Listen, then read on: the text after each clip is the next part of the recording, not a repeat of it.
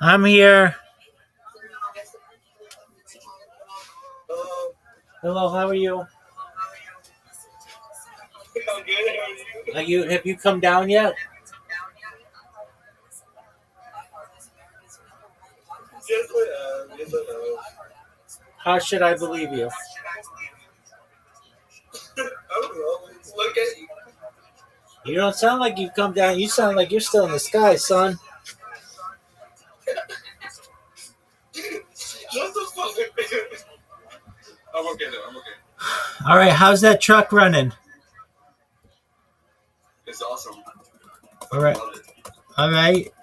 Have you worked in the back seat yet? Yeah. There you go. All right, have you towed anything yet? Nope. All right, that then you're basically most owners of trucks. That's good. All right, if you were going to tow something, what would you tow? Uh, you can call me a car. Okay, what about a boat? Yeah. All right, cool. Who are you with? My sister again. Oh, your little sister? Wait, that was your My niece, big sister. your big sister. Okay, hold on. Last night you were Yeah. babysitting or something. Now you have your sister with you? Yeah. Yeah. All right, what's your sister's name? That's okay. You don't have to give it. We'll just say sister. All right, so your sister is older? Yeah. All right. You have a good friendship with her? You guys you guys are in your best Well, behavior? yes. All right. Does she ride around in your truck with you? Yeah. Sometimes All right. What did she get for graduating from high school? Did she get a truck? she got a car. What'd she get? She got a Ford Edge car. All right, that works. If she were going to tow something, what would she tow? My truck. There you go. That's what I like to hear. All right. So what are you guys doing tonight? Just chilling, smoking weed, That's tight. eating some good food. That's about it.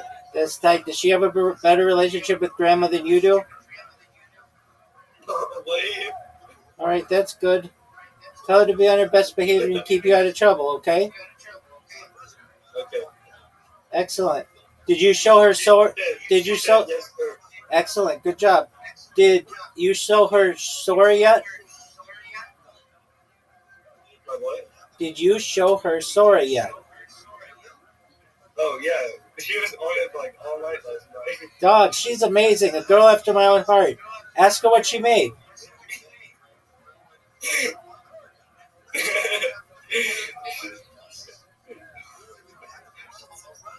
What did she make? She made nothing. She literally just downloaded it, bro. And that's like she didn't even open it. All right. Well, she wasn't on it all night. She was just staring at her screen. All right. That sounds interesting. All right. So what did you make that's cool? I made Bob Ross and Tupac smoking a cigarette. Oh, Together. did you finally get it to work? Yeah. Good on you. I did. All right. And What's then I that? made one of the pickup. Okay. So are you like on basically a work stoppage until more animals come in or something? Yeah. Okay. So you don't go back to work till you know when? You don't know when? Yeah. Okay. What's the last thing you lassoed? Fucking stinger. All right. How big?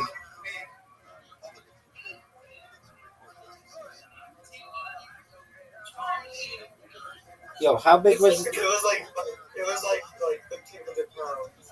All right. Have you been doing that professionally? Hell yeah. All right. Have you been riding horses? Yep. All right. How's that been? It's been good. Have you fallen off one recently? Okay, does that hurt like a mother? Yes. Okay. Are you smoking out of a vape, out of a bong, or like a joint? Okay, so that's incriminating. Like, Oh, that's tight. All right. Very well. So you guys are just chilling? yeah. All right. Very well. How's TikTok been to you? Have you made 41 cents yet? 42 cents? Are you at 42 cents yet? Yeah, every day. Oh, you're at 41 cents? No, 45 now. Are you serious? Yeah.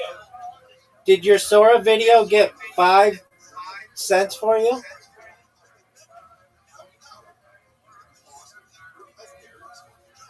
Yeah. Okay, that's right. Are you serious? That made you 5 cents? Because I don't believe you. I think you're bullshitting. No, but did. Are you for real? Yeah. All right, well, you owe me a nickel. I'll rub you 2 nickels and make you a dime. How about that? Okay, I appreciate that one. All right. Did you tell your sister my joke? I think so, yeah. No, you didn't. You don't even remember. You didn't even know why it was funny. Oh, wait, was it about the fucking, I can't remember the goddamn name. Okay, you ready? I'm going to tell it to you again. And then you tell her, okay? Okay. What's Okay. the difference between a chickpea and a garbanzo bean? Fucking dude. Oh, okay, you want me to say it again? Yes, please. What's the difference between a chickpea and a garbanzo bean? So say it. What's the difference? Say what I just said. What's the difference between a chickpea and a garbanzo bean? Not just what. Say the sentence.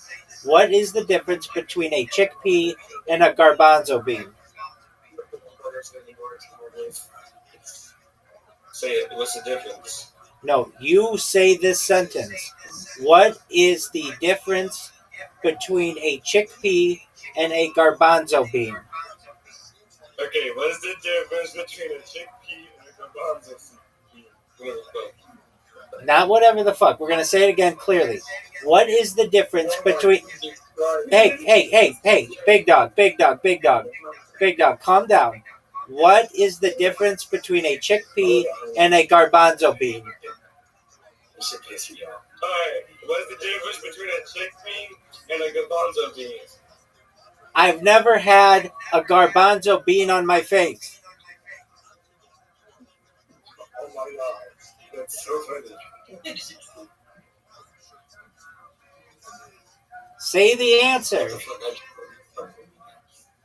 I never had one on my face.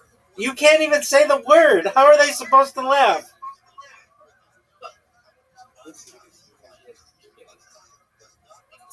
He's very good. Thanks, baby. Hey, Connor, you need some new friends.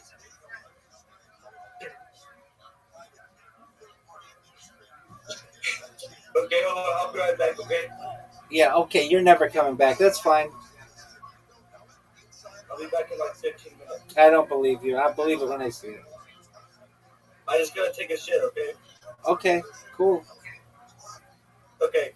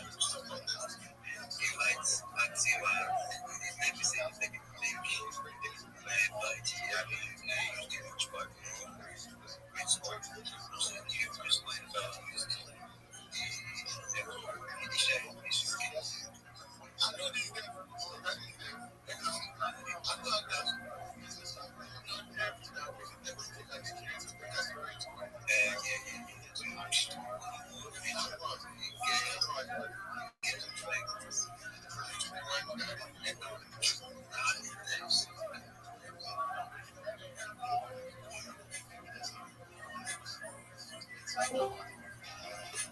told you I'd be back. Yeah, that wasn't quick enough for you to take a shit. I was like, I just had to. All right. Well, I'm back. All right. Well, Back better than ever, baby. all right. Well, you can't tell a joke for shit. I'm sorry. You're good. All right, Big L. Well, I'm not here to entertain you. I'm about to talk in the Twitter space, so you can listen to me. Okay. Okay.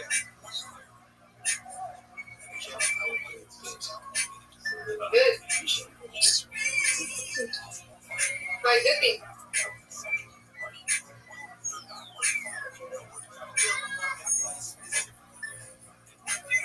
No, she doesn't. Wait, I can't see, bro. Maybe thanks just to you and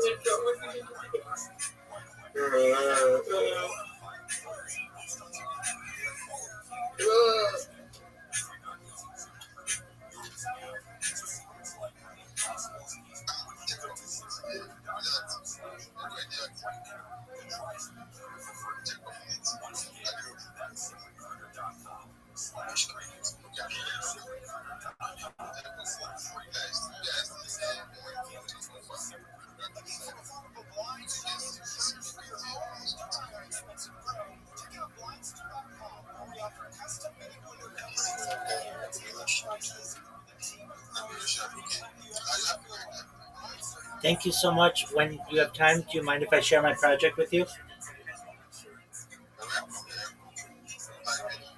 Thank you so much for the opportunity. I'm Rabbi Rothschild. If you don't know who I am, you will soon. I stream my life 24 hours a day, 7 days a week, 365 days a year for world peace. I've been doing so for more than 4 years, since the pandemic.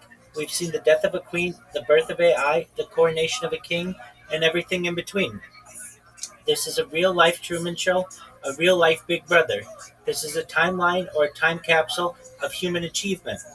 In the 1990s, Bill Gates coined the phrase, content is king, and I'm making it true today. I'm king of the internet. This is the biggest event in global history, and here's why.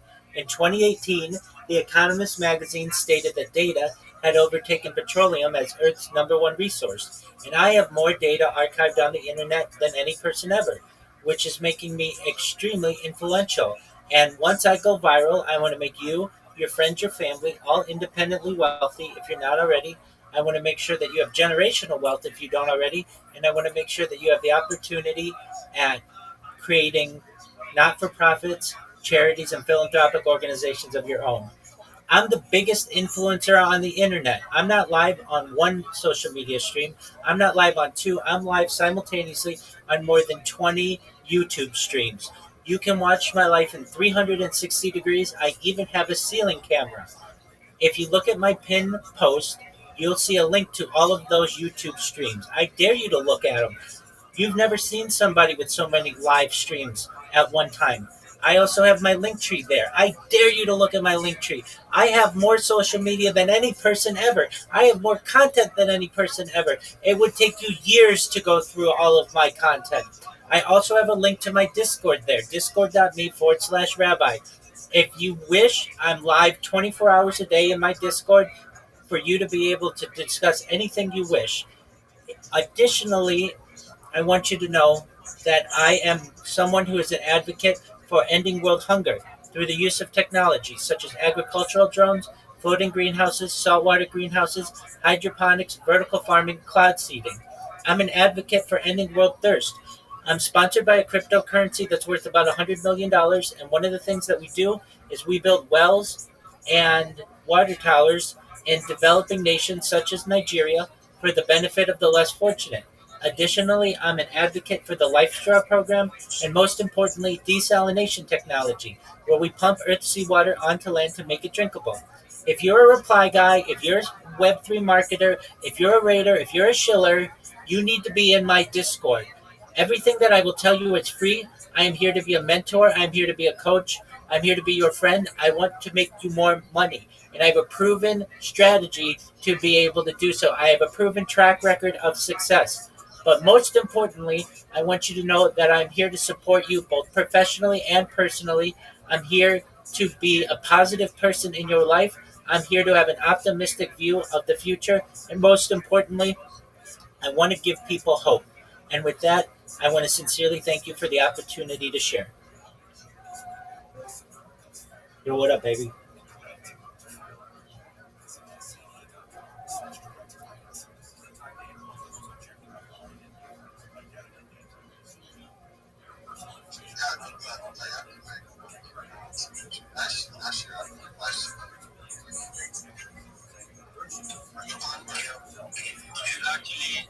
Actually amazing, Rabbi.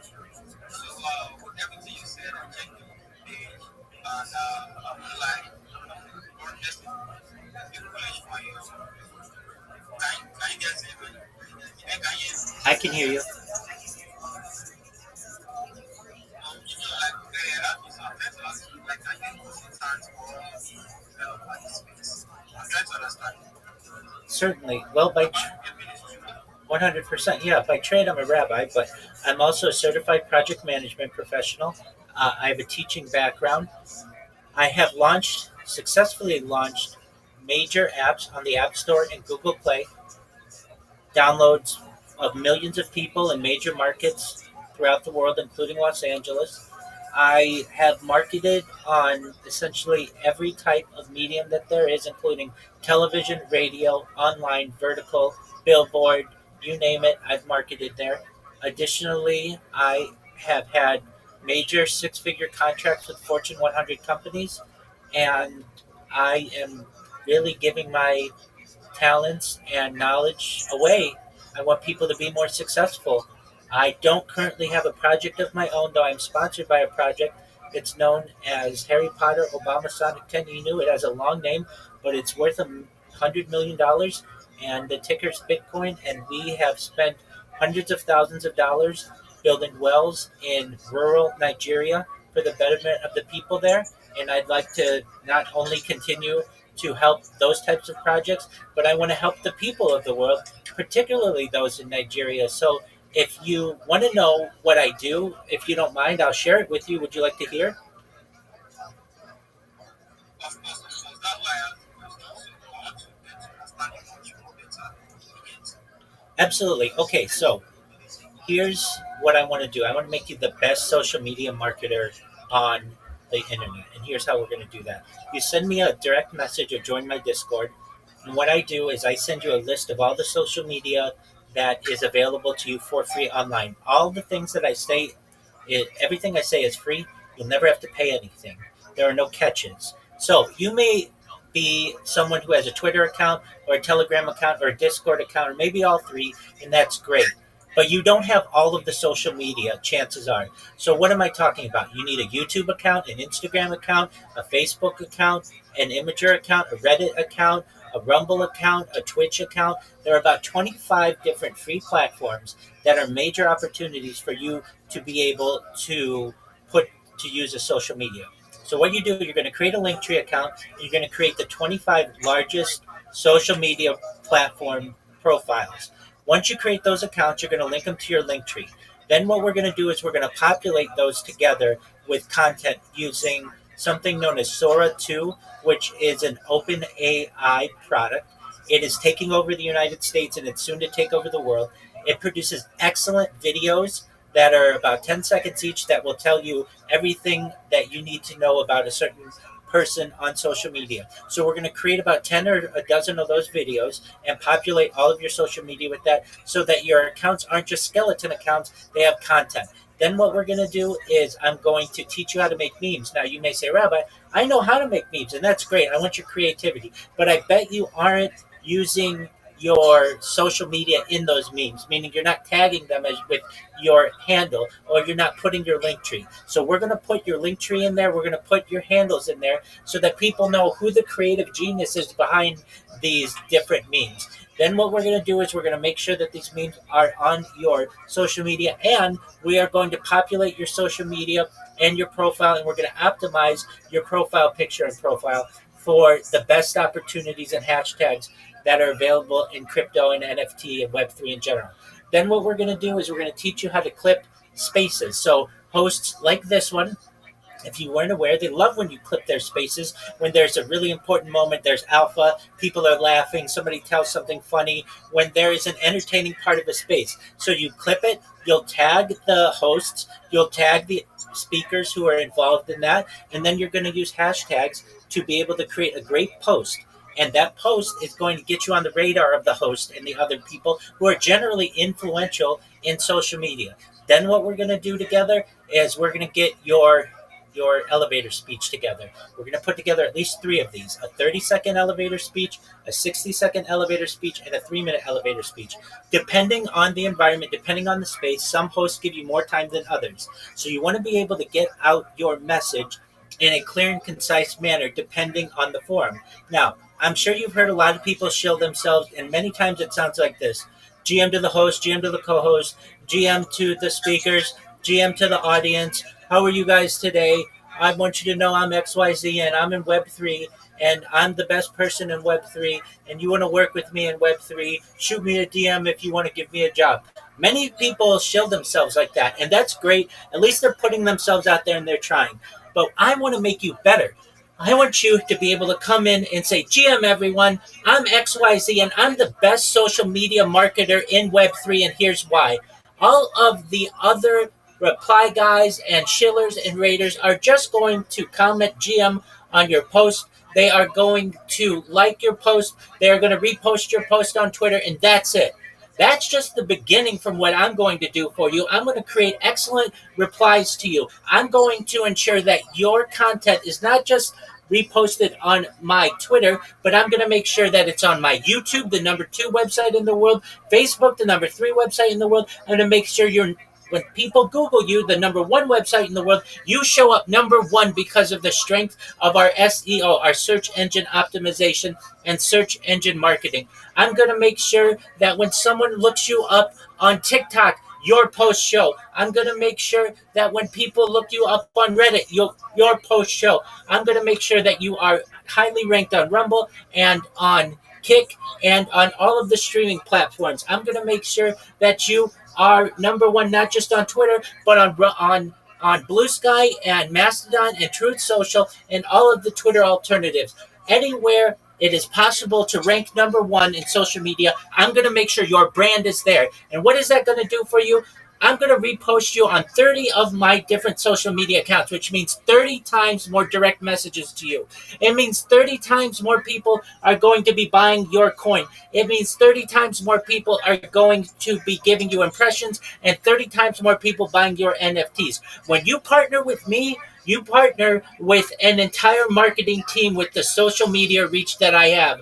And the best part is I charge exactly what my competition does. So you can go with the regular reply guys and just get a little of this, a little of that on Twitter, or you can be #1 on all of the social medias. My DMs are open. I'm excited to work with you. That's what you want to say. That's the kind of passion that you want to have.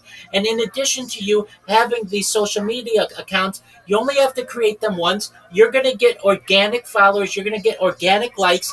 And on top of that, it will make it very difficult for people to be able to impersonate you on the other platforms because you will have your name. No one will be able to steal your name. With those reasons, I think that if you're interested, you should send me a DM. I'll send you the list of social media that you need to create, and we can work together.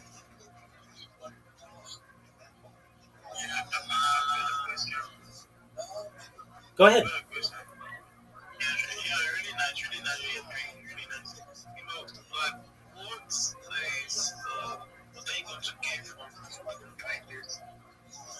I don't really want anything. In fact, I don't want anything. I'd like people to be more successful. I get a great joy out of that. I like teaching people. I have a teaching background and I have a lot of skills. So I get joy out of teaching people. I like to see people succeed. But again, I don't want your money. Please don't offer me anything. All I want from you at the end of the day is to be proud of your work and to know that you're a better marketer than when before we first met.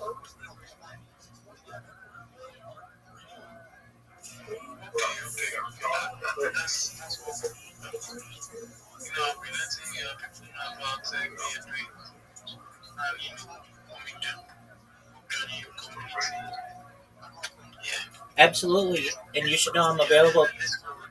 Excellent. I'm available 24 hours a day. The Discord link's in my profile if you haven't had a chance to join. If you don't have Discord, I totally understand.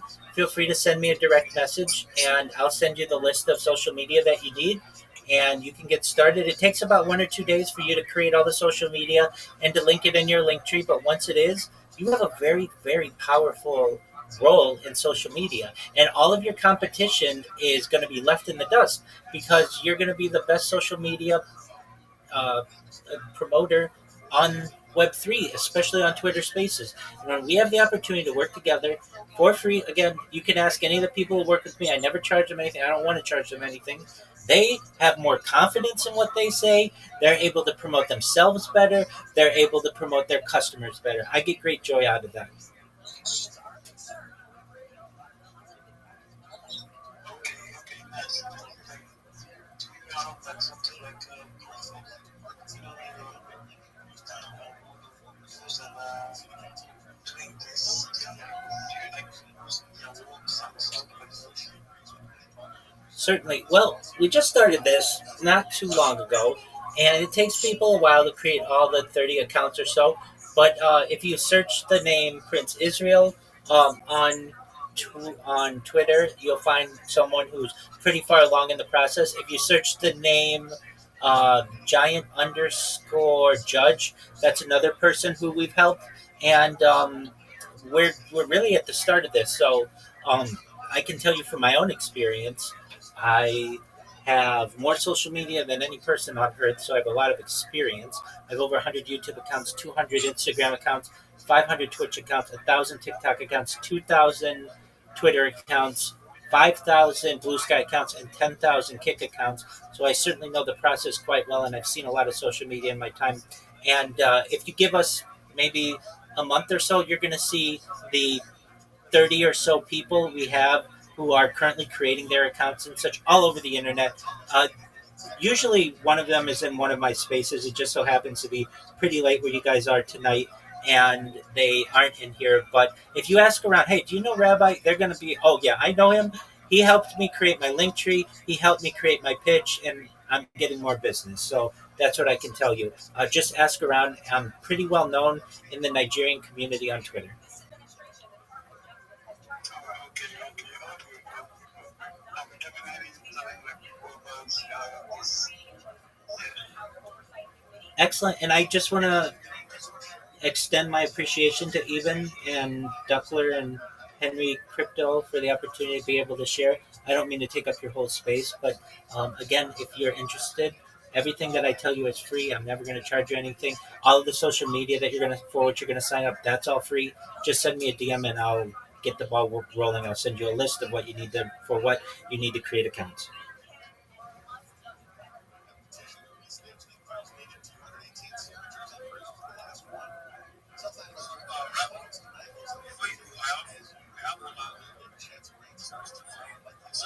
You're talking about like let's say 25 social media platforms like that. And don't you think that would be waiting for encourage someone or for one person to handle?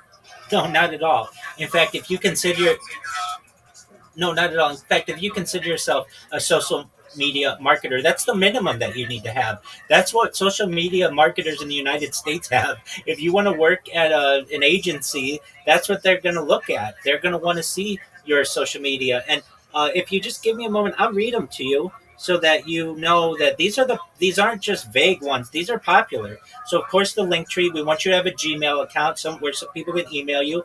X, formerly Twitter. You know you have X accounts. YouTube, Telegram, Facebook, WhatsApp, Instagram, TikTok, WeChat, Snapchat, Pinterest, LinkedIn, Reddit, Quora, Threads, Discord, Twitch, Tumblr, Mastodon, Flickr, Clubhouse, Rumble, Truth Social, Blue Sky, Kick, Imager, ChatGPT, and Sora. Those are the basics. And all of you already have about at least a quarter of those to half of them already. You just may not realize it. And we just have to help you with the other half. And then you're a full scale marketer. If you consider yourself a Web3 promoter, Web3 marketer, you need to know that your competition is creating these types of accounts, and you should be as well. This is really important. You want to be able to say to your client that I posted your your content on all of my social media. And it's very important, especially in the age of AI, where AI is crawling all of these social media accounts, to be able to populate it with accurate and important information about whatever the project is that you are promoting. And it's fine if you don't want to get all of these, that's totally fine. But just know that somebody's going to steal your name, and then you're going to be upset in the future when you can't have all of your names be the same and you have to have some of them be different. It's worth your effort to get them all created now. You never have to create them again once they're created. It's not like I say you have to do this once a month or once a year. One time you have to do this. So, for those reasons, I do not think it is an overwhelming amount at all. This is what agencies in the United States expect, and globally, this is becoming more common. Okay,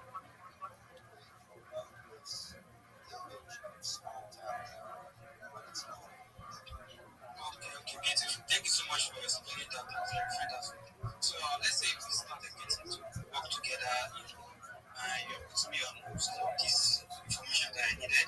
So what do you think would be our, let's say, the nearest future? Apart from me being a social media marketer, like, so what other things, what other things do you think we should be looking into getting from all the social media? Yeah, this is a great question, Duckler. So, firstly, you're going to have the opportunity to get business on all of the social media. So not just Twitter like you were previously. You're going to have people who reach out to you on YouTube and on Reddit and on Discord and on Instagram and on TikTok.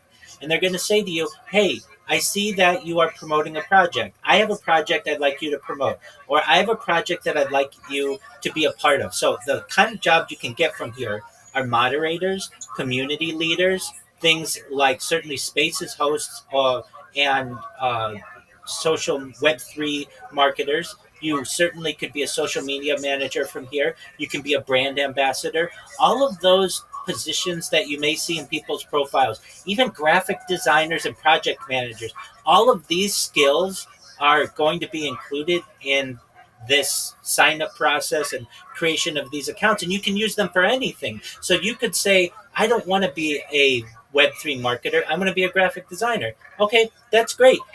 You need to have all of these accounts because people are going to want to see your art on all of these different social media platforms. It's important. And also, you have to understand Google and AI and DuckDuckGo and all of the other social media engines and AI engines scrape all of these social media platforms for content. And that's how they learn about you. So you want them to have accurate information about you and about your projects. And you're not only going to be able to be a social media marketer, but really what you're going to be is at the core brand ambassador in the future for people, and then perhaps even a dev for certain projects. They're going to say, I saw that you were able to promote this project. I want to bring you into my project. I want to make sure that you have a piece of the pie. I want to make sure that you have the opportunity to be able to make money on our project, whether it's an NFT, whether it's a cryptocurrency, whatever it may be. You're going to be networked much better than you are currently with just a Twitter account. Hi, Mr. Aquarius. I'll be there in a second. Exactly, because the future of the creator economy is all about networking, getting the attention. So really nice having you on. Thank you so much for coming and giving us this information. I appreciate that so much. Thank you so much. My pleasure, Duckler. And thank you so much for the opportunity to share. Again, if you're interested, send me a DM. I'll get back to you right away. If you follow me, I'll follow you right back so we have that connection. And most of all, come to my Discord 24 hours a day. You can talk to me about any of the professional issues that you have, or if you just need a friend, I'm here for you. Thank you for the opportunity.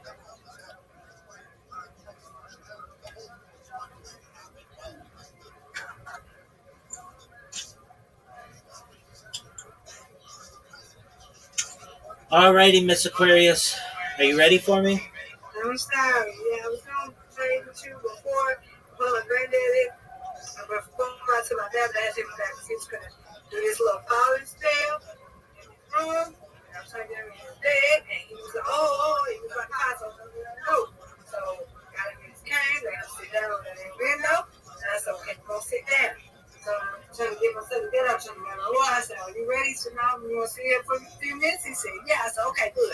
gave me enough time to take my bath, I need to do, and I just put him in the bed. I told my husband we were not going to do that tonight. I would have had to give her a rest. She was up, but I thought she was asleep. One for the half of it, that would have been another hold up for me going to sleep. I had to get her up here to try to figure out how to get him. In that little tiny space he got over there in that window, over there in that wall, between his bed and that wall, it's a small space, so I got to figure out how we would get him up off that floor.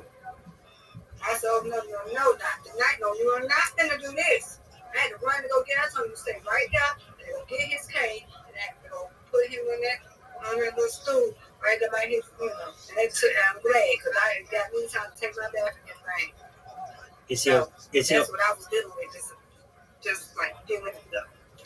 No worries. Is he okay? I'm ready. Sorry, I wanted to pay for a whip for the bath, but that gave me time to take a bath.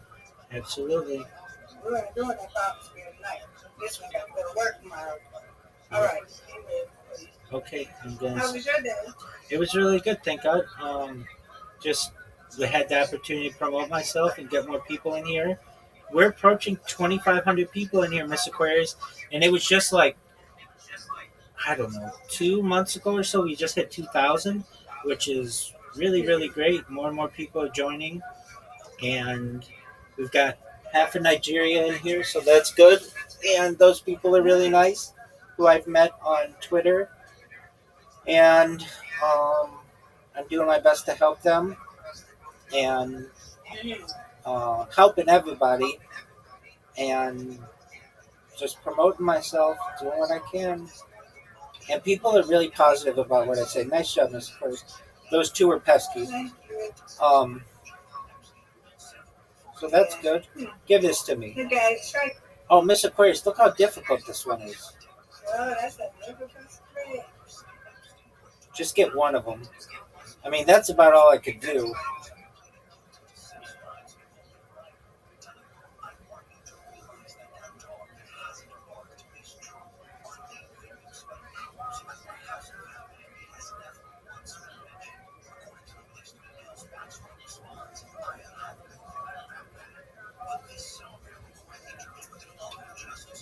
Nice spare. Thank you. Come on, Rabbi. Not good.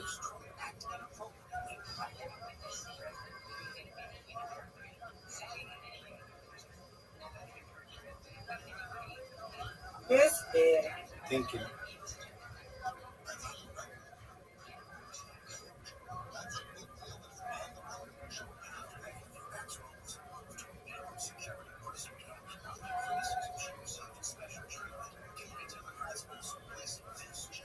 Get it. Oh, Miss Aquarius, you even kissed it. It went to the right. You got it. Come on. No doubt. No doubt. Hey, get this one. No doubt, Miss Aquarius. Yes, dear.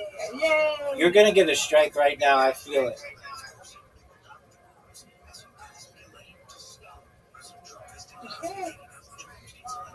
Get it. I was right. I was right. Nice job. Thank you, Rabbi. Let's go. I agree.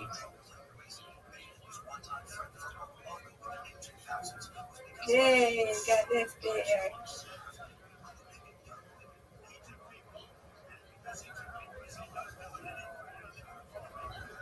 Oh, Miss Aquarius, how didn't you get that one in the back? That was incredible. Thank you. You've got this. No doubt. That's perfect. Miss Aquarius, look at you. You're going to be tough to beat in this game, ma'am. Oh, you might be unbeatable. I need to give it to me. Come on, you got to strike it. Okay, that was a big one. That was a big one. Yeah, you got that. You win. Let's go. You got it. Yeah, you did that. Good job. Yeah, but I needed a big score. You made it. Yeah. That was not easy. Yay. That was not easy, Miss Aquarius. All right, Miss Aquarius. You win, I win. I win, you win. Yep. Now it's your turn. You just won, but you're gonna gotta win again. I did. I just won. Yep. Yes, ma'am. Get it, girl. Get it, girl. You gotta get that one. I'm back on that. No doubt. Back.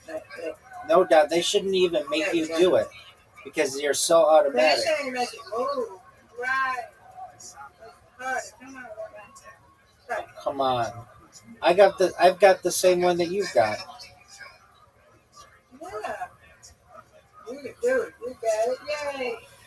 Thank you, ma'am.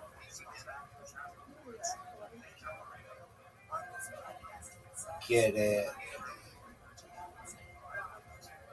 Go. Oh my God. Stop moving the piece. It's halfway off. Okay, easy two. You got this. Nope. Okay. You got I it. shouldn't have said it's easy because those are actually two tough ones. It's not cool. Go ahead, Rabbi. You're right. All right, now Let's go straight. this is not easy. Miss Aquarius, my finger slipped. You done went too fast. Stop copying me, Rabbi. There you go. I'm watching you. That's right. All right, you got this now. You've got a tough 4 to get here, and you're going to get them. Got them. Oh, boo on that one. Let's go. Come on, Rabbi. Give it to me. Oh, come on. Miss Aquarius, give me this one. They shouldn't even make me throw it. Yay. That's automatic.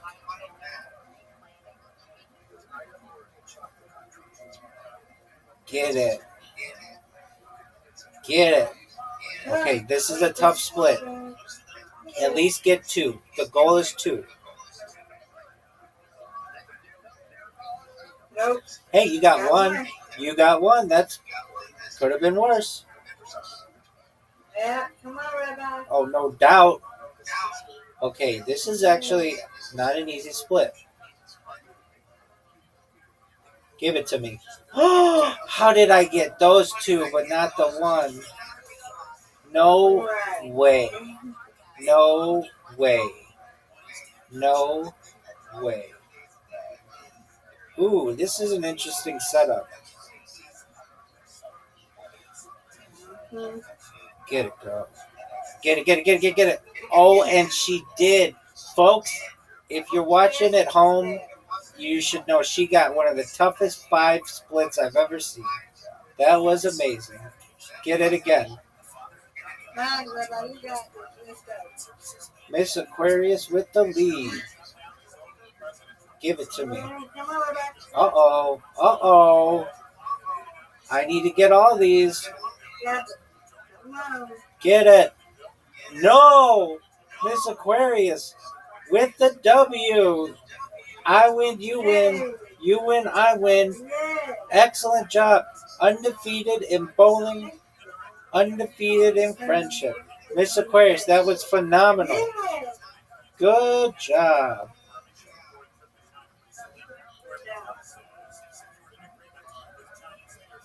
All right, Miss Aquarius. That's all she wrote. Alrighty, I'll see you in the morning. Sweet dreams, God willing.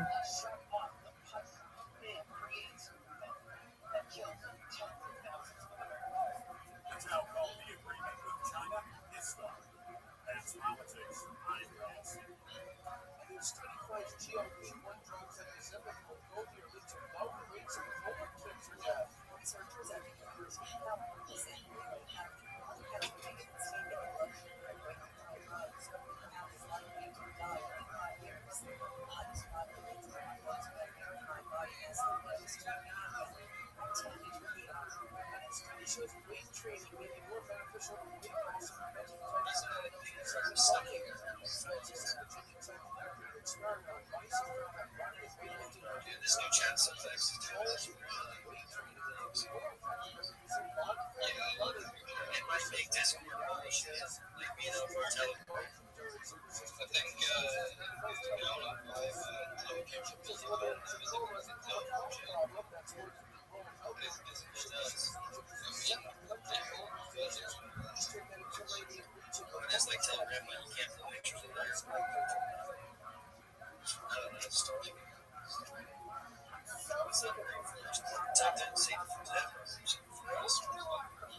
Let's make sure everybody drop a comment if you can. If you're in here, let's get it. 25 people, 5 comments.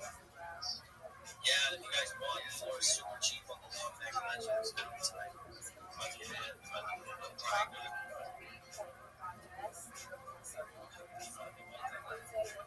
Yeah, because Ray-Bon's my partner, so he told me about it, and I was like, shut up.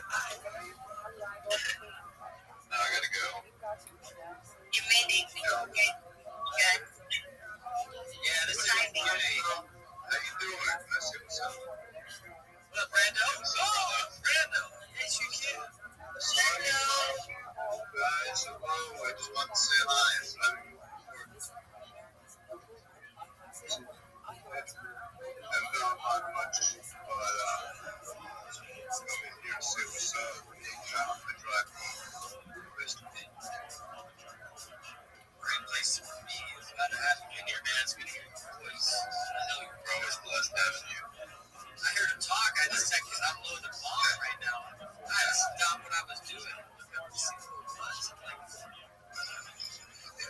What's going on, guys? Yeah, so I have a question. You got that skit that's going on. You got that second hit. On the 15th, 3 days. 3 days? No.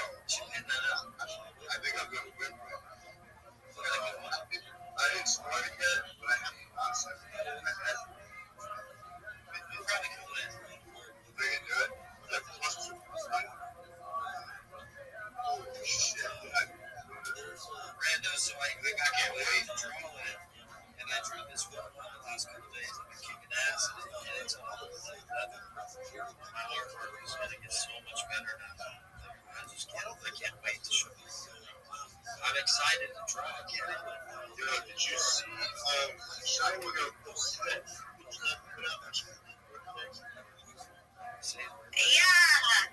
Yeah. Don't really know.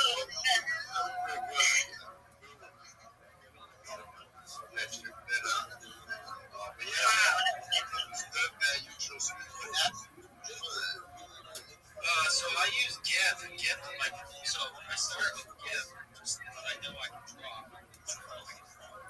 Shit, GIF is a photo. It's like Photoshop. It's not really photo editing. So I can do like 4K. So I got XP pens. It's like a pencil. It's like a pencil pad. It feels like but you can't. You have to look at the screen when you're drawing. I'm not on a tablet. It's a little better quality than tablet NFTs. NFTs from tablets are cool. They just don't have the computer to be able to pump out through GPU, CPU.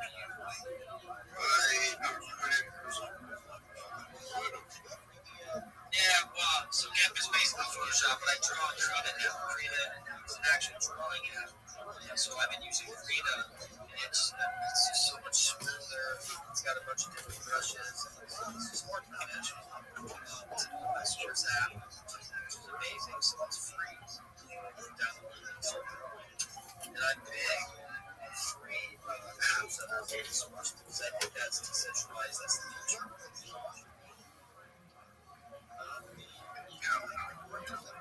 But it's good. It's good. Yeah, so I drew one tonight.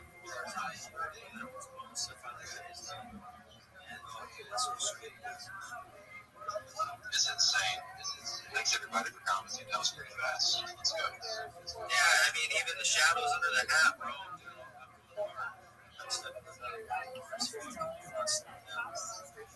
I changed my spark plugs today. My serpentine valve took it override. Fucking drew that 101.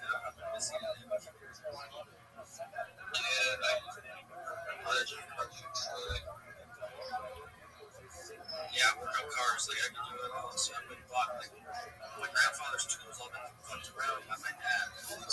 So yesterday, so I was and I feel so much better. You know, but I have a set up my phone car, not knowing where tool is stressful. Where the tools are.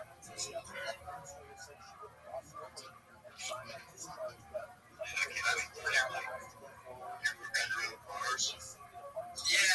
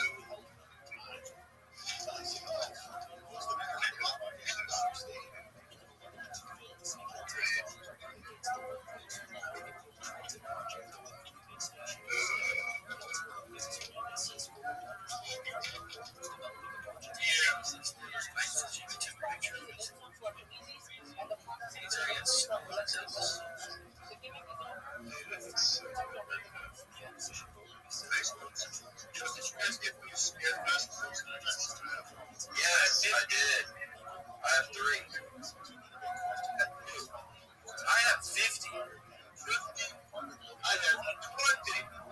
Fuck yeah, dude. One day.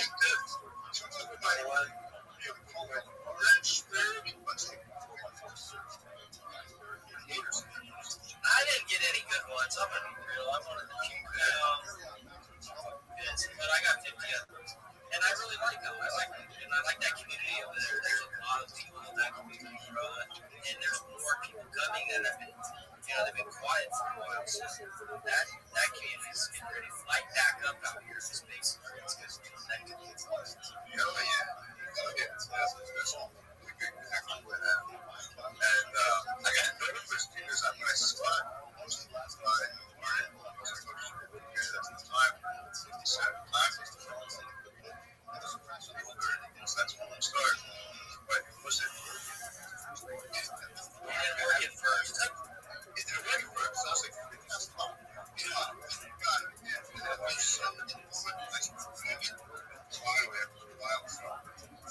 yeah. I got to get election ID. There's 2 collection IDs, and it's weird because the bottom will work before, and now I don't. I have to sit on the top. Yes, 2 minutes. I ran out of time within 5 minutes. That was crazy. They're just like me. What the fuck? Is it bad now if I post things in my own space? Yeah, it can be. You gotta wait. You gotta spread it out like 20 minutes. You have to like spread it out like by every hour or 2 because it's over 2 hours per year. Because I got one scare duster and it's like full Venus flytrap. You can post one now because you're inside of a space. Yeah, check your DM, bro. I just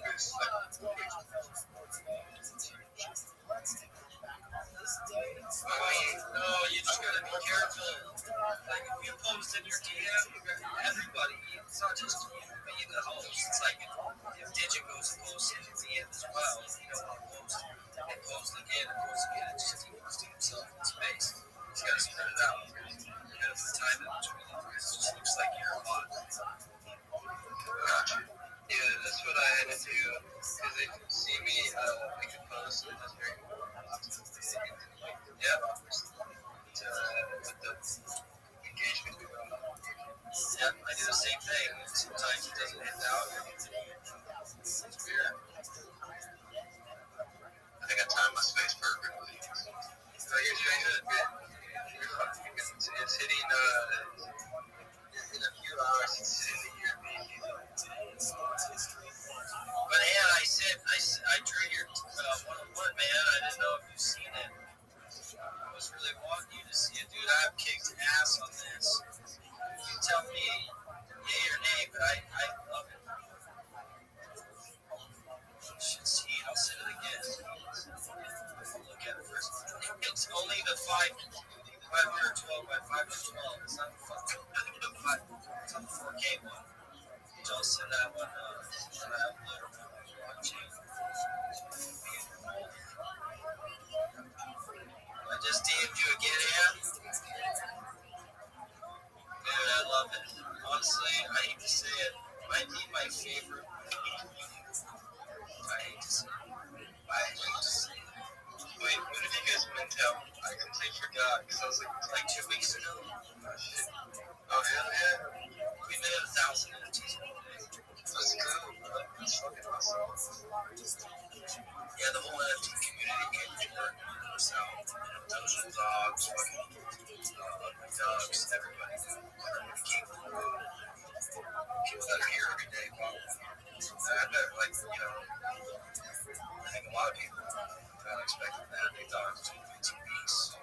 That day came. Tim said we're bringing out today. We're bringing out that day. But Tim's dealing with shit, guys. I don't say too much about it. The real question is, where the fuck is he? I haven't heard anything. He's trying to fuck with that dude in real life. I'm going to talk to Tim today. Bro, just come. I got his address. I know where he's at too. We got a fucking. Those Here you go. I call him check on him. But yeah, they just DM you the one-on-one. I'm sure you tell me what you think. So you got a one-on-one coming, but and is our top. Yeah, so and or our guy, I think he's just I have a question.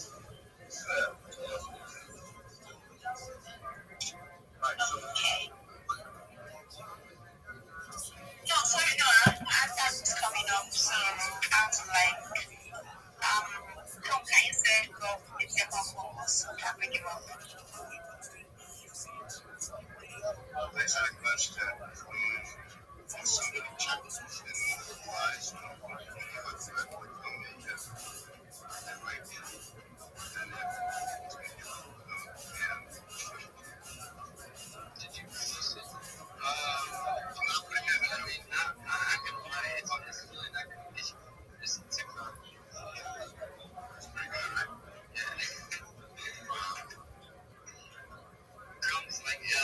I can't say it. I gotta go.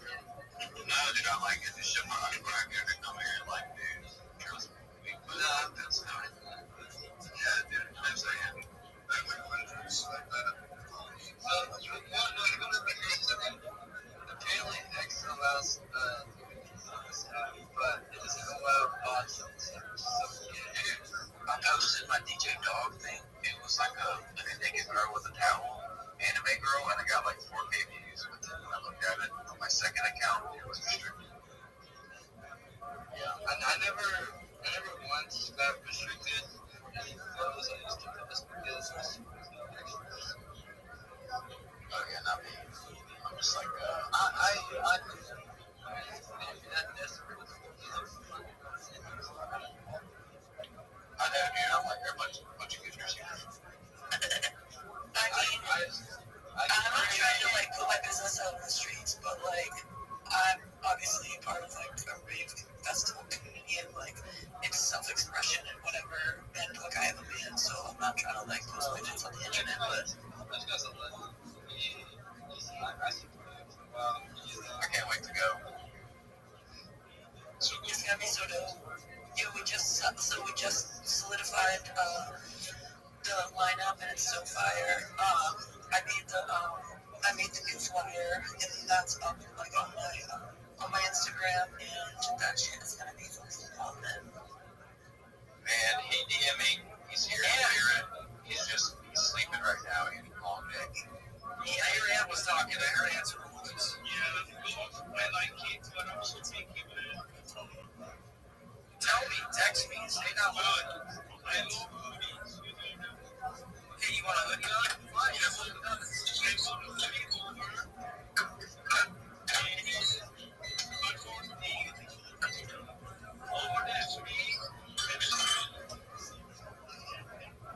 no way, he's gonna be doing it 7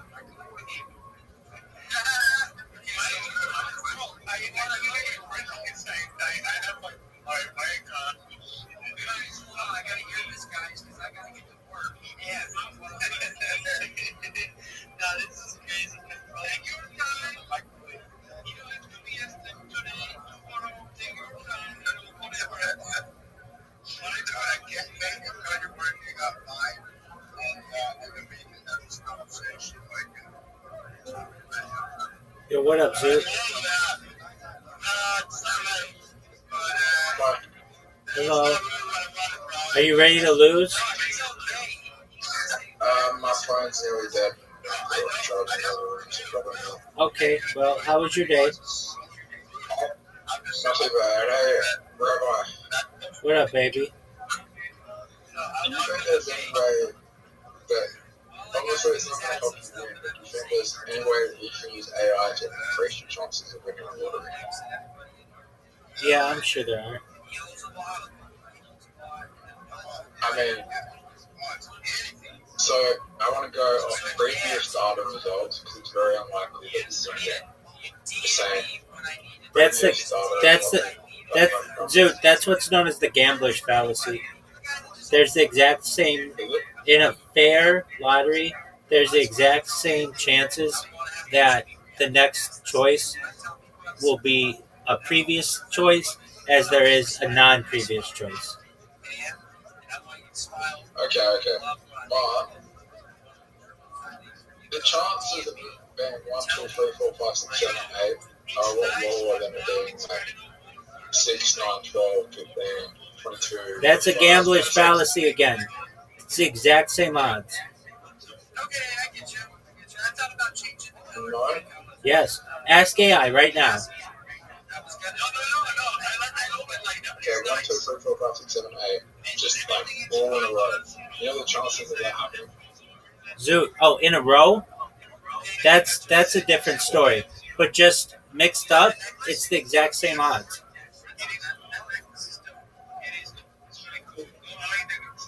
You know the chances of being 1, 2, 3, 4, 5, 6, 7, 8 in a row? Fucking running like 12 billion. Zoo, did you hear about that guy in Australia who won, I think, like some amount of money and then won it again? When the news came and interviewed him,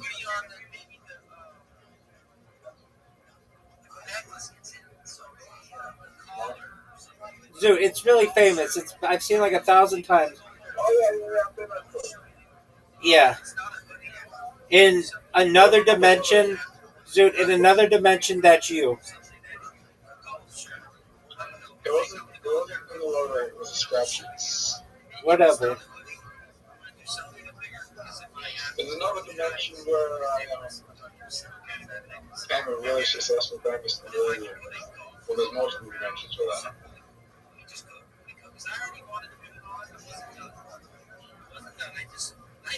There's multiple dimensions where we different fucking men. Yeah, so you're kidding, that's me.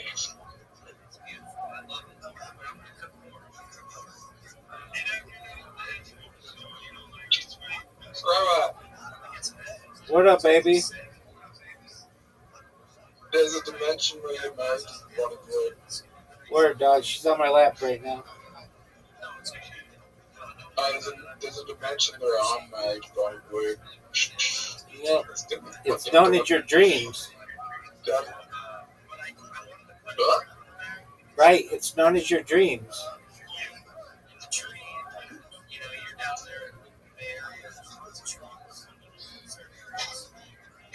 Here's the thing, right?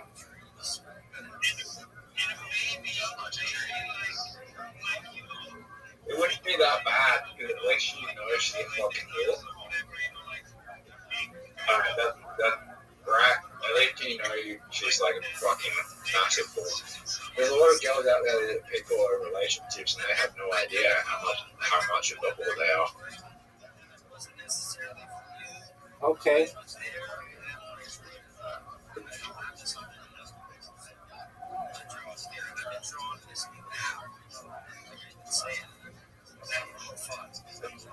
I know. Fun guy.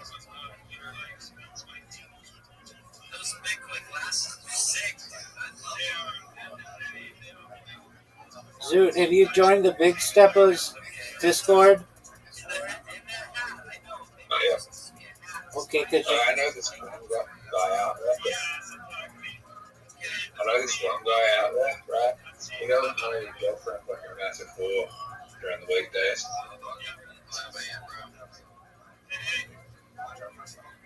She works too much. his girlfriend's a massive whore. Yeah, and he has no idea.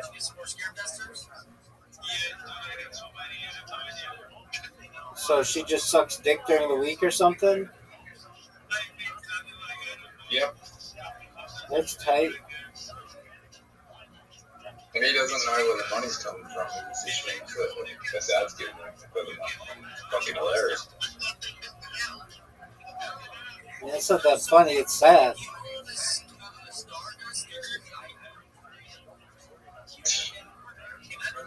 No, it is pretty sad, yeah.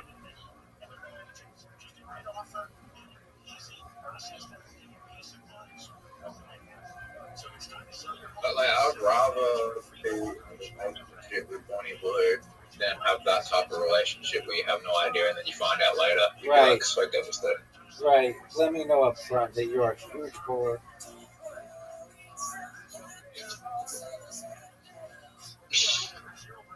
Like record breaking whore. I'd rather know that than the alternative.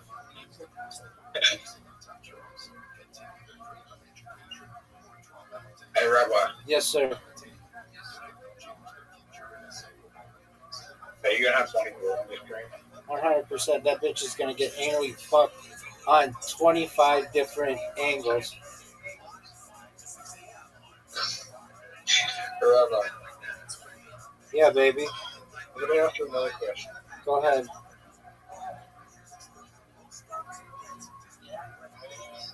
Do you want the fame? Not really. Are you just going to enjoy it, or do you want the fame? No, I definitely enjoy it. I enjoy it a lot. I love being on stream. There's like nothing in the world that brings me more joy than being able to share my life with people. I mean, What do you have? what did you say? Say if this stream blows up, say if this stream blows up in like 10, 15, 20 years, are you gonna be happy? Are you gonna be happy with the fame?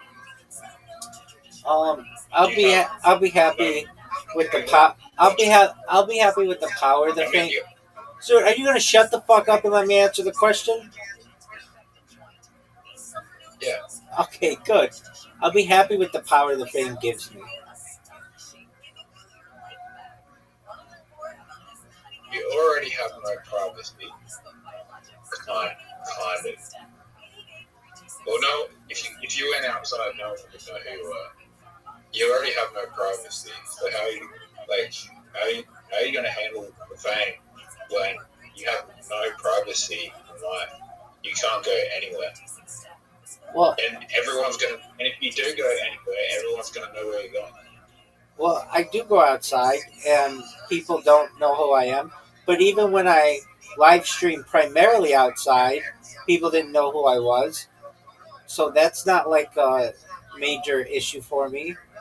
The fact that I could probably disguise myself and then live amongst the people, that's not hard.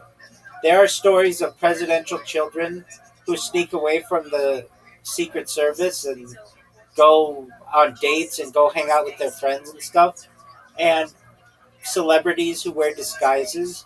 So I'll be able to do all of that. It's not hard. And I'll be able to make a huge Can difference you? in the world. So I see it as a win win. Do you think anyone can?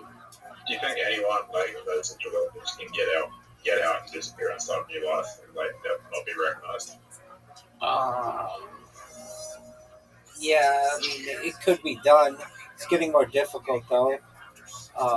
But if you were like an indigenous person born like in a jungle, nobody knows who the fuck you are, and you could pretend to be your brother or sister or whatever. You think?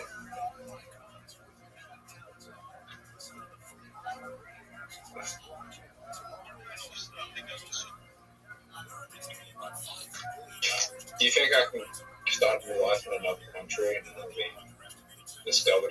No, Why not? Doug, you're already within the king's clutches, man. You're in a Commonwealth country. They've known about you since before you were born.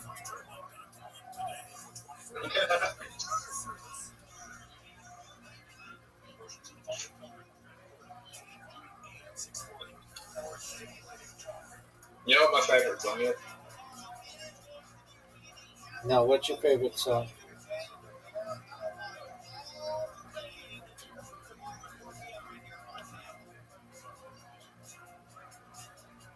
Yeah.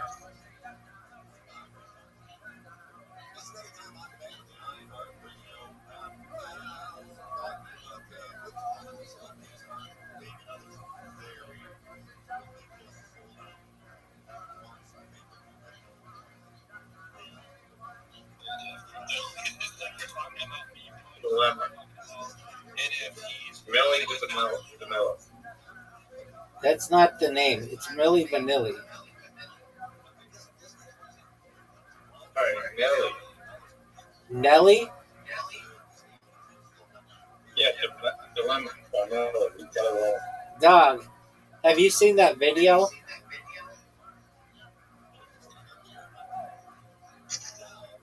Before.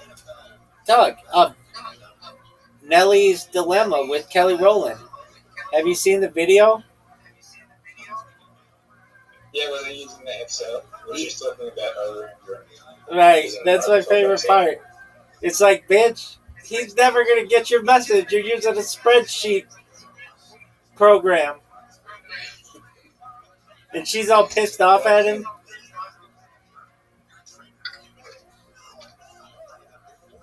You've seen that from a meme, haven't you? Yeah. Right. You like that song that much? No. Yeah, it's good song. That's your favorite fucking song? You just like the background that goes, ow, ow, ow. Nelly, I love you, ow, I do. Need you, boom, boom, no matter what I do. All I think about is you. Even when I'm with my crew. You know I'm crazy without you. No matter what I do. You know I'm crazy about you. You know I'm crazy without you. You know I'm on a do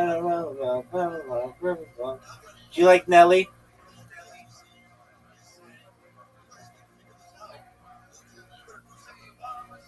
Do you remember that time I asked you a question and you were just dead fucking silent?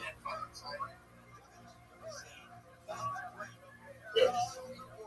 Okay. Why was that? Maybe I get song.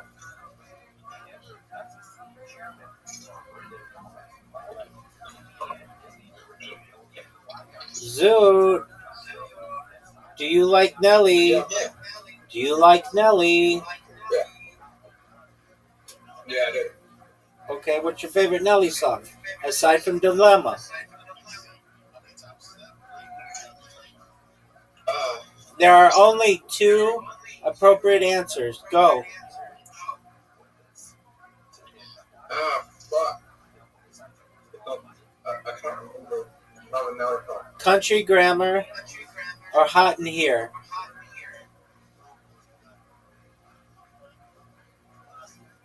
What about Just a Dream? That works. That works really well. That's a good song. That's a very good song.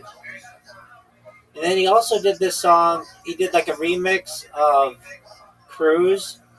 Baby, you a song. You make me want to roll my windows down and cruise.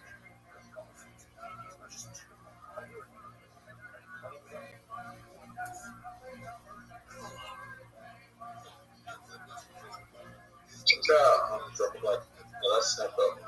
Yeah, what song did you say of Nelly? That's not bad. I know. What song did you say of Nelly before Drop It Like It's Hot? Ride With Me? What was it? Just a Dream. Just a Dream. Just a Dream. That's a good one. I think he has a One song. that I'm thinking of, but I think he has a song, Ride With Me.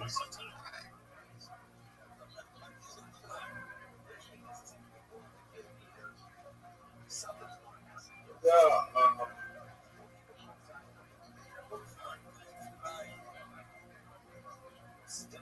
What about yeah? What about what? Nelly doesn't really have that many hits. Yeah, he does. There was a time when Nelly was the biggest rapper in the world. What a rapper. Yeah, he is. American rapper Nelly. He's an R&B. He's called a rapper.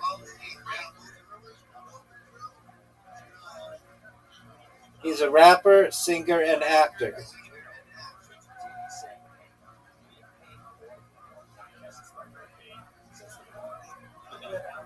This song was Dog, I don't know. He has 5 children. He's from the Lou. That was a song. He had Sweat and Soup. Party People, Step on My J's. Oh, he had Air Force Ones. That was a big song. Okay, he had Just a Dream. He had. He did like country rap.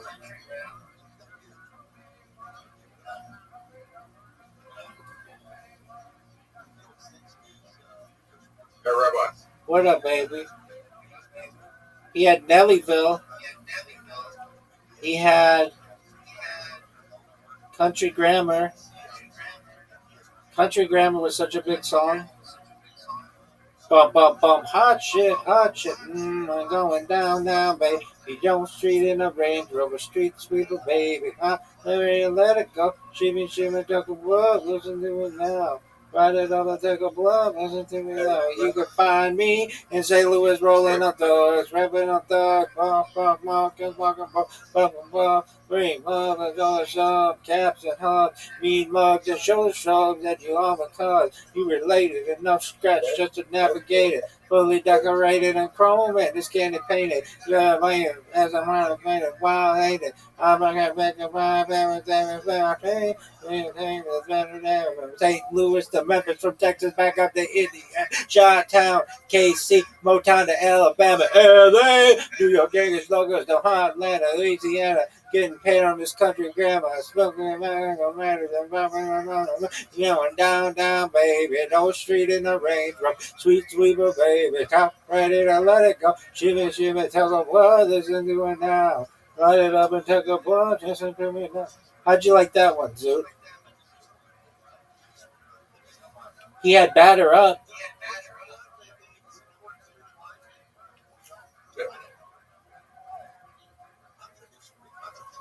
He had St. Louis. He had Hot in Her,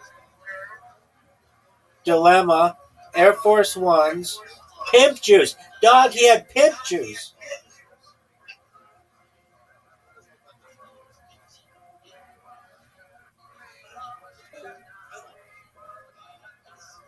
He had Pimp Juice. That motherfucker had Pimp Juice.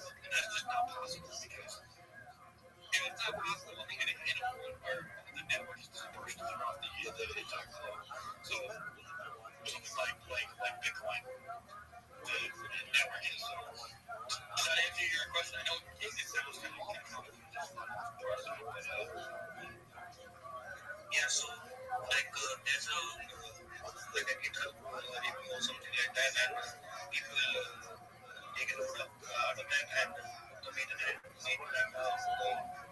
JPEG image into that load, and then it becomes what like that, right?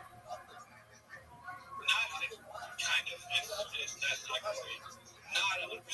It's essentially inscribed on the monument, and if you own the token address to the address that has an image inscribed on it, you are without a dispute the owner of it. I mean, sure, anybody else can go and copy the image and use it against the internet. They can save and download it as a JPEG, but you owning the token means that you actually own the rights. Like you actually are the owner of that image. So regardless if somebody else goes and downloads it, you can always say, I own the image. So when it says promote the mitzvah, now the reason is because the act of consumption is occurring in the context of a mitzvah. How love mitzvah, so if there wasn't a mitzvah, This athleticism. the last coolest people, even if not everyone in the federal is one of these people. How come that's more like God is up the coolest speaking, giving to the mitzvah to us again mitzvah. So what's I said the Gemara saying is like this. that if the Ben Sormor is eating the meat and wine in the Sudas Mitzvah, even if the entire cover for the Sudas Mitzvah are sweetened, he doesn't become a Ben Sormora. Doesn't have Ben Sormora. Or if it's not a mitzvah, if the entire group is sweetened, he doesn't become Ben Sormora. Or Allah said, if the entire group minus one person is sweetened, in other words, if there's one good guy in that cover, he always doesn't become Ben Sormora. He only becomes a Ben Sormora if it's a non-mitzvah meal and all sweetened. So let's take two profound lessons over here. Number one, well, three profound lessons. Number one, the power of Kavra. The power of Kavra. Surrounding yourself by the right people. We go through life and we think, but the truth is, it doesn't really matter who I surround myself with, who I'm friends with, who I share my Shabbos meals with, whatever. I can kind of insulate myself against that. It's not true. It's not true.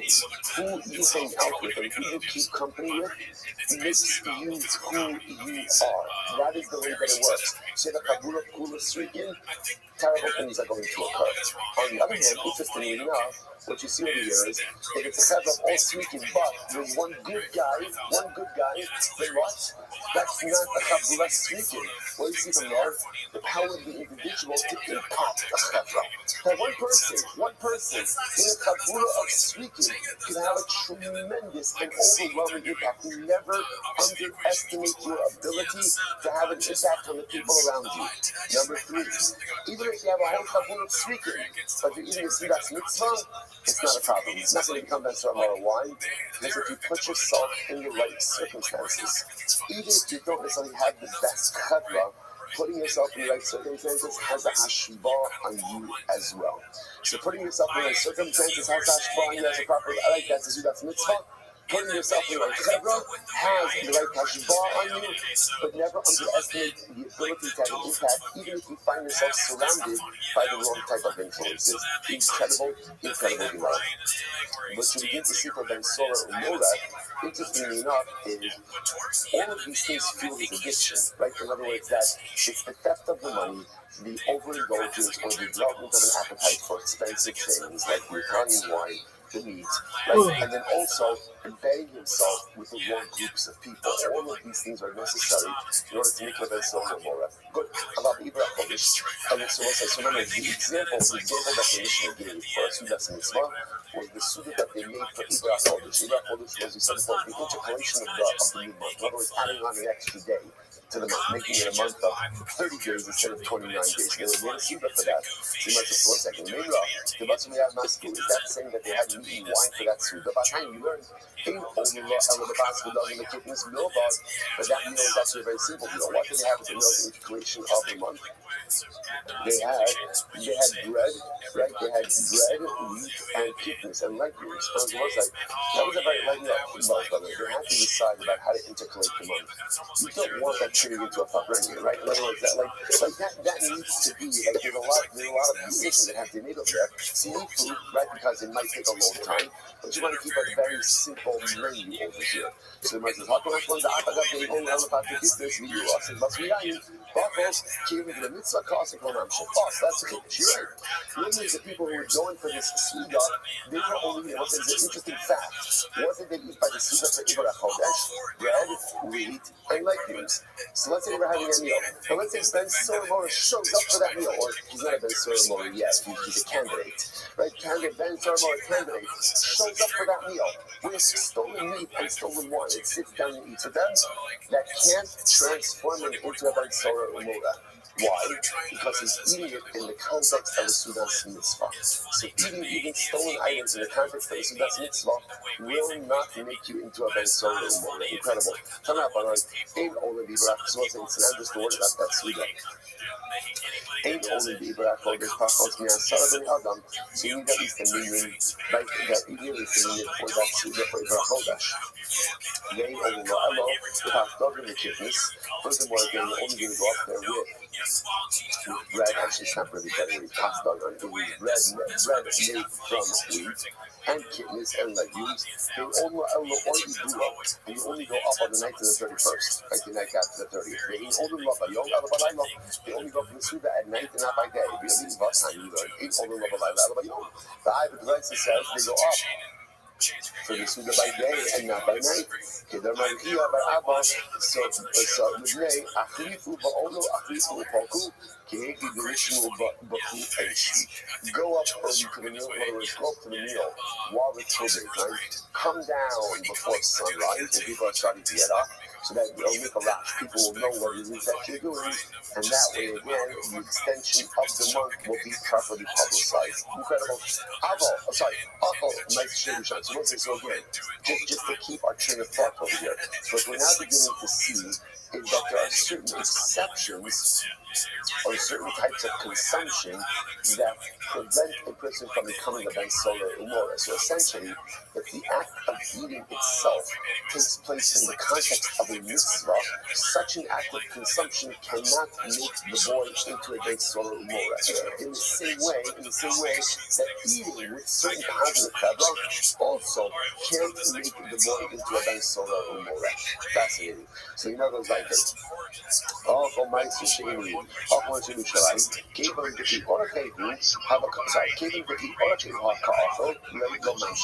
So it's another again, somebody, if he steals money, right, steals, let's say, if he steals money, like sashimi money, goes to places of meat and wine, eats in Yerushalayim, so again, it doesn't go against or wine out, because that's a normative act, right? He's performing something normative. Granted, he stole the money, but the act of consumption itself is a normative act of consumption.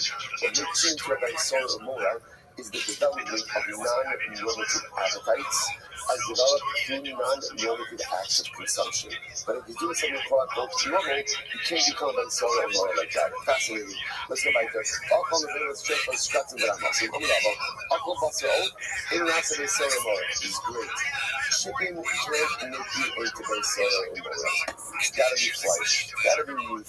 Right, so he goes in and steals money, and he buys schnitzel, right, that's not going to make him into a Ben Solar Mora. Alright, before now somebody learned in the Mishnah, all from the Eretz Yisrael, Shkatzim, but I was saying Ben Solar Mora, hot to hold Ben Solar Mora, what's happening? That's not true. The Mishnah indicates to us, if he stole money and bought non-kosher food, we'll see what that is, he doesn't become Ben Solar Mora. The inference from that is that as long as he's buying kosher food, even if it's chicken, or even if it's fowl, that I'm off on myself, she become Ben Solar Mora. Teach me, I said, no, so this is fascinating. Remember, how much meat does it make? How much meat does Ben Solar Mora have to eat in order to go and become Ben Solar Mora? Right? Machokes. First opinion, Mishnah. Right, tartima. So let's say, for example, he eats a little bit less than a tartima. Tartima, I don't know, minus desires. So the halacha is, if he's mashlim the kizayis with fowl, with chicken, that's the Ben Solar Mora. That's the finish over here. So you can't eat the tartima, ultimately, again, can't eat the tartima of fowl. But if you eat almost the tartima of meat, and you go ahead and you're mashing that, you could keep that shear with a little bit of fowl, ultimately that's going to make you into a Ben Solar Mora. Alright, incredible. So also, this is it. So the Mishnah said, if he eats things with Dvar Mitzvah or Dvar Avera, he doesn't become Ben Solar Mora. So what is that? So Dvar Mitzvah, what does it mean Dvar Mitzvah? Tanchumi Avera. Ultimately, again, he participates in the meal, the consolation of mourners. Now look at Rashi in just a moment. Rashi says that we have that 300 from the bottom, to 3 of them. Let's say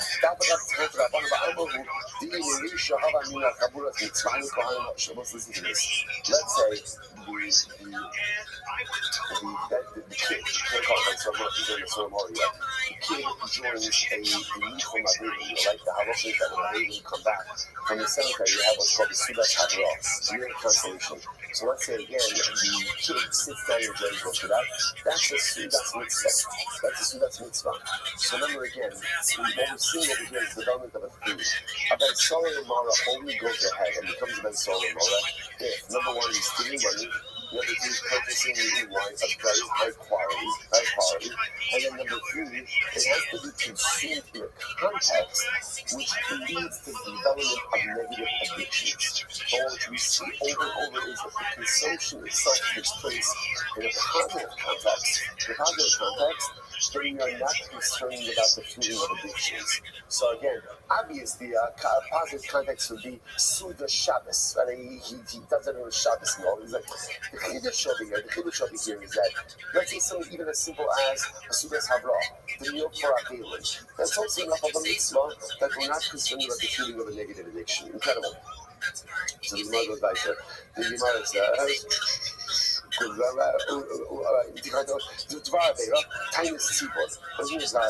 so let's say he steals money, purchases meat and wine, and eats it during the fast day. He eats it on Tainis Esther. So the Gemara says, so that doesn't make no Sora Mora. So why not? That's so strange, right? Why wouldn't that make it into Sora Mora? For time of my Amakro, and then a Shomer Bikolinu. This is fascinating. It has to be that the child is defying his parents' instructions. But if his act of consumption is in defiance of HaKadosh Baruch Hu, that does not make him into a Ben Sora Mora. Isn't that fascinating? But that's just a technicality.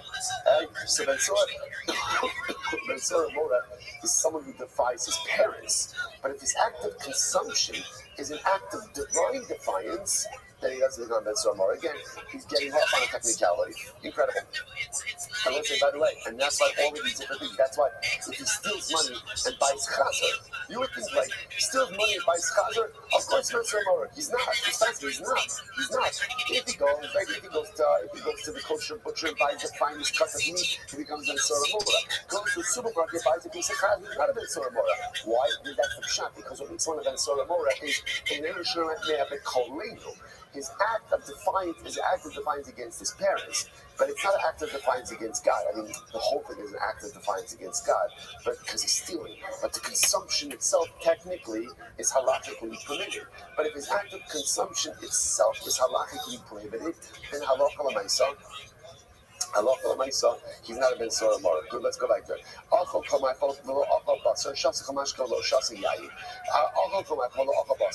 for example, so therefore, same idea.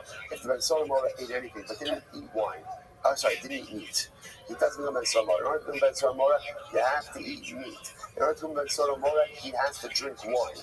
So the Gemara says, what do you think? If he didn't eat meat last week, so even if he ate a cake of pressed figs, a cake of pressed figs from Kilis, right? From Kilis was a very high quality, very high quality food.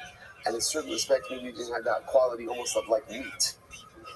Kamashma, even if you eat the Dvela Kilis, halacha l'maisa, you still don't become Ben Sora Mora. B'shasa, dvash v'chalov, v'loshasa and lasui dvash v'chalov. So interestingly enough, apparently the drinking of wine, of milk and honey could have an intoxicating effect on a person as well. So even if he drank those items, it have an intoxicating effect. So even though the effect is the same, if he doesn't drink wine, he doesn't become Ben Sora Mora. Because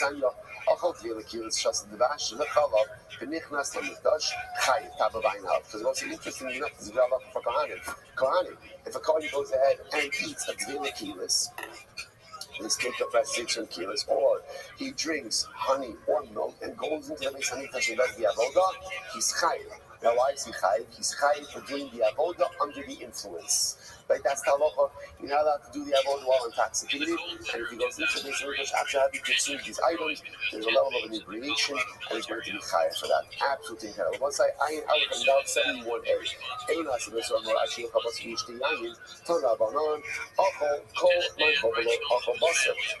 Ben Sora Mora, the kid eats any item but doesn't eat meat. Shasa Kamash Kolo Shasa Yain, or he drinks and drink but he do not drink wine. And also Ben Sora Mora, Achiyota Basar, Yishti Yain. You only become Ben Sora Mora when you go ahead and you eat meat and you drink wine. Shenemar, Zolel, this Sovei. As the Pasuk calls him again, a glutton and a guzzler. The Afad actually, even though I'm going to say, I don't really know explicitly in the Torah what Zola and Sovei means, and I don't know what it's referring to. Right, Yishrai, Apichay, Nailudavar, Sekodavar, there's still a scriptural allusion, because we just saw it in the description there. Al Tihi, the Sovei Yain, do not be amongst against the guzzlers of wine and the Zololei Basar Lamo, or gluttonous consumers of meat. V'omer, Kisove Zola Yoresh Ukrain Talbish Numa. So again, interesting enough, the Torah uses the lashon of Zola for Sove, and then we see from this other pasuk in Mishlei that again, Sove refers to wine and Zola refers to meat. So we put that all together and we understand that for the Ben Sora Mora, his issue is overconsumption of meat and wine. Incredible. So let's say this is a fascinating Gemara. I'm going to zero. Chavariyah Shem Beis Medrash. Whoever sleeps in Beis Medrash, Torasa Naasa Lo Kiraim Kiraim. His Torah becomes patchy. So it becomes patchy, right? Like patches of clothing. Shneimar ukiroim talbish numa. The one who slumbers will wear patches. I will say the truth is there's no great clues to this Gemara. It's actually very straightforward. I will say one of the most important things, right? When it comes to learning, there's two sides. On one hand, there's an experiential piece of learning, and that experiential piece of learning really happens just by showing up. But Rabbi Nachman says, even if a person doesn't understand what it is that they're learning, your mind maybe doesn't understand, but your heart absolutely does. The neshama understands everything. You see, even I walk out, someone says, what did you learn? Like, I have no idea, right? But I switch some days I got feeling like that, right? But I know that I was there for 45 minutes, 50 minutes now, whatever it is. The neshama is fundamentally changed as a result of that. That's one level of Torah. But of course, we don't want to suffice ourselves with that. I really want to have a comprehension. I really want to have an understanding. I really want to be bought in. So let's say, what's the formula for being bought in? What's the formula? It's a very simple one. Don't be distracted. Don't be distracted. Pay attention. Pay attention. Don't allow yourself to get distracted. Yashin doesn't really have to mean that I'm asleep. Yashin just means that sometimes I'm on the dock, sometimes I'm on my phone, sometimes I'm over here, sometimes I'm over there. What's the result of that? Again, now by the way, do you get a shvar for showing up? Of course. But then don't be surprised when the Torah I walk out with is patchy. Because again, here I was email, here I was WhatsApp, here I was talking, here I was this. And again, just the reality is, the Torah is broken up. It's not cohesive because I wasn't fully vested. You say, by the way, you begin to see a theme, right? You begin to see a theme. What did Bathsheba want for Shlomo? What did she want? She wanted Zrizos. So I'll say, so what does Zrizos mean? Zrizos means when I'm doing something, I'm in. I'll say, ever in a meeting with someone and they're checking it in on the middle of the meeting? Ever happen to anyone? Right? My cloud bundle is, I've started this now. If you're checking on me, I have better things to do. Better things to do. Same thing on a Zoom meeting, right? It's okay. If you're too busy, go. Do what you have to do. But it's a lack of data. What are we doing? We're never focused on what it is that we do. We're always somewhere else. So when I'm in the office, I'm trying to have a few minutes to learn. Chaver, don't learn in your office. You should be doing one thing in your office. And that is working. Work in your office. I guess if you're self-employed, you do whatever you want. Right? But if you work for someone, they're not paying you to catch a couple of minutes of learning here and there. Do your work and be zealous and be committed and be involved. And when you're here, learn your Torah. And don't be at work. Just commit yourself to whatever it is that's there. Otherwise, you're going to sleep through your entire Torah life. And after 120, when you come to the days in Shemala, and the Rebbe comes to the Sheikh, what did you learn? Tell me, what did you learn? And you're going to say, I'll tell you, I remember it was that day, and we did this sugya. But I'll tell you, I got through 10 emails that day. Right? And I texted 10 of my chaverim during shir that day, right? And I checked the news 14 times that day. I remember a piece of this. Why? If we're going to do it, then just do it. And commit yourself to shutting off the distractions. Commit yourself. And this is during learning. This is during davening. Otherwise, I'm here, but I'm sleeping. I'm sleeping through davening because I'm elsewhere. I'm sleeping through learning because I'm elsewhere. We have literally the greatest treasure in the world at our fingertips. Every single day. And watching, we live in a dark, we live in a time where it is so ridiculously easy. There's only one thing we have to do. Pay attention. Don't fall asleep. Don't go ahead and get involved in multiple things. Just don't sleep figuratively. in the base measure.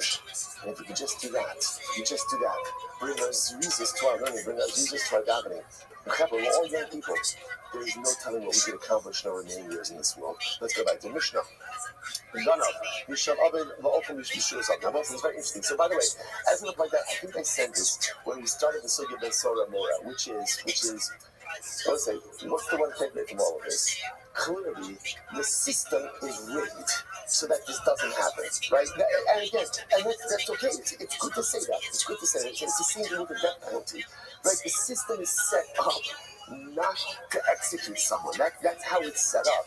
So Ben Solomon also all the details. So watch this. He says, listen to this. Kid, we'll just call him kid. Well, he's an adult. Remember again, one second. Also, this generation. How old is Ben Solomon? How old is he?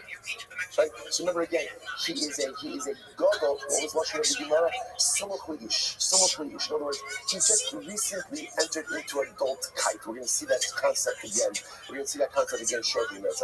So go to Mishababit. So watch this. He stole his father's money, but he ate the stolen food in his father's rishos. Okay, or he went ahead and he stole other people's money and ate it in their rishos. Okay, or he stole other people's money and he ate it in the rishos of his father. Let's say first white line, Ayin Aleph Amud Aleph. In Nasa Ben Sora Mora. Well, see, all this is Ben Sora Mora. Ad Sheigno Mishal Aviv V'Yoka B'Rishos Acherim, until he steals his father's money and he goes ahead and he eats it in someone else's rishos. But listen, let me just say this outside for just a second. Remember, Ben Sora Mora is all about what? Formation of addictive behaviors. So the idea over here is as follows. If he's eating this, right, obviously, what in order to happen for Lashon, what has to happen? Whose money does he have to be stealing? Whose money? Has to be his father's money that he's stealing, right? It has to be that. But Lamaisa, interestingly enough, if he's consuming it in his father's rishos, the assumption is, what is the father going to do? What's the father going to do? Father's going to say, what are you doing? If a father sees his son engaging in gluttonous behavior, a father is going to say something. He's going to shut that down. He's going to shut that down. So listen, which is just a tremendous yesod in chinuch as well. Too often, we see our children engaging in negative character traits. But one of the greatest misconceptions is if we discipline our children. People are so today, parents are so afraid to discipline their children because they think like if I discipline my kid, he's going to go off the derech. If you discipline your kid, he actually has a better chance of staying on the derech. If you don't discipline, and it's a free-for-all, and there's no rules, and there's no consequences, and you think that's love, that's not love. That's parental delinquency. That is parental abdication. That is a betrayal of the sacred responsibility that a Kadosh Baruch Hu is giving you. Obviously, you don't have to come down like a ton of bricks on every single thing. But boundaries are the ikar of parenting. And sometimes parents think, just let my kids, go do what they do, they'll come back around. That is a real roll of the dice. Sometimes it works. Most of the time, it doesn't. So again, what's fascinating over here is even this kid knows, I can't, strip myself with meat and wine in front of my father. So my father's going to shut that down.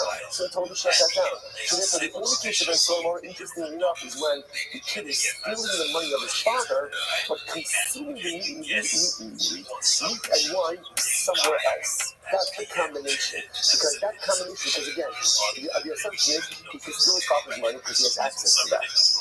So therefore, you have access to money, plus the consumption taking place somewhere else. That's the lethal combination that creates Ben Sora and Mora. Have you ever seen Mora? And that's Ben Sora and Mora. Second one about you don't become Ben Sora and Mora until you're stealing your father's money and consuming it elsewhere. The Reader says it's not enough just to your father's money, it's your father's and your mother's money. Both of them together. We'll see exactly what that means. So again, if he steals money from his father and eats in his father's rishos, even though he has access to money, he's going to be afraid to develop this type of habit in front of his father. Why? Because if his father sees him being gluttonous, his father father is going to shut this down. And he's stealing other people's money. But going ahead and eating it in other people's rishos, that's also not habit forming. Why? There's no concern about eating it in someone else's rishos, other people's money. So the whole concept of sort of more is stealing his parents' money because he has access to his parents' money. That's when we're worried about habit developing behaviors. The culture came to Shafira and the Apolishes, other and all the more stuff is stealing from other people, but even in his father's domain, the money is not accessible to him, and he's going to be scared of his father. And you know he shall argue, the Apolishes are here, so what's like the only formula that makes a kid into a Bensora Mora, so there wasn't keeping a running list of all of the qualifications is he has to be stealing his father's money, and the consumption has to be taking place outside of his father's home. That's the winning combination, but it's not a winning combination. No, that is the negative combination that ultimately creates flood. Stealing his father's money, will end up having his own life because he has access to his father's money, and he's consuming it somewhere else, and therefore someone else is not going to give him research about his gluttonous behaviors. That's why we are concerned about habit forming behaviors. Incredible. Actually, really, usually he says the only kind that he steals from his father and his mother. It's the Gemara says, no. So first of all, again, what do you mean he steals from his mother? Where does his mother have property from? Masha Constitution. I will say again, what do you steal from his mother? Whatever technically belongs to his mother already belongs to his father. So what's the Shiloh? So the Gemara says, like I said, how you tell that over, you'll decide. But I don't know if you'll see everything. Let me sue that. Interestingly enough, the kids' parents prepared a beautiful dinner for themselves. They bought nice steaks and beautiful wine. And what does the kid do? The kid sets a secret that is ready for his parents, and the kid comes along and steals that from his parents. So the fact that he's from both his parents. One second, that doesn't make that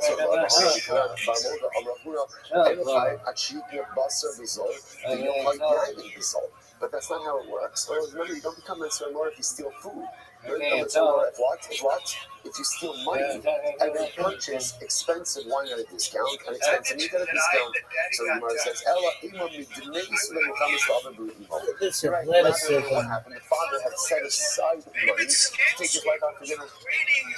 And he got for dinner for an expensive friendship Caesar made up of meat and wine. And what did the kid do? The kid stole the money that was set aside for both of his parents. Look at this. Let us. Or again, the wife could, the mother could have money. How could she have money? Someone gave her a gift. They gave her a gift on the condition that her husband has no rights in that gift. Okay, so let's say bottom line is just that the Rambam does not accept WFC's idea. The Rambam does not accept that the money does not have to belong to the father and the mother. It just has to belong to a parent, whichever parent it is. This is not how you argue about something on the road. That's one thing that's incredible. Let's say the father wanted to bring it to David, but the mother did not. Or other dinner also we were also the father didn't want to, the mother wanted to. And then after Mitzvah Mora actually used to Shneim. Actually Shneim of the sorry. A kid only goes by Mitzvah Mora when both parents are committed to bringing him to David for the Mitzvah Mora process. So the Yehuda says, if your marriage wasn't a legal one, that's what it sounds like. If husband and wife have an illegal marriage, their son can't become a Ben Sora or Mora. Alright, so what does this mean? What does that mean exactly? What does that mean that our local man says a wife is not fit for her husband? So the Gemara says,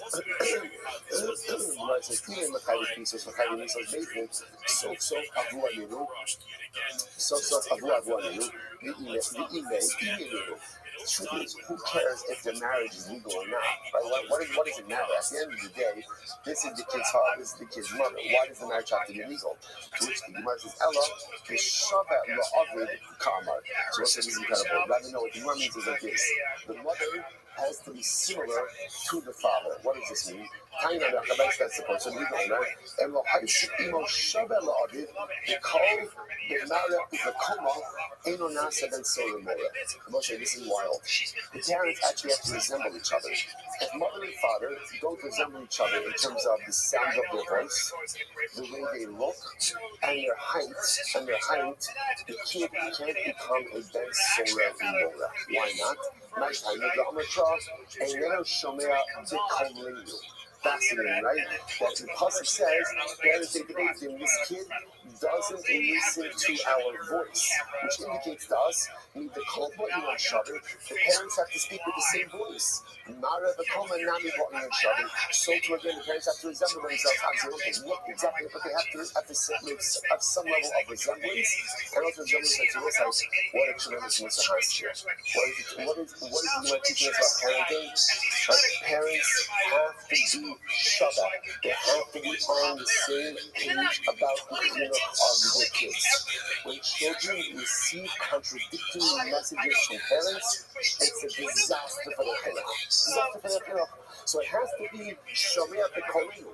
Parents have to speak less. Now, for 1 second, what if parents have differences of opinion about the chinuch of their kids? Okay, that happens all the time. But that's the job of parents then to reconcile that and to figure out a unified approach independent of their children. But when they present to the kids, when they talk to the kids, when they manage the kids, when they mechanech the kids, that has to be done with one voice.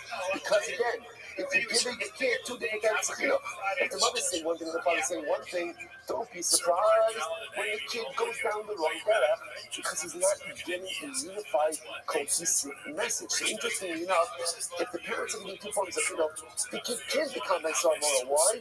Because he can't fault the kid for making poor decisions when the child is receiving a non-unified chinuch. If the child is receiving a unified chinuch and still making terrible decisions, okay, that's when Ben Sarmora kicks in.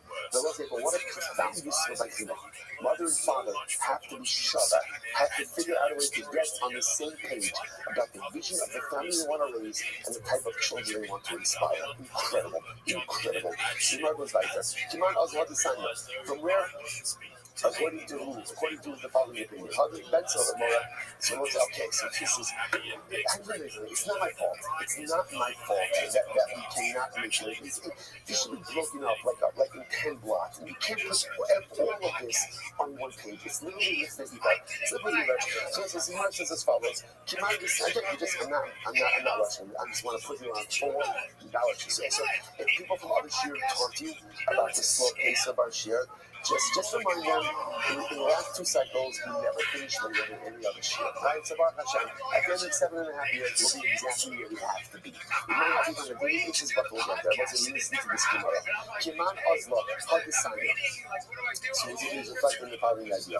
Besora Umora, Lohaya Bolo Asirios.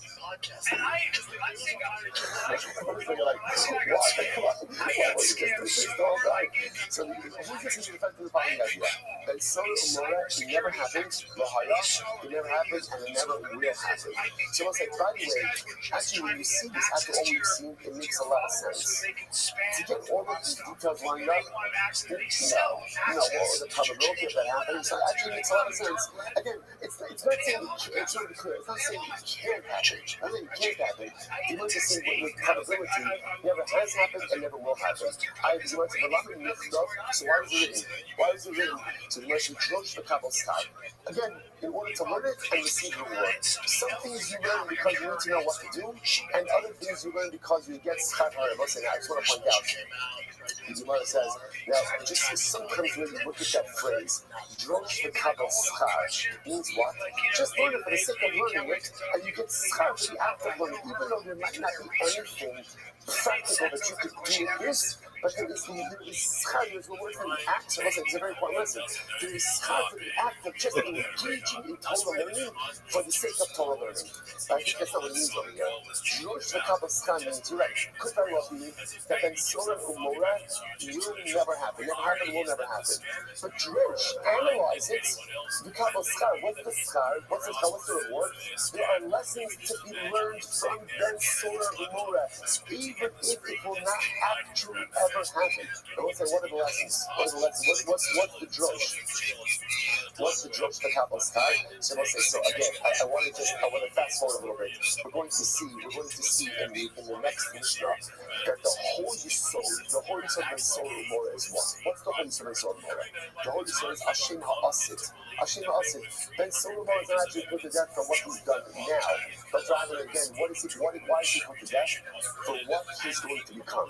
See, let's say, you want something amazing? Do you know what the essence, you know what the ultimate lesson of Ben Solomon is? What's the ultimate lesson of Ben Solomon? What is the Ben Solomon? What's the lesson, Kappa? The lesson of Ben Solomon is that once a person makes certain decisions, they can't change. That's Ben Solomon. The kid made a decision at a young age to steal money, to buy money, to buy meat, to buy wine. Like, that's the decision. And what Ben Solomon says, oh, you made those bad decisions, you have put yourself on an irreversible course. Some American woman says, that's not true. That's not true. And solar aurora exists as a concept, but practically it's not true, because there's no such thing as a yid who can't change. No matter how bad your decisions have been in life, you could always put it in reverse. You can always go ahead and take the right. That's what it means when it says. Listen, that's the words. That's the words. See, Gemara says, I'm sorry. Ben solar aurora. There's no such thing. Because conceptually, there's no such thing as a person who can't change. It says the Gemara. So we're not going to talk. So why is it here? Judge the Kabbalah style. So learn it and receive reward. What's the reward? So there's a judge. So analyze. And so what's the analysis? The analysis of the Torah more is, but yet, there are so many people who think that they can't change. There are so many of us who think that we can't change. When I read that story, I learned about a person who quote-unquote can't change. He makes certain terrible decisions and he can't back himself out of it. But that's not true. That's not true. Listen, no matter how much of a bad spot I've landed myself in life, I can always get myself out of it. It doesn't mean it's not collateral damage. And it doesn't mean that there aren't irreversible realities. There are times we make decisions and we can't undo that which is done. But change is absolutely always possible. That's what it means. That's so important. There's no such thing as a person who cannot change. So what should you do with it? Because so many times in life, we think we can't change. So learn by so more and recognize that you absolutely can. The Gemara says, the Gemara says, "Kiman azal v'san." You say, "More lo hayvlo, lo asilios." The lamed. The Torah says, "I'm a star." So the thing is, this Kiman kaviuda. It's like Kaviuda. The Ibn Sema, Rabbi Shimon, he signed it. It's very interesting. Rabbi Shimon, the king of Picture of Vazeka, Tima Basa, the Shasa, Chatzi, with Yaina Taki. All you want to see what's on the skill, the Suffer, because this kid stole some money and he purchased meat and wine, his parents going to take him out to get stoned. And a little higher, a little asilios. And so far it never happened, and it's never going to happen in the future. So why is it here? Josh the Kabbalah. And I'll say this is it. This is probably the most important line in the entire Sugya. It never happened, never will happen. Because the concept that a person can't change is antithetical to Yiddishkeit.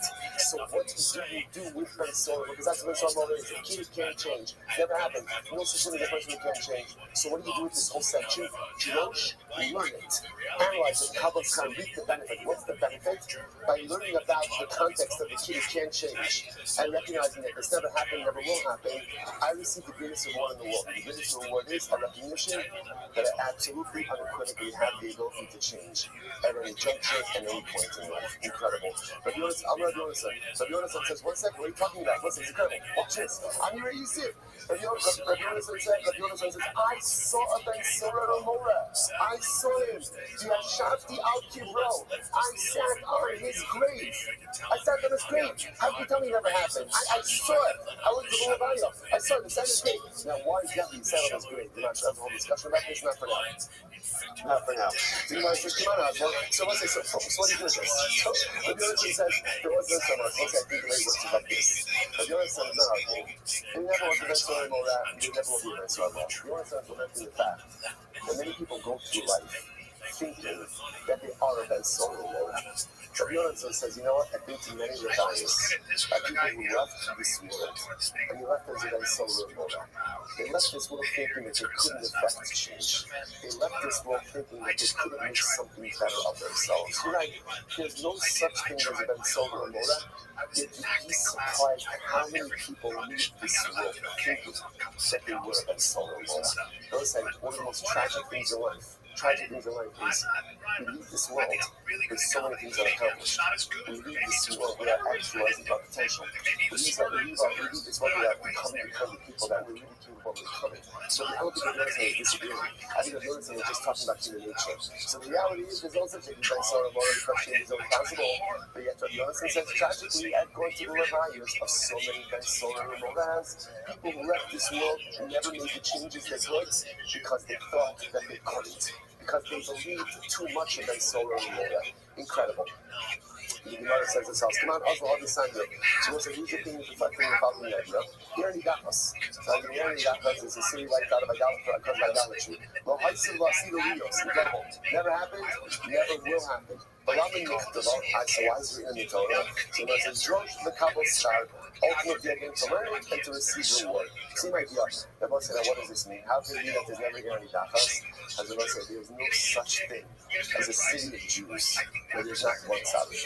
Not possible. It's not possible. You can't have a place. You can't have a place where every single youth who's there is that. Impossible. It's just not possible that someone's not covered, someone's not holy. So what do you receive reward? כיוון קבלות זה קרבי עלייה ובסן יעלה זה אומר כל עיר שיש בה אפילו מזוז האחוז אין לו נעשי ירידחס. So Rabbi said if there's even one mezuzah in the city, it can't become a yeridakas. It can't become a yeridakas. So much my time was the reason for that. That's called shor to call out all this after the ish. But when you do the yeridakas, so when you do it, you have to gather everything and burn it in the middle of the city. Now the chayva be either mezuzah or ashad the chsiv or saskin ashor. Now if there's a mezuzah, you can't burn a mezuzah. Right? Why can't you burn a mezuzah? Because mezuzah has the name of Hashem. You can't burn the name of Hashem. So therefore you see if there's even one mezuzah, it can't become a yeridakas. It can't become any dachas. That yeridakas ever existed. I'm going to be on the same notice that it says, I need you to see the Ashaf Yativa. Again, about your notes and says, you're wrong. I was there. I visited. Right? I went on tour. Right? I took the Yeridakas walking down, and again, I saw it. I saw the ruins of the city. I saw Yeridakas. Once again, it's the city so that I don't think the Yeridakas is disagreeing. I'm going to say the same sometimes again. Just like individuals give up on themselves, communities give up on themselves. And communities also forget that they can become better, that they can become healthier. Again, communities are made up of individuals. So you're a group of people who think of themselves as a solar more. They can't change. They become a cover, they become a kapur, they become a community. Our peer in Dachas, I think they can't change as well. Come on, I'll the sign up. Bye, Samuda. Hi, all right, what's the other thing? We have to stop over here. Wow. Listen, just when my performance review comes up, I tried. I guess I could have started 5 minutes earlier. And I said, we're going to pick up right here. We are right on track. We are right on track. I said, you tell me, what can we have skipped? What can we have skipped? There's nothing. I said, tremendous trend. Stop. Shkak, everyone. All right, step right through. Shkak, everyone.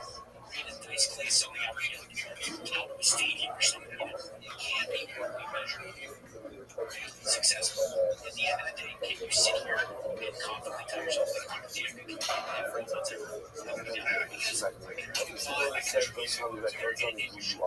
friends are. Oh, I forgot about that. You can see it on his face, the denial, the confusion, the disappointment. How did this happen? How am I 60 years old and still figuring shit out? These are the ramblings of a man's... All right, Rabbi, good morning. Let us begin by thanking all of our sponsors for this morning's share. To thank our Talmud Torah sponsor for Tufshin Hey. Those who spell the ROTHSCHILD, dedicating all the Sherman Drushes this year as a Zichus for the Soros Tovos for Am Yisrael. And that's the only sponsors for this morning. Milk and Melanie Gertner for dedicating the shir in honor of her grandson, Gad Moshe, or to Shira and Ari Gertner in Yerushalayim. For the Gertner Mishpacha, beautiful and incredible. And of course, it's important to recognize that as we go ahead and as we begin our shir this morning, the Levaya, multiple Levayos for the Bibas family are underway in Eretz Yisrael. We hope that in the merit of our Talmud Torah that those precious neshamas should have an aliyah, that broken families should experience in the Chama, and that in Eretz Hashem and Baruch should just bring besoros tovos, true besoros tovos for all of our Yisrael. Let's do that. Let us begin. Today's daf is Ayin Aleph 71. We are picking up against Hashem on Ayin Aleph. There's a lot to do today about Hashem, and we are picking up 70b. 70b. 3 lines up from before the lines get wide. Remember when we left off in the middle of the sugya of Bathsheba giving Musar to Shlomo. And she said as follows: So again, I read this part quickly at the end yesterday. So she, sorry, she says, Shlomo, you are the son of my neder. What does this mean? So Bathsheba said, how you know Dros. So remember again, Bathsheba, context again, Bathsheba is giving Shlomo Musar, that he's overindulging in the finer things in life. One of the advantages of being the prince, he got a lot of access to luxury items, and he's overindulging. She's essentially giving him different forms of Musar. So Musar number 1 is that people are going to hinge your delinquent behavior on me, because that's why your father's a tzaddik. So if your father's a tzaddik and you're misbehaving, it must be your mother. It must be your mother. That's number 1. Number 2, she said, I went out of my way to make sure that you would be a healthy baby. And now number 3, she calls him Baron Ritri, the son of my neck. Also, this is incredible. She says, all of David's wives. I didn't know Josh. We're making a following together. Give me a son who is worthy of the manor. Yo, dog. This is incredible. All of David Amelech's wives, they wanted one thing. They wanted a son who would become the next king. That's what they wanted. Bathsheba said, I always wanted something different to become. What did I want?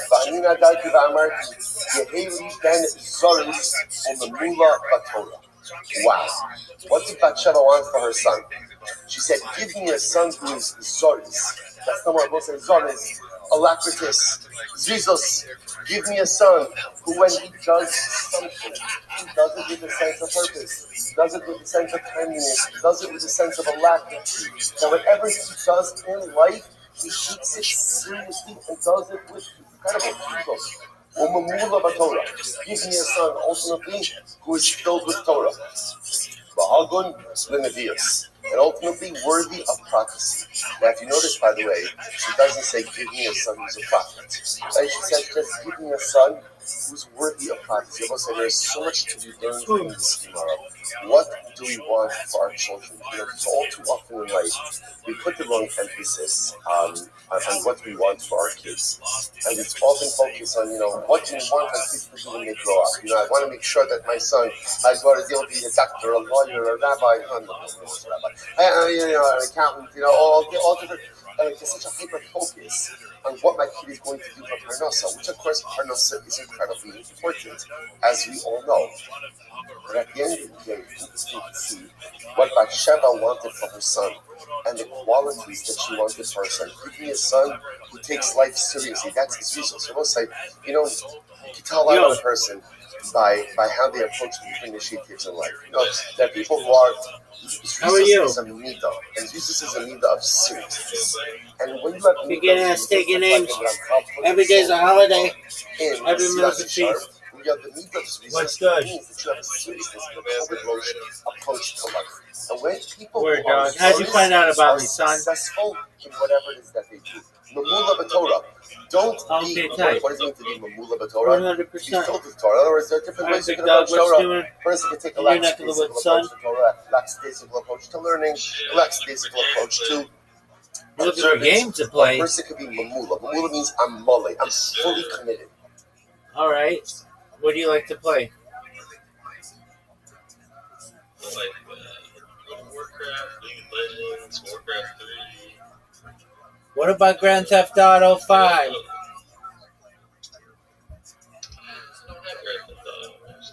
How the fuck don't you have Grand Theft Auto, son? I'm just a weirdo. Yes, you are. What are your thoughts on Grand Theft Auto 6 getting delayed? I like Grand Theft Auto. No. Not the question I asked her. What are your thoughts on Grand Theft Auto 6 getting delayed? Doug, you didn't even know Grand Theft Auto 6 got delayed. But a delay's never good. That's all I would say. That's right, my man. So it got delayed from May 26, 2026 to November 19th, 2026. What are your thoughts? Fuck that shit. Fuck that shit is the correct answer. Word, dog. All right. So what's on your agenda for this weekend? Aside from slanging dick like it's going out of style. Get a job. You're gonna get a job on the weekend? And anytime I lost my job recently. Okay, how'd you lose your job? From being too sexy? I don't really. I could get too pasty. Too pasty, like too white? Yeah. Where were you working? Tyson Foods. Okay. That's the largest poultry producer in the United States. Hell yeah. They practically own the state of Arkansas. Word, dog. Them and word, dog. That's nothing surprising. Them and Walmart own that fucking state.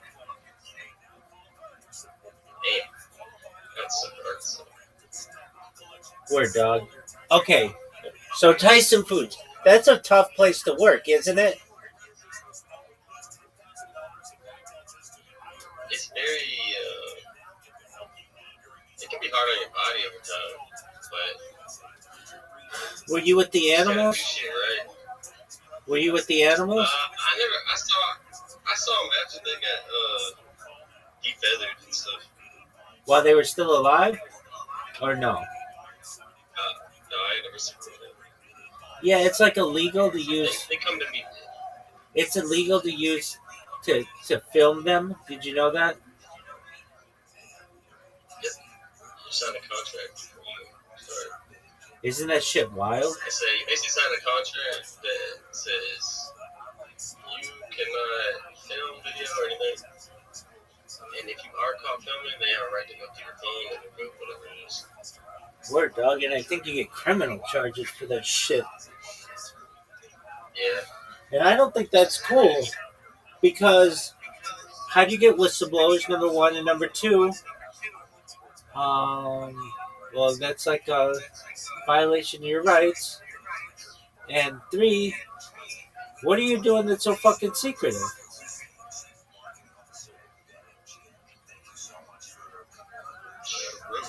There's the big answer right there. Word, dog. But here's what happens. I'm pretty sure they use stuff that they're not supposed to use to basically gas chickens. They gas them, and then they fucking something else that they're not supposed to use. And they electrocute them so all those fucking feathers come off. That's what it is. Gotta be what it is. Word, dog. And it's a big ass machine they got in there doing that too. And they don't want those videos to get out because it causes millions of dollars in bad PR whenever one of those videos gets out on anybody in the animal industry. And I think that's horseshit. All right. If I ever have a farm, it's gonna be live streamed 24/7. Those fucking chickens are gonna be basking in the sun till the day they die of natural causes, and then we'll fucking eat them.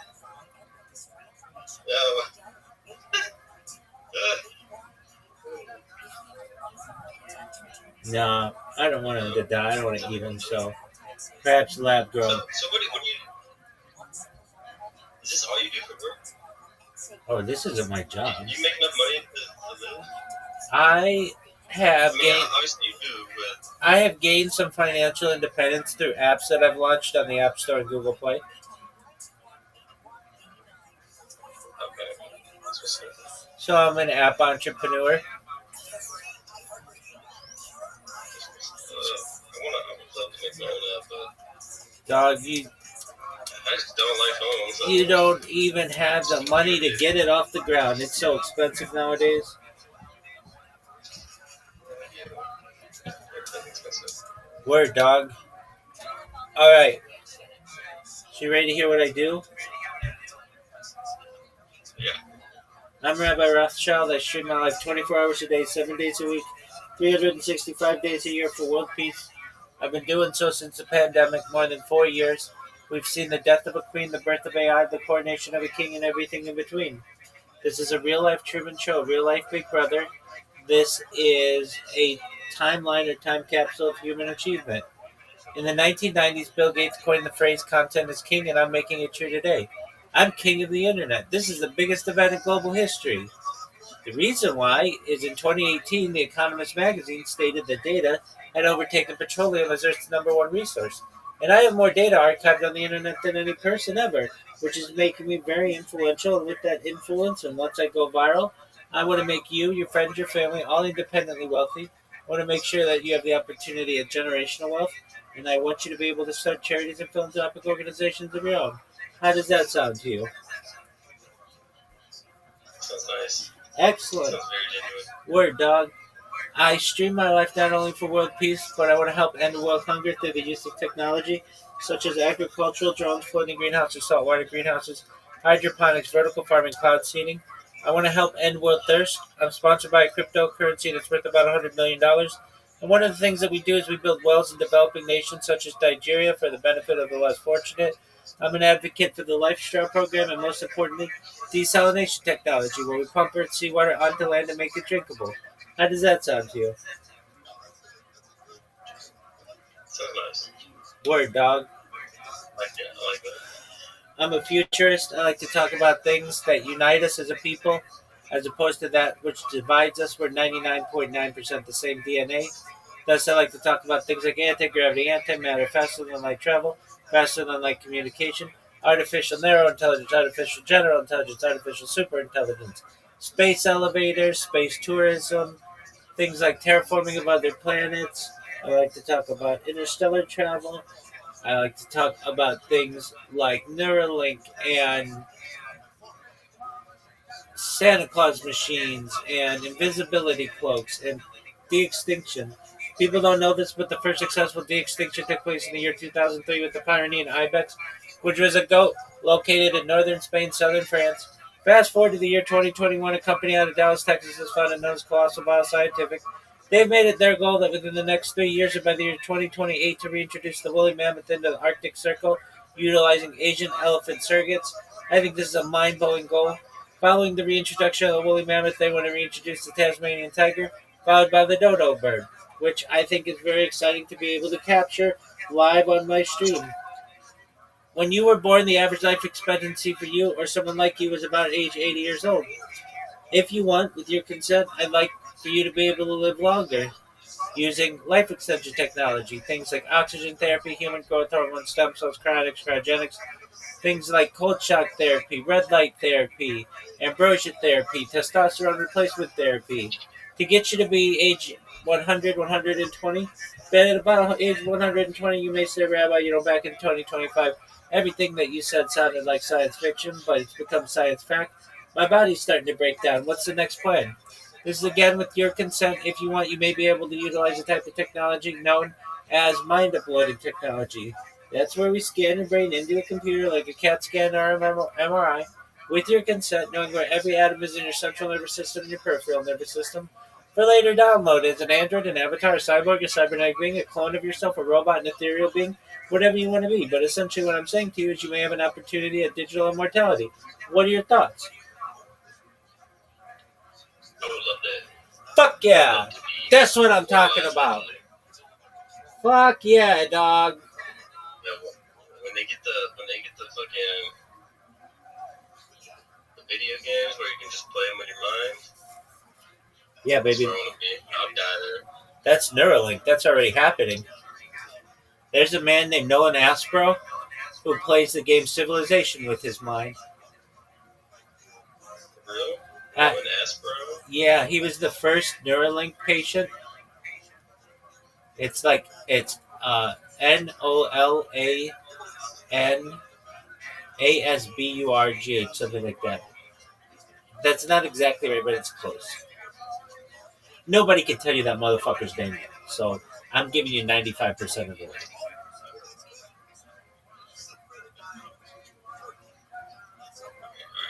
See. Look him up. Nolan, Nolan, space ASB. One Arbo. Okay. Yeah. That's one hell of a last name. Yeah, exactly. It's tough for me. Nolan Arbro. Okay, there you go. Nolan Arbro.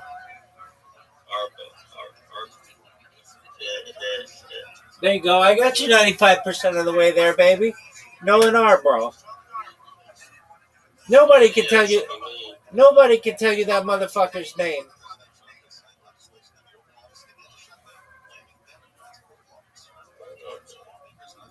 Yeah, he's like a couple years younger than me.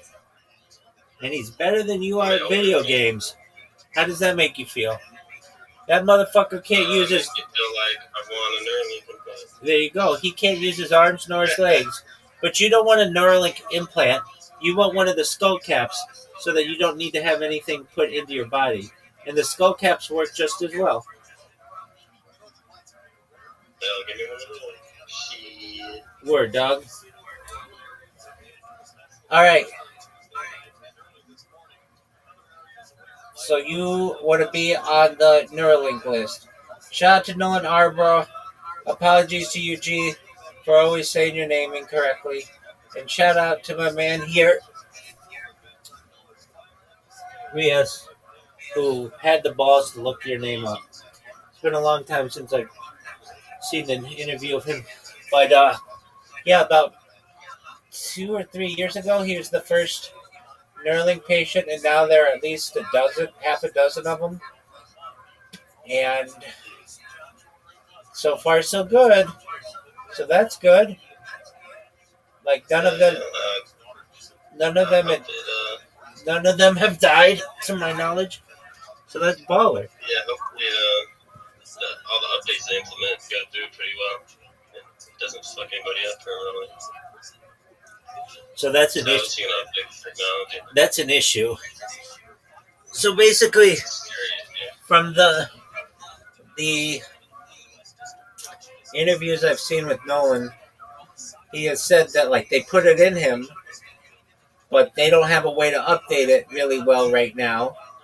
And so he wants the second version of it or whatever that is. But they haven't done that yet. They haven't like taken one out and put a new one in and make sure it works.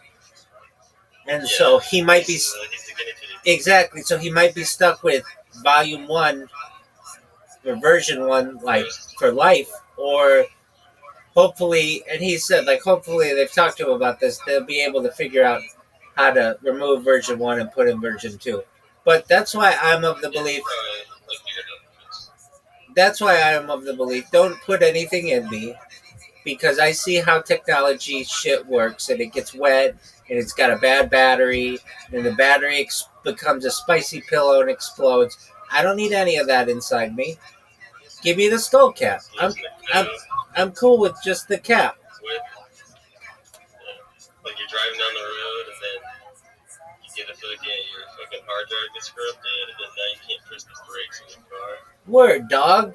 Somebody gets fancy and waves a magnet by my head, and then all of a sudden I just drop like a fly. I don't want that. Word, dog. Okay, so you like games. Do you know what Twitter Spaces is? You were telling me about it last time. Oh, it sucks, but it's great. It sucks though. Basically. I mean, you're talking about how you can probably use it for. Oh, I'm going viral on it, baby. It just sucks. It's an uphill battle. It's an uphill battle, but yeah, you can use it to become successful. I'm in one right now, and you're able to speak to like 1,000 people at once. That's really hard to do, just randomly. You can't do that on YouTube. You can't just hijack somebody's YouTube stream and start talking. So this gives you the opportunity to do that. And I've been promoting myself.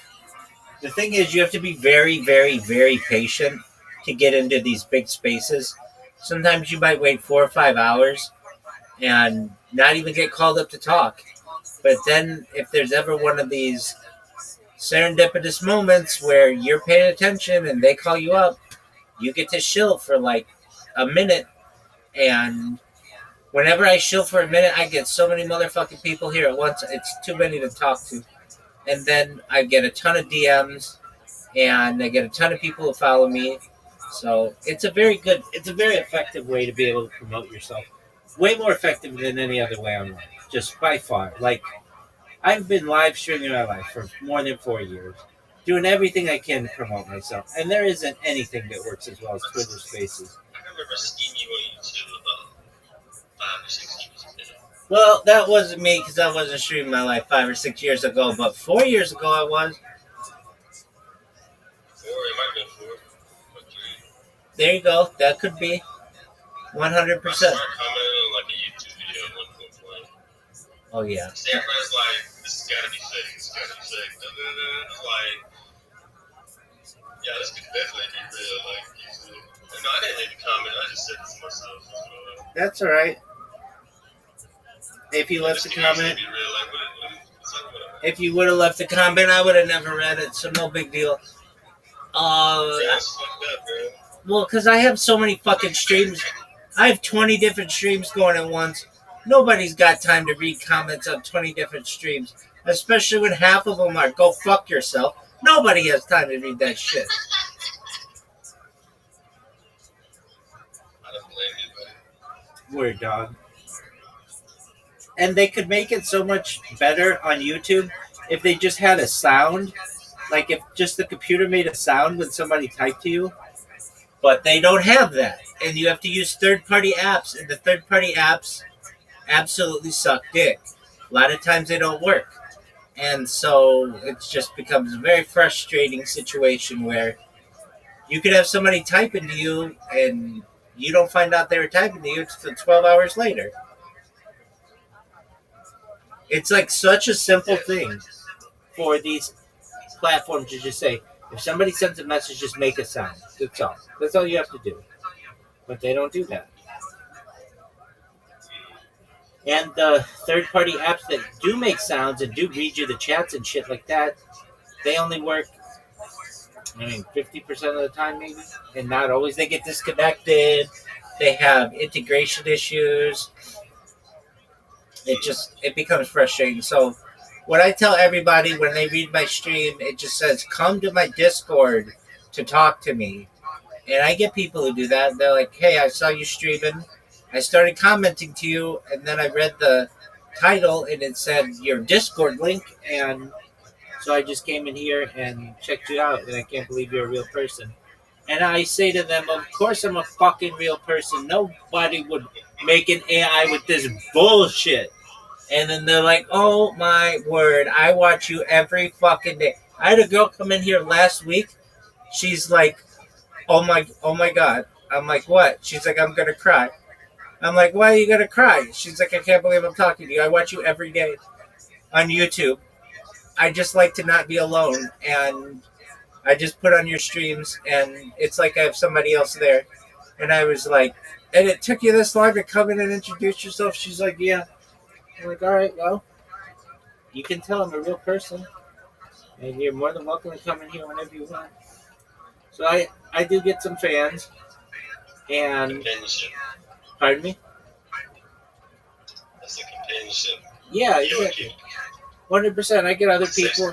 Some of the people who are in here right now, they just like to sleep with other people just to know they're not alone in the world, and I frankly enjoy it as well. I like to know other people are there. Just we're not alone. We've got friends in this world. You know, you're doing something I had a dream about a long time ago. Have you ever seen the Truman Show? No, What the fuck are you doing with your life if you haven't seen the Truman Show? It's a movie from like 1996, starring Jim Carrey, and his entire life is on camera, but he doesn't know it.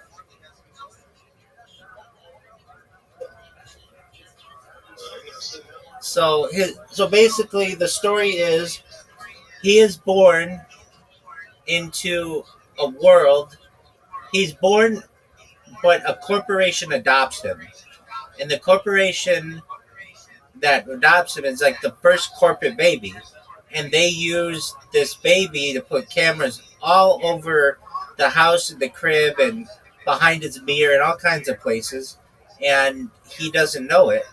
And he goes through his entire life, and everybody's like artificially nice to him, and everything about his life is like very uh, corporate and controlled, and everybody in the outside world watches him on camera, and they're like really excited for him to discover that he's like eventually maybe gonna find out he's on camera and get out to the outside world. He's basically born on a soundstage, like a giant soundstage, and there are clues that he kind of might not, like, things might be artificial, like, but they make him like really scared of water, so he never like tries to go outside his area, and he falls in love, and the person who he loves tries to warn him, like, hey, I'm an actor and this is fake and you need to like try to figure it out. Anyway, it's a really good movie. It's a really famous movie. And so when people say this is a real life Truman Show, when I say that, that's what it is. It's basically like my whole life is on camera. Even though I know it's on camera, I don't know that I'm ever really going to be famous. So when I do become famous, we'll go back and watch these and be like, oh, that was so tight. Rabbi didn't even know he was famous then.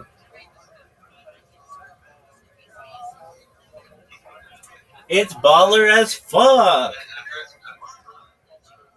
heard that once you become famous, like it takes a little while to get you to be famous. To like really like the realization. It's a while to settle over. Yeah. I don't know if it ever settled in. Meaning, like, It never feels like there's no feeling for right, exactly. something that is. Right. I think it probably would start feeling real when you start to meet other famous people and they know who you are. You're like, motherfucker, I know you. You're the center for the Lakers. And you're a pitcher for the Dodgers. And you play center field for the Yankees. And they all know who you are. You're like the biggest actress in Hollywood. And you own such and such tech company. And they're all like, yeah, we know who you are. Like, you don't have to, like, we know who we are too. You don't have to tell us. We get it. Like,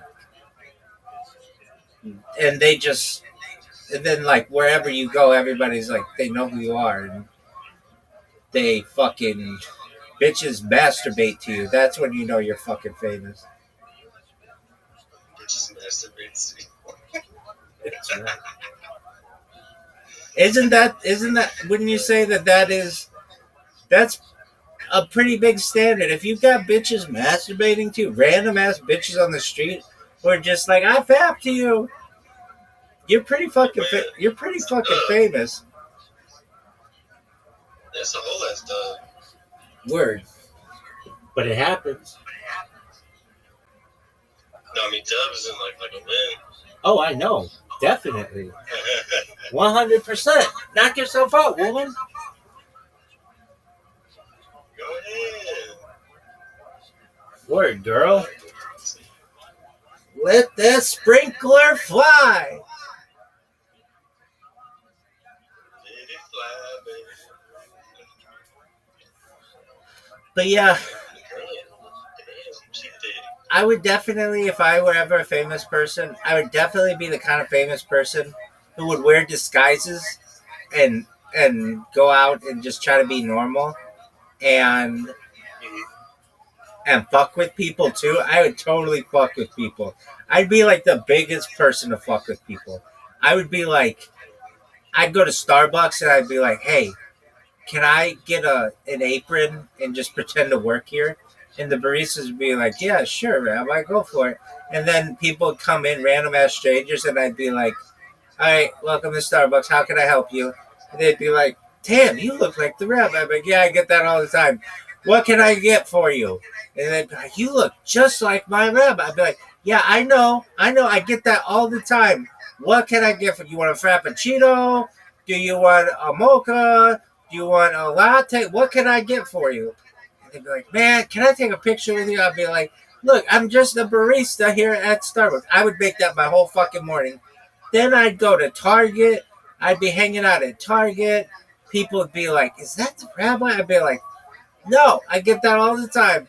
I am a Target customer service agent. I'd just go in wearing khaki pants and a red shirt, and they'd just be like, you look like a rabbi. I'd be like, Just an everyday normal guy. yeah, exactly. I would do that all fucking day. I'd make that like the first part of my week, every fucking week. I would just go to random ass places and just be famous.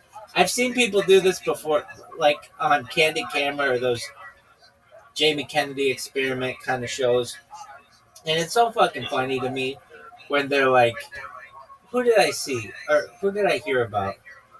I know. Aaron Rodgers. I heard about one of these recently. So he's a quarterback for the Steelers. He was a quarterback for the Jets, and prior to that, he was a quarterback for the Packers. And he was on one of these shows, or something like that. Yeah, I read about it on social media, and he was just like, I think they had him working at some customer service job, and somebody comes up to him and they're like, "Are you Aaron Rodgers?" And he's like, "Yeah, no, I get that all the time." And the girl's like, the team you play for is like my favorite team. You look exactly like him." And he's like, "Yeah, I get that all the time. It's common. How can I help you?" I would do that shit all the time. I would be all about that shit. I would think that is the funniest fucking shit. And I'd play along with it as long as I wanted. Like, they'd be like, "Can I get your autograph just in case?" I'd be like, "Yeah. Do you want me to sign it with my name or the famous person you think I am?" And they'd be like, "Can we get a selfie?" I'd be like, "Oh, yeah, totally." That's one thing. I don't know if you've probably ever seen, but like, there are these things on, like, I'm on social media like 24/7, so I see like all the internet. And they have these people who sign autographs for the WWE, and I always see John Cena doing it, and he can fucking do these autographs. They give him a big fucking stack of these things, and he just boom, boom, boom, and they remove them for him. He doesn't even move them. He just puts his fucking signature on, and they do the next one, the next one, and the next one. And I feel like my arm would get tired. So what I would do is I would just get like a stack of paper and have it go sideways, and I would just drive by in a car with a marker and just like mark it. And I'd be like, "All right, you got my autograph," because there'd be a lot of people who want it, and I'd want to do it in the most efficient way possible. These are the things about which you think when you're like, "Oh, maybe I'll go viral." But yeah, I'm trying to think what else I would do. I definitely know I would do this. I would go to places and tip really well. I'd be like the best tipper ever. Like, I'm already a very good tipper. I'd be like disgusting tipper. Yeah. Oh yeah, for sure. There's this one oh dude, okay, so there's this show. It was called Nathan For You. Did you ever see it? It was on Comedy Central.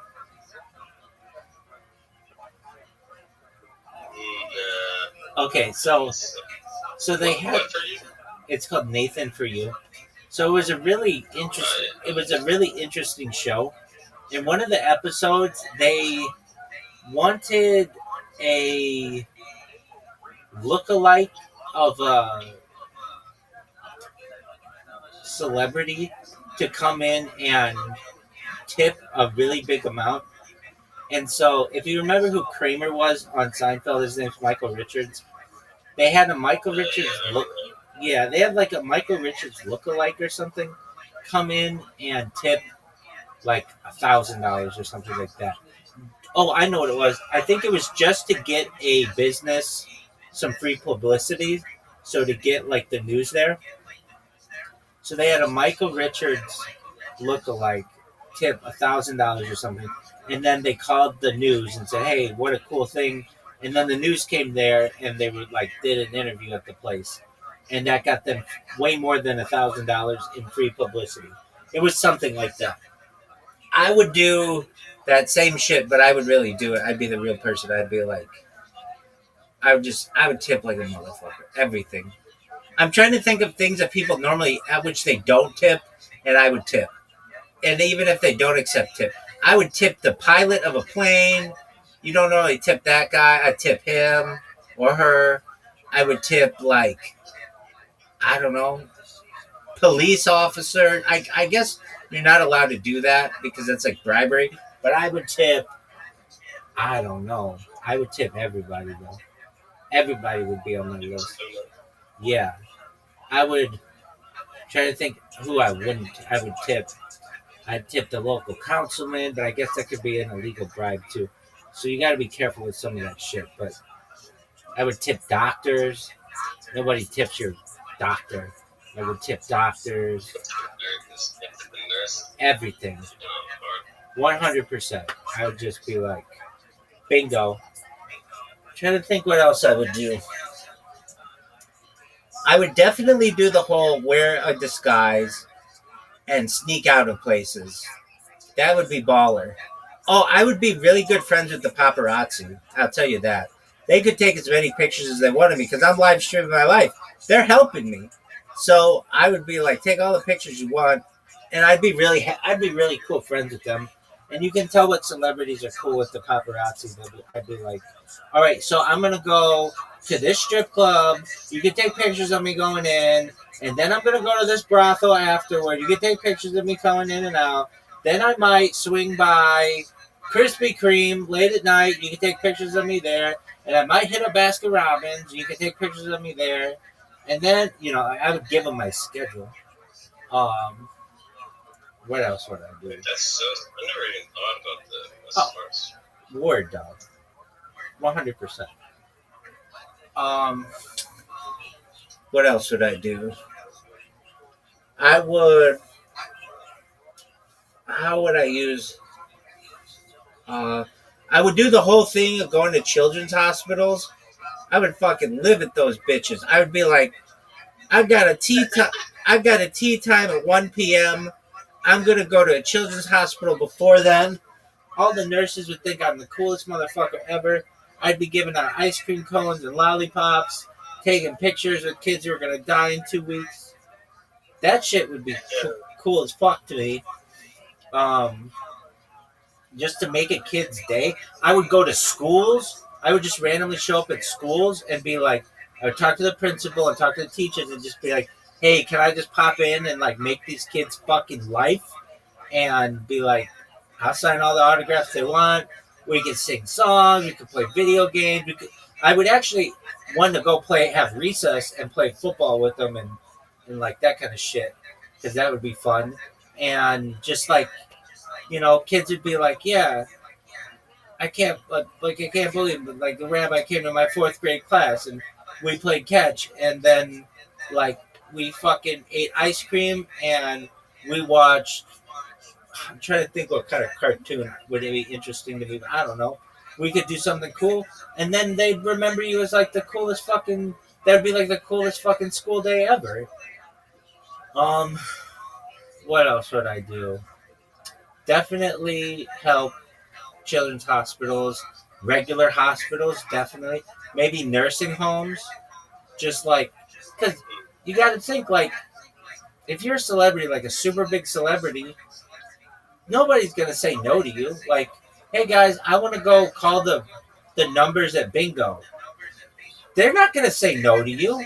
They're going to be like, fuck yeah, you're super famous. Like, it's going to give us a bunch of attention and we will forever be known as the retirement home where the rabbi read bingo numbers. That would be fucking. They'd love that. I would love to do shit like that where it would just be totally a surprise. People living their normal life. And not only do they get a break from their mundane day, but they get a story that they're going to tell their fucking grandkids. That shit would be great to me. Yeah, it's nice getting the material from the stories to friends. grandkids. 100%. Trying to think what else I I always like. feel like I was somebody who didn't do enough stuff or take enough risks. Have you ever thought of Have you ever thought of live Have you ever thought of live streaming your life? No, I haven't, but that sounds interesting. Dog, it's a pain in the ass, but it's amazingly worthwhile. I mean, I met you because of it. I would have never met you and all the other people I've met. In total, tens of thousands of people I've met or interacted with in the last 4 years, and I've learned a lot. I've been able to. I can't tell you how much I learned. I learned so much every single day, and I learned a lot when I had a traditional career as well. I'm always a learner, but I greatly enjoy it. I know I'm creating like an archive of human development that will be studied in the future. I know it has the potential of making a lot of money, but I don't really think about that. I do think about that it's going to help society, just like with computers. Like I can show the world, like computers need to be more efficient. Here's where they crash. Here's where batteries fail. Here's where devices need improvement. Like that kind of shit, I would love, and I'm going to love to be able to help improve if I can get enough attention to it. Um, yeah, that's definitely tight. I'm trying to think. I mean, I know there will be drawbacks, perhaps, of being a famous person. Somebody was asking me about this earlier today, and I get it. The whole like not being able to go outside without getting mobbed and that kind of shit. I get that. So that part will suck, but um, I don't know. I'm sure that you get enough bodyguards to kind of take care of that shit. And celebrities aren't really like I don't know, 30 years ago or something. They would like you'd have paparazzi that would go through your garbage and would like stalk you. Celebrities don't really have that anymore. They basically pay for paparazzi to take pictures of them now, so they get more attention. Like just social And when media. you're in a paparazzi, and you just that's your goal. That's how you're gonna make money. Yeah, And that's a knowing big. somebody so much that eventually they just pay you to be not where they want to be. Exactly, and that's what they do. Social media basically killed a lot of that industry, though, because before the people were like clamor for magazine pictures and things, but now celebrities give you those pictures, so it kind of cut out the middleman. Yeah, that makes sense. Word dog.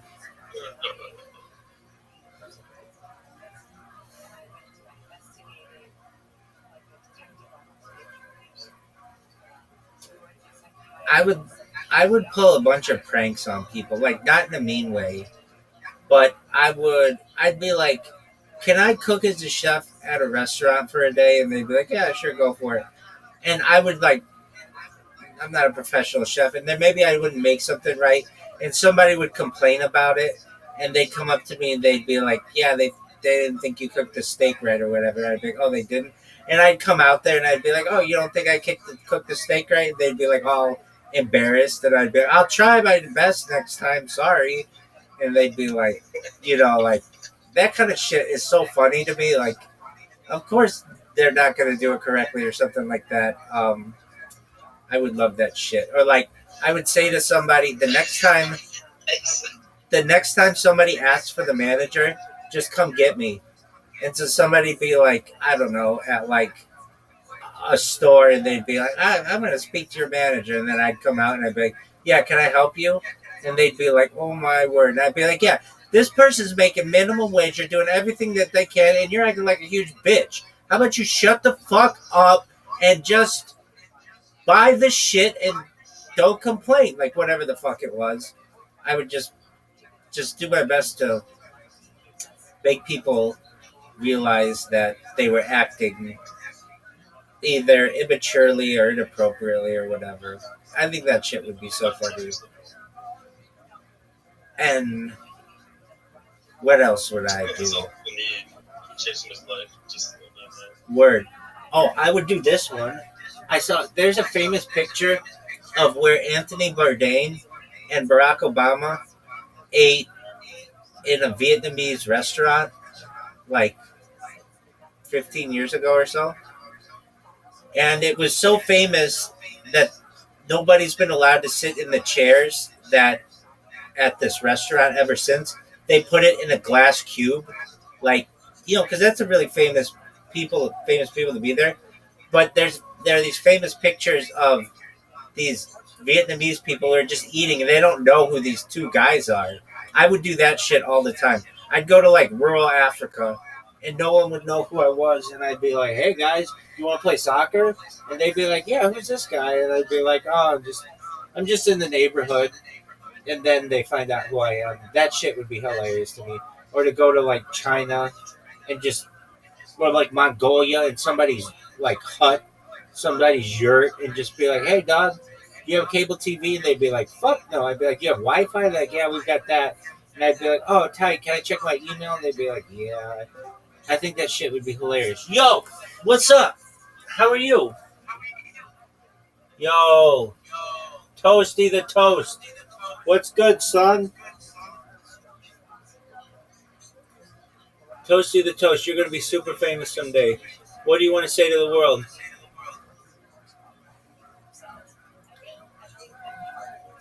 Toasty the Toast, do you speak English?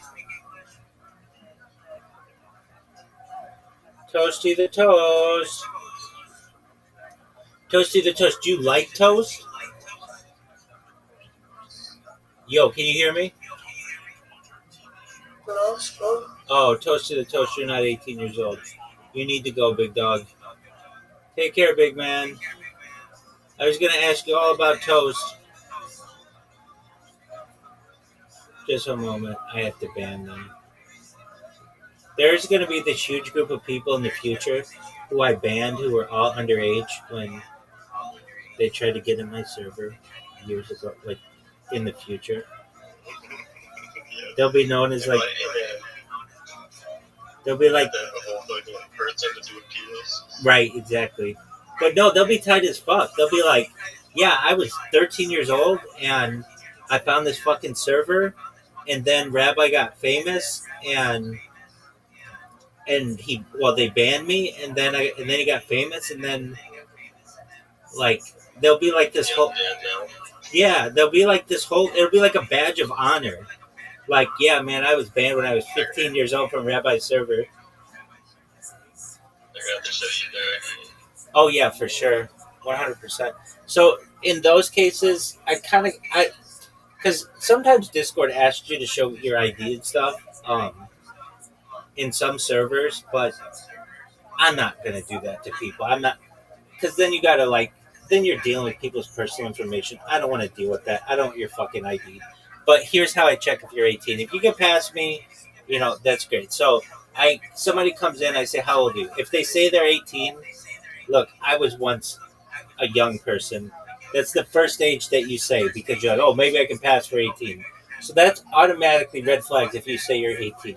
If you say you're 19, okay, then there's a chance. But then I ask you very quickly, "Okay, quick, what year were you born?" And the people who are 18 are like, "I was born in 2007. And the people who were not, they're like, "I was born in," and they have to do the math, and then I just automatically know, like, "Dog, you're not 18 years old." But the people who know right away, "Yeah, I was born in 2007, I'm like, "Were you born at the beginning of the year or the end of the year?" They're like, "I was born January 26, 2007. I'm like, "Oh, well, that makes you 18, okay." So that's kind of how I check on people. Though I get some people, I had a girl in here yesterday, and she came in, and she even said this herself. Some people say that she sounds like a 13-year-old boy or like a 20-year-old girl. And I couldn't really tell at first. And so I'm like, "How old are you?" And this happened 2 days ago. And she's like, "I'm 19. How old are you?" I'm like, "Well, I'm 39. Okay. You've got some spunk to you." I'm like, "All right, what are your hobbies?" She's like, "Oh, I don't really know." I'm like, "Okay, well, what do you do?" And she's like, "I'm in med school." I'm like, "Oh, okay. Well, most 15-year-olds aren't going to come out and say that they're in med school and then know a lot about it. So I guess I'm willing to believe you. But I'm like, how are you in med school? You're 19, and she was from Iraq. So it's like, okay, I guess that passes. I do my best though to keep out anybody who's not 18, but you know, it's not a perfect system. It's not a perfect system, but it's better than most people. Most people will let anybody in their server. I do what I can. Most people just need the variable verification. Well, I'm sure they'll have something in the future to make it easier, but as of right now, I just do what I have to do. And But is verbal verification enough on the internet? That's the question. Being the person who's yeah, I mean, verification. there are going to be ways around it. I know when my friends and I were like under 21, the friends who looked like an older sibling could get into bars, and that was like a really hard thing to detect. I'm sure there'll be some kind of biometric reading and stuff, but that still can, be incorrect. If you look like your older sibling, who's to say you're not them? How are you going to prove it? The ID's legitimate. The picture looks like you.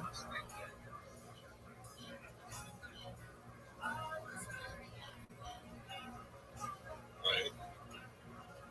So yeah.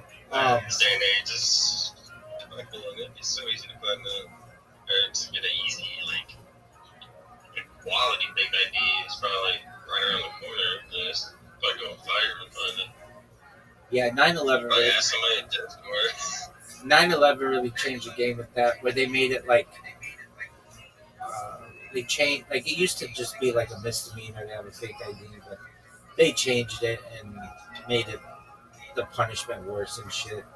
But people still do it, and then they've got the ones that scan, all kinds of shit that happens. But I don't know, like the British or in England, you need a digital ID. That'll be here soon enough to get rid of all the riffraff. And I think that's something that makes my stream special. Is like this is the wild, wild west of pardon me, the internet. Like, let's say they ban my Twitter account, God forbid. I can just go create 1,000 more Twitter accounts. Nobody's gonna the SWAT team's not gonna bust down my door. But in the world of the digital ID in the future, they could fucking make some law that says once you get banned, you're banned, and you can't create another account. And if you do, it's a crime. That's when it's gonna, and that day is only a couple years away. that day's coming. Oh yeah, you know it, and I know it. Where if you fuck up, you can't recreate an account, and it's just like, oh, you fucked up, sorry. But this is the wild, wild west, so why not utilize it as much as possible? And until that day comes, and then people will look back on this day and be like, no way. Back then, you could just create as many accounts as you wanted. They couldn't really stop you from getting out your message. They banned you on Instagram, just create another Instagram. They ban you on Facebook, create another Facebook. They ban you on YouTube, just create another YouTube. They say that you can't, but they're just like, there's no enforcement of that. But in the future, there will be, and they'll make it a crime. And then if you try to get around the system, you'll have a knock at your door. That's basically what's happening in England right now with the people who have tweets. And these tweets aren't even bad, but they've already arrested thousands of people for like tweets from like years ago. And that's going to come to the United States. Thousands of people in the United Kingdom have been arrested over their tweets. I mean, and these tweets are like they're tame. Like in comparison to what people in the United States say, they are tame. And that's coming to the United States. And they'll use the premise of hate speech and shit, even though it's a violation of the First Amendment. You should be able to say all this shit. You should be able to. In my opinion, you should be able to say whatever the fuck you want, whenever you want, to whomever you want. That's the First Amendment. And if you want to threaten somebody, go ahead and fucking threaten them. If you want to tell people to go fuck themselves, go tell them to go fuck themselves. You shouldn't be able to put your hands on somebody. That's a different story. But you should be able to say, I'm going to fuck you up. Or you should be able to say, go fuck yourself. Or you should be able to say, I think you're ugly. Or whatever the fuck. That's the First Amendment. There's freedom of speech. That's why we have it. Because when you don't have that, then courts are legislating over the meaning of words and shit like that. And that's not what they're there for. Now, if you come out and put your hands on somebody, or you punch somebody, or, then I have an issue with that. But in terms of saying whatever you want, say whatever the fuck you want. That's how I feel. There you go. And I should say, you should be able to write whatever you want to. That's somewhat included in that. There's the idea that, well, the thing that really changed this is, what about yelling fire in a crowded theater? Well, if there is a fire in a crowded theater, of course you should be able to yell fire. So there are some times when yelling fire in a crowded theater is appropriate. And in those times where somebody does it and it's inappropriate, then people will just learn not to trust this person. Society gets to know people and troublemakers, and they'll be like, yeah, there's no fire. This person likes to yell fire all the time. Don't worry. Likes to yell fire all the time. Don't worry about that. That's just kind of how things are. It's already how things are. If you're at, I don't know, sometimes kids do this. They'll be like, you'll be in an event and somebody will be like, oh, there's a famous celebrity here. You'll be like, I don't think there's a really famous celebrity. Or maybe there is. You never know. But you kind of judge those things. But should those people be arrested for what they said if there's no famous celebrity? Fuck no. That's their freedom of speech to be able to say these things. So, I don't know. That's just my belief on it. That's how I feel. And what ends up happening is then laws are passed, and then it starts to become illegal to even say things that are like mundane. You can't. So, like, for instance, let's say you say, go fuck yourself, you loser, or something like that. Okay, well, what if they consider loser to be hate speech because that's a bullying term? Well, now you're going to get the book thrown at you because you're using bullying terms. It's like, what the fuck is this shit? It's like, who? That's not what the First Amendment's about. If it were, then the founding fathers would have said, you can't use hate speech, you can't use threats, you can't use terroristic language. It doesn't say anything. It says, Congress shall make no laws prohibiting the use of speech, freedom of speech, freedom of religion, all that other shit. And that's kind of how I feel. That's why you have a free press. That's why you have the freedom to be able to say what you want. And in the very near future, that's all going away. And it's already gone away. Not that they had freedom of speech in England, but where you make, like, the thing that people are getting a lot of, for which they're getting a lot of trouble are memes. They'll post a meme on Twitter and they'll have the police at their house.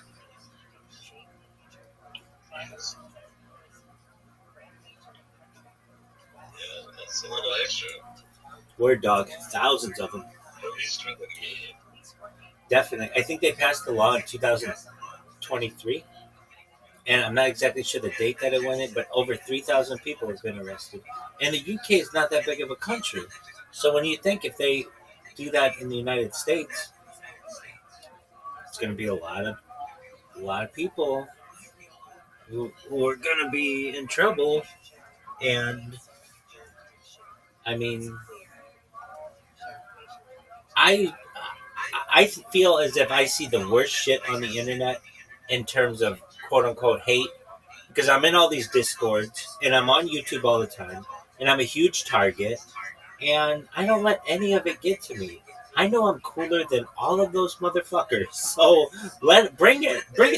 Say whatever you want to me. I don't go and call the police on you.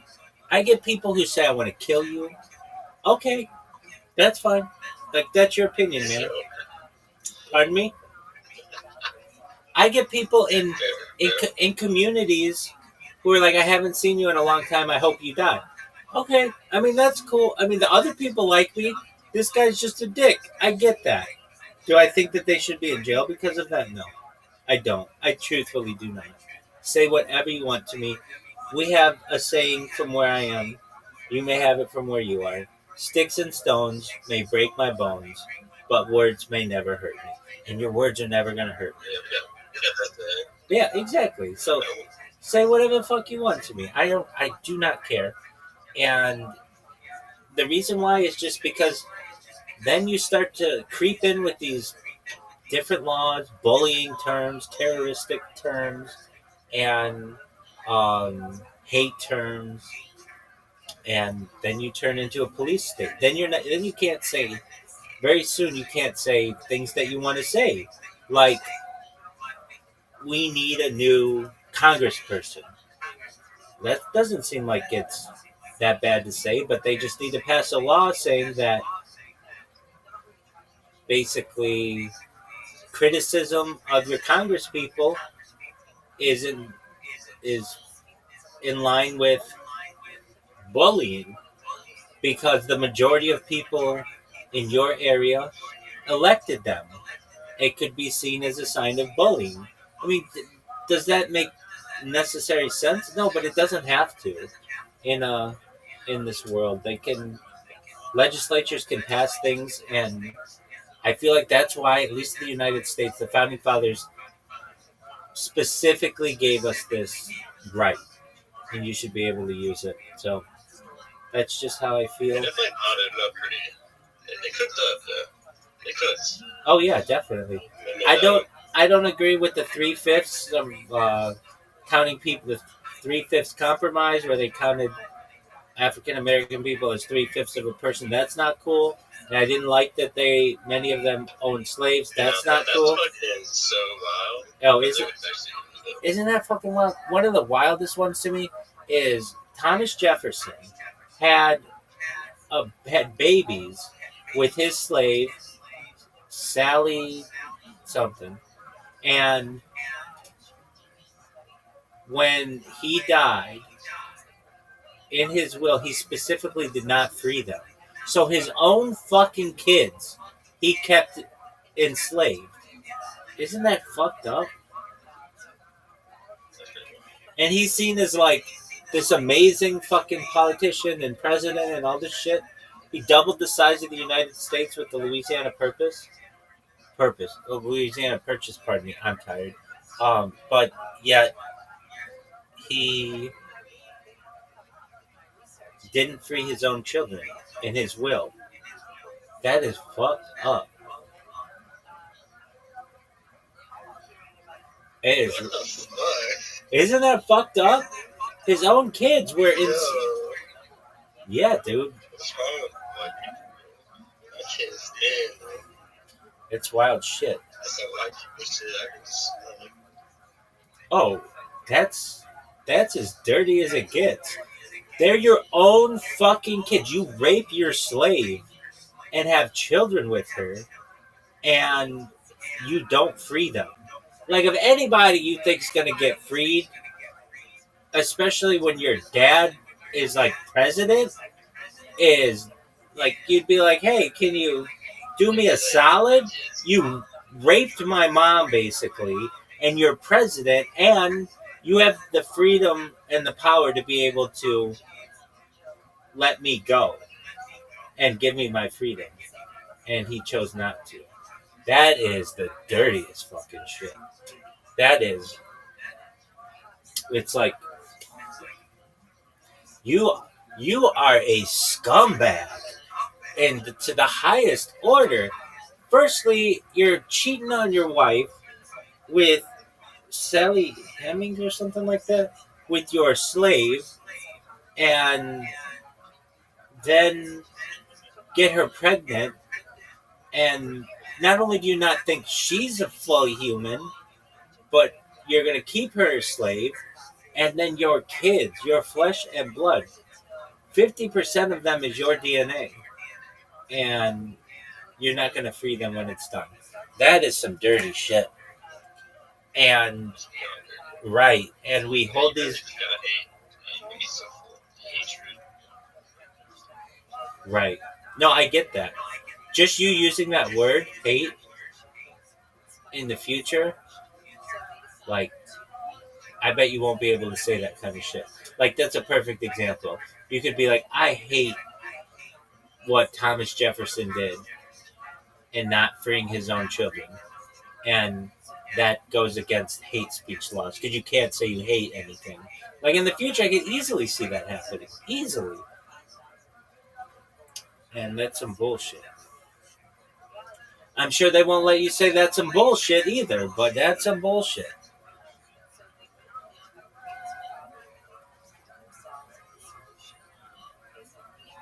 It's like people that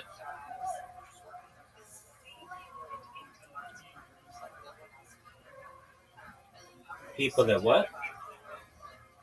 it's like people that don't like cussing, they like stuff like that. Right. It's always a weird thing. 100%. And what do you consider cussing? Depends on the household. Some people say crap is a cuss word. Other people crap's appropriate. Some people don't think you should be able to say crud. Don't say The television stations, those are curse words, though. not in your house, but in a lot of houses, a kid will get in trouble for saying crap. If you said to your mother as a child, not you personally, but just saying in general, you're full of crap, you don't think that kid's going to be in trouble? Depends who you say it to. If you say it to your own mother, Depends. in 90% of households in the United States, you're going to be in trouble. Yeah, but at the same time, it depends where you come from. You know what I'm saying? I get it. Can you say pussy willow? Can you say pussy willow? Can you say pussy willow? Pussy willow? What's that? It's a type of tree. Can you say pussy cat? Pussy cat. The word pussy, you can't say the word pussy in a sexual context in a lot of places. Yeah, I would consider pussy a curse word. There you go. So you can't If say. you use it like if you're like going up to somebody and be like you're a pussy. They use the term pussycat in like Bugs Bunny cartoons. Tweety Bird says putty tat. When Tweety I feel Bird, like that's different. I know, I get it. It's too subjective though.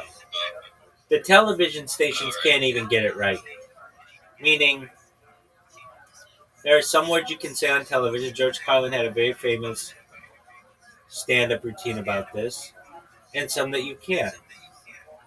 The term a tit is a kind of bird. You can say tit when referencing the bird, but you can't say it in referencing a breast. The term like ass is a term for a donkey, but you can't generally say it in some parts of society as a butt. The term bitch, in some aspects you can't call a person a bitch, but that is the scientific term for a female dog. So it depends. It That's depends. why, and I'll stand on it. I think I don't care what age person, anything. I think every word in this world should be free to use. That's what I'm Every saying. word don't matter. That's what I'm saying. You should be able to say whatever you want.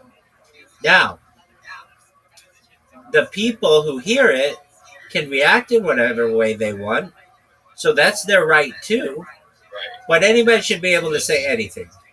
If you want to say Like you might get your ass beat for it, but exactly, if you want to say, if a black person wants to say the N-word, they should be able to say the N-word.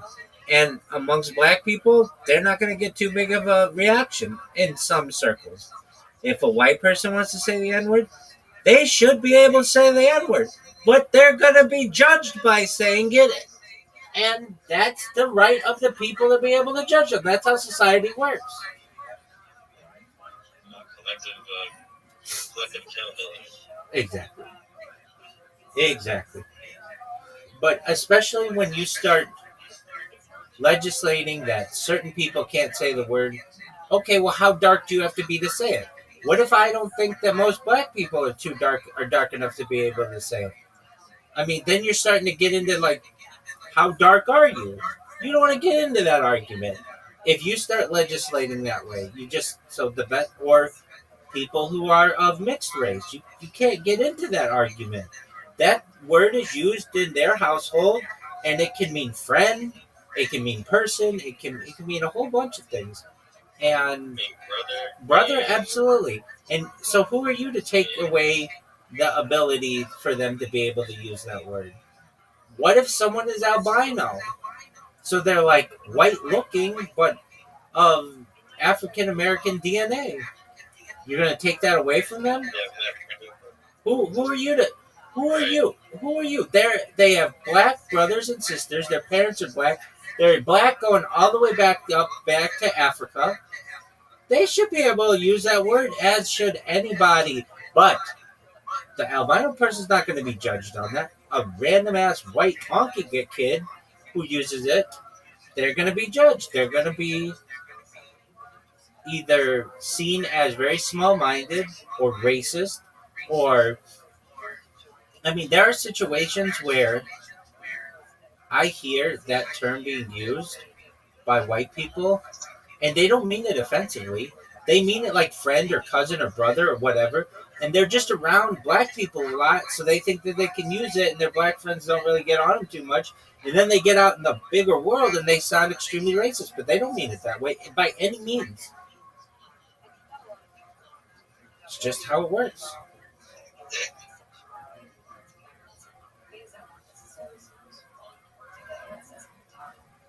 And then it's used a lot. It's used a lot in the Latinx community, where it's not used. Sometimes it's used offensively, sometimes it's not. Sometimes it's just used to be friend or dude. It's just a filler word. And then sometimes it's used in a mean or spiteful or racist way. So I feel that you should be able to use whatever word you want. You're not using it in a derogatory manner. No, you should be able to use it in a derogatory manner. And the people should be able to judge you for using it in a derogatory manner and think you're an asshole and not want to do bit. But it shouldn't be illegal. That's as simple as that. People should be able to judge you for your actions and your words, all of that, absolutely. But it should not be illegal. Because when it starts to become illegal, that's when a court's going to come in and say, how dark do you have to be able to say this word? What if you're mixed race? What if you have 3 grandparents who are black and 1 white parent? Or 1 white grandparent and 3 a grandparent who's black and 2 parents. You get what I'm saying? Like, there are lots of combinations here, and you don't want to get into that. And you don't want to get into that, and that then becomes. Now you have to break the whole thing down to the very. Then it becomes. Just. There's a Family Guy episode with this. It's completely racist, but they're joking about it, poking fun at it. There's like a thing where to get into New York City, you have to be like a certain color, and there's like super white, tan, and if you're any of those 3, you're fine. But then when you start getting to the darker tan, and like brown, and then black, it's like no. And then they hold the card up next to your skin, and if you're in the approved version, you can go in. But if not, they pull you over to the side and they do all kinds of questioning to you. You don't want to live in that world. Right. Exactly. And that just complicates things.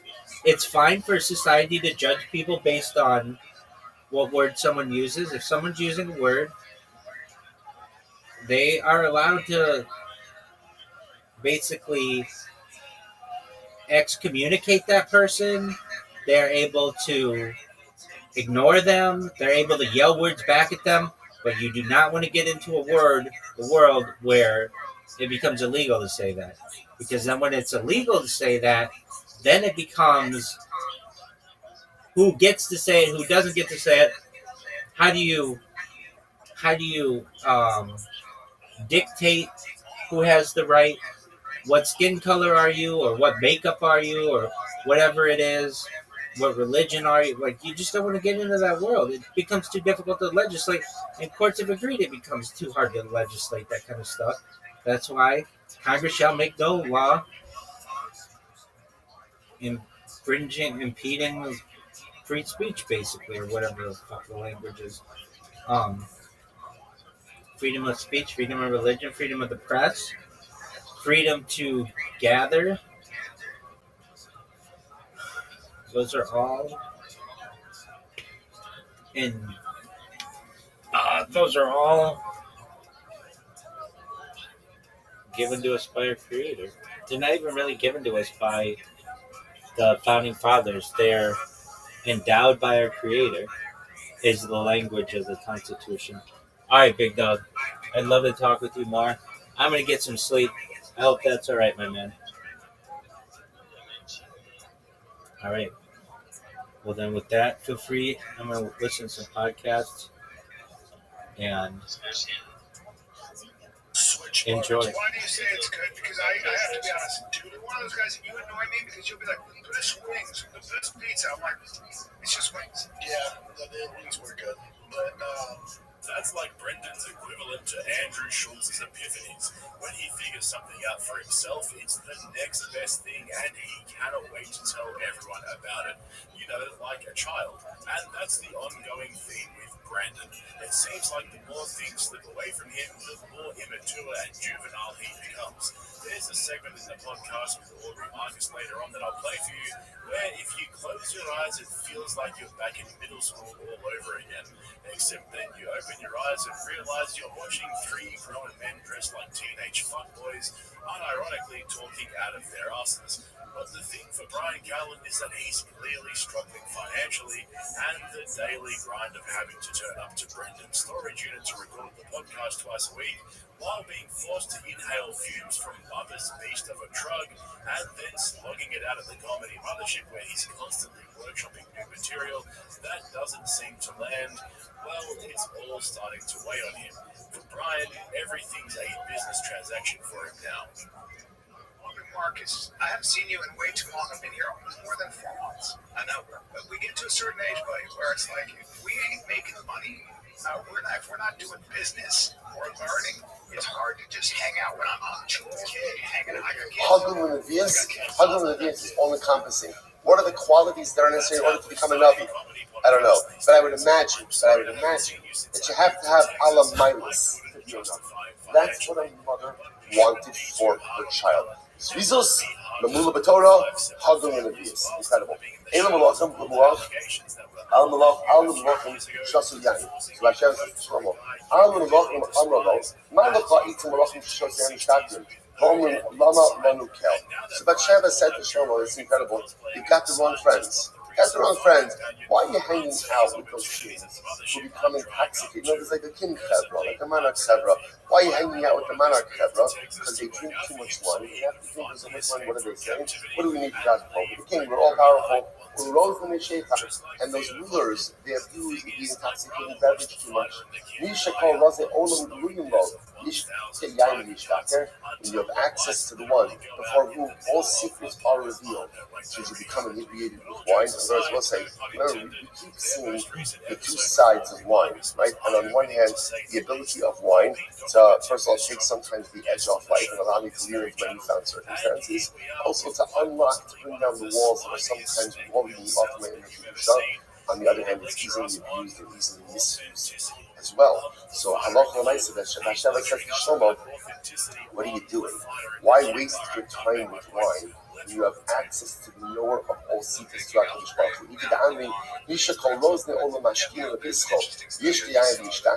So no matter how powerful a ruler is, a ruler is subservient to HaKadosh Baruch Hu. So again, if you have to go ahead and anyway show up in front of the ruler of the universe, why waste your time with worship? Why?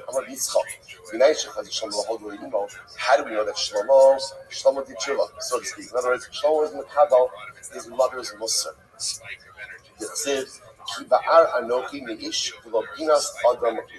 So he says literally again, I'm less than an ish, and I don't even have wisdom. It's incredible. Ki ba'ar anoki min ish, who's the ish is referring to?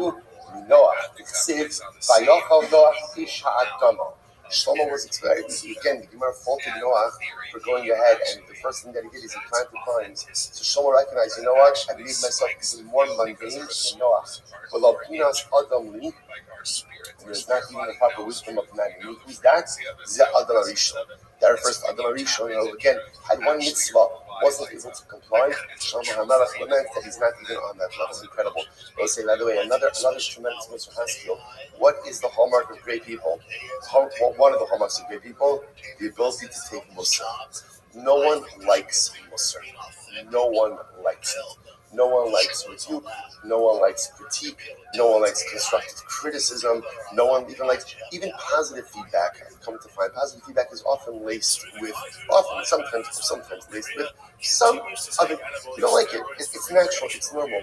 Great people are able to hear, especially when that positive feedback or that negative feedback or that critique is coming from someone who loves them as much as it stings. They're able to hear it, they're able to implicate it, and they're able to pivot with it. And it's got the Shlomo HaMelech. Shlomo HaMelech was known as the wisest of men. Gets a patch from his mother. Gets a real patch from his mother. And essentially, what does he say? He says, thank you. He says, thank you. That's godless. That's godless. Okay, let's go later. Says the Gemara. So again, that was back then. So this is very interesting. Then Soromar, so what we've established in yesterday's daf, right, is again what he has to steal, right? Or I should say, he's stealing money. What he has to buy with that money, and how much of it he has to consume. Now the Gemara is pivoting a little bit, and we're talking about who does he have to consume it with. Who does he have to consume it with? So Rabbi Avo says he's only chayiv if he eats it with a group of srikin. Now, what are srikin? If you look at Rashi mentions this group of srikin. It's like 3 lines up from where we are in Klasim Rashi. Reikin, shiar gilu b'kach. So this is fascinating. What turns a person or turns a king into a Bensor or Mora is not just that he's stealing money, that he's creating an addiction for overindulgence for wine and meat. It's also the chevra that he ends up with. Chevra means everything. So Rabbi Avo says he's only chayiv if he eats it with a group of srikin. Now it's interesting. Rashi defines srikin over here as reikin. Well, what does reikin mean? Empty people. Empty people. Shiagilu b'kach. Who will habituate him to these type of habits. Aval mish bechabura adam hagun b'chi haygazno v'manshich. They don't now say Ben Sora Mora the Chabur the Lab Mitzvah Kamash. So most of this thing Rabbi Avo says when is Ben Sora Mora Chayiv only when he's eating the meat and the wine with the srikin. I just want to point out over here, it's interesting. If you notice how Rashi defines srikin, he doesn't say like Avar Yon, people who go ahead and commit Averis. How does he define a bad chevra? Reikin. Empty people. Empty people. An empty person may or may not be committing an Avera. What does it mean when you're empty? There's nothing in you. There's no drive. There's no drive. There's no sheep. There's no pull to something greater. There's no, as we saw before, there's no zrizos. There's no mamula latorah. There's no hugging the Nevi'as. There's nothing pulling a person towards something greater. Well, if I have nothing pulling me towards something greater, I'm empty. And what Rashi is saying is, we're saying, you know what? A chevra of empty people is much more dangerous than a chevra of sinning people. Well, first of all, because every chevra is a chevra of sinning people, because all of us commit averas. But I will say that at least when a person is committing an avera, what does it say about a person? They have a desire for something. Desire for something. Okay, maybe the wrong thing is the desire for something. Reikin is a desire for nothing. There's a desire for nothing. Just like emptiness, that's a dangerous kabula. So the concern over here is, if he's surrounding himself with these kind of people, that's when the Ben Sora or Mora addictions are really facilitated. However, but he learned. Also, the Mishnah said that if the kid is eating his meat and drinking his wine in a chaburas mitzvah. Now again, we'll discuss what that means, but the pashtus, what that means is he's eating it. Interestingly enough, he's stealing the money, he's purchasing the meat and the wine, but he's consuming it in some type of mitzvah context that he does not become a ben sorar umora. So when it says taimos, the mitzvah. Now the reason is because the act of consumption is occurring in the context of a mitzvah. Halav mitzvah, but if it wasn't a mitzvah, afagav shalav kulos, even if not everyone in the chevra is one of the speaking. Hakamash Malon, the afagav the kulos speaking, gave into the mitzvah ka'asik no mitzvah. So essentially what we're saying is like this, that if the ben sorar umora is eating the meat and wine in the sudas mitzvah, even if the entire chevra for the sudas mitzvah are srikin, he doesn't become a ben sorar umora. Doesn't become a ben sorar umora. Or if it's not a mitzvah, if the entire group is srikin, he doesn't become ben sorar umora. Or halacha l'maisa again, if the entire group minus one person are srikin, in other words, if there's one good guy in that chevra, he also doesn't become ben sorar umora. He only becomes a ben sorar umora if it's a non-mitzvah meal and all srikin. Let's take two profound lessons over here. Number one, well, three profound lessons. Number one, the power of chevra. The power of chevra. Surrounding yourself by the right people. We go through life and we think that the truth is it doesn't really matter who I surround myself with, who I'm friends with, who I share my Shabbos meals with, whatever. I can kind of insulate myself against that. It's not true. It's not true. Who you hang out with and who you keep company with makes you who you are. That is the way that it works. So the chabura of kula shrikin, terrible things are going to occur. On the other hand, interestingly enough, what you see over here is, if it's a chabura of all shrikin, but there's one good guy, then what? That's not a chabura shrikin. What do you see from there? The power of the individual to impact the chabura. That one person in a chabura of shrikin can have a tremendous and overwhelming impact. You never underestimate your ability to have an impact on the people around you. Number three, even if you have a whole chabur of srikin, but you're eating a sudas mitzvah, it's not a problem. It's not going to become ben sorar umora. Why? Because if you put yourself in the right circumstances, even if you don't necessarily have the best chevra, putting yourself in the right circumstances has a hashpah on you as well. So putting yourself in the right circumstances has a hashpah on you as a proper, right, that's a sudas mitzvah. Putting yourself in the right chevra has the right hashpah on you, but never underestimate the ability to have an impact, even if you find yourself surrounded by the wrong type of influences. Incredible delight. What you begin to see for ben sorar umora, interestingly enough, is all of these things fuel his addiction, right? In other words, that it's the theft of the money, the overindulgence or the development of an appetite for expensive things like the Italian wine, the meat, right? And then also embedding himself with the wrong groups of people. All of these things are necessary in order to make a ben sorar umora. Good. About the Ibra Chodesh. So remember, the example that the Mishnah gave for a Sudas Mitzvah was the Suda that they made for Ibra Chodesh. Ibra Chodesh, as you said before, is the intercalation of the new month. In other words, adding on an extra day to the month, making it a month of 30 days instead of 29 days. So they made a Suda for that. So one second. Memra, the Basumaya Masku, is that saying that they had meat and wine for that Suda? By the time we learned in Olula Elabas Vidal that that meal is actually a very simple meal. What did they have at the meal intercalation of the month? They had bread, right? They had bread, meat, and kittens and legumes. That was a very light meal. By the way, they had to decide about how to intercalate the month. You don't want that turning into a fabrengen, right? In other words, that needs to be like there's a lot of decisions that have to be made over there. So you need food, right? Because it might take a long time. But you want to keep a very simple menu.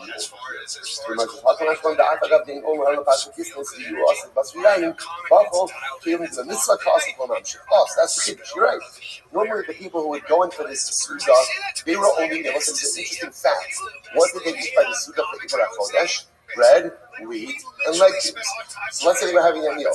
And let's say ben sorar umora shows up for that meal. Or he's not a ben sorar umora yet. He's a candidate. Ben sorar umora candidate shows up for that meal with stolen meat and stolen wine. It sits down and eats with them. That can't transform him into a ben sorar umora. Why? Because he's eating it in the context of a Sudas mitzvah. So eating even stolen items in the context of a Sudas mitzvah will not make you into a Ben Sora Umora. Incredible. Come up on Ain Olim Bibarak. So it's now just a word about that Suda.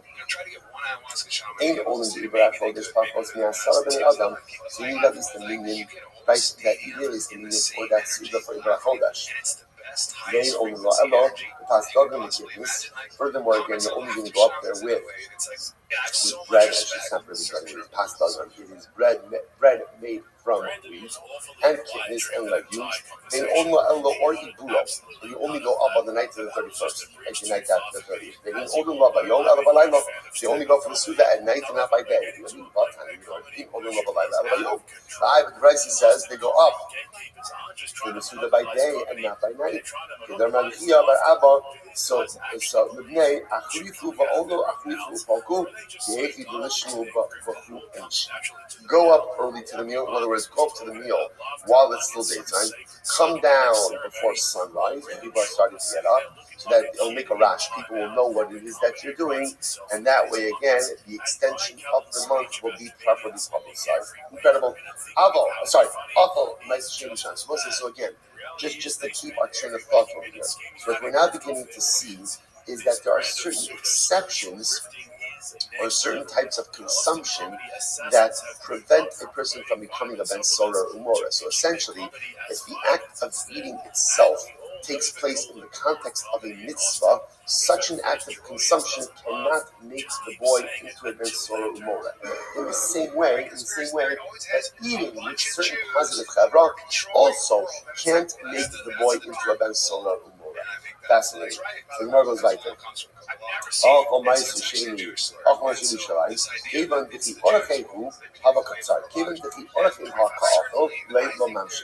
let's remember again, similarly, if he steals money, right, steals money, Maisusheni money, goes and purchases meat and wine, eats in Yerushalayim. So again, it doesn't become a Ben Sora or a wine act, because that's a normative act, right? He's performing something normative. Granted, he stole the money, but the act of consumption itself is a normative act of consumption. What makes him into a Ben Sora or Mora is the development of non-normative appetites as developed through non-normative acts of consumption. But if he's doing something quote unquote normal, he can't become a Ben Sora or Mora like that. Fascinating. Let's go back there.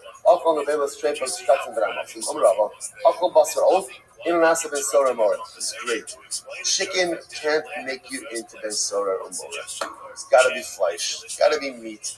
Right? So he goes there and he steals money, and he buys a schnitzel. Right? That's not going to make him into a Ben Sora or Mora. Alright, one on top of we learn in the Mishnah. All from the Vedas of Trefosh Katzim, but I must say you're not saying Sora Mora. Hard to hold not saying Sora Mora. 1 second. That's not true. The Mishnah indicates to us if he stole money and bought non-kosher food, and we'll see why that is, he doesn't become a Sora Mora. The inference from that is that as long as he's buying kosher food, even if it's chicken, right, even if it's fowl, that Allah Maisa, he should become Ben Sora Mora. Tushkumar says, no, so this is fascinating. Remember, how much meat does a little chazara? How much meat does Ben Sora Mora have to eat in order to go and become Ben Sora Mora? Right? Machlokes. First opinion in Mishnah. Right? Tartimar. So let's say, for example, he eats a little bit less than a tartimar. Tartimar, I don't know, minus kizayis. So the halacha is, if he's mashlim the kizayis with fowl, with chicken, that can make a Ben Sora Mora. That's the chiddush over here. So he can't eat the tartimar. Ultimately, again, can't eat the tartimar of fowl. But if you eat almost the tartimar of meat, and you go ahead and you're mashing that to complete that shear with a little bit of fowl, ultimately that can make you into a Ben Sora Mora. All right, incredible. So also this is this. So now the Mishnah said if he eats it as a Dvar Mitzvah or a Dvar Avera, he doesn't become Ben Sora or Mora. So what is that? So Dvar Mitzvah, what does it mean Dvar Mitzvah? Tanchume Avera. Ultimately, again, he participates in the meal for consolation of mourners. Now look at Rashi for just a moment. Rashi says over here that sweet and 3 lines of the bottom.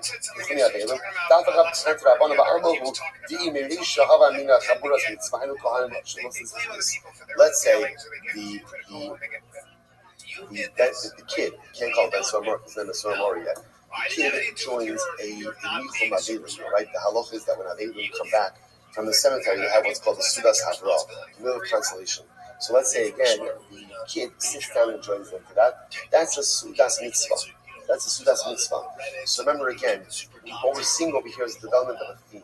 A Ben Sorah Mora only goes ahead and becomes Ben Sorah Mora if, number one, he's stealing money, number two, he's purchasing meat and wine of very high quality, and then number three, it has to be consumed in a context which leads to the development of negative addictions. Or what we see over and over is that the consumption itself takes place in a positive context. In a positive context, then we are not concerned about the feeling of addictions. So again, obviously, a positive context would be Suda Shabbos. Right? He does everything with Shabbos and all. He's like, the chiddush over here is that, let's say something even as simple as Sudas Havra, the meal for Avelim. That's also enough of a mitzvah that we're not concerned with the feeling of a negative addiction. Incredible. The Gemara goes back there. The Gemara says,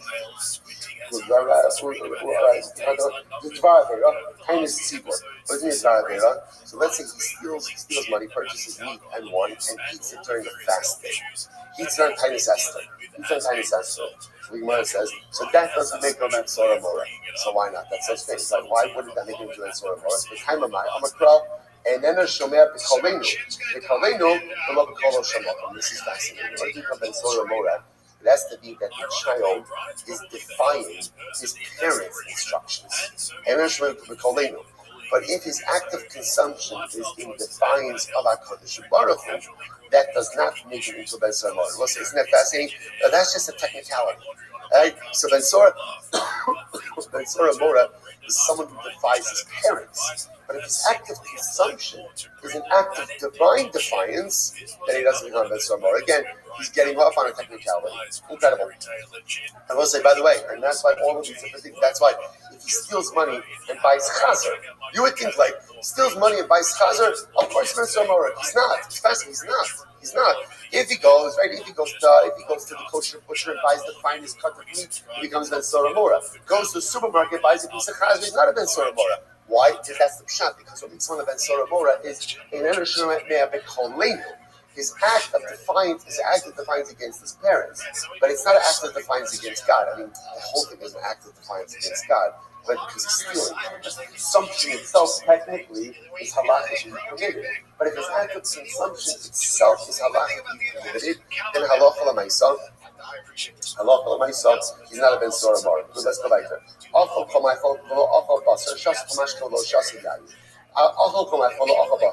for example, it says, therefore, same idea. If Ben Sorah Mora ate anything, but didn't eat wine. Didn't eat meat. He doesn't become Ben Sorah Mora. In order to become Ben Sorah Mora, you have to eat meat. In order to become Ben Sorah Mora, he has to drink wine. So the Gemara says, Lo achal basar. What is it? If you eat lasiyeh, the daily kilos. So what says, even if he ate a cake of pressed figs. A cake of pressed figs from Kilis, was a very high quality metal, a very high quality food. And in certain respects, the reason had that quality almost of like meat. I'm not sure even if you eat the daily kilos, halacha l'maisa, you still don't become Ben Sorah Mora. B'shasa, dvash v'chalav, v'loshasi and lasui dvash v'chalav. So interestingly enough, apparently the drinking of wine, of milk and honey can have an intoxicating effect on a person as well. So even if he drank those items which have an intoxicating effect, even though the effect is the same, if he doesn't drink wine, it doesn't become Ben Sorah Mora. Because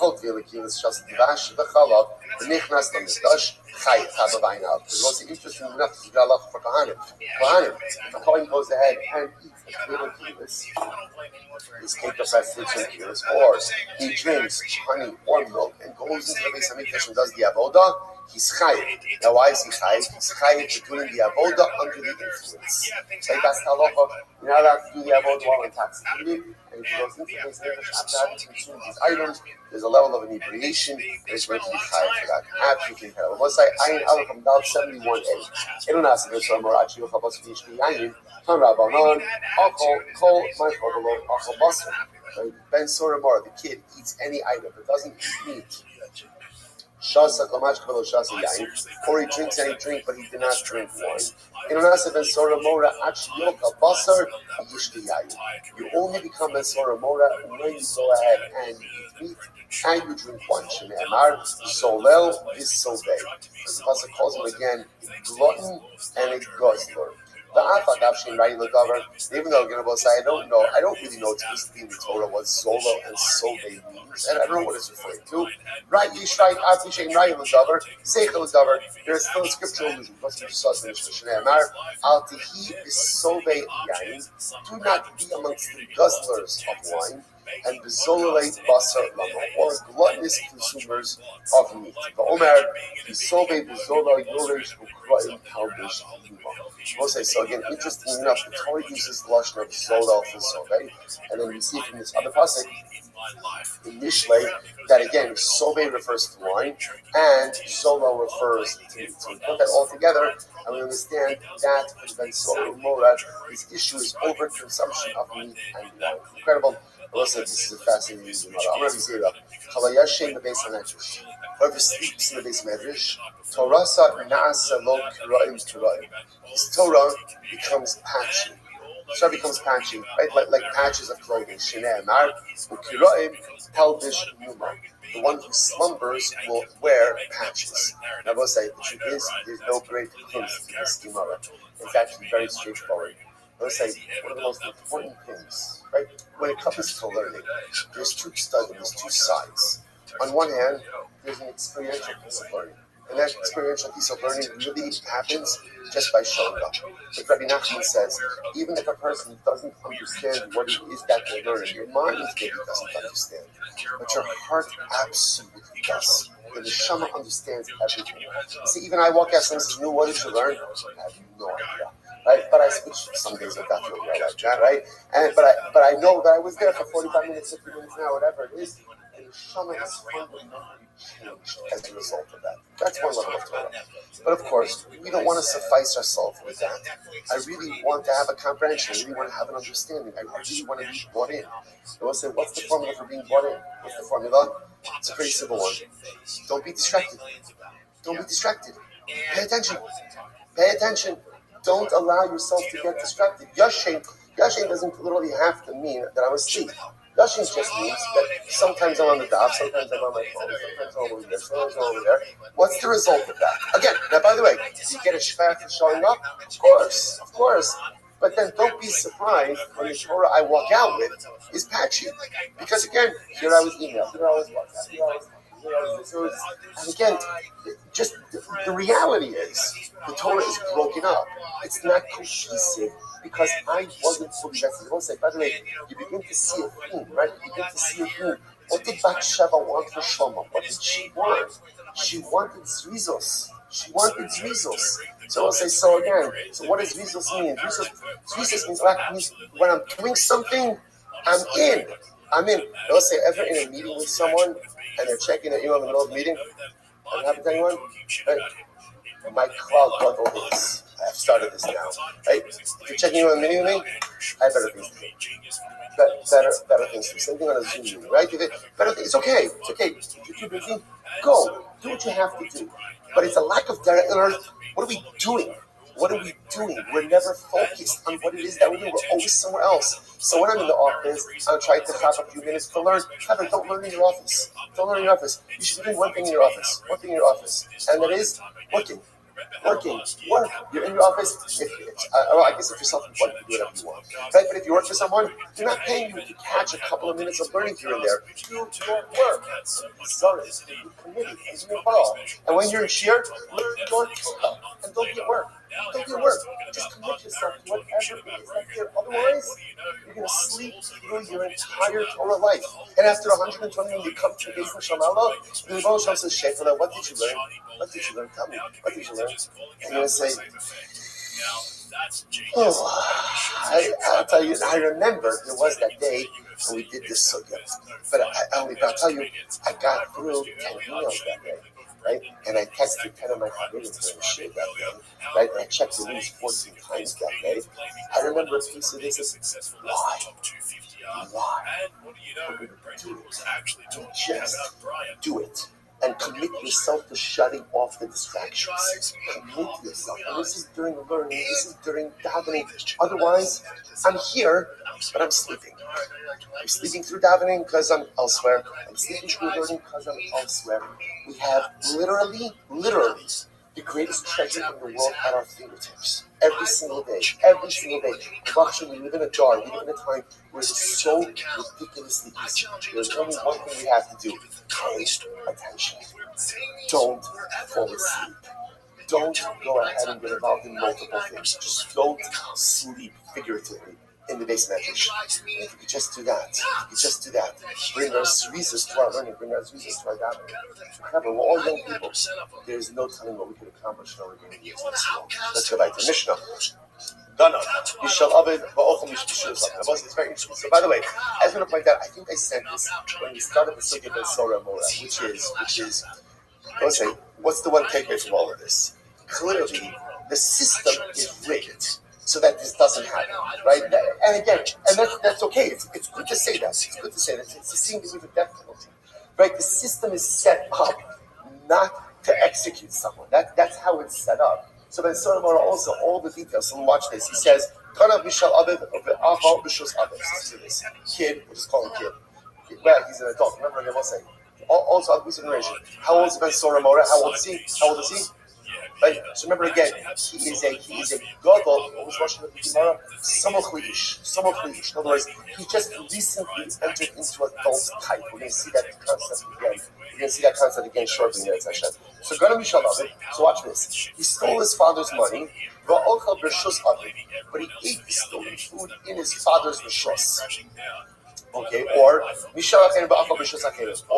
went ahead and he stole other people's money and ate it in their rishus. Okay, or he stole other people's money and he ate it in the rishus of his father. We'll say first line, Ayin Aleph Amud Aleph. Enon Asa Ben Sora Mora.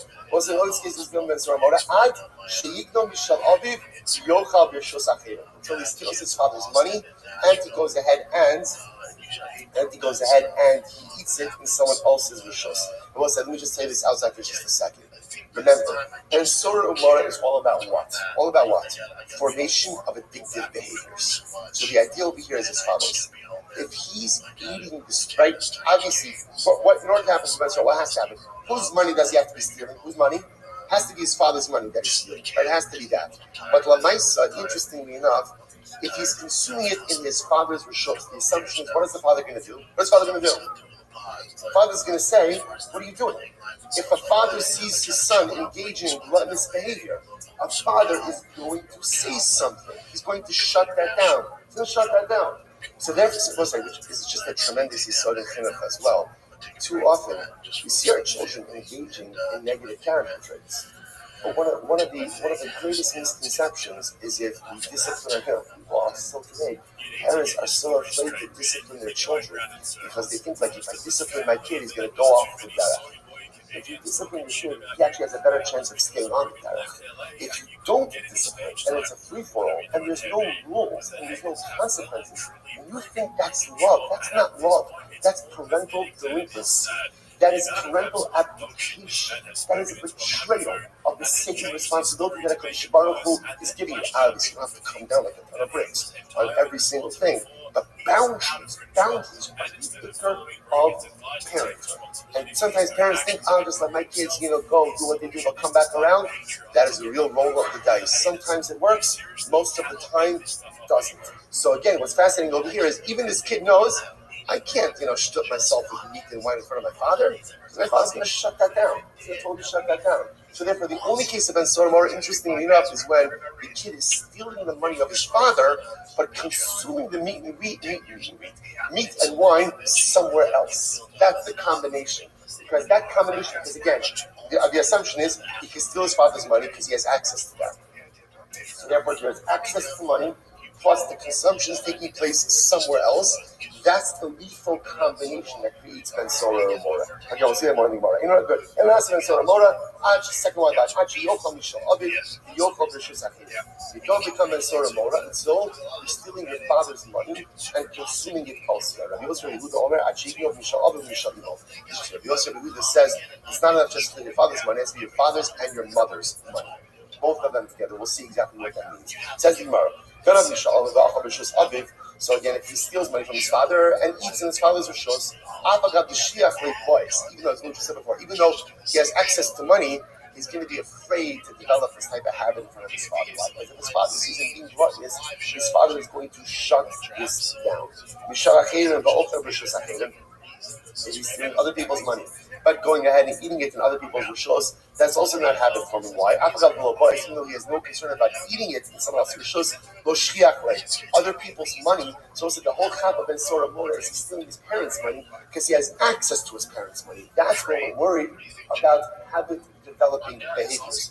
The kol shekain yisharachira v'achal b'shus avid v'lo shliach u'patis. And all the more so if he's stealing money from other people, but eating in his father's domain, the money is not accessible to him, and he's going to be scared of his father. And sheyigno mishal avid v'yochal b'shus achirim v'shliach v'lo b'rat. So what's like the only formula that makes a kid into a ben Sora Mora? So if you're keeping your running list of all of the qualifications, is he has to be stealing his father's money, and the consumption has to be taking place outside of his father's home. That's the winning combination. That's not a winning combination.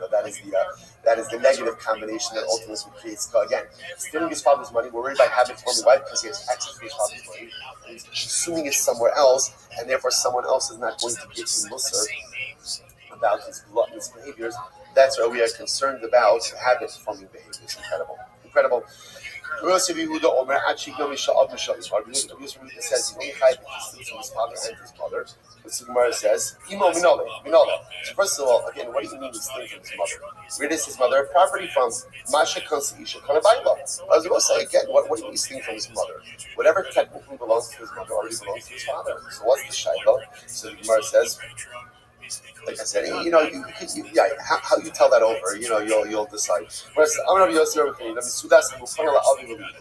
is, interestingly enough, his parents, right? The kid's parents prepared a beautiful dinner for themselves. They bought nice steaks and beautiful wine. And what does the kid do? The kid sets a suitor that is ready for his parents. And the kid comes along and steals that from his parents. So he's effectively stealing from both of his parents. One second, that doesn't make you best one.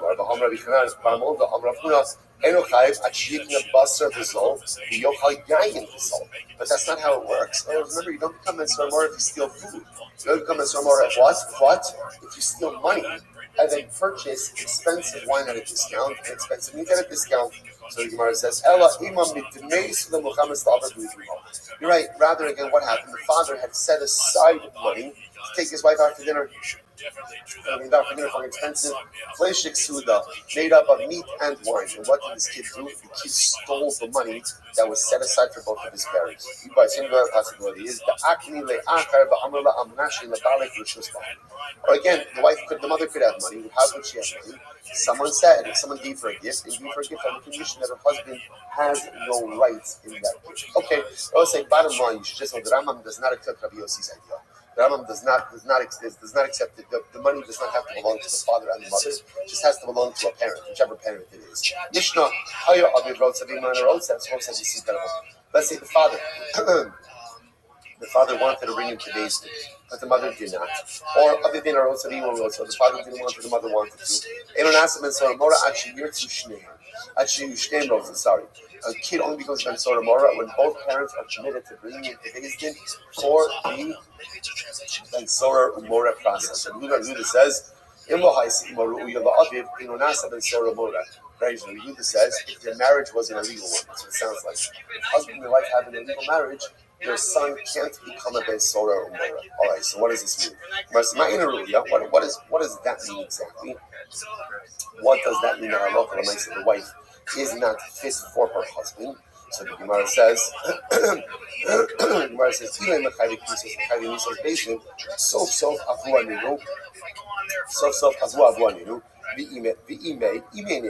the truth is, who cares if their marriage is legal or not? Right? What does it matter? At the end of the day, this is the kid's father, this is the kid's mother. Why does the marriage have to be legal? To which the Gemara says, Ella, b'shavet la'aviv ka'amar. So what's this incredible? Rather know what the Gemara means is like this. The mother has to be similar to the father. What does this mean? Taina me'achabais, that's the point. So Yehuda Omer, em lo ha'isik imo shavet la'aviv b'kol B'mara u'bekoma eino nasa ben sorah mora. This is wild. The parents actually have to resemble each other. If mother and father don't resemble each other in terms of the sound of their voice, the way they look, and their height, the kid can't become a ben sorah umora. Why not? My time the Amar Kra eineno shomea b'kol reinu. Fascinating, right?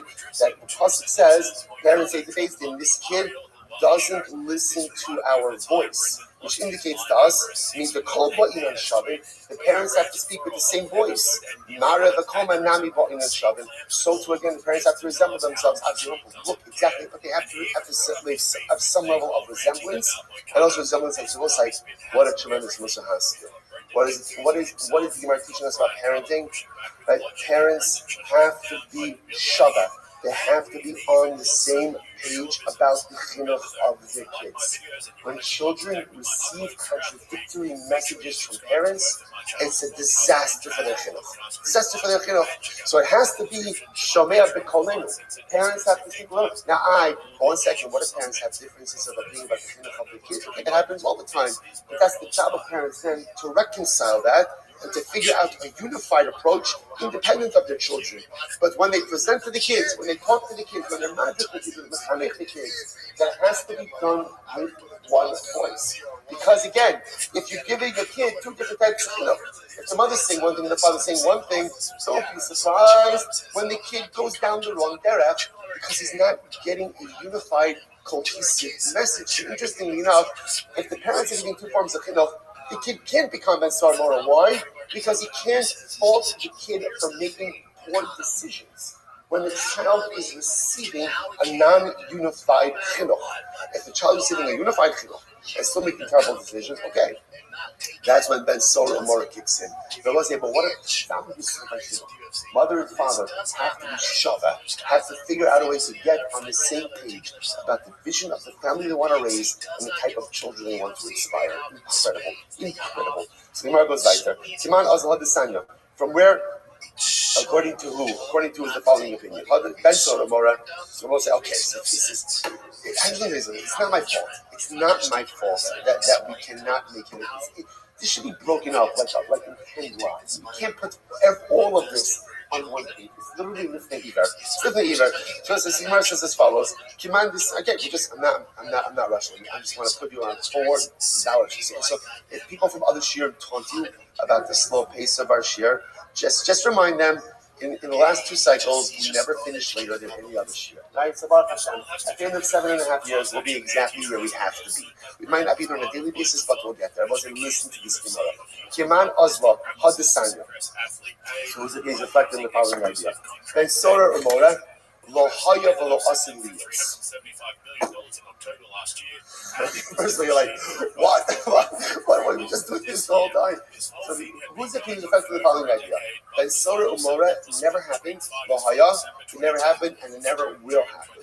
So I'll say, by the way, actually, when you see this after all we've seen, it makes a lot of sense. To get all of these details lined up, no, what was the probability of that happening? So actually, it makes a lot of sense. Again, it's not saying, I just want to be clear, it's not saying it can't happen. Really, it can't happen. The Gemara just saying with probability, never has happened and never will happen. The Gemara says, so why was it written? So the Gemara says, Drosh v'kabel skar.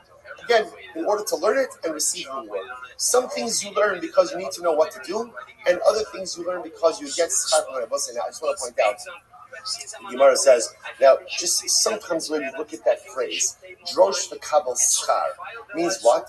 Just learn it for the sake of learning it, and you get schar for the act of learning, even though there might not be anything practical that you could do with this, but there is schar, there's no word for the act. Listen, it's a very important lesson.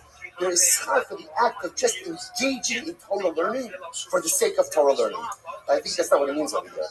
Drosh v'kabel schar means, you're right, could very well be that Ben Sora Umora will never happen. Never happen, will never happen. But Drosh, analyze it. V'kabel schar, what's the schar? What's the schar? What sort of word? There are lessons to be learned from Ben Sora Umora, even if it will not actually ever happen. I will say, what are the lessons? What are the lessons? What's the drosh? What's the drosh for Kabbalah Schar? So we'll say. So again, I want to fast forward a little bit. We're going to see in the next Mishnah that the whole Yisod Ben Sora Umora is what? What's the whole Yisod Ben Sora Umora? The whole Yisod is Hashem Ha'asid. Hashem Ha'asid. Ben Sora Umora is not actually put to death for what he's done now, but rather again, why is he put to death? For what he's going to become. See, I will say, do you want to know something amazing? Do you know what the essence, do you know what the ultimate lesson of Ben Sora Umora is? What's the ultimate lesson of Ben Sora Umora? What is the Ben Sora Umora? What's the lesson, Kevin? The lesson of Ben Sora Umora is that once a person makes certain decisions, they can't change. That's Ben Sora Umora. The kid made a decision at a young age to steal money, to buy meat, to buy wine, right? That's not he made the decision. But Ben Sora Umora says, oh, you made those bad decisions, you have put yourself on an irreversible course. So the Gemara comes along and says, that's not true. That's not true. Ben Sora Umora exists as a concept. But practically, it's not true, because there's no such thing as a yid who can't change.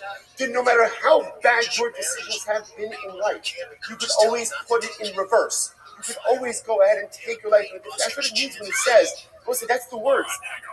That's the words. The Gemara says, I'm sorry, Ben Sora Umora, lo haya v'lo asid lios. There's no such thing.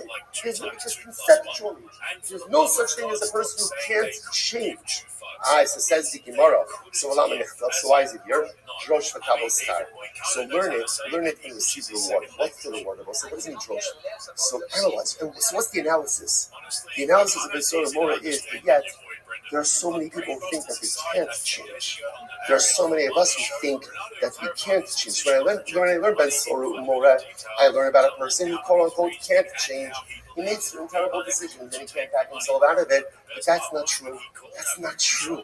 Listen, no matter how much of a bad spot I've landed myself in life, I can always get myself out of it. It doesn't mean it's not collateral damage. And it doesn't mean that there aren't irreversible realities. There are. Sometimes you make decisions and we can't undo that which is done. But change is absolutely always possible. That's what it means, Ben Sora Umora. There's no such thing as a person who cannot change. Lo haya v'lo yeya. So what should you do with it? Drosh v'kabel schar. Listen, because so many times in life, we think we can't change. So learn Ben Sora Umora and recognize that you absolutely can. The Gemara says, Kiman azla dusan. You Ben Sora Umora lo haya v'lo asid lios v'lamanich. The drosh v'kabel schar. So who's the opinion? Is this Kiman Kabi Huda? It's like Kabi Huda. The Ibai saying Rabbi Shimon, he decided it's very interesting. Rabbi Shimon,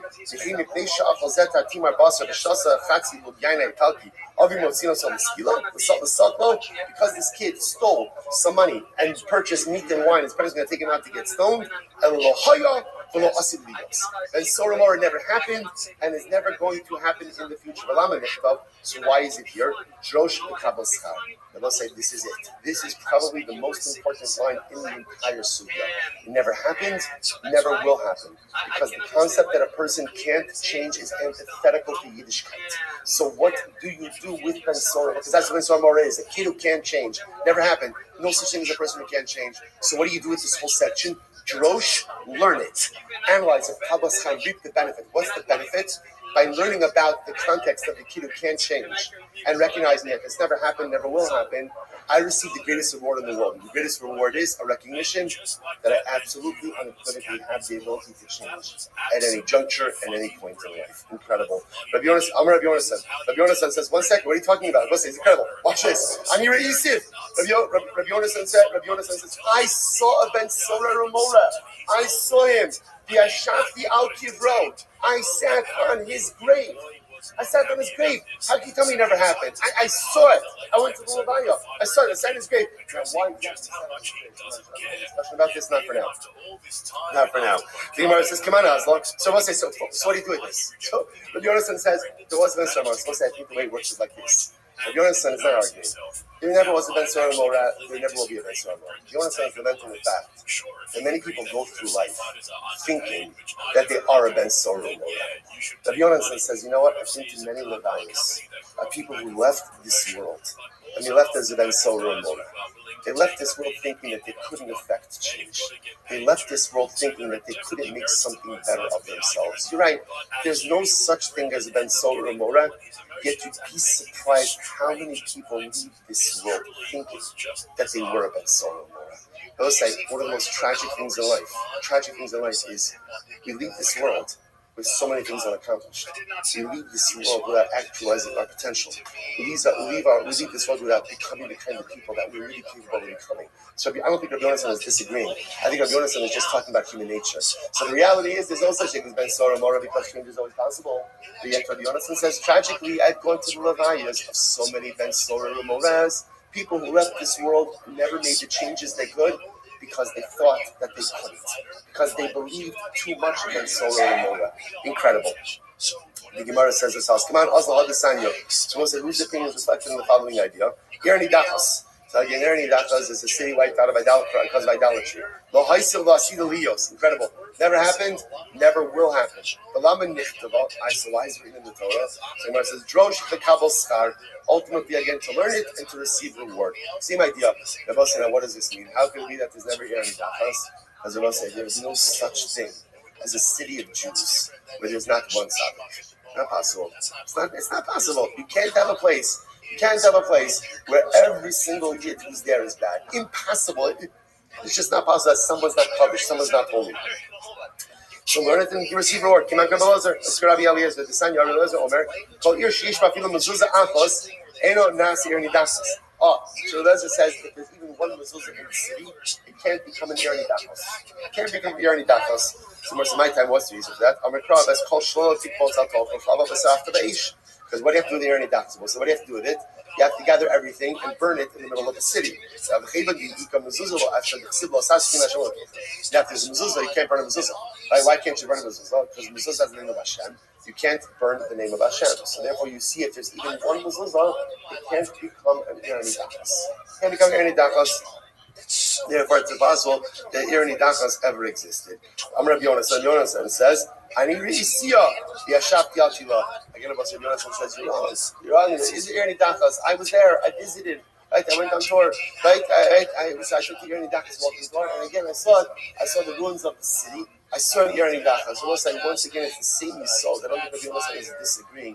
Rabbi Yonasan is saying sometimes again, just like individuals give up on themselves, communities give up on themselves. And communities also forget that they can become better, that they can become holier. Again, communities are made up of individuals. If you're a group of people who think of themselves as a Ben Sora Mora, they can't change, they become a chabra, they become a chabur, they become a kir, they become a community of Yerni Dachas. I think they can change as well. Tragically. Come on, Osla Desanyo. Bye, Samanuga. Hiya. All right, well, so you know what, we have to stop over here. Oh, wow. Listen, just when my performance review comes up, I tried. I guess I could have started 5 minutes earlier. And I'll say we're going to pick up right here. We are right on track. We are right on track. We're going to be great. I'll say, you tell me, what can we have skipped? What can we have skipped? There's nothing. I'll say, tremendous stuff. Shkaya, everyone. All right, Chabra Zoom. Shkaya, everyone. Ricardo was out of time and past the deadline. Brendan still continues to do his response to break it down line by line. That's how much he didn't care about it. Do you think yourself as dumb? I never said I was dumb. I might call myself an idiot, but compared to him, I'm Elon Musk. Well, he's not talking to you. He's talking to you about my fans, which is, if you listen to me, that means I'm dumb and he's the fans are dumb, right? And then he goes, Chum show on YouTube. Oh, it's a podcast, mainly audio. We'll do YouTube just for the fans. And the comedy special. Hold on. And the comedy special. Oh, you're talking about from 5 All right, years come on, ago. say good morning. Good morning. It's so far, Hashem, to see everyone back in person. It's so far, Hashem. It's painful. It is for you, Shalim, you're on Kodesh. A great so far, Hashem, to come back to our marriage together. So we have an incredible back ahead of us today. Begin by thanking all of us for just today.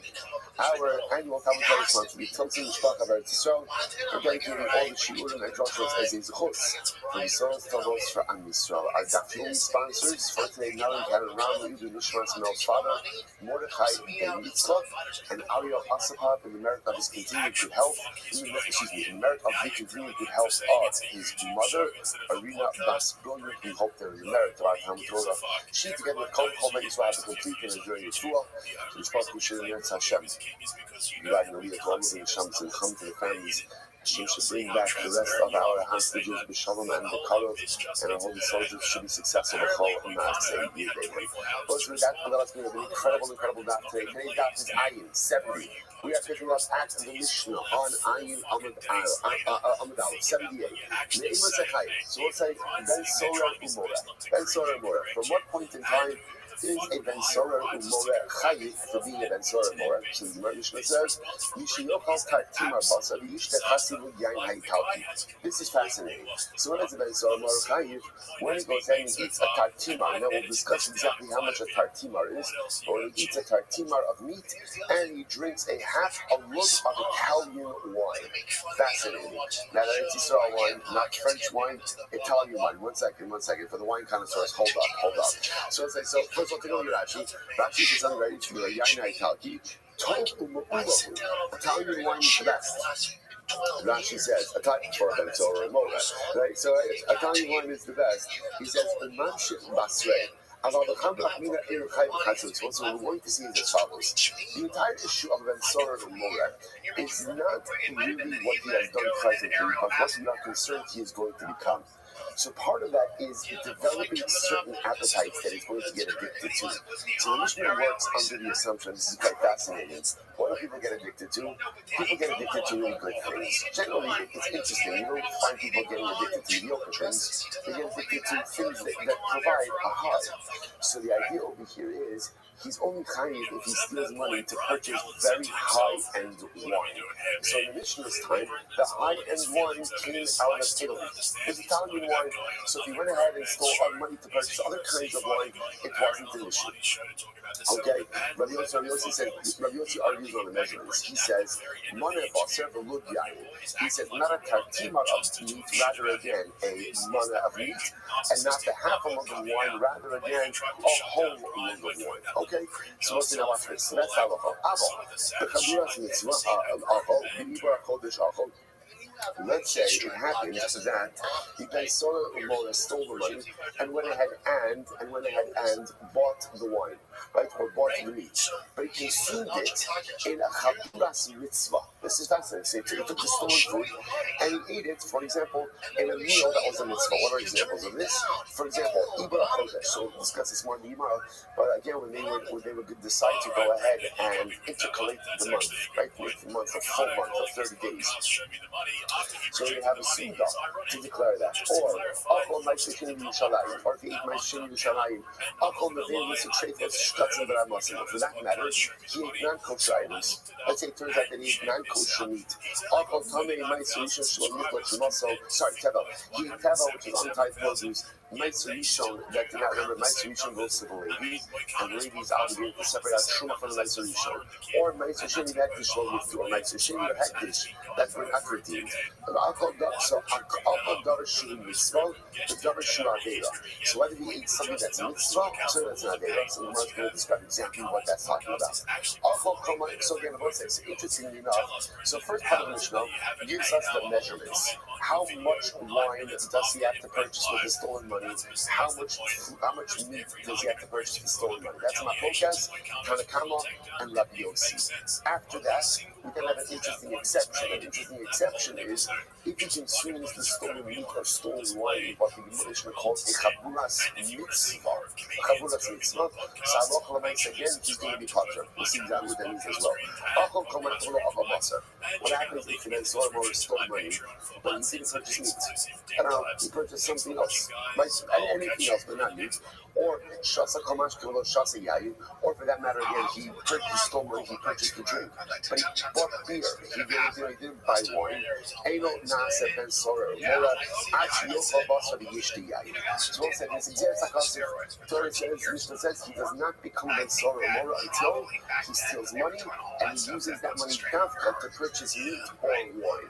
Purchase of any other food item or purchase of any other drink does not make one into a ben soror mora. Shnemar, the pasuk says, Yisodel Yisodel. So let's say, so this is a pasuk from the Torah, right? Rabbi says, Besora Umora, and then it shows Zolel Yisodel. Literally, again, he's a glutton and a guzzler, right? Glutton representing the meat, guzzler representing the wine. And the Gemara says, how do you know that Zolel Yisodel means meat and wine, right? How do you know that? The Gemara says, you know exactly, this is Zikla Davashnema, Al Tehi Besover Yayin, Besover Lebasa. So you see the collection of Sobe, don't be a guzzler of wine, and don't be, again, a gluttonous consumer of meat. Okay, so Moshe says, this is the Mishnah more incredible. Now let's analyze. So here it says, Tartumar Zaini Adamahu. So let's say, so remember again, the Tanakama said that the amount of meat for which a persona umora is high, if he steals money and buys it, is a tartima. So comes along the Gemara and says, Rabbi says, I don't know how much is a tartima. What is that? So the Gemara tells you, Rabbi Yossi, the yayin, Yinsa Bofa Ak Babasar, the Yinsa tartima Tatimana. So what we can extrapolate this as follows. Rabbi Yossi argues in the Tanakama. Now it appears, based on the wine measurements, that Rabbi Yossi doubles the Tanakama's measurements, right? Because again, remember the Tanakama says, tartima of meat, a half a lug of wine. Rabbi Yossi says a mana of meat and 1 lug of wine. So the fact that he doubles the wine measurements, the Pach just means that what? He doubles the meat measurements as well. And therefore, what's a tartima? A half a mana. Now, by the way, we'll talk about actually like how much meat that is in this session. Right? So a half a mana. So that's my focus. Rabbi Yossi Tanakama. Incredible. So I'm going to listen about that. I just mentioned Jenny Daniel is working on getting together a chabura that meets before the dafil in the morning. Or it doesn't have to do whatever chabura wants to be at night also.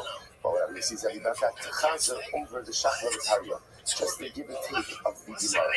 So just I'll mention this because again we try to always pause. I always try to do this. Try to pause at different stages in the Gemara just to understand when the unit has ended. So understand in the Gemara right here, it's not going to be Gemara. So you see what the beginnings and the ends. So you see over here again. That's just a unit of discussion that just ended. Now we've clarified the Machlokes, Rabbi Yossi, and the Tanakama. Next, I'm going to kind of he's the striking fellow at the second table. Right, good. Right after the striking fellow at the end of the first table. I know I don't want to do everybody's beautiful. So the message was, I'm not coming by Moga, I'm not going to actually got Basra the soul, the Yocha Yayin the soul, the Yishka the Sid the Zolo the soul. So it's very interesting. If we give another qualification, which really says, the only time you become Ben Solo Mona is when Halakha Lamaisa, you're going ahead and you're purchasing the meat at a discount and purchasing the wine at a discount. This is fascinating. In other words, this is what I'll say.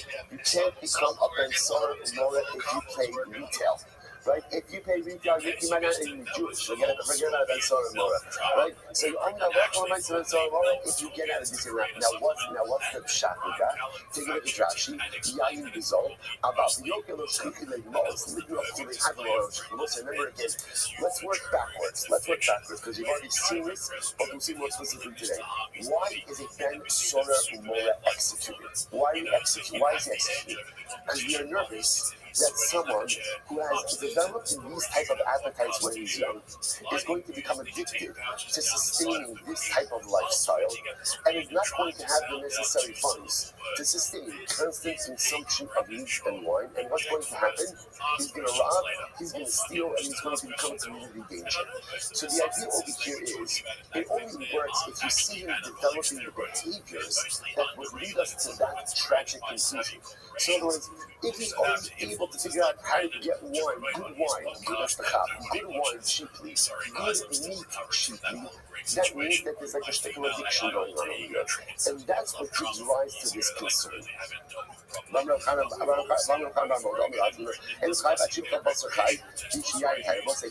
Furthermore, he's only chayiv if he eats raw meat and drinks undiluted wine. Now the Gemara says, one second, you eat real raw meat, undiluted wine.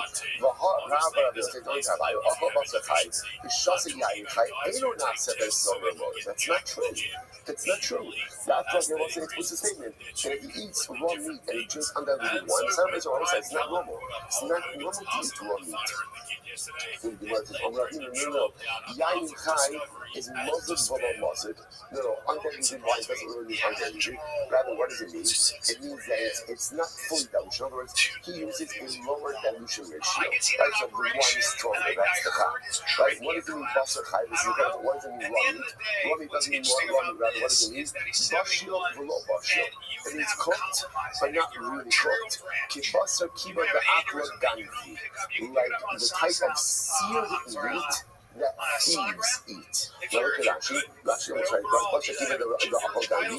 Kanya b'yicholim dikavasi b'chir. It's fascinating. How did thieves eat their meat? How do they eat their meat? Right? They sear it. They sear it on the outside. It was dry on the inside. By the way, I feel very innocent because I get a very hard time for eating everything very, very, very well done. But you see, all I am is a halakhic Jew. That's all. Apparently, just the rest of the chevra who eats stuff red, right? And it's seared on the outside, it's on the inside. You need to do a cheshbon on that. That's all I'm saying. That's what I'm saying. Right? Again, clearly, that's how cheese eaten, pan-seared steak is mamish a micro of ganovim. Okay? That's a mic drop. That's a mic drop right there. Okay? He said, you get that in the shop for a guy here. He wants us off.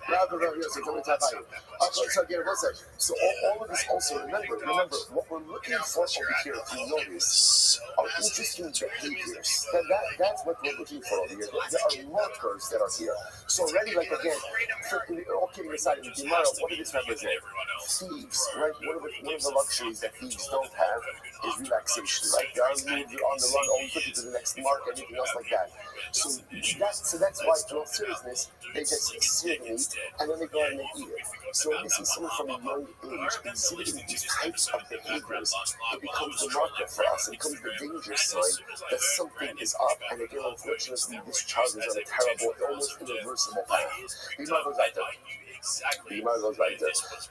Rabbi,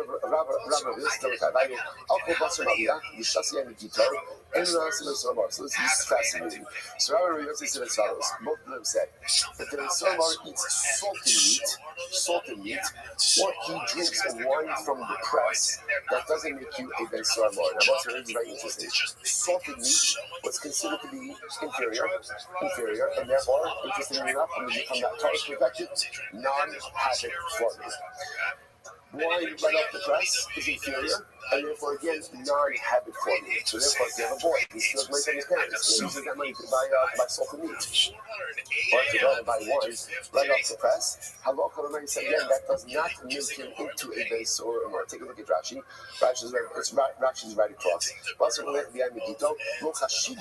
They're not important. They're not chashuv. Therefore, ultimately, again, they're not habit forming. They're not habit forming.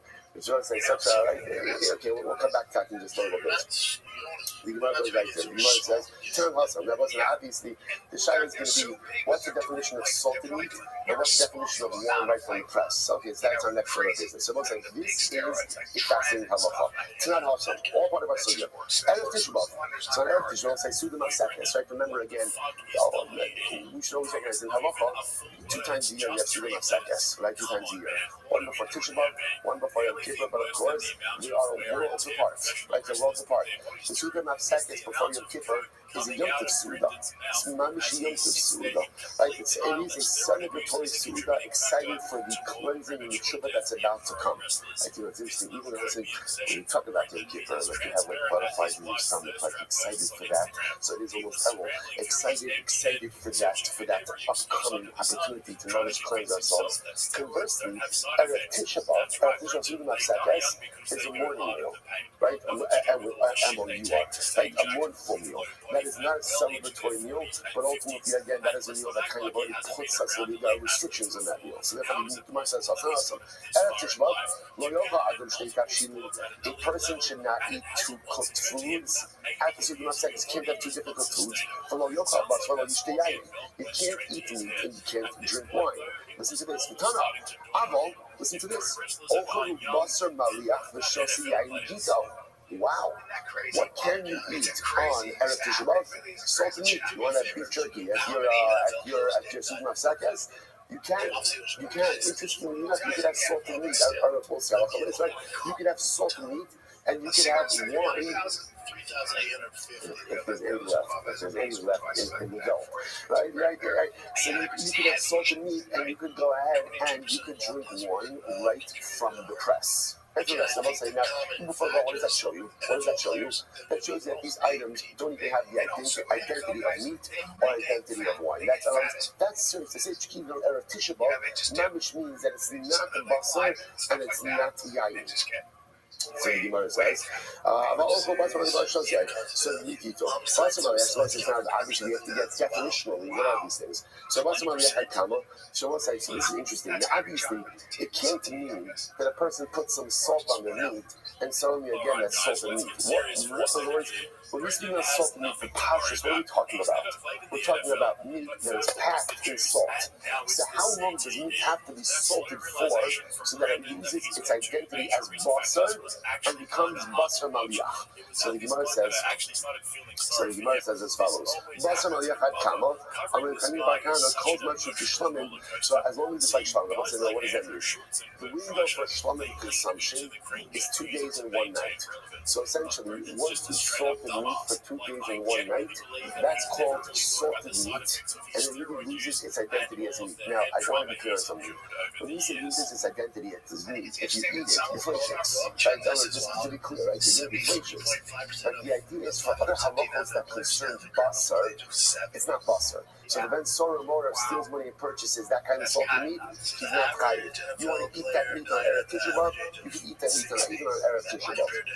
So that's it. So if you're going to Rashi says, we're going to call Mashu Kishlamim, Shema Over Allah Zman Achila Shlamim, Shnei Yom V'Layla Echad, Adai Belich L'chusahu, V'lo Ikri Maliach.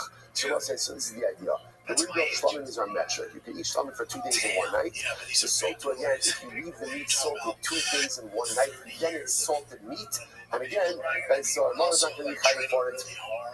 And halach l'maisa, you can eat even on Erev Tisha B'Av. So the Gemara says, what about wine? Yeah, we eat like kama. Up until what point in time is wine called wine for the best? I wasn't understand. Remember, fresh wine was inferior. Aged wine was good wine. So when is wine considered to be what we call wine from the press, i.e. fresh wine? That's inferior. When the Gemara says, Ad kama called mashri toses, when it's fermenting. Toses means fermenting. That was apparently, Rashi points out over here, the way you know that wine is fermenting is like a shape of froth. So when it's frothing, that means that the wine is fermenting, that's the yayin. Good. So everyone say again, for our purpose, so let's finish. So just to pause it what we said, what we are establishing over here is that Ben Sorah Motor is chayiv for stealing money and purchasing wine and meat. We've established already from Mishnah, Zorah, the Sobei, Machlok is how much he has to steal, how much wine, how much meat. And now definitionally, wine means good wine. Good wine. The Mishnah called it Italian wine, but right now the Gemara is just saying it's got to be wine. Wine for our purposes means it's not fermenting. It's not fermenting. Furthermore, meat means non-salted meat. What's the definition of salted meat? Halakha l'maisa, any meat that is set in salt for at least 2 days and 1 night. Incredible. Let's go back to that kind of thing. That fermenting wine, Rabbi says, is not subject to the halakha of Zibui. Remember again, what's the halakha of Zibui? The halakha says that if you leave liquids open overnight, you're not allowed to drink it. What are you concerned about? What are you concerned about? snake venom. Now, I'll just point out, but we know this Shulchan brings down that today many people aren't makbid on this anymore, right? They leave a drink out overnight, they leave a cup of water out, overnight, they wouldn't drink it the next day. So Gemara says that's because of the locales where venomous snakes are not really as common, and that's why you see in general people are not makbid on it. The point over here is frothing, right, fermenting wine is not subject to the halacha of uncovered liquids. Apparently, snakes don't come next to fermenting wine. So how long does that process last for? 3 days. So apparently, for the first 3 days after the wine is first treated, after it's pressed, it's still in the state of fermentation. And therefore, again, so what's this interesting enough? So, with the point reason I'm bringing this up over here is beforehand we said that the definition of fermenting wine is as long as it's frothing. Here it says 3 days. Now, the contrast, it sounds like the wine froths for even longer than 3 days. So what's the halacha about that sort of wine? We need to know what kind of wine is chayav for stealing. So the Gemara says, "Hasim is from simcha." Called Marshu Kishlamim, Nami is based in Simcha. So it says, so ultimately, again, when it comes to, let's say, for example, Tisha B'Av, that's when it comes to Tisha B'Av, so remember again, it's the beginning of Simcha. So therefore, again, as long as the meat is like Shlamim, i.e., it's been salted for less than 2 days and 1 night, then it's considered to be meat, and it's going to be an element of Simcha. Ha'chalishin and Shukin, by then, Sorah Marabot said, it's not a din in Simcha. What is it in din? What is it in din? Addiction. That's the developing habit. I hesitate to use that word addiction because that word is often used very loosely. But we'll use it now. We're worried about being drawn into a particular lifestyle. So the Gemara said, in order for the Ben Solar Mora for there to be a fear of addiction to the high life, so ultimately, again, it has to be something of really high quality. So even if halacha is salted for less time, it could still be that would not be a deal, or that would not be subject ultimately again to Ben Solar Mora. But for wine up to 40 days. So up to 40 days after it's been pressed, it's still considered to be fermenting, and then for halacha the Ben Solar Mora would not be high for it. And I will say that happens to be, it appears from the Gemara, that halacha l'maisa, that we for Ben Solar Mora, we adopt the Shlamim metric. So if it's salted meat, and the definition of salted being 2 days and 1 night, if he steals money and purchases that meat, he's not going to be chayiv. He's only chayiv if he purchases what we'll call fresh meat. With wine, same idea. Only chayiv for wine if it's not fermenting. What's the definition of not fermenting? It's not bubbling, it's not frothing. So once, right, but if it's still frothing, then ultimately again, it's not going to be chayiv. Incredible. You must say beautiful Gemara. I'm not chayiv. Why did Hashem create wine? Right? You must say it's a good shayla. Wine, it's interesting by the way. Wine is fascinating. Why? Because on one hand, there's no life cycle event without wine. Right? A bris milah has wine. A chuppah has wine. Right? We're going to see a levaya had wine. Everything has wine. Yet we see that Chazal say that wine can get you into so much trouble. So what? Shot. Why did the emotional movie create wine? So you know, incredible Gemara. Should create wine el lenachi avelim or the shalim schadar rishayim. Hashem created wine really for 2 primary purposes. Number 1, to give comfort to mourners. Now, what does this mean? If you remember again, Gemara Sechet Moed, remember again, we learned that when the avelim would come back after the funeral, what would they get? They would get a big glass of wine. A big glass of wine. They were encouraged to drink the entire thing. Why? We don't understand why. Because what did it do? It took the edge off. A little bit. Right? It didn't take away the pain, but obviously again, it went ahead and sweet. There's a tremendous amount of hospital in this. So what does this mean? So you give a cup of wine. What does it do for them? Well, in life, there are 2 different types of problems. There are some problems you can solve, and there are some problems that you can fix. And then there are other problems that you cannot solve and you cannot fix, and they are just what they are. And what you need to figure out ultimately is how to lean into it, is how to embrace it, is how to just own it and say, okay, this is my life. These are my circumstances. No matter what I do, they're not going to change. Let me take a life deep breath, bend my shoulder, lean into it, and somehow make something great out of these circumstances. That is the point of that cup of wine. That cup of wine is the forced deep breath. And listen, we all know this. When you have a glass, what happens when you have a glass of wine? What happens when you have 3 glasses of wine? I'm getting sick like looks over here. Right? What happens is 2 Zugos, right? 2 Zugos, right? I have 3 glasses of wine. Suddenly again, you know what? The problems don't look. I'm not foolish. My problems are still there. You need at least 6 glasses of wine to have no problems, right? With 3, right? I know my problems are still there, but you know what? Okay, I'll handle it. I'll handle it. When, how, what, I don't know. But I know I got this.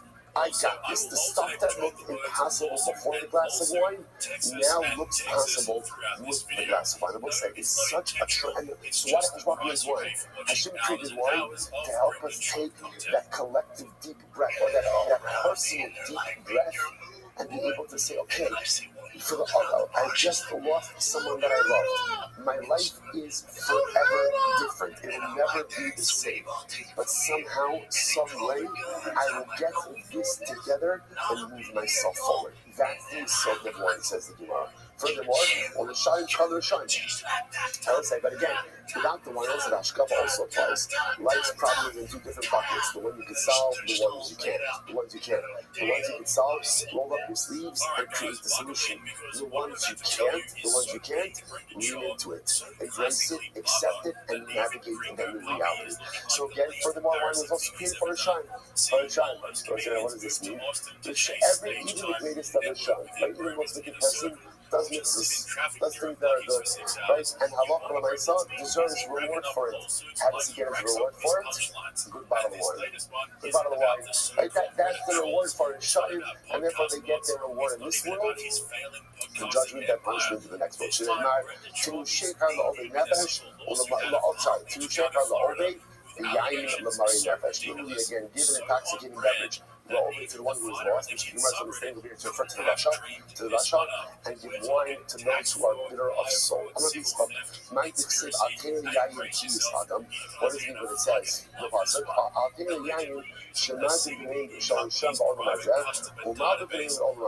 so be careful with wine, because what does wine do? Wine makes the face of the shine red, right? You drink a little bit, so you get a little bit flushed. So the shine get red, they get flushed with the enjoyment of this world, but they will be pale in the world to come. Meaning again, so enjoy the shine, right? Enjoy the wine and enjoy whatever is coming to you in this world, because know that judgment awaits you in the world to come. Be careful with wine. Be careful with wine, because we'll say sometimes too much consumption of wine can lead to blood, meaning can lead to certain deleterious results. So it's a kind of contrast of two psukim. On one hand, it says it says tirash v'karinan tirosh. So we'll say it's quoting over here. It's quoting over here from the pasuk of these are the brachos. These are the brachos of Yitzchak, Rabbi, to Yaakov. V'yitin v'cha Elokim. Which again, we say it so much in Shabbos. V'yitin v'cha Elokim. V'kala shayim v'shmoni haaretz. V'rov dadan v'sirosh. Everyone say sirosh means grapes. But what you might find out over here is it's written chaser. It's written without the vav. So it can be read as tirash. Right? It could be looked right. You see it's tirash, but yet we read it as tirosh. Tirosh. So we'll say, what's the difference? Listen to this. Zaha na'aseh rosh. Lo zaha na'aseh rosh. So we'll say, alcohol, wine, can be used in one of 2 ways.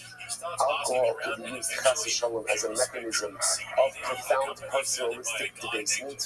Like any person can engage in all type of terrible behaviors, or sometimes we're both saying,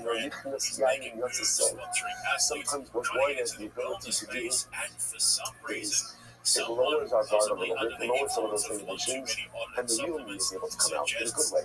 As I say, sometimes when we recognize it or not, we're so guarded about the holiness that we possess.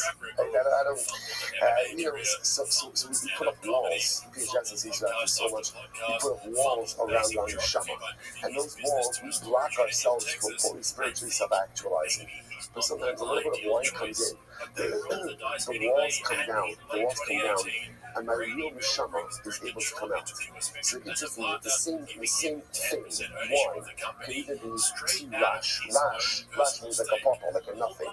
For some people, wine unlocks debasement, and for other people, tea rosh, like a head.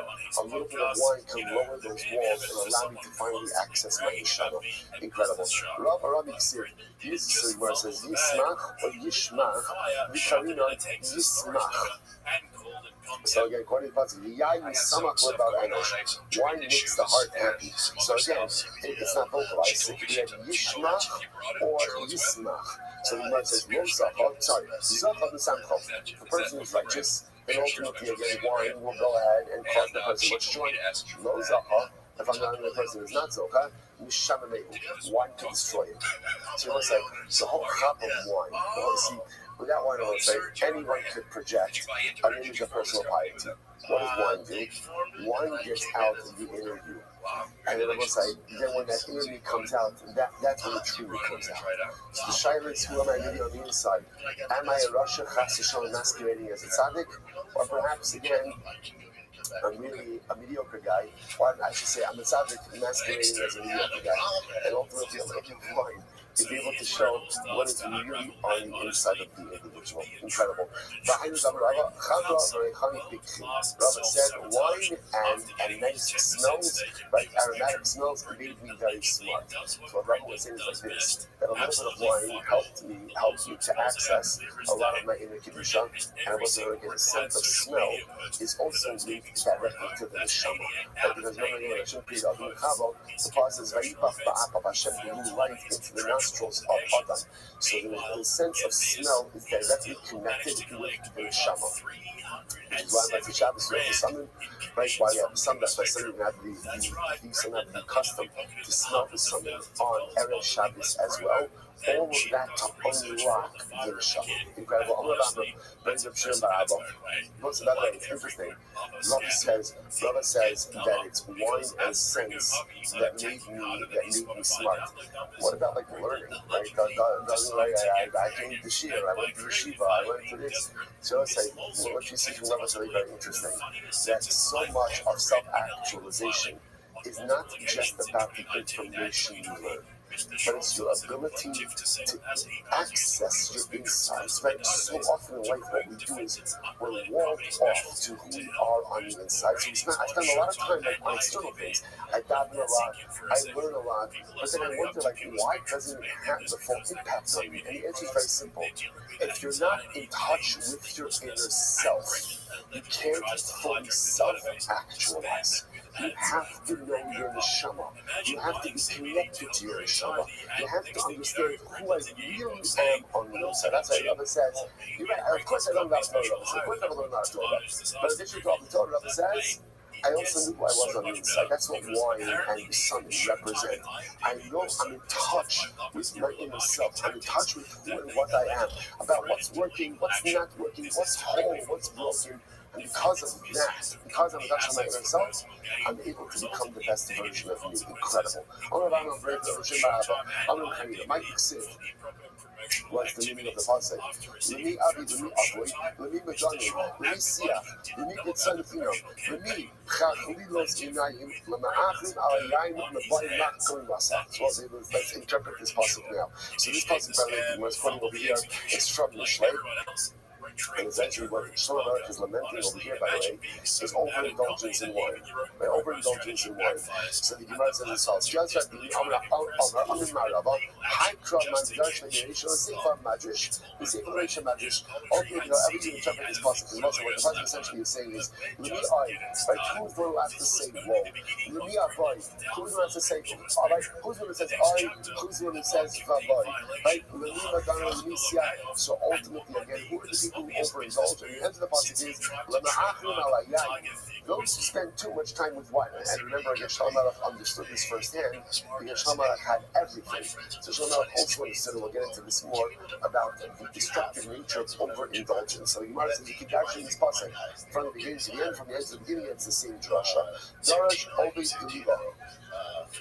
You give all of it. So what's that? Right? So, Darish over Galileo. So a certain guy who lived in the Galileo, he dashed in the following idea. Interestingly enough, he's anonymous. It's quite fascinating. But he dashed and he made the following drasha.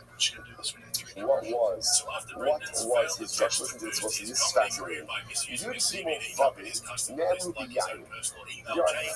13 vavs that are said in conjunction with wine. Now, what does it mean in conjunction with wine? Let's remember again. The first time we have mention of wine is where? Noah. So 13 vavs in the section of Noah with wine. If you look at Rashi is over here. You give a vav in Lashon vai. So we'll say, so what does that mean? Now vav, remember, vav often represents vai. Vai means, which translation of vai is? Which translation, right? Vai means, so what this certain Galilean was saying was, it's interesting that there's a lot of parties, a lot of woes in the section concerning wine by Noah. So you must listen to this. Now here they are. Vayacham Noach v'ad ish ha'adam v'yita keren v'yirish min hayayin. Just two vowels right there. Again, you'll count as we go along. So vayichal, vayish. So again, it's when Noach cut off the teva. The first thing he did was he planted a vineyard. Right? Vayira v'vayar cham adikinan es ervas hadiv. Right? So Cham. So remember again, Noah gets drunk. He falls asleep. He's naked, or at least in some state of disrobement. Cham sees his father in the state, comes and sees the other brothers.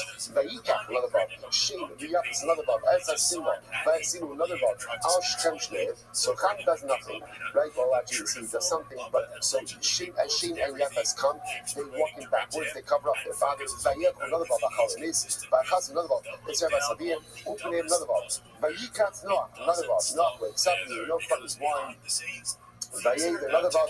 Eis asher asalo b'na'akata. So we'll say this is the story of Noah. So when we get Cham, just sees his father, doesn't do anything, tells his brothers, Shem and Yafes come, and they cover up their father in his state of debasing. Noah wakes up, and the pasuk says Noah knew what his son Cham did to him. Rabbi Shmuel, so obviously, it's interesting. Obviously, Cham did something to Noah. The issue is the pasuk doesn't say what Cham did to Noah. So there's machlokas. Rabbi Shmuel, Chad Amar Sirsi. One opinion says that Cham castrated his father. The Chad Amar Rabbi. Other opinion says that Cham went ahead and sodomized his father. Okay? The Martzman Amar says so. The one that says that he castrated him, he goes couple over Rabbi, kill over Rabbi. So the one that says castrated, why would Cham castrate his father? He didn't want his father having any more kids. 3 of us is enough. They didn't want any more kids. So therefore, again, just like Cham went ahead and prevented his father from having a 4th son, so Noah cursed Cham's 4th son. Who was Cham's 4th son? Cham's 4th son, about say, was Cush. Right? Sorry, Cush is I put the Canaan. Right? So Cham's 4 sons were Cush, Mitzrayim, put to Canaan. So just like Cham prevented Noah from having a 4th son, Noah cursed Cham's 4th son. Omanda Maribel, the one that says in Salamite, Vayar, Ksifaka Vayar Cham, right? Vikinan, as Erbas Abib, Ksinosam, Vayar Osa Shechem ben Chamor, when Shechem abducted and violated Dinah. And again, there are both saying, Chazal tell us that he violated the Yeshaloki Darakas. So the Gemara said, so ultimately, again, so it makes sense. The one says that he castrated him, and rather not in the 4th son, it makes sense. And then Noah cursed Cham's 4th son. But according to the one who said that he sodomized him, why didn't he curse his 4th son? Why not just curse his 1st son? To which the Gemara says, according to that opinion, that he sodomized him, he both sodomized sodomized him and castrated him. Okay, so no life lessons there. Okay, what's that follows me? So it says, so what happens? So the pasuk said, Noah profaned himself and he planted a vineyard. So again, I will say, so just to point out over here, the lashon over here is incredibly important. The Rebbe Olam is bringing Noah to task. So the first thing that he does in the new world is he plants a vineyard. That's what should have He profaned himself.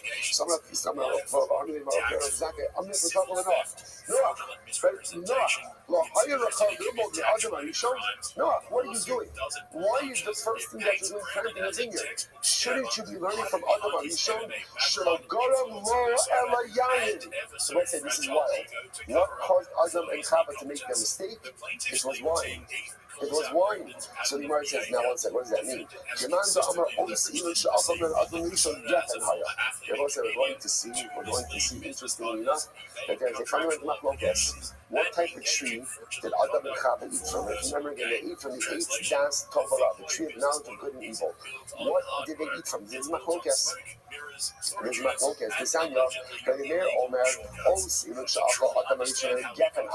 So what's the first opinion of the Meir says? It was grapes. The forbidden fruit was grapes. So as such, Adam Arishon's sin was committed with grapes. So now Noah gets off the table, and what's the first thing that he plants? The first thing that he plants? Grapes. Because what's the matter with you? What are you doing? Did you not learn from Adam Arishon? Say, I'm a base. She'ain l'chad davar she'nevi yirol l'adam eliyayin. And also interesting, the Meir says, now where does the Meir get this from? It's almost as if the Meir backs into this, because the Meir says, there is nothing which brings misfortune upon a person like wine. Obviously, let's say it's two sides of the same coin. On the other hand, we extol all of the greatness of wine, the power of wine, the beauty of wine.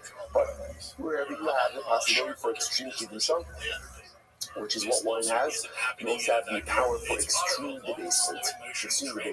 But you also, by the way, I just want to point out, because that's what I cover over here, which is why it really is important, besides this, according to the economy of Eretz Yisrael, to really drink Israeli wine.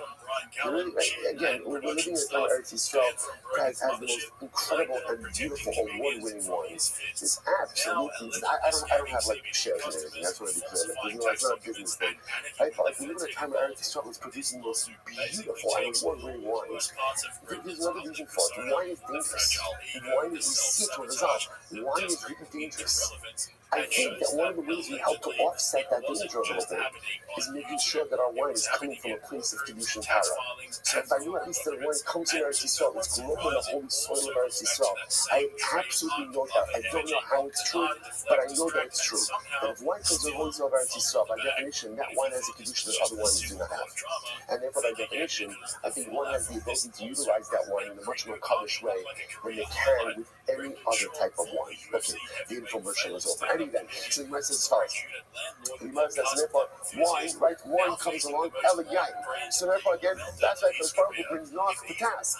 How can you go ahead and be planting wine with other Mishnah? It's a troubled wine. The Rita says, no, it wasn't wine. What was it? It was wheat. It's fascinating. The 8th das Tovara was wheat. Now, what does that mean? Does that mean that wheat grew differently in Gan Eden? Or just maybe 8 was just more of like a description, not to be taken literally? But it says it was wheat. Because what's interesting enough, wheat in Gaza, when a child begins, it's interesting, because wheat really represents like the first consumption of like solids. So when a child begins to consume solids, so again, there's a certain level of das that comes with that. Rabbi Chaim says, no, it was a fig. I will say why? Because the very thing that they sinned with, or the very thing that they covered themselves with. Remember, after Adam and Chava eat from the 8th das Tovara, the tree of knowledge of good and evil, they recognize that they were naked. So what they do, they covered themselves. Now, Chazal tells us elsewhere, none of the other trees wanted to give them their leaves because they sinned. The fig tree gave them the leaves because, again, that was the tree with which they went ahead and Basic to say, by the way, just fasting, three machlokas as to what Adam and Chava sinned with. Opinion number one, grapes. Opinion number two, wheat. Opinion number three, figs. Interestingly enough, what will you never find mentioned in Chazal? Apples. Apples. Right? So where does that come from? Where does that come from? Because that Adam and Chava eats apples. So it's actually an interesting connection. Remember by Yitzchak Avinu, when Yaakov comes along and comes in masquerading as his brother Esau. So remember, Yaakov comes in, Esau thinks it's Esau. Yitzchak thinks that it's Esau. And remember, what are the words that Yitzchak uses? He says, Re'ach b'ni k'reach hasada. The scent of my son is like the scent of the field. Rashi HaKadosh says, scent of the field. Like when somebody's murdering and butchering animals, they sting. What does that mean? So no, he says, Yaakov, Yitzchak Avinu was referring to Re'ach hasada was Gan Eden. And Rashi HaKadosh quotes a message that says, what's the reach of Gan Eden? Gan Eden smells to stay kapuchim, like an apple orchard. Gan Eden has the scent of an apple orchard. So that's the scent of Gan Eden. Rashi quotes that. So somehow, again, and that's a fact. So I guess somehow it evolved that because Gan Eden has the scent of an apple orchard, so it became assumed that also makes Adam Chava ate from an apple. But when I say, you see over here, there is no mandama that says it was an apple. One of these three in any event. So according to the opinion that says that Allah it was grapes. So Shmuel takes no up to the task for going ahead and planting grapes. So we'll say, okay, so we'll say for this. These are the words of Lemuel. And Lemuel was chastised by his mother, right? King Lemuel was chastised by his mother. Even kings get chastised by their mother. So what is this? First I will say, who is Lemuel? So actually points out over here, Lemuel is Shlomo HaMelech. Lemuel Ma'aseh B'Chachmas LaKadosh Baruch Hu. So I'll say Lemuel is the action of two words, Lamo Kel. That all he was an attribute to HaKadosh Baruch Hu. So again, let's hear it in this Gemara. Shama was rebuked by his mother. What did his mother say? Listen to this. So Bathsheba, remember again, so Shlomo's mother is Bathsheba. Bathsheba literally tied Shlomo to a post and was ready to flog him. That shows you how angry parents could get with children, right? Everyone said, this is an adult son. This is an adult son. She tied him to it. Now, she wasn't really going to flog him, but rather she wanted to put a little fear of God into him. So she said to him, Umar bar Bitni, Umar bar Nitru. She said to him, what are you doing, my son? My son, the son of my womb, the son of my vow. What are you doing? So the Gemara says, Mabri, what was Bathsheba chastising Shlomo about? Hakol Yodim, Shalicha Yari Shamayim. Everyone knows the father of David HaMelech is such a big tzaddik. What's we're going to see is Shlomo was living the high life. Right? He's the son of the king. Right? He's got money. He's good looking. He's got everything going for him. He's living a good life. And his mother is chastising him for too much overindulgence. And the first thing she says to him is, you know what people are going to say? David's a tzaddik. It must be that this side of Shlomo, that must come from the mother's side. That must come from the mother's side, right? So people are going to hinge all of your overindulgent errant behavior on me. Omar bar Bitni, and the son of my womb, Kol HaNoshim shall be Sadika, all of your fathers, otherwise, King Hashem's Adon, Shipim and Rosh Melech. Once they become pregnant, they no longer have relations with the king. So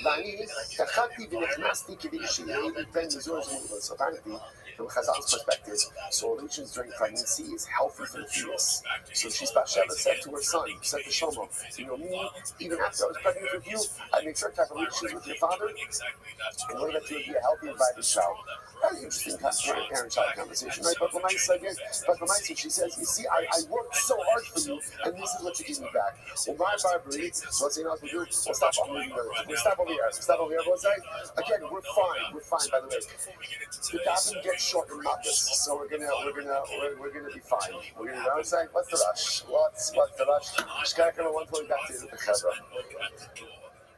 Out of bed, chucked on my wife's undies, and went down to see what was going on. Outside my front door, laid out the Alright, have a great day, package with the words "Cringe Lord" written in thick black text.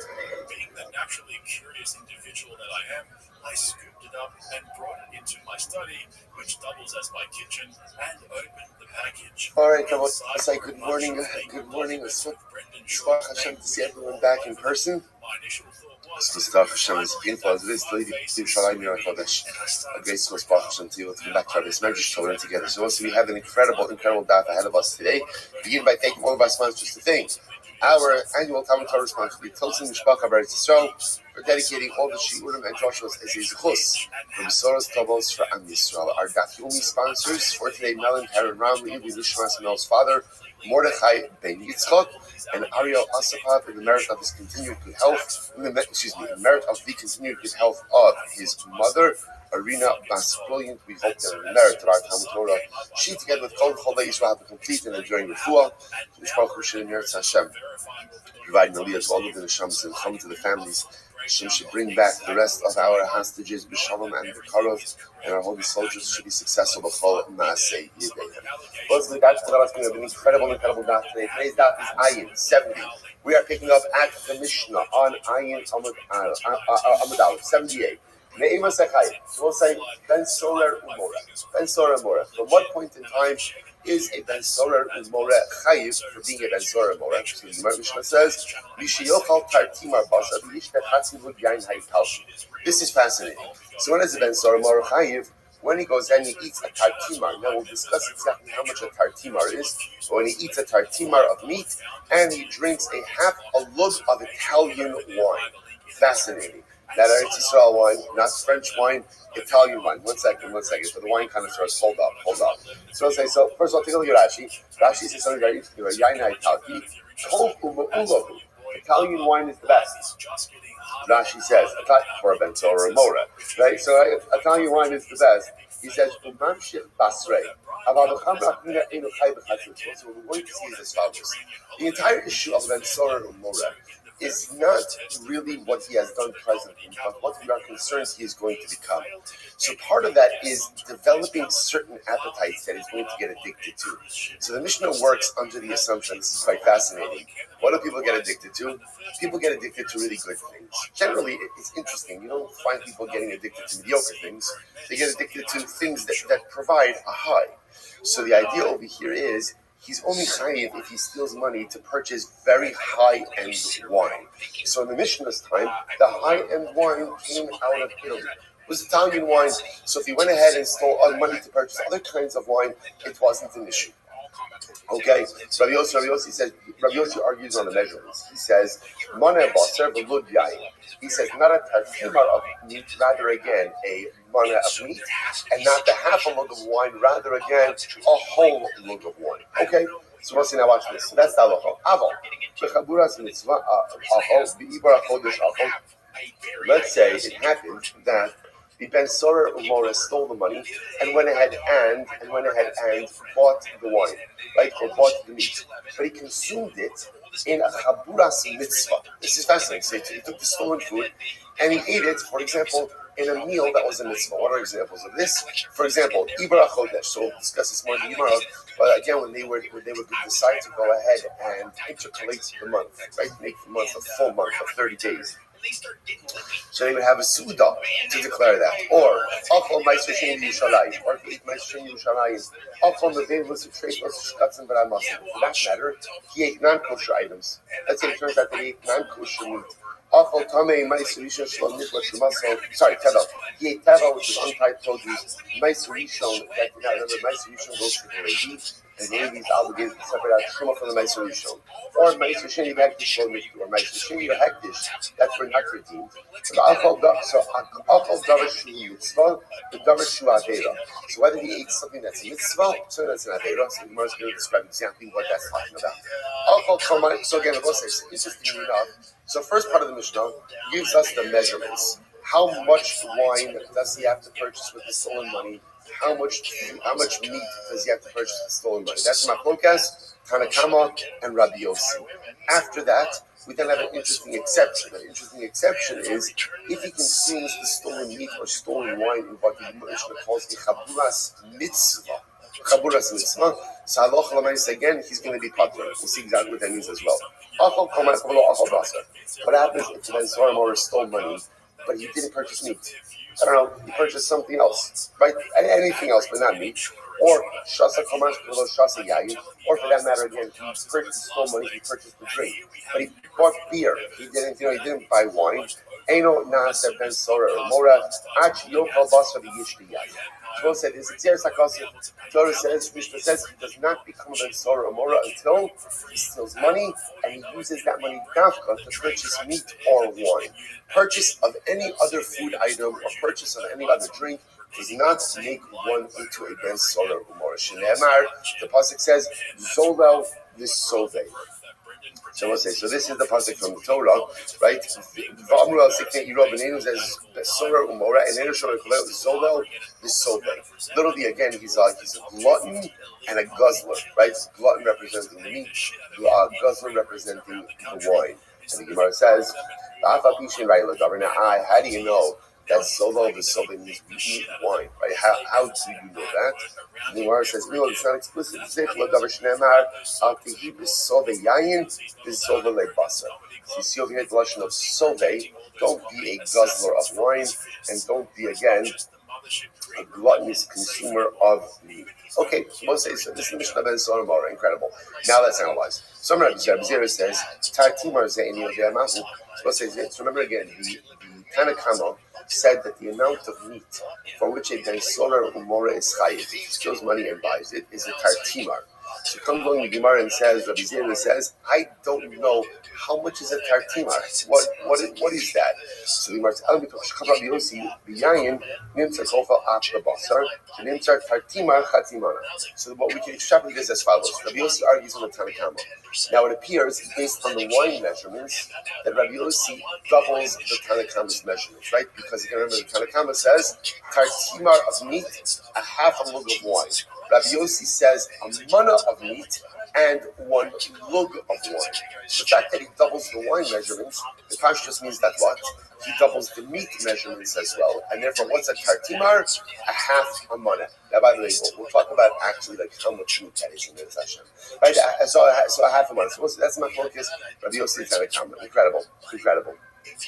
Chatimara. So I just mentioned Teddy Daniel is working on getting together a chabura that meets before the daf yomi in the morning, or it doesn't actually, it could be whenever chabura wants to be at night also, but whatever, you'll see something about that. Chaza over the shackle of a tariyah, just the give and take of the Gemara. So just I'll mention this because again, we try to always pause, try to pause at different stages of the Gemara just to understand when a unit has ended. So understand, in the Gemara right here, it's even just mark it off in your Gemara, so you see what the beginnings and the ends. So you see what the beginning and the ends. That's just the unit of discussion that's just ended. Now we've clarified the Machlokes, Rabbi Yossi, and the Tanakama. Next, Amrav Chanan bar Molda, Amrav Huda. Eno Chayiv, and so you can see Sevi. He's the striking fellow at the end of the second table. Right, good. Right after the striking fellow at the end of the first table. Right now, I don't want to be everybody's.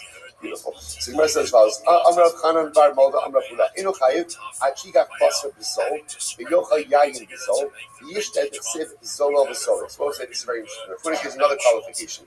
The Fuda says the only time you become Ben Sora Mora is when halacha l'maisa, you're going ahead and you're purchasing the meat at a discount and purchasing the wine at a discount. This is fascinating. In other words, you can't. This will say you can't become a Ben Sora or Mora if you pay retail, right? If you pay retail, you might not even be Jewish. Forget about a Ben Sora or Mora, right? So you only halacha l'maisa Ben Sora or Mora if you get at a discount. Now what's the pshat?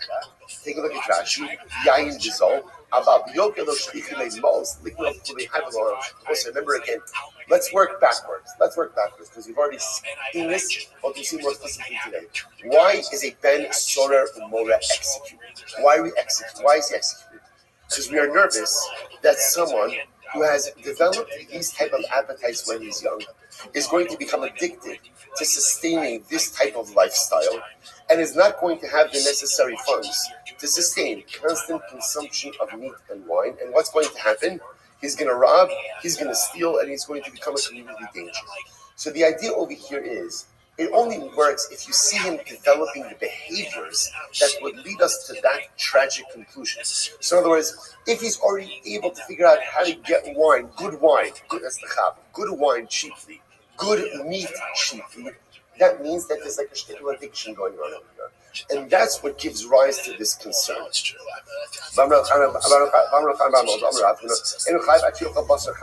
Get ready for this. Furthermore, he's only chayiv if he eats raw meat and drinks undiluted wine.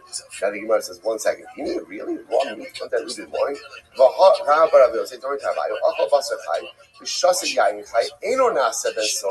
That's not true. That's not true. The After was an explicit statement that if he eats raw meat and he drinks undiluted wine, the Sarah Bezor always says it's not normal. It's not normal to eat raw meat. So the Gemara says, no. Yayin chai is mazuk v'lo mazik. No, undiluted wine doesn't really mean undiluted. Rather, what does it mean? It means that it's not fully diluted. In other words, he uses a lower dilution ratio. Right? So the wine is stronger. That's the chai. Right? What does it mean, basar chai? This is incredible. What does it mean, raw meat? Raw meat doesn't mean more raw meat. Rather, what does it mean? Bashil v'lo bashil. It means cooked, but not really cooked. Ki basar kiba da'achlo ganki. Like the type of seared meat that thieves eat. Now look at Rashi. Rashi almost right. Basar kiba da'achlo ganki. Kanya begecholim. So it's fascinating. How did thieves eat their meat? How do they eat their meat? Right? They seared it. They seared it on the outside. It was turned on the inside. By the way, I feel very vindicated because I get a very hard time for eating everything very, very, very well done. But you see, all I am is a halachic Jew. That's all. Apparently, just the rest of the chevra who eats stuff red, right? And it's seared on the outside, it's seared on the inside. You need to do a cheshbon on that. That's all I'm saying. That's all I'm saying, right? Again, clearly, that's how thieves eat their meat. Pan-seared steak is mamish a meichel of ganovim. Okay? That's a mic drop. Right there. Okay? He said he get that in the shop of the Daria, right? He says, so again, I will say, so all of this also, remember, what we're looking for over here, if you notice, are interesting behaviors. That's what we're looking for over here. There are markers that are here. So already, like again, all kidding aside, in the Gemara, what does this represent? Thieves, right? One of the luxuries that thieves don't have is relaxation, right? They're on the move, they're on the run, always looking for the next mark, everything else like that. So that's why, in all seriousness, they just sear the meat and then they go out and they eat it. So when we see someone from a young age exhibiting these types of behaviors, it becomes the marker for us. It becomes the danger sign that something is up. And again, unfortunately, this child is on a terrible, almost irreversible path. The Gemara goes weiter. This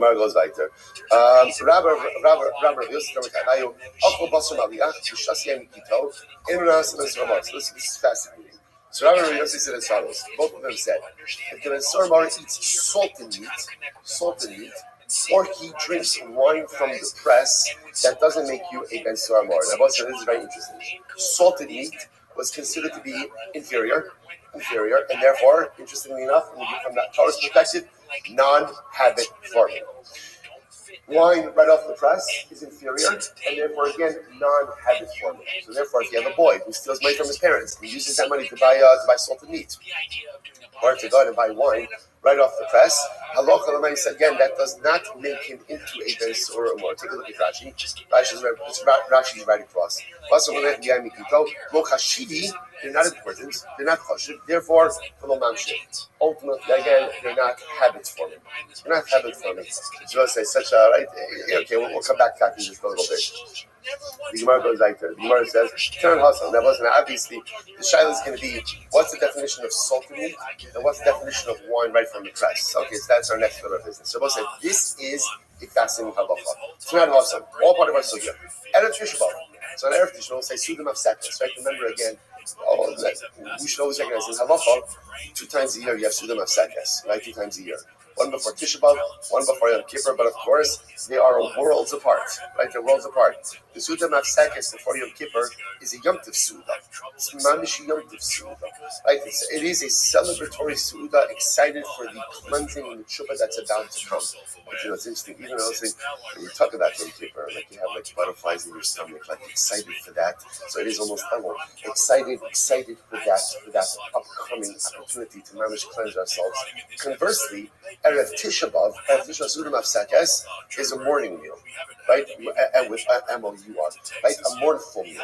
That is not a celebratory meal, but ultimately, again, that is a meal that kind of already puts us in, there are restrictions on that meal. So therefore, the Gemara says, Erev Tisha B'Av, Lo yocha adam shnei tavshilin. A person should not eat two cooked foods. At the Suda Mafsakes, you can't have two different cooked foods. Lo yocha basar lo yishtei yayin. You can't eat meat and you can't drink wine. Listen to this. V'tana, Avol, listen to this. Ochalu basar maliach v'shosi yayin kito. Wow. What can you eat on Erev Tisha B'Av? Salted meat. You want to have beef jerky at your Suda Mafsakes? You can. Interestingly enough, you could have salted meat. Right? You could have salted meat and you could have wine. If there's any left in the belt, right? So you could have salted meat and you could go ahead and you could drink wine right from the press. Here's the lesson. I'll say now, before I go, what does that show you? That shows that these items don't even have the identity of meat or identity of wine. That's serious. To say mamish means that it's not basar and it's not yayin. So the Gemara says, so now obviously we have to get definitionally what are these things. So obviously it can't mean that a person puts some salt on their meat and suddenly again that's salted meat. What in other words, when we speak about salted meat, what are we talking about? We're talking about meat that is packed in salt. So how long does meat have to be salted for so that it loses its identity as basar and becomes basar maliach? So the Gemara says as follows. Basar maliach ad kama, so as long as it's like shlamim, what does that mean? The window for shlamim consumption is 2 days and 1 night. So essentially, once you've salted meat for 2 days and 1 night, that's called salted meat, and it really loses its identity as meat. Now, I want to be clear on something. When we say loses its identity as meat, if you eat it, you're flacious. Right? Just to be clear, right? You're going to be flacious. But the idea is for other halachos that concern basar, it's not basar. So if the Ben Sorah Morah steals money and purchases that kind of salted meat, he's not chayiv. You want to eat that meat on Erev Tisha B'Av, you can eat that meat even on Erev Tisha B'Av. So that seems so. If you look at Rashi says there, "Kol zman shu kishlamim, shelo avar alav zman achila shlamim, shnei yom v'layla echad, adai belich luchusahu, v'lo ikri maliach." Shlomo says, so this is the idea. The window of shlamim is our metric. You can eat shlamim for 2 days and 1 night. So again, if you leave the meat salted 2 days and 1 night, then it's salted meat. And again, then so Mor is not going to be chayiv for it. And halach l'maisa, you can eat it even on Erev Tisha B'Av. So the Gemara says, what about wine? Well, up until what point in time is wine called wine for the festival? Let's understand. Remember, fresh wine was inferior. Aged wine was good wine. So when is wine considered to be what we call wine from the press, i.e. fresh wine? That's inferior. When it's, the Gemara says, ad kama kol nashu toses, when it's fermenting. Toses means fermenting. I will say, apparently, Rashi points out over here, the way you know that wine is fermenting is like a shtick of froth. So when it's frothing, that means that the wine is fermenting. That's yayin mikito. Good. So if I will say again, for our purpose, so that's just finished. Actually, so just to pause over a second, so therefore what we are establishing over here is that a Ben Sorah Moreh is chayiv for stealing money and purchasing wine and meat. We've established already from Mishnah, Zolel B'Sobei, Machlokes, how much he has to steal, how much wine, how much meat. But now, definitionally, wine means good wine. Good wine. The Mishnah called it Italian wine, but right now the Gemara is just saying it's got to be wine. Wine for our purposes means it's not fermenting. It's not fermenting. Furthermore, meat needs non-salted meat. What's the definition of salted meat? Halacha l'maaseh, any meat that is set in salt for at least 2 days and 1 night. Incredible. Let's go right there. We learned Yain Toses Imo Mishum Gilui, that fermenting wine Labosa is not subject to the halacha of Gilui. Remember again, what's the halacha of Gilui? The halacha says that if you leave liquids open overnight, you're not allowed to drink it. What are we concerned about? What is Gemara concerned about? snake venom. Now, I'll just point out that we know this Aruch HaShulchan brings down that today many people aren't makbid on this anymore, right? They leave a drink out overnight, they leave a cup of water out, overnight, and we do drink it the next day. So the Gemara says that's because again we live in locales where venomous snakes are not really yes. And that's why again we see in general people are not makbid. In any event, the point over here is frothing, right? Fermenting wine is not subject to the halacha of uncovered liquids. Apparently, snakes don't come next to fermenting wine. The Gama Tisisa. So, how long did that process last for? Shloshi Yamin, 3 days. So apparently, for the first 3 days after the wine is first freed, after it's pressed, it's still in the state of fermentation, and therefore, again, there's no issue of giveaway. So, it's interesting enough. So, the reason the Gemara bringing this up over here is beforehand we said that the definition of fermenting wine is as long as it's frothing. But here it says 3 days. Now, the Pashtus, it sounds like the wine froths for even longer than 3 days. So what's the halacha over by Ben Sorah Mar? We need to know what kind of wine is he chayiv for stealing. Hachamai. So the Gemara says Hasam Mishum Simcha calls Marshu Kishlamim Nami Isbe Simcha. So ultimately, again, when it comes to, let's say, for example, Tisha B'Av, right? So when it comes to Tisha B'Av, so remember again, it's a din in Simcha. So therefore, again, as long as the meat is like Shlomim, i.e., it's been salted for less than 2 days and 1 night, then it's considered to be meat, and there's going to be an element of Simcha. By Ben Sorah Mar Abosai, it's not a din in Simcha. What is it a din in? What is it a din in? Addiction. That's developing. I hesitate to use that word addiction because that word is often used very loosely. But we'll use it now. We're worried about him being drawn into a particular lifestyle. So the Gemara says, in order for the Ben Sorah Mar to be a fear of addiction to the high life, so ultimately, again, it has to be something of really high quality. So even if halacha l'maisa is salted for less time, it could still be that would not be a din, or that would not be subject ultimately again to Ben Sorah or Mora. V'yayin ad mem yom, but for wine up to 40 days. So up to 40 days after it's been pressed, it's still considered to be fermenting, and therefore halacha l'maisa, the Ben Sorah Mora would not be chayiv for that. And I will say, now it happens to be, it appears from the Gemara. There's on the Gemara that halacha l'maisa that we for Ben Sorah or Mora we adopt the shlamim metric. So if it's salted meat, and the definition of salted being 2 days and 1 night, if he steals money and purchases that meat, he's not going to be chayiv. He's only chayiv if he purchases what we'll call fresh meat. With wine, same idea. Only chayiv for wine if it's not fermenting. What's the definition of not fermenting? It's not bubbling. It's not frothing. But but if it's still frothing, then ultimately again it's not going to be chayiv. Incredible. We'll say beautiful Gemara. I'm Rav Chanan. Lo nivra ba'olam. I'm Rav Chanan. Lo nivra yayin ba'olam. Why did Hashem create wine? Right? We'll say it's a good shaila. Wine, it's interesting by the way. Wine is fascinating. Why? Because on one hand, there's no life cycle event without wine. Right? A bris milah has wine. A chuppah has wine, right? We're going to see a levaya had wine. Everything has wine. Yet, we see that Chazal say that wine can get you into so much trouble. So what's the pshat? Why did the Rebbe Shalom really create wine? So the incredible Gemara. Hashem created wine. El lenachim avelim or l'shalim schal l'rishon. Hashem created wine really for 2 primary purposes. Number 1, to give comfort to mourners. I was saying that what does this mean? If you remember again, we learned that when the Avelim would come back after the funeral, what would they get? They would get a big glass of wine. A big glass of wine. They were encouraged to drink the entire thing. Why? You understand why? Because what did it do? It took the edge off. It took the edge off a little bit. Right? It didn't take away the pain. But ultimately, again, it went ahead and sued. There's a tremendous Moshe Haskell on this. So what does this mean? So you're going to give the Aval a cup of wine. Shkoyach, what does it do for them? Listen, in life, there are 2 different types of problems. There are some problems you can solve, and there are some problems that you can fix. And then there are other problems that you cannot solve and you cannot fix. And they are just what they are.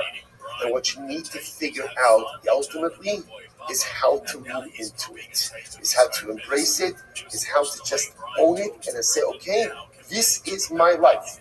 These are my circumstances. No matter what I do, they're not going to change.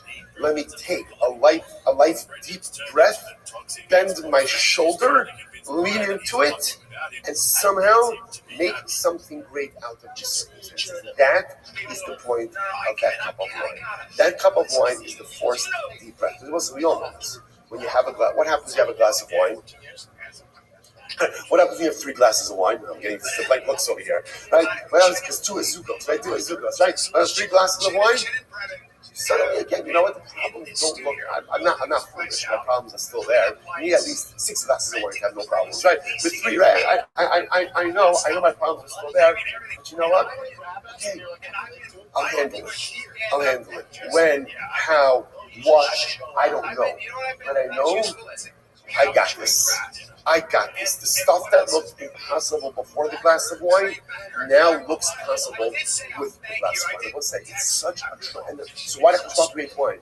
Hashem created wine to help us take that collective deep breath, or that personal deep breath, and be able to say, okay, for the other, I've just lost someone that I love. My life is forever different. It will never be the same. But somehow, some way, I will get this together and move myself forward. That's the result of wine, says the Gemara. Furthermore, I would say, but again, without the wine, also the Ashkafa also applies. Life's problems in 2 different buckets. The one you can solve, the one you can't. The ones you can solve, roll up your sleeves and create the solution. The ones you can't, lean into it. Embrace it, accept it, and navigate that new reality. So again, furthermore, wine was also created for Rishayim. What does this mean? Even the greatest of Rishayim, right? Even the most wicked person does mitzvahs, does things that are good, right? And halacha l'maisa deserves reward for it. How does he get his reward for it? A good bottle of wine. Right? That's the reward for Rishayim, and therefore they get their reward in this world.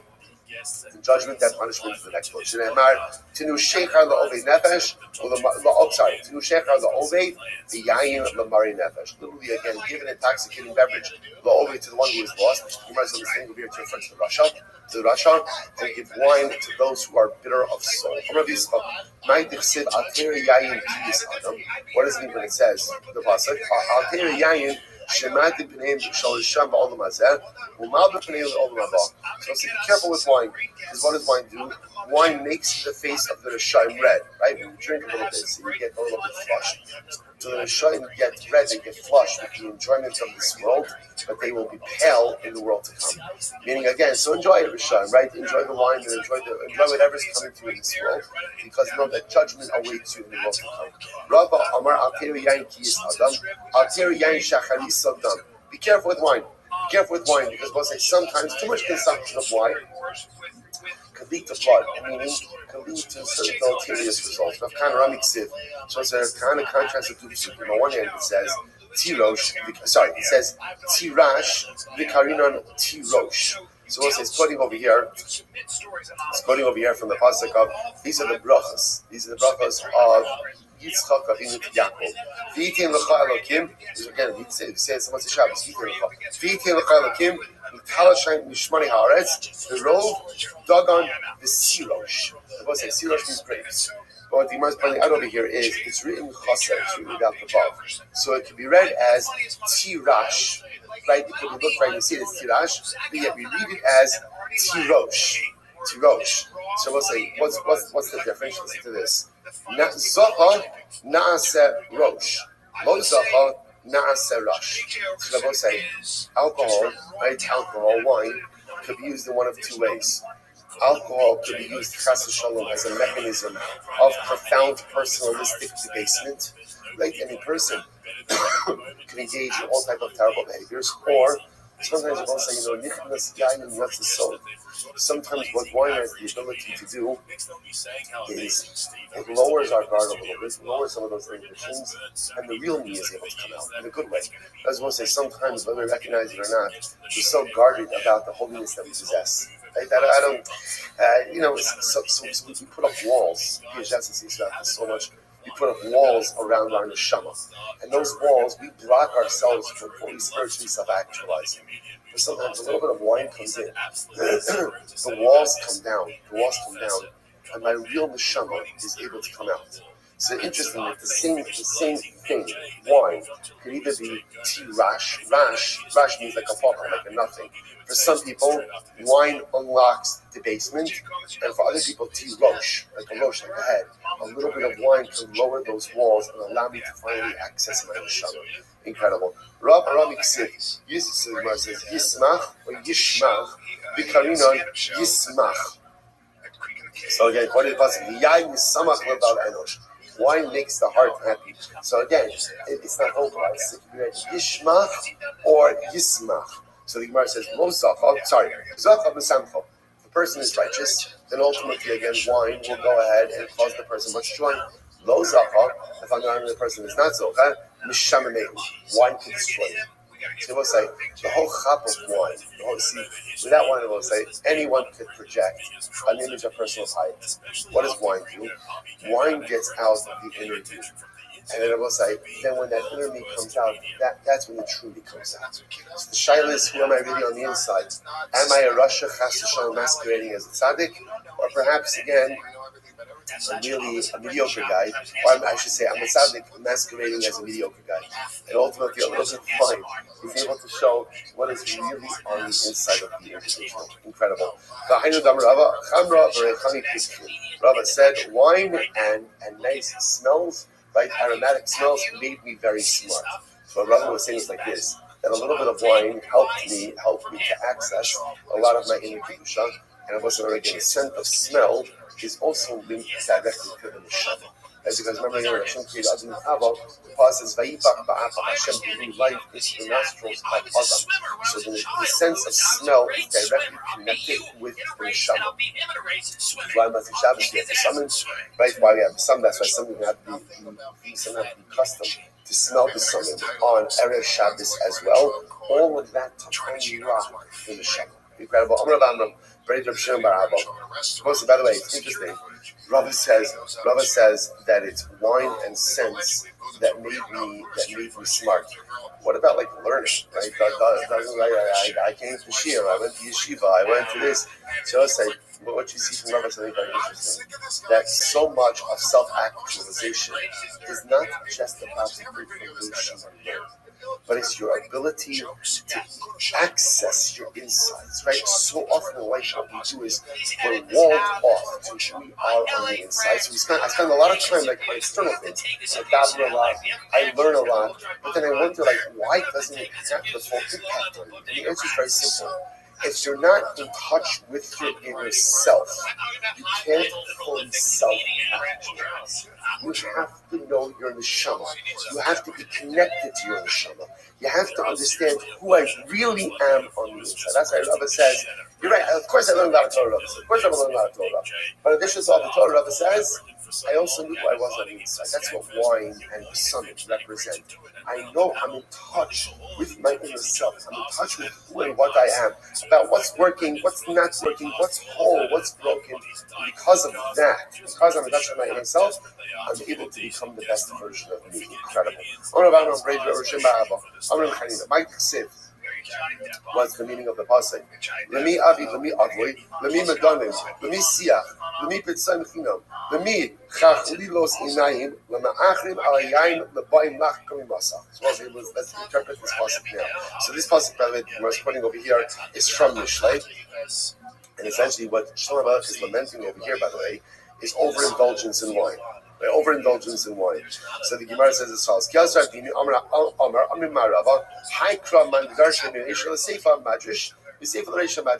ultimately, however you interpret this passage, what the passage essentially is saying is, who's the one who has to say woe? Who's the one who has to say, who's the one who says I? Who's the one who says vavoy? Right? So ultimately, again, who are the people who overindulge? And the end of the passage is, those who spend too much time with wine. And remember, again, Shlomo Melech understood this firsthand, because Shlomo Melech had everything. So Shlomo Melech also understood, and we'll get into this more, about the destructive nature of overindulgence. So the Gemara says, you can dash in this passage from the beginning to the end, from the end to the beginning, it's the same drasha. Darash Oved Galila. You'd give all of it. So what's it? So, right? So, Darish over Galila. So a certain guy who lived in the Galil, darshan the following idea. Interestingly enough, he's anonymous. It's quite fascinating. But he made the following drasha. What was his drasha? Listen to this. This is fascinating. Yud Gimel Vavin Ne'emru B'Yayin.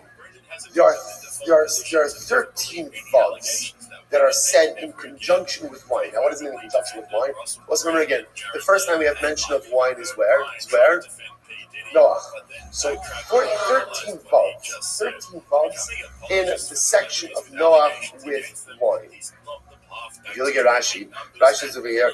Yud Gimel Vavin Lashon Vai. So we'll say, so what does that mean? Now, Vav, we remember, Vav often represents Vai. Vai means, whose translation of Vai is Vai. Right, whose translation, right? Vai means Va. So what this certain Galilean was saying was, it's interesting that there's a lot of ice, a lot of woes in the section concerning wine by Noah. So you must listen to this. Now here they are. Vayachal Noach vav ish ha'adama vayita keren vayesh min hayayin.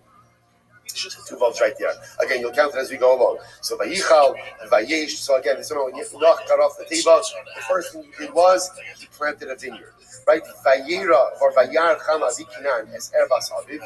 Vayagei l'shtein echad b'chos. Right? So Cham. So remember again, Noach gets drunk, falls asleep. He's naked, or at least in some state of disrobement. Cham sees his father in the state. Comes and sees the other brothers. Vayikach, another vav. Shem, V'yafetz, another vav. Elsa Simba, Vayasimu, another vav. Al Shechem Shneim. So Cham does nothing, right? Well, actually, he does something, but so Shem and Yafetz come. They walk in backwards. They cover up their father. Vayech, another vav. Achalonis. Vaychas, another vav. Esreva Saviyim. Upaneim, another vav. Vayikach Noach, another vav. Noach wakes up. From his wine. Vayed, another vav. Eis Asher Asalo B'Noach. So we'll say this is the story of Noah. So remember, Cham just sees his father, doesn't do anything, tells his brothers, Shem and Yafetz come, and they cover up their father in his state of debasement. Noah wakes up, and the pasuk says Noah knew what his son Cham did. Rabbi Shmuel, so Moses, obviously, it's interesting, obviously, Cham did something to Noah. The issue is the pasuk doesn't say what Cham did to Noah. So it's not focus. Rabbi Shmuel, Chad Amar Sirsu. One opinion says that Cham castrated his father. The Chad Amar Revo. Other opinion says that Cham went ahead and sodomized his father. Okay? The one who says that he castrated him because kill over a V. So also the one who says castrated, why would Cham castrate his father? He didn't want his father having any more kids. 3 of us is enough. He didn't want any more kids. So therefore, again, just like Cham went ahead and prevented his father from having a 4th son, so Noach cursed Cham's 4th son. Who was Cham's 4th son? Cham's 4th son, Rabbi say, was Cush. Right? Sorry, Cush is I put the Canaan. Right? So Cham's 4 sons were Cush, Mitzrayim, put Canaan. So just like Cham prevented Noah from having a 4th son, Noah cursed Cham's 4th son. The one who says that he sodomized him, Vayar, Ksivhacha Vayar Cham, right? And Vikanan, as Erbas Havid, Ksimasam, Vayar Osa Shechem ben Chamor, when Shechem abducted and violated Dino. And again, there are both saying, as I'll tell us, that he violated him with Bia Shalok Kedarko. So the Gemara says, so ultimately, again, so it makes sense. The one who says that he castrated him and prevented him having a 4th son, it makes sense. Then that Noah cursed Cham's 4th son. But according to the one who says that he sodomized him, why did he curse him in his 4th son? Why not just curse his 1st son? To which the Gemara says, according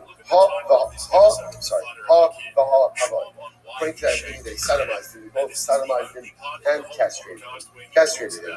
Okay? So, no life lessons there. Okay, Gemara says as follows. So what happens? So the pasuk says Noach profaned himself and he planted a vineyard. So again, I will say, so just to point out over here, the lashon over here is entirely important. So the Ribono Shel Olam is bringing Noach to task for the first thing that he does in the new world is he plants a vineyard. That's lashon of chulin. He profaned himself. So I'm going to Noach, right? Noach, what are you doing? Why is the first thing that you're doing planting a vineyard? Shouldn't you be learning from Adam Arishon? Shalogaram lo ela yayin. This is why. What caused Adam and Chava to make the mistake? It was wine. It was wine. So the Gemara says, now one second, what does that mean?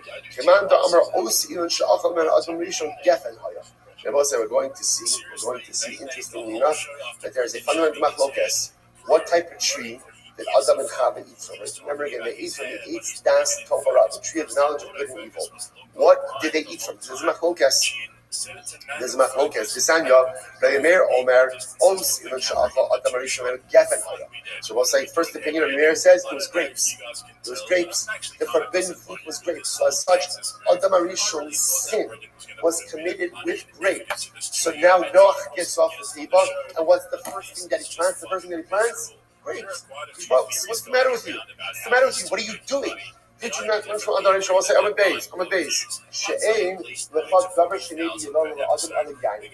And I was interested. Rabbi Meir says, now where does Rabbi Meir get this from? It's almost as if Rabbi Meir backs into this. As Rabbi Meir says, there is nothing which brings misfortune upon a person like war. Obviously, I will say, it's two sides of the same coin. On the other hand, we extol all of the greatness of wine, the power of wine, the beauty of wine. But wherever you have the possibility for extreme kedusha, which is what wine has, you also have the power for extreme debasement. Which I will say, by the way, I just want to point out, I cannot sort of have up here, which is why it really is important, besides supporting the economy of Eretz Yisrael, to really drink Israeli wine. Really, again, we're living in a time where Eretz Yisrael has the most incredible and beautiful award-winning wines. It's absolutely. I don't have like shares and anything. I just want to enjoy it. It's not a business thing. We live in a time where Eretz Yisrael is producing the most beautiful and award-winning wines. There's another reason for it. Wine is dangerous. Wine, you see it for yourself. Wine is really dangerous. I think that one of the ways we help to offset that danger a little bit is making sure that our wine is coming from a place of Kiddush and Tara.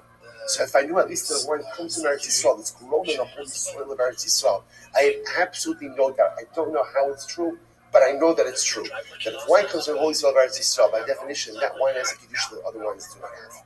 And therefore, by definition, I think one has the ability to utilize that wine in a much more Kaddish way than they can with any other type of wine. Okay, maybe commercialism. Any of that. So the Gemara says as follows.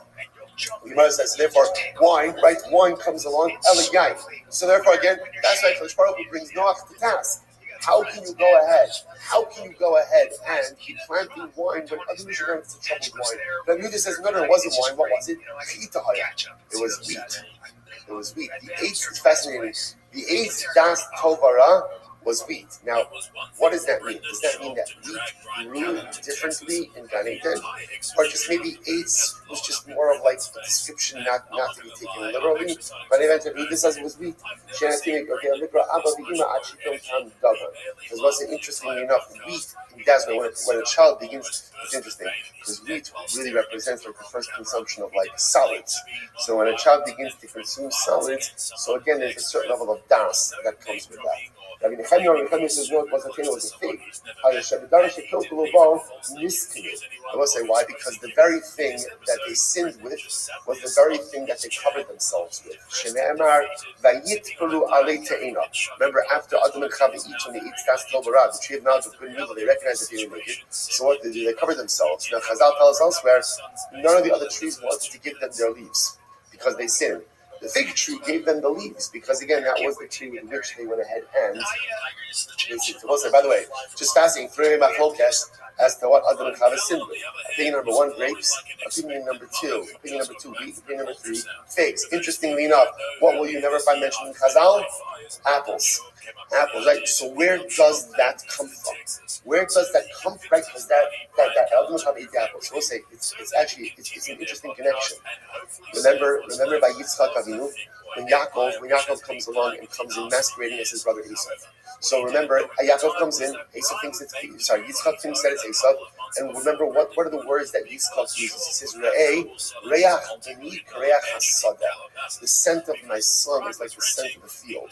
Rashi HaKadosh says scent of the field. when somebody's murdering and butchering animals, they stink. What does that mean? So no, he says Yaakov Yitzchak Avinu is referring to Reach Hasada was Gan Eden. And Rashi HaKadosh quotes Medrash that says, what's the Reach of Gan Eden? Gan Eden smells Kistei Tapuchim, like an apple orchard. Gan Eden has the scent of an apple orchard. So that's the scent of Gan Eden. Rashi quotes that. So somehow, again, and that's a fact. So I guess somehow it evolved that because Gan Eden has the scent of an apple orchard, so it became assumed that Allah Adam Chava ate from an apple. But Lamaisa, you see over here, there is no mandamer that says it was an apple. One of these three. In any event, so according to the opinion that says that Allah Lamaisa it was grapes. So the Shmuel takes Noach to task for going ahead and planting grapes. She wants to say incredible Gemara. She bring one Melach Masa Asher Yisarsu Imo. Okay, so what's the name for this? These are the words of Lemuel. And Lemuel was chastised by his mother. Right? King Lemuel was chastised by his mother. Even kings get chastised by their mother. So what is this? First of all, say, who is Lemuel? So Rashi points out over here, Lemuel is Shlomo HaMelech. Lemuel Ma'aseh V'Chachmas LaKadosh Baruch Hu. So I'll say Lemuel is a contraction of two words, Lamo Kel. That all he was an attribute to HaKadosh Baruch Hu. So again, what's the word in Sima? Shlomo was rebuked by his mother. What did his mother say? Listen to this. So Bathsheba, remember again, so Shlomo's mother is Bathsheba. Bathsheba literally tied Shlomo to a post and was ready to flog him. That shows you how angry parents could get with children, right? Everyone said, this is an adult son. This is an adult son. She tied him to a post. She wasn't really going to flog him, but rather she wanted to put a little fear of God into him.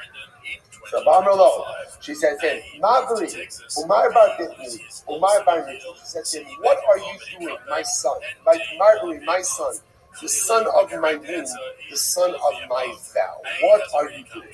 So the Gemara says, Mavri, what was Bathsheba chastising Shlomo about? Hakol Yodim, Shavicha Yari Shamayim. Everyone knows your father David HaMelech is such a big tzaddik. What's important to see is Shlomo is living the high life. Right? He's the son of a king.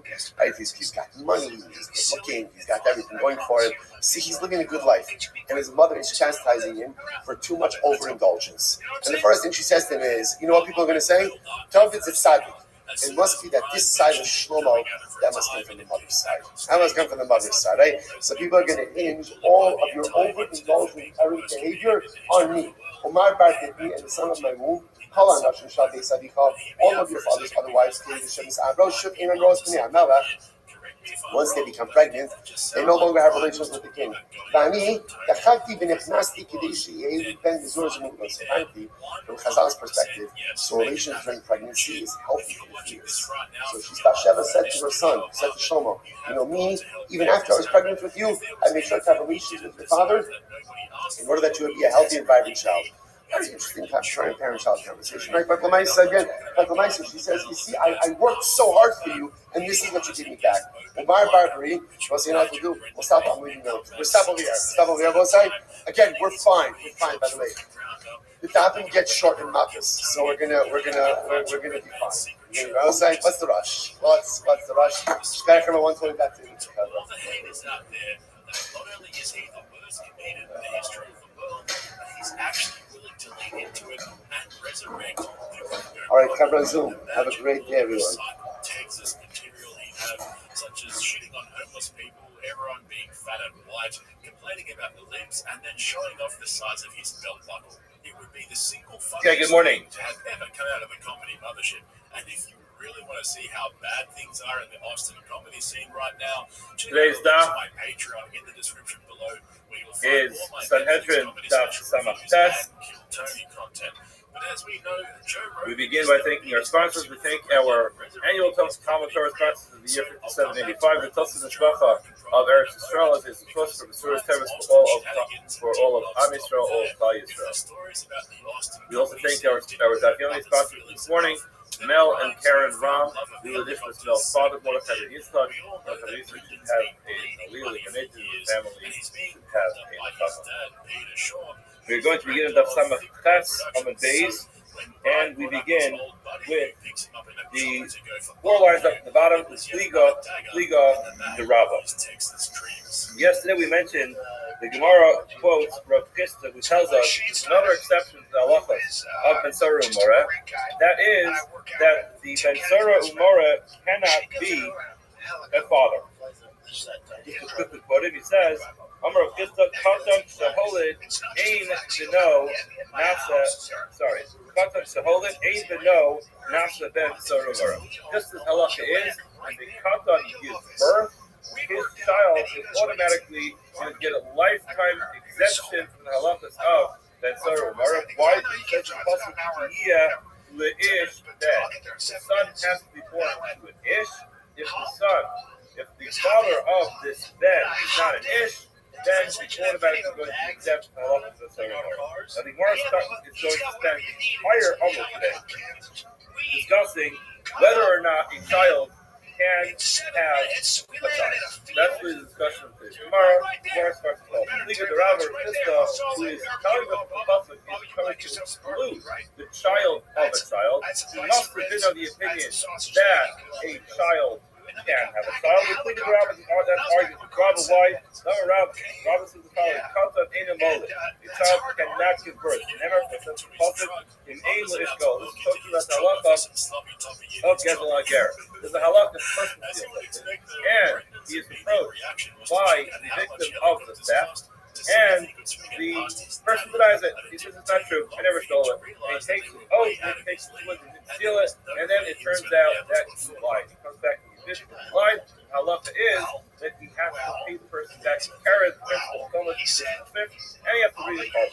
Now the pasuk says that he in alien Goel, if this person has already passed away, and he does not have anybody who is going to be an heir of his estate, Allah is when the payment goes to the Torah. The word says, hold on, is it possible that the age of the other Yisrael in the Goel to a person doesn't have any relatives? Everybody's got some relatives. Even if you don't have that many relatives, you can go back generation, find somebody to relate to. How does it say that there's a person who's not of a Goel? Hell, the Gezel Agar because the Taber is talking about a person who steals from a convert. The convert collectively is not going to have a family unless he gets married and builds his own family.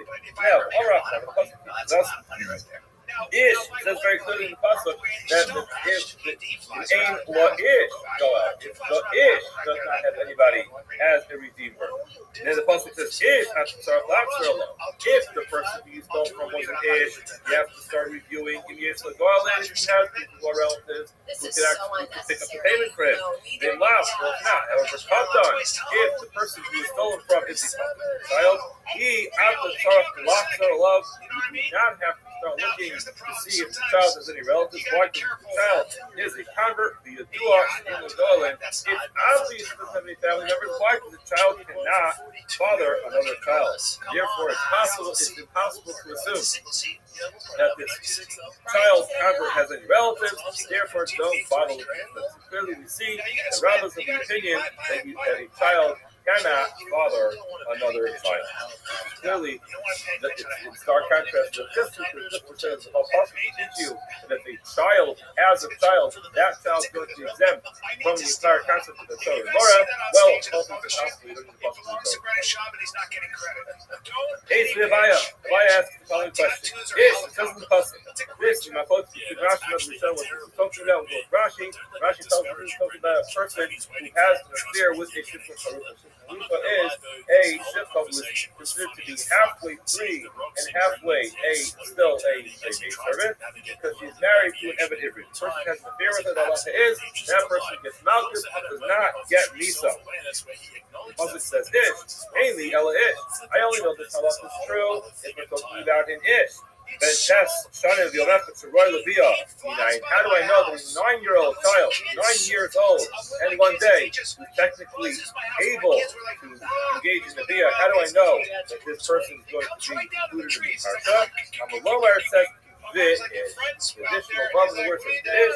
That includes even a 9-year-old child.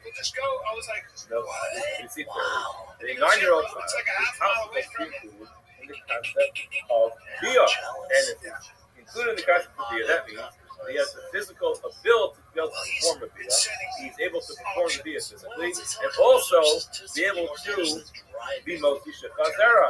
He can secrete the Chazera, because if he can't, that would be a fundamental flaw in the bia. If you're saying that a 9-year-old child in one day can produce the Zera, then obviously what should happen is go to the father or child. Of course, yes, he can't actually physically perform the bia, but it's not going to be strong enough to be able to produce a child.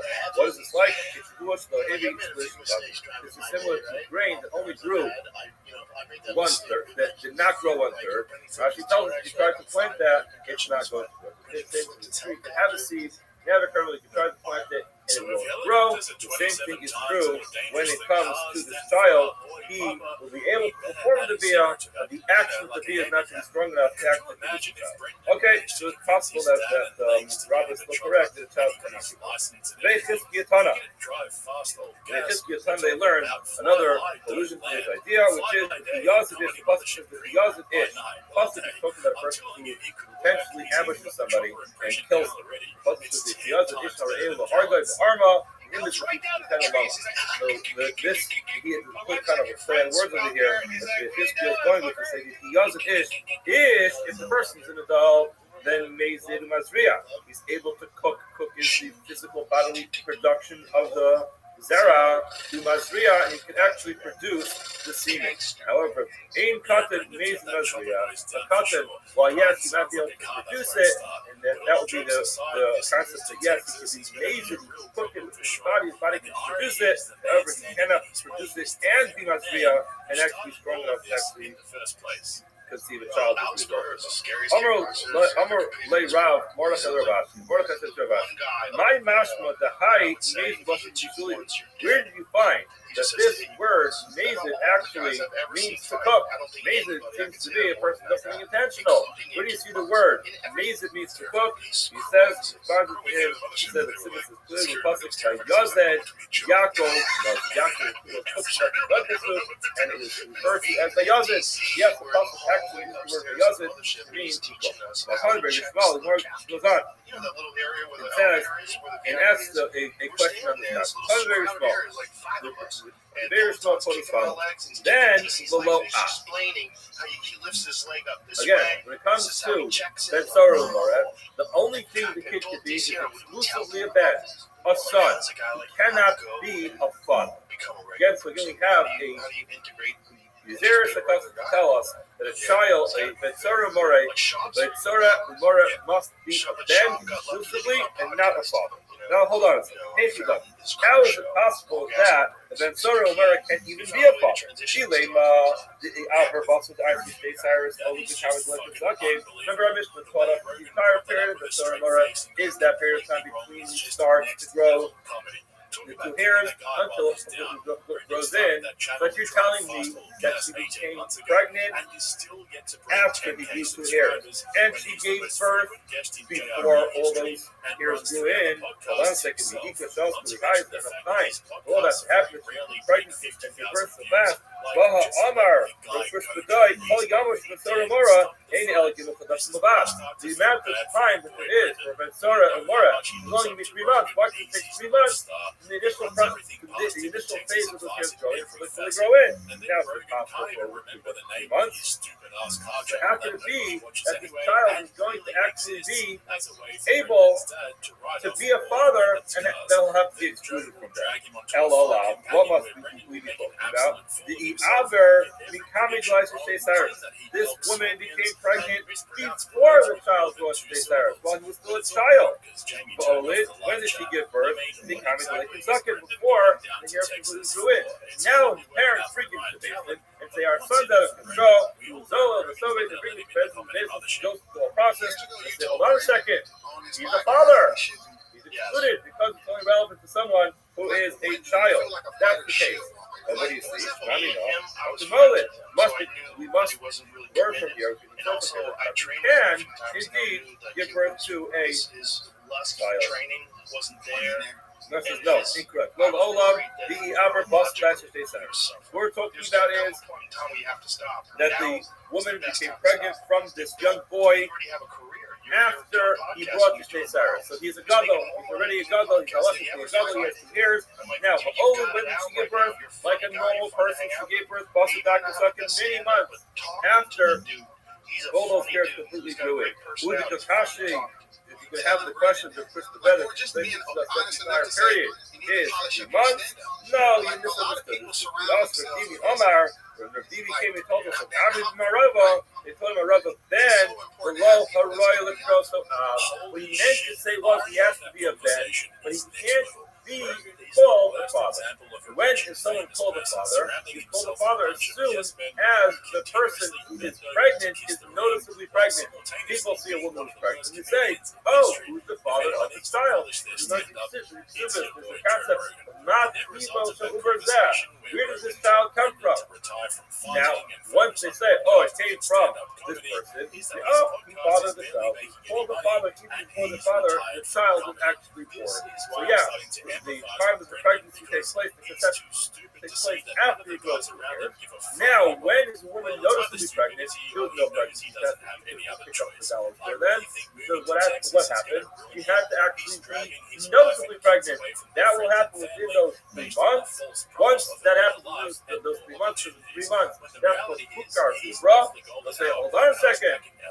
Whose child is this? Oh, it's that person, that boy, that Torah Mora, that guy. Oh, not a bet anymore. He's the father of the child. Okay, so in other words, it's going to work. It's going to work, and it's possible that he can get pregnant from him once he's already a halachic adult. So, Amar Tifadai, Amar Shapsi, Kol Yamos, Ben Torah Mora, Any Allah Gilul Kadash, all the days of the Ben Torah Mora are only 3 months Bobad. We didn't learn this 3-month period. We learned the period of time is you had to take all those years. Mara says it's not a contradiction. You know why? We give him the best of both. It gets stuck in Afghanistan, and all the years grew in within 2 months. Then the halacha is already exempt. However, Malagil Production, Afghanistan, Hicket is very slow. 3 months past, he's also the big jump. At least he gets hold on to the rope from both sides, and he gets both. I couldn't live 3 weeks ago. Yosef of Yaakov in our pocket committed Ravina. Yaakov from our pocket said Ravina. Yosef was Amr, he said the following in the name of Ravina Brady Yeshua. He said the following in the name of Ravina Brady Yeshua. How many numbers is your first day? Amr of Shapsoi, that you led us to Shiva, the woman is birth in her 7th month. Ain't Ubra Nicker Lishina. We don't have enough time to get it. This tomorrow assumes that there are 2 possible types of pregnancy. One pregnancy is a 9-month pregnancy, another pregnancy is a 7-month pregnancy. And not that when a woman gives birth in her 7th month, rather there's a type of pregnancy that finishes in 7 months. Whether or not this is consistent with modern day science is above my pay grade, that's what tomorrow is going to be discussing over here. Now, if that's the case, if there's a woman who can complete her pregnancy in 7 months, how would you divide those trimesters? When will those trimesters happen? Typically, it's once a week, 6 to 9. But in this case, the universe after 7 months. So, when is her Uber going to be recognizable? When will we be able to tell if she's pregnant? It must be, he says, the aim Uber Nicholas not to notice her pregnancy when it's only a third, which is going to be 2 months and a third of a month. 2 months over a week. But he's not tonight, over Nicholas. If you'll tell me that you're pregnant after a split, after a third of the way there, let's push him out. Lamali Gimel. Why do we have to wait 3 months? But the trade with Sosagi with 2 months and a third, that should be enough. In other words, it's enough. That's a third of the way for pregnancy. And it's noticeable. In other words, he gets called in as a potential Ben Soromora. You look at this woman. If she's not pregnant, you say, okay, you're eligible. If she is pregnant, then he won't be eligible. But for her, it should be a much earlier time. In fact, we don't do that. Means it's not noticeable. Amalei, he said no. So Olam, Amallah, over Nicholas is out. Yeah, he will become noticeably pregnant a third of the way through, which is 2 months and a third of a month. However, it's no possible. We always go after the majority. And most women do not give birth after 7 months. Amrua Kamedra, the bridges. Amr Lahu, was eating the Bashik. Hold on a second. You're about to kill this Benzora Mora. You're assuming that his wife, this woman, is going to be. Bottom line is that because you're assuming that she's not pregnant, but do we actually go after the majority? That's over here. Where it says, in the Torah Amra, the Torah teaches us that, but we saw this before, that one of the jobs of an adjudicating basin is to try to save the potential convict in this place, in this case. The Atam and Zilba Saruba faced themselves in order to find a way to save from Misa. And now you're saying, go after the majority to put the guy to death. That's not how it works. Adrua Kamedra Ravina, and he came back to Ravina. Nevertheless, yes, this is the question of Zilba Saruba. Do we not go after the majority? I'll prove to you that we do. But now it says in the Mishnah, after over this night, one person tells us he would be testifying in a capital case, in the case, and he says it happened on the second day of the month. That's when we're going to give up. The other one says on the third day of the month. We do not disqualify their ages just by virtue of the fact that they have contradicting months of the days of the month. Sorry. Why says this guy got the memo that the previous month was extended. The other person does not know that it's extended. Therefore, they're both referring to the same incident that happened exactly at the same time, but their calendars have different dates on it. One of them got the memo that was next day the previous month, and the other one did not. These like that, if you're going to tell me that it comes to capital cases, you do not go for the majority. Let's just say, we don't go after the majority. And what will we say? They are just simply being mashkish each other. Elalav. In other words, they're trying to make each other to toss out their Eidos. Elalav, we must say we go after the majority. And what does that mean? Rubenchi, as you can tell, the Murati Yarka, not everyone had an app on their phone to get them to give them the people date. And therefore, some people, it was very common. If you went around town, you asked people what date is it. One guy said, it is the second of the month. Another guy said it's the third of the month. And eventually, sometime during the month, people figured it out. But it was very common to make this mistake. And the majority of people would make that mistake, and that would be fine. Clearly, you go after it. Omar, Rabbi Yirmi, Midifti, Apanana, Mitnina. We also learned about someone who, a girl who is, we learned previously, a couple of weeks ago, about 2 weeks ago, we learned this Gemara, which says, a girl who is 3 years old in one day, we're here qualifying that any time she is intimate with somebody, she is bia, it is a full-fledged halachic bia. You can be married with the bia, if Yavum Kana is a Hebrew marriage takes place, then she is officially married to the other level should if she's married and someone is intimate with her, then the halacha is the time faces it. Thomas Boila, the time Mishka and if somebody is going to involve her walking in Nida, then the Tumah, as we explained last time, has a very strict level of Tumah, which is the top of the Elyon. Even if you don't actually touch it, the person actually becomes Tameh, and he can tell me other things. This is the Kohen. If the Tumah gets married to a Kohen, he'll tell the Tumah. This is the relevant one over here. If any one of the disqualified people are intimate with her, possible becomes disqualified from Tuna. Now, in Boilel, Achad, Arayat, the word any of the Arayat is intimate with her, and Allah is allowed, they will be put to death for being intimate with her. She's obviously child, but if any one of the Arayat is intimate with her, they are going to be chayiv misa. Why? Because they had a full-fledged bia with one of the arayas. You want to ask the question, why is it true? Shema Island, he wanted me to say that maybe she is someone's married, she can't give birth. And by died in the hospital, the person who married her never wanted to marry a person who's not going to have children. What must we say? If you say, this person went ahead, was intimate with an agent this woman, or within one of the Arayas. And why would you assume that she's an islandess? She's not going to be an islandess like everybody else. The majority of the people still have children, and the Arayas will also grow nothing but islanders.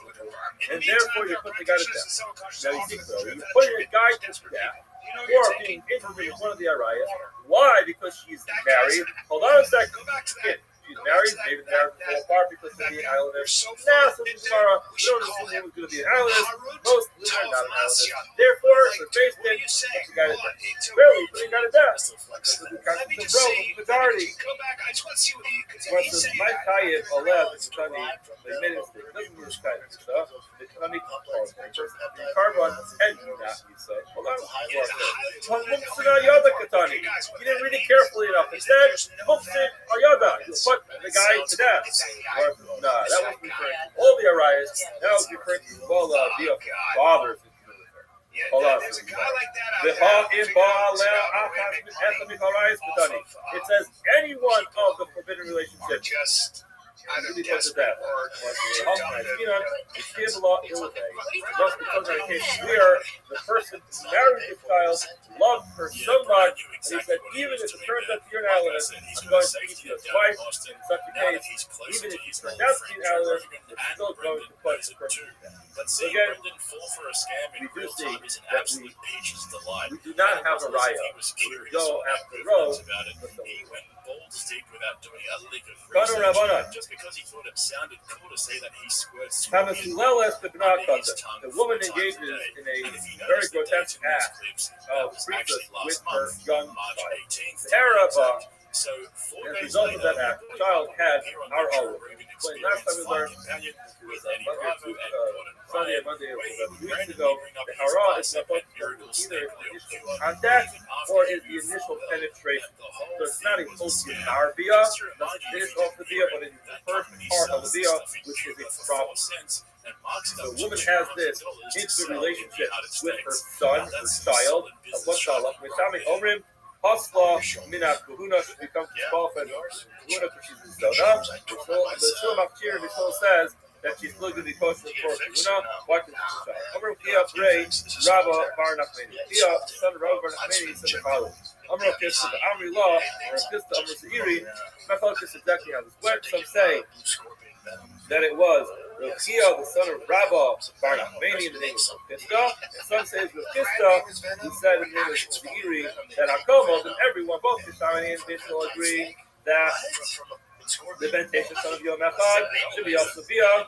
Everyone agrees that if this child requested that in this case was 9 years old in one day, it's Bia is Bia, and yes, it's qualified his mother as a Zona from Pachos, if the child was less than 8 years old, then Bia Bia agrees that the Bia is not a Bia.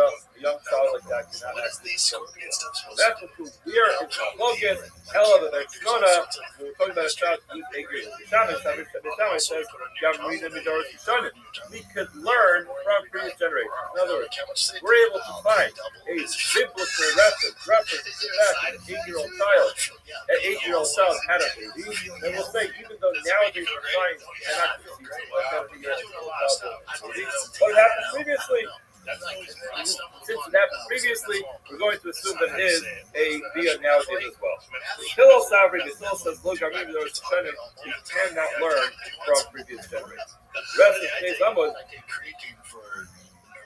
take us into some family trees of some history in the Tanakh, and we're going to try to figure out whether or not anybody in Tanakh had a child when he was 8 years old. The Doros are showing me Noah. How do we know the previous generation? I was rushing through it, but I so much time that 15 minutes to do this. How do we know the Doros Rishonim had children when they were 8 years old? You know them if you want to suggest, because it says in the pasuk, go through a number of these pasukim, and we'll start to explain outside exactly what everything means, and get everything straight. Hello, Zos Bathsheba. This woman is Bathsheba. Bas Eliam Ishes Uriah Hakiti. So let's just get this clearly. Number one, you have Bathsheba, who is the daughter of Eliam. Let's get them in our family. Bathsheba is the daughter of Eliam. Ishes Uriah Hakiti. It also says the Eliam and Achitophel. Eliam was the son of Achitophel. See now, Bathsheba, son of Eliam, son of Achitophel, Agiloni. Siva Yisrach Biadnasan Navi, Yikra Shmo Yedidya. And essentially, had nothing of it. He called him Yedidya. For Hashem, because of Hashem. Who was this referring to? That was Shlomo HaMelech. Shlomo HaMelech was the great grandson of Achitofel, Eliam, Sheva, and Shlomo HaMelech.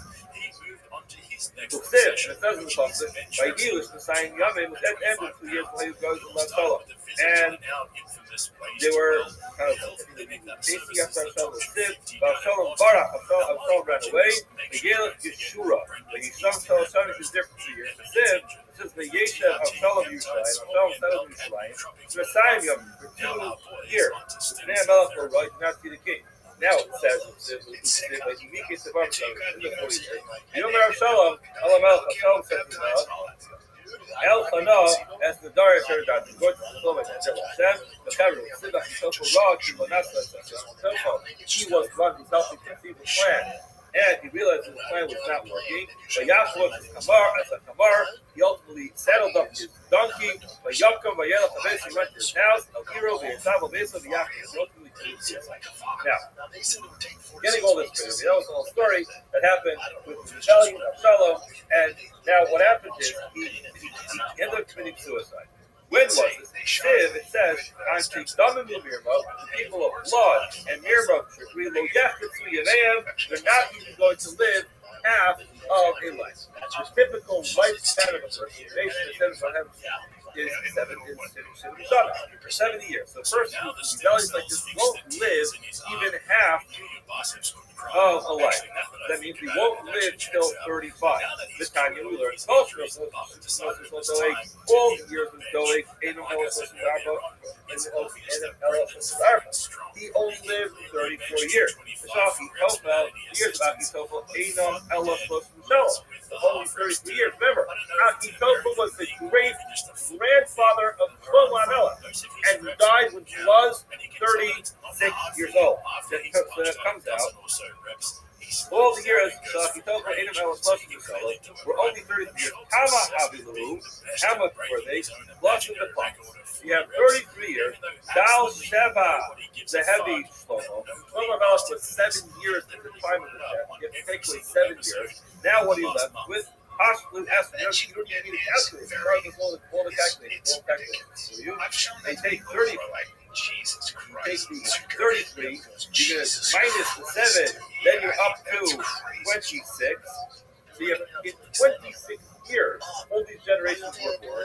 Now, you have to subtract another 2 shni with plus the Hebrew for the 2 pregnancies. Now, why is that 2 years?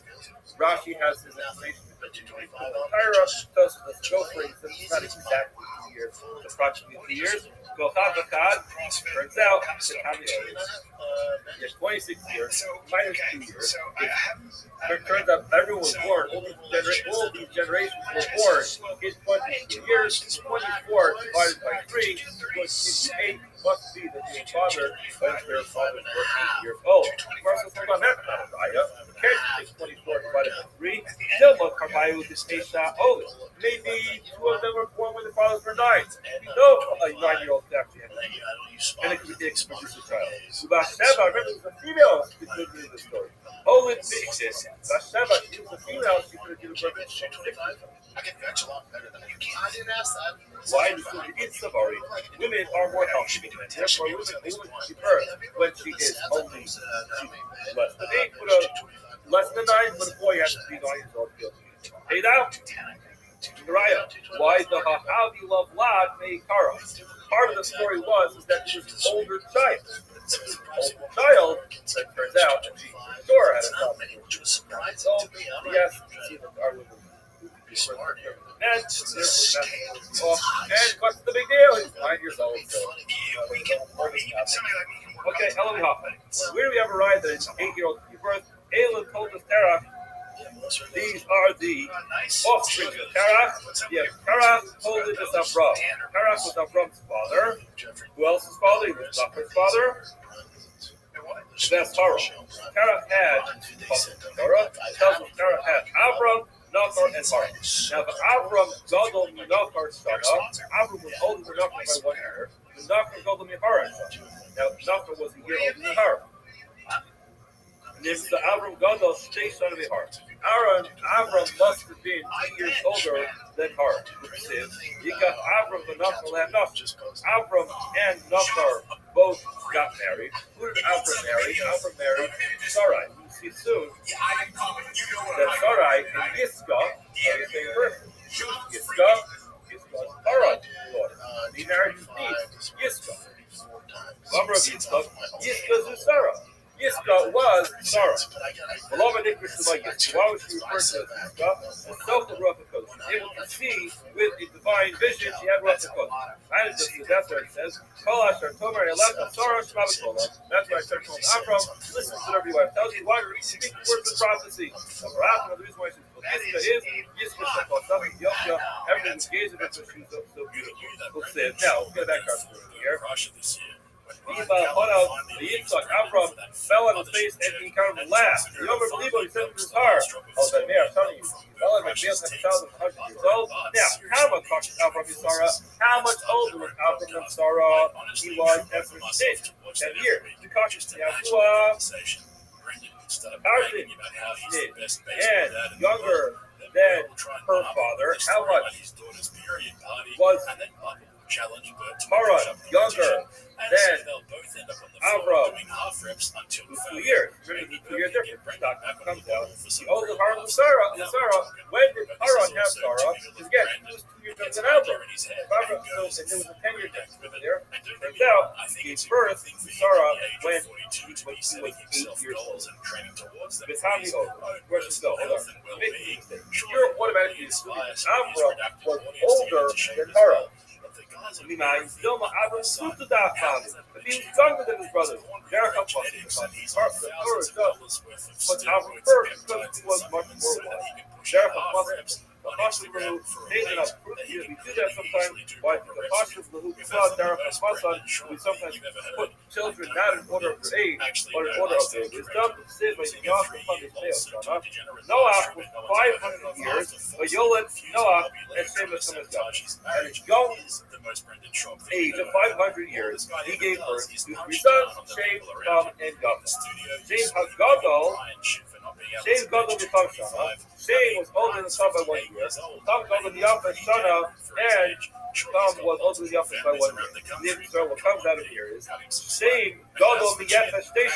Turns out the Shem is 2 years older than Yafet. Hold that in your head for a minute. Good save, it tells us. Not the chase nail Shana, but I'll hold your mind, Malara. 100 years after he had his children, that's when the novel started. Good save, it tells us Eliel was saved. These are the children saved. Shem May Ashana, by Yoel Sarpapshat. Shem was 100 years old and he gave birth to Sarpapshat. When was this Zion? Babel. 2 years after the Babel. Now, how could he have been 100 years old 2 years after the Babel?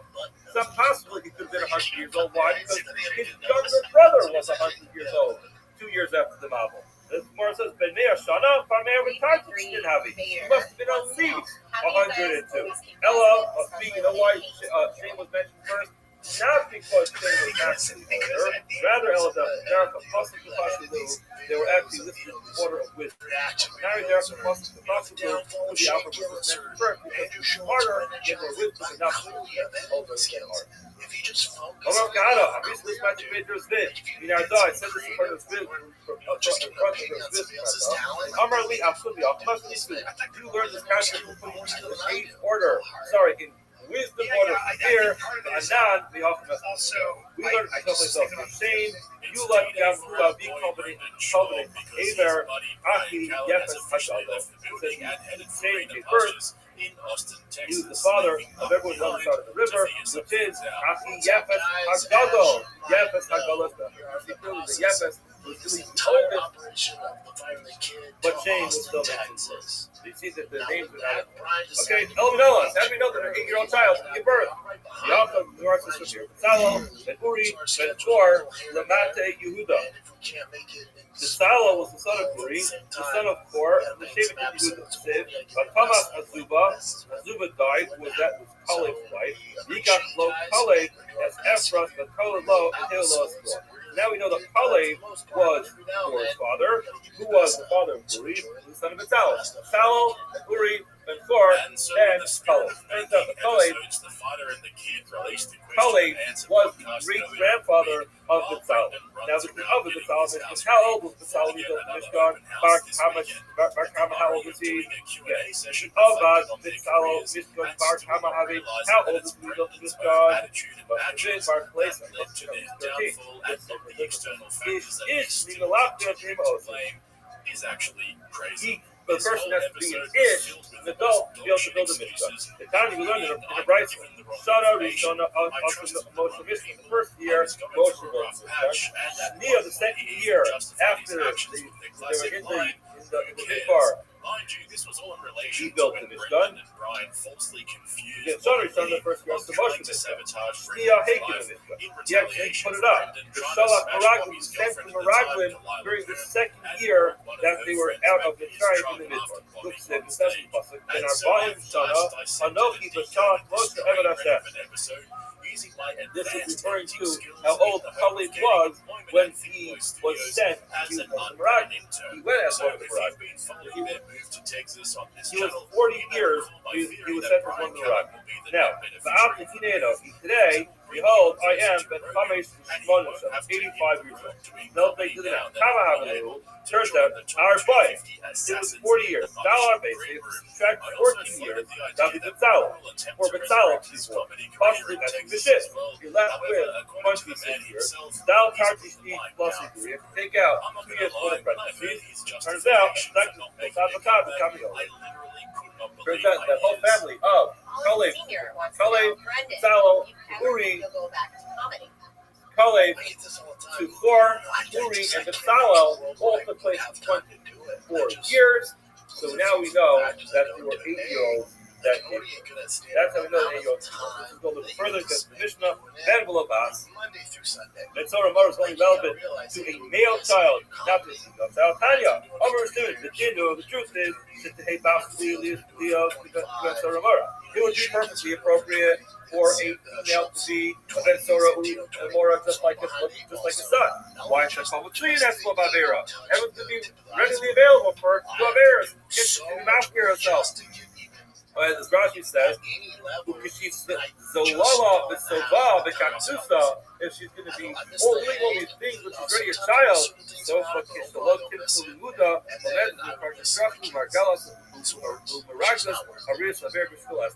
again, if the whole idea of Mitzvah Mora is that ultimately this person is going to be a disaster of a person alive, look at her. She's already acting like this. What's going to happen? She's going to end up being a major stumbling block for all the men in town. But still, Ella Xeris and custody, but teaches us then the concept of the Torah Mora is only relevant to the rebellion from the wayward son. Not relevant to the daughter, even though you might think it should be just relevant to the daughter. It makes sense to be but relevant to the daughter, the Torah, or otherwise. Have a wonderful rest of your day. Guy by now. Instead, he dropped his first comedy special through Showtime barely a few years into his so-called comedy career, which was one of the first steps in making everyone hate him. I'll come back to this a little bit later on in the video when Brendan explains the 2 things he thinks ruined the Father and the Kid podcast. But to hear him finally realize good morning. what everyone has been saying for the last 10 years about how he sucks at comedy and needed to take a step back and actually put in the time and effort required to actually become half decent, is one of the most short things ever. Talk about being late to the party. Fuck my life. Sanhedrin Daf Samach Tes. We begin by thanking our sponsors. We thank our annual Talmud Torah sponsors through the year 5785, the Tosef Mishpacha of Eretz Yisrael, as is the first for the Surah's Tevis for all of Am Yisrael, all of Klal Yisrael. We also thank our Daf Yomi sponsors this morning, Mel and Karen Ram, who were just with Mel's father, Mordechai Yitzchak. Mordechai Yitzchak should have a really amazing family should have in the couple. We're going to begin with Daf Samach Tes, Hamad Beis, and we begin with the 4 lines up at the bottom, Ufliga, the Rabbi. Yesterday we mentioned the Gemara quotes Rav Chisda, who tells us this is another exception to the halachas of Ben Sora Umora. That is that the Ben Sora Umora cannot be a father. Just to quickly quote him, he says, Amar Rav Chisda, Katan Shaholid Ein Beno Nasa. Sorry, Katan Shaholid Ein Beno Nasa Ben Sora Umora. Just as halacha is, if a Katan gives birth, his child is automatically going to get a lifetime exemption from the halachas of Ben Sora Umora. Why? Because it says in the pasuk, Kiyeh le'ish ben. The son has to be born to an ish. If the father of this ben is not an ish, then he's automatically going to be exempt from the halachas of Ben Sora Umora. Now the Gemara is going to spend the entire Alma today discussing whether or not a child can have a child. That's really the discussion of today's Gemara. The Gemara starts with the Rabbi Rav Chisda, who is telling us that the pasuk is trying to exclude the child of a child. He must have been of the opinion that a child can have a child. The Pliga the Rabbi, that's arguing. Rabbi, why? Rabbi says the following: Katan ein molid. A child cannot give birth. Never says in the pasuk, "Im ein lo ishgol." This is talking about the halacha of Gezel Ager. It's the halacha if a person steals something and he is approached by the victim of the theft, and the person denies it. He says it's not true. I never stole it. And he takes an oath, and he takes a swig, he didn't steal it, and then it turns out that he lied. He comes back to the business. He lied. The halacha is that he has to pay the person back the Karen, the principal, the Chumash, the additional fifth, and he has to read a carbon. Now the pasuk says that if he if this person has already passed away, and he does not have anybody who is going to be an heir of his estate, halacha is, and the payment goes to the Kohen. The Gemara says, hold on, is it possible that the person doesn't have any relatives? Everybody's got some relative. Even if you don't have that many relatives, you can go back generation to generation to generation to find somebody to be related to. How can one say that there's a person who's not of a goel? How will the Gezel Agar because of the diver? It's talking about a person who steals from a convert. And convert halachically is not going to have any family unless he gets married and goes to his own family. Now, the pasuk teaches us. Ish says very clearly in the pasuk that if ain lo ish goel, if the ish does not have anybody as a redeemer, and the pasuk says ish if the person who you stole from was an ish, you have to start reviewing in ish for goel, and he has more relatives who could pick up the payment for him. In love or not, however, katan, if the person who was stolen from is a katan child. You do not have to start looking to see if the child has any relatives. Why? Because the child is a convert. It's obvious he doesn't have any family members. Why? Because the child cannot father another child. Therefore, it's impossible to assume that this child convert has any relatives. Therefore, don't bother with himself. Clearly, we see the rabbis of the opinion that a child cannot father another child. Clearly, it's in stark contrast to this, because this says the whole process teach you that the child has a child, that child goes to be exempt from the entire concept of the Torah. Well, according to the house, we wouldn't talk to the Torah. I feel guilty about leaving you here. Hey, Abaya asks the following question. Ish says in the pasuk, this is my focus to Rashi that we show what talking about with Rashi. Rashi talks about a person who has an affair with a shifcha charufa. Charufa is a shifcha who is considered to be halfway free and halfway still a maidservant, because she's married to an Eved Ivri. The person has an affair with her. The halacha is that person gets malchus but does not get misa.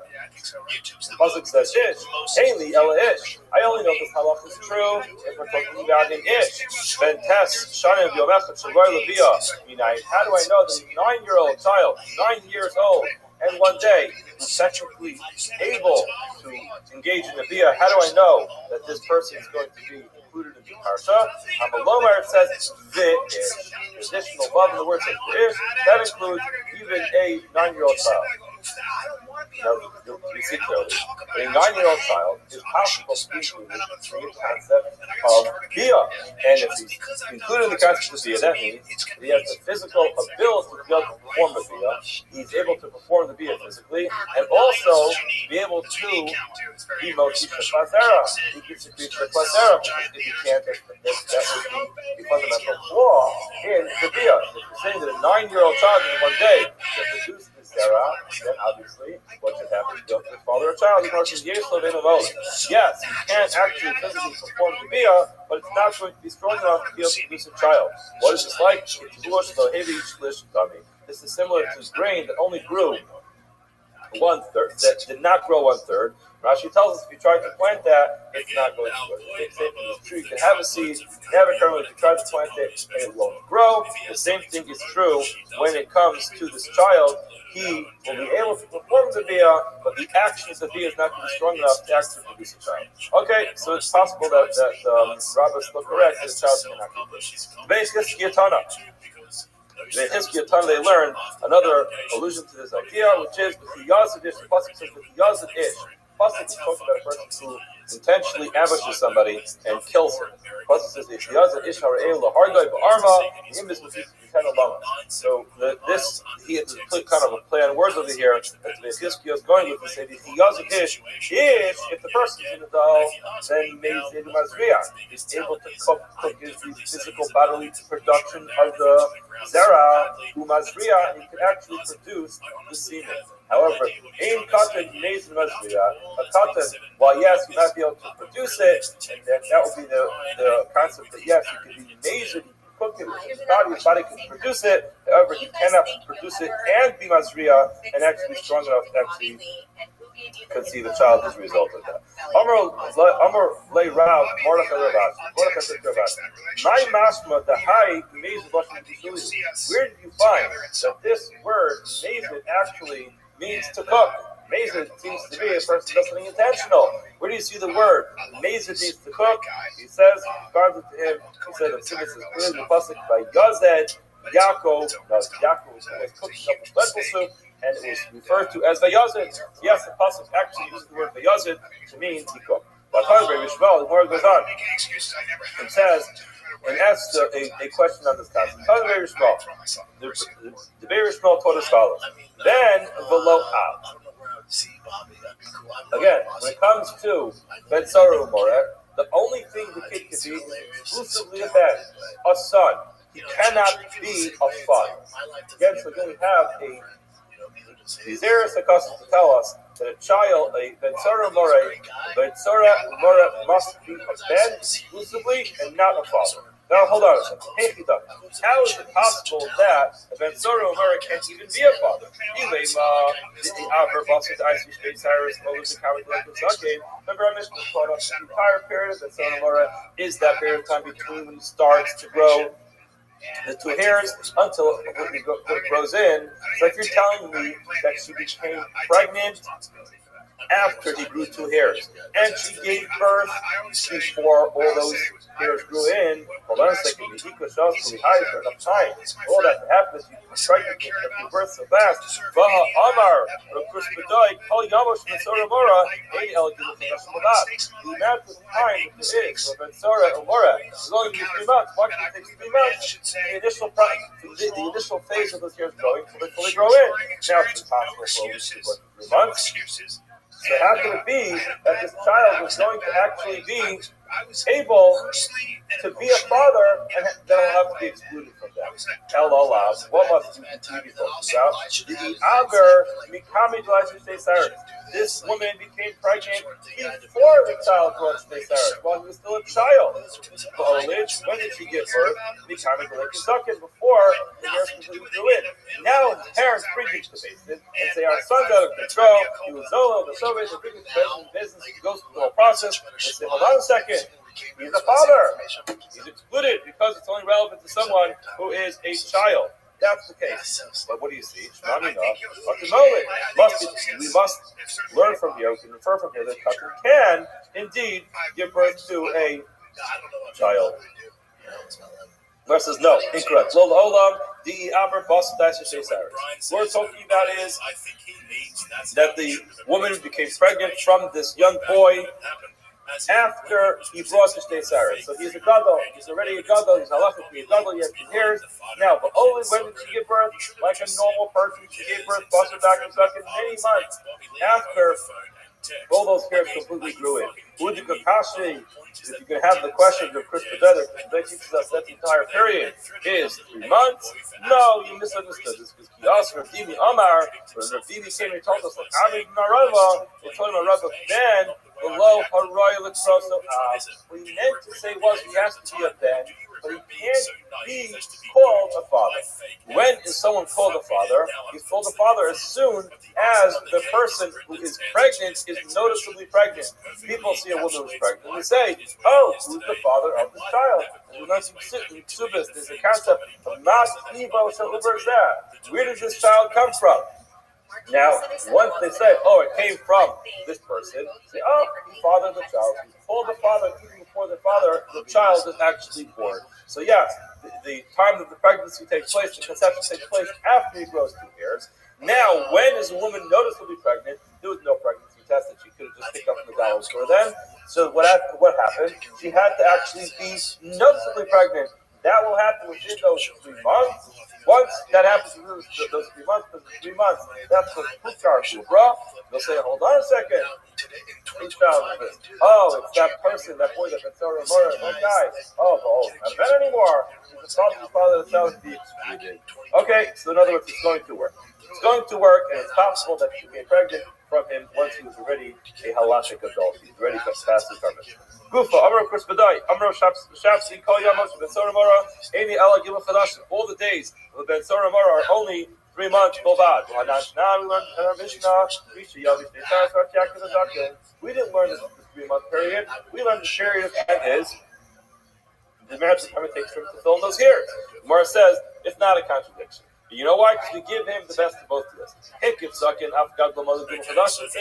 all the hairs grew in within 2 months, then the halacha is he's already exempt. However, he's very slow. When the 3 months pass, he's also going to be exempt. In other words, he gets hold on the rope from both sides, and he gets both. Yosef Rav Yaakov and Narpaket committed Ravina. Rav Yaakov from Narpaket sat in front of Ravina. Yosef was Amar. He said the following in the name of Ravuna Brei Yeshua. He said the following in the name of Ravuna Brei Yeshua. Nami Nami Midu Krispedai. You learn from Krispedai. Amar Rav Shapsai. That you led us to Shiva. The woman gives birth in her 7th month. Age Ubra Nikar Lishimah. You know what I'm talking about? This Gemara assumes that there are 2 possible types of pregnancy. One pregnancy is a 9-month pregnancy, and another pregnancy is a 7-month pregnancy. And it's not that when a woman gives birth in her 7th month, that she's giving birth to a baby. Rather, there's a type of pregnancy that finishes in 7 months. Whether or not this is consistent with modern day science is above my pay grade. That's what the Gemara is going to be discussing over here. Now, if that's the case, if there's a woman who can complete her pregnancy in 7 months, how would you divide the trimesters? When will those trimesters happen? Typically, it's month 3, 6, and 9. But in this case, she's giving birth after 7 months. So, when is her Uber going to be recognizable? When will we be able to tell if she's pregnant? It must be, he says, that a Uber Nicholas does not just notice her pregnancy when it's only a third, which is going to be 2 months and a third of a month. 2 months and over a week. But Isaac that I thought over Nicholas Shlish, if you'll tell me that she's very noticeably pregnant after a shlish, after a third of the way there, Lamali Gimel, why do we have to wait 3 months? But the Trey Vitil Sasagi with 2 months and a third, that should be enough. In other words, it should be enough because that's a third of the way of her pregnancy. And it's noticeable. In other words, she gets called in as a potential Betsora Mora. You look at this woman, if she's not pregnant, she says, okay, you're eligible. If she is pregnant, then he won't be eligible. But for her, it's going to be a much earlier time. The fact that we don't do that means it's not noticeable. Amalei, he said no. Yes, she will become noticeably pregnant a third of the way through, which is 2 months and a third of a month. However, we always go after the majority. And most women do not give birth after 7 months. Hold on a second. You're about to kill this Ben Zora Mora. You're assuming that his wife, but this woman is going to be potentially she could can't be a wife, can't be married. Bottom line is that because you're assuming that she's not pregnant, but do we actually go after the majority? We're putting someone to death over here. Where it says in Torah Amra, the Torah teaches us that we saw this before, that one of the jobs of an adjudicating basis is to try to save the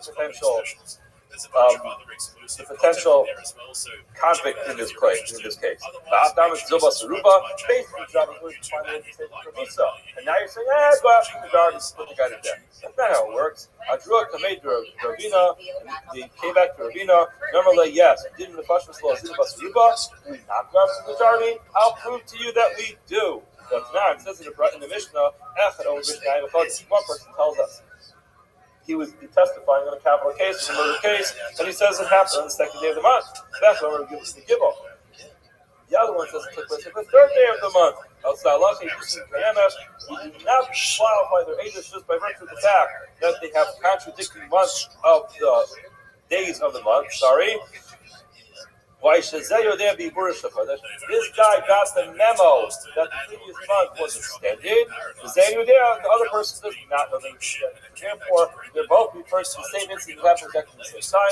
But their calendar has different dates on it. One of them got the memo that this next day in the previous month, the other one did not. Now, if you're just telling me when it comes to capital cases, we do not go up to the majority. Come out to let's just say we don't go after the majority. And what will we say? They are just simply being makdish each other. El Alav. In other words, they're connecting each other to cross out their Eidos. El Alav. You must say we go after the majority. And what does that mean? Not everyone had an app on their phone that gave them the Hebrew day. And therefore, some people, it was very common. You went around town, you asked people what day it is. One guy said, it is the second of the month. Another guy said, it's the third of the month. And eventually, sometime during the month, people figured it out. But it was very common for people to make this mistake. And the majority of people would make that mistake, and that would be fine. You're free to look up the agency. Clearly, you go after a row. Amar, Rabbi Yirmi, we also learned someone a girl who is, we learned this previously, a couple of weeks ago, about 2 weeks ago, we learned this Gemara, which says, a girl who is 3 years old in one day, we're here qualifying that any time she is intimate with somebody, she has bia, it is a full-fledged halachic bia. She can be married with the bia, if Yavam Kana is a levirate marriage takes place, then she is officially married to him.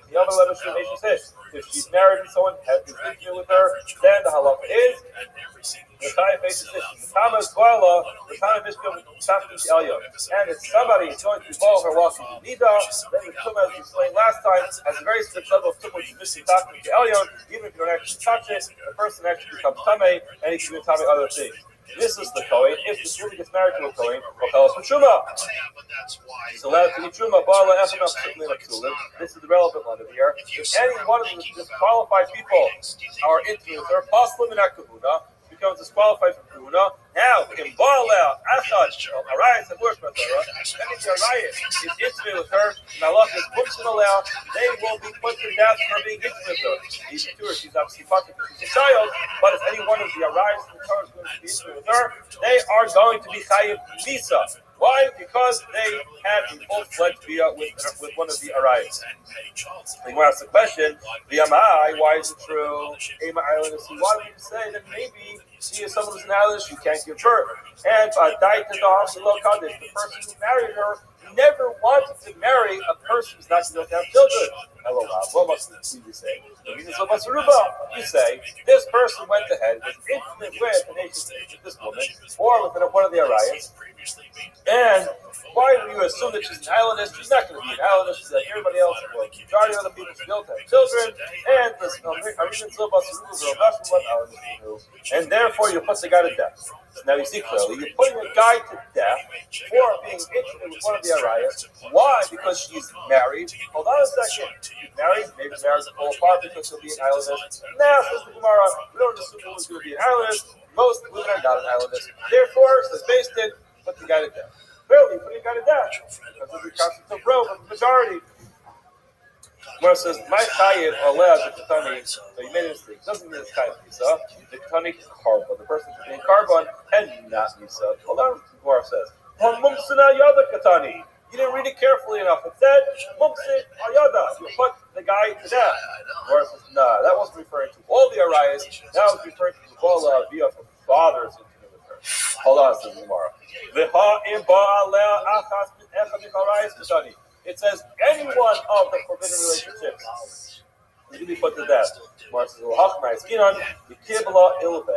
Must be talking about a case where the person who marries this child loved her so much that he said, even if it turns out to be an islandess, I'm going to keep you as a wife. And in such a case, even if she turns out to be an islandess, we're still going to put the person to death.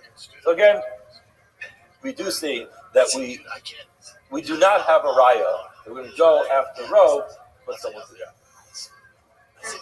Tana Rabbanan. A woman engages in a very grotesque act of princess with her young child.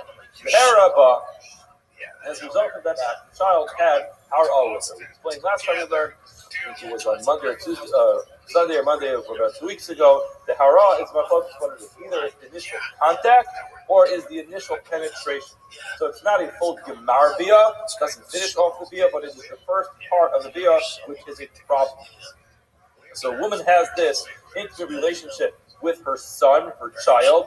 What's the halakha? Neshami Omrim Hasla Mina Kahuna. She becomes disqualified from Kahuna because she's a Zona. Basil Mafshir Basil says that she's still going to be kosher for Kahuna. Why? Because it's the child. Amr Kia Bray Rabbi Bar Nachmani. Kia, the son of Rabbi Bar Nachmani, said the following: Amr Pista the Amri Law, Amr Pista Amr Seiri.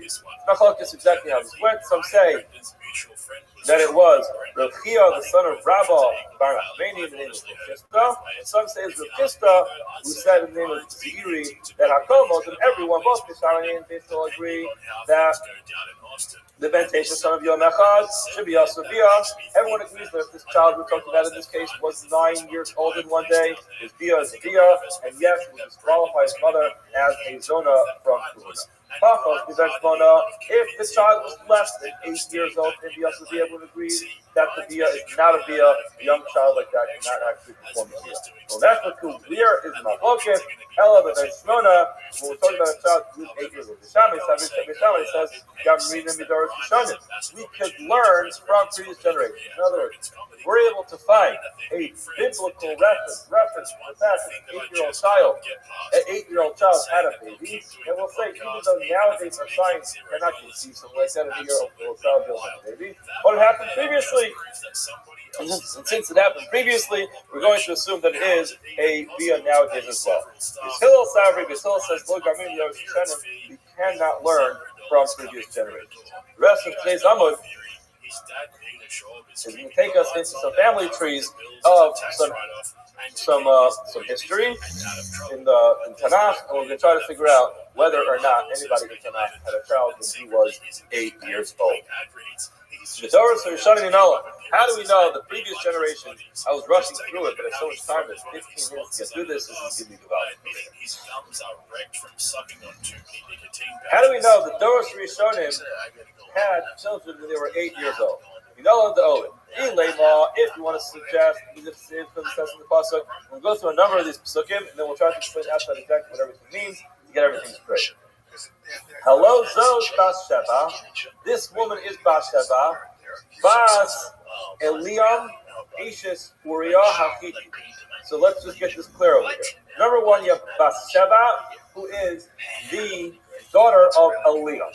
Let's get them in our family tree. Bathsheba is the daughter of Eliam. Esha Shuria Kiti. It also says Oliam ben Achitophel. Oliam was the son of Achitophel. So you now Basheva, the son of Eliab, son of Achitophel, Agiloni. Uksiva Yishlach Yad Nosan Navi, Yikra Shemo Yedidya.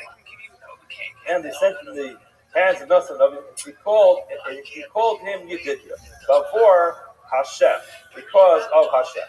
Now, who is this referring to? That was Shlomo HaMelech. Shlomo HaMelech was the great grandson of Achitophel, right? Achitophel, Oliam, Sheva, and Shlomo HaMelech. So it says in the pasuk, "Vayilish Messiah Yamim," at the end of 2 years, and they were kind of like, I think they were chasing after Avshalom with Siv. Avshalom Barach, Avshalom ran away. Vayelach Yeshua, but Yisham Avshalom was there for 3 years. Siv, it says Vayeshev Avshalom Yishlayim, Avshalom settled in Yishlayim, Messiah Yamim for 2 years. Upnei Melech will rise, not see the king. Now it says it's in the 40 years. Yomer Avshalom, Avshalom said to Melech, El Chana, as the Dariah Sher got to go to the Torah and Adel Hashem, the Chaver of Siva,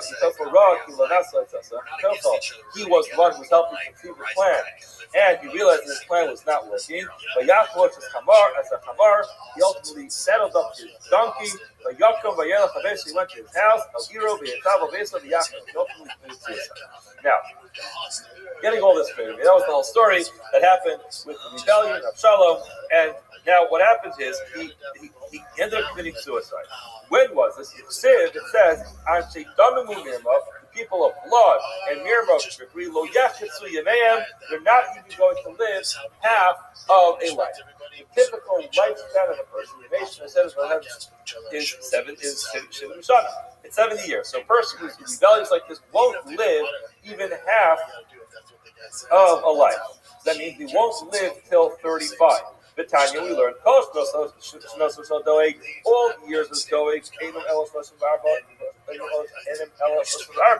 he only lived 34 years. The Shaki Tofel, years of Aki Tofel, Einam Elosh only 33 years. Remember, Aki Tofel was the great grandfather of Shlomo HaMelech, and he died when he was 36 years old. So that comes out. All the years Shaki Tofel, Einam Elosh were only 33 years. How much were they? Plus in the clock. So you have 33 years. Dal Sheva, the heavy Shlomo. Shlomo HaMelech was 7 years to decline with his death. You have to take away 7 years. Now what are you left with? You don't even need a calculator. Smart does all the calculations for you. They take 30. You take the 33, you're going to minus the 7, then you're up to 26. So you have, in 26 years, all these generations were born. Now, you have to subtract another 2 shni, the plus Hebrews for the 3 pregnancies. The pregnancies take time. Now, why it's exactly 2 full years.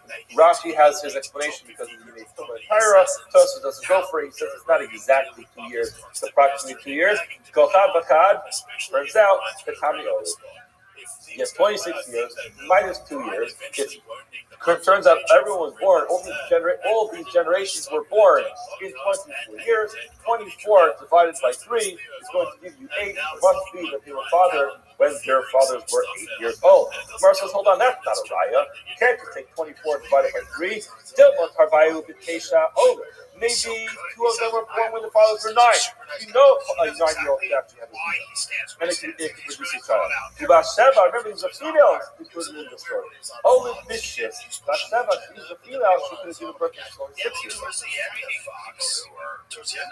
Why? Because the Itzabari, women are more healthy than men. Therefore, women only give birth when she's less than 8, less than 9, but a boy has to be 9 years old to be able to pay down. Mizraya. Why the Hahavilov Lad Meikara? Part of the story was that he was the older child. If he was an older child, then it turns out that she's sure had a child was 9 years old. So yes, you see that our women who can give birth much younger than men, and therefore the math is going to be off. And what's the big deal? He's 9 years old, so all this now makes sense. Okay, Elami Hafa. So where we ever ride the 8-year-old can give birth, Ayla told us Terah, these are the offsprings of Terach. He has Terach, holiness of Avram. Terach was Avram's father. Who else is father? He was Nachor's father. And that's Haran. So Terach had, this is the pasuk in Torah, it tells us Terach had Avram, Nachor, and Haran. Now the Avram Gadol Nachor Shana, Avram was older than Nachor by 1 year, and Nachor Gadol Haran Shana. Now Nachor was a year older than Haran. Nimsa Avram Gadol Shtei Shana Haran. Avram must have been 2 years older than Haran. We got Avram the Nachor Lam Nashon. Avram and Nachor both got married. Who did Avram marry? Avram married Sarai. We will see soon that Sarai and Yiscah are the same person. Who's Yiscah? Yiscah is Haran's daughter. He married his niece, Yiscah. Mama of Yitzchak, Yiscah is Sarah. Yiscah was Sarah. Why was she referred to as Yiscah? She was able to see with a divine vision. She had Ruach HaKodesh. And that's why it says, that's why Hashem told Avram, listen to whatever your wife tells you. Why? Because she's speaking words of prophecy. Another reason why she's called Yiscah is Yiscah Shakal Shakal Yokya. Everyone would gaze at her because she's so beautiful. Now, let's get back to our story over here. Avram fell on his face and he kind of laughed. The Yomer Belibo, he said in his heart, now, how much Avram and Sarah? How much older was Avram and Sarah? He was Esther Shnei, 10 years. The Kashif Yavua, Tartin Shnei, and younger than her father. How much was Haran younger than Avram? It was 2 years. Remember the 2 year difference. The shot comes out. The older Haran Lasara. When did Haran have Sarah? Because again, he was 2 years younger than Avram. And there was a 10-year difference over there. So it turns out he gave birth to Sarah when he was 8 years old. The time he old. Where says no, hold on a second. You're making a mistake. You're automatically assuming that Avram was older than Haran. And he was younger than his brother. The Torah just puts Avram first because he was much more wise. We do that sometimes. Why? We sometimes put children not in order of their age, but in order of their wisdom. Noah was 500 years, but Yolad Noah as Shem as Yafes. At a young age of 500 years, he gave birth to 3 sons, Shem, Cham, and Yafes. Shem HaGadol, Shem Gadol Michal Shana. Shem was older than Cham by 1 year. Cham Gadol Yafes Shana, and Cham was older than Yafes by 1 year. What comes out of here is Shem Gadol Yafes Shteshan. Turns out that Shem is 2 years older than Yafes. Hold that in your head for a minute. It tells us, 100 years after he had a children, that's when the novel started. And it tells us, these are the children of Shem. Shem ben Me'ah Shana by Yolesh HaPashad. Shem was 100 years old and he gave birth to Arpachshad. When was this Shasayim Achar Babel? 2 years after the Babel. Now, how could he have been 100 years old 2 years after the Babel? It's not possible he could have been 100 years old. Why? Because his younger brother was 100 years old 2 years after the Babel. The Gemara says, Ben Me'ah Shana, Farmeir V'Karkin Shin Havi. He must have been at least 102. Ella, you know why Shane was mentioned first? Not because Shane was actually older. Rather, they were actually listed in order of wisdom. Could be Avram was just mentioned first because he was smarter, he had more wisdom, but not because he was actually older than Haran. I said this in front of and you learned this concept of putting people in age order. In wisdom order from there. We learned from ourselves. Shame, Yulad Gamhu Avi Kolbane Aver Aki Yefes Hagalo. He said Shame gave birth. He was the father of everyone on the other side of the river, which is Aki Yefes Hagadol. Yefes Hagalo. You see clearly that Yefes was really the oldest, but Shame was still mentioned first. So you see that the names are not in order. Okay, Elaminelas, how do we know that an 8-year-old child can give birth? Yaakov, Betzalel, and Uri, Ben Chor, Lemate Yehuda. Betzalel was the son of Uri, the son of Kor, from the Shevet of Yehuda. Sig, but Thomas Azuba died, who was Kaleb's wife. Yikach lo Kaleb as Ephras, but Kaleb lo is Kor. Now we know that Kaleb was Kor's father, who was the father of Uri, who was the son of Betzalel. Betzalel, then Uri, then Kor, then Kaleb. Turns out that Kaleb was the great-grandfather of Betzalel. Now, with the other Betzalel Mishkan, how old was Betzalel when he built the Mishkan? Bar Kama, how old was he? Again, with the Avad Betzalel Mishkan, Bar Kama Havi, how old was he when he built the Mishkan? Must have been Bar Klesa, he must have been at least 13. Let's say, where it says the question. Ish, Nimelach Dertim Osim. But the person has to be an ish, an adult, to be able to build a mishkan. The time we learned in a brisa, Shana Rishona Moshe Mishkan. The first year, Moshe built the mishkan. Shnia, the second year after they were in the midbar, he built the mishkan. Again, Shana Rishona the first year, so Moshe Mishkan. Shnia Hakim Mishkan. He actually put it up. The Shalach Meraglim, the sanctioned Meraglim during the second year that they were out of Mitzrayim in the midbar. Look, it says in Pasuk, Ben Arba'im Shana, Anochi B'Shalach Moshe Eved Hashem. This is referring to how old Kaleb was when he was sent to one of the Meraglim. He went as one of the Meraglim. He was 40 years he was sent as one of the Meraglim. Now, today, behold, I am Ben Chamesh 85 years old. Now let's make the math. Kama Havalu, turns out, our boy, it was 40 years. Dollar basis, subtract 14 years, that would be Betzalel. For Betzalel to be born. Partially after Bishit. You're left with 26 years. Dal Kartishni plus Iburi. If you take out 2 years full of pregnancies, it turns out that whole family of Kaleb to Betzalel to Uri, Kaleb to Kor, Uri, and Betzalel all took place in 24 years. So now we know that there were 8-year-olds that gave birth. That's how we know that 8-year-olds gave birth. Let's just go a little bit further. Get to Mishnah. Ben Velobas. That Sarah Mor is only relevant to a male child, not to a female child. Tanya, the dinu, the truth is, it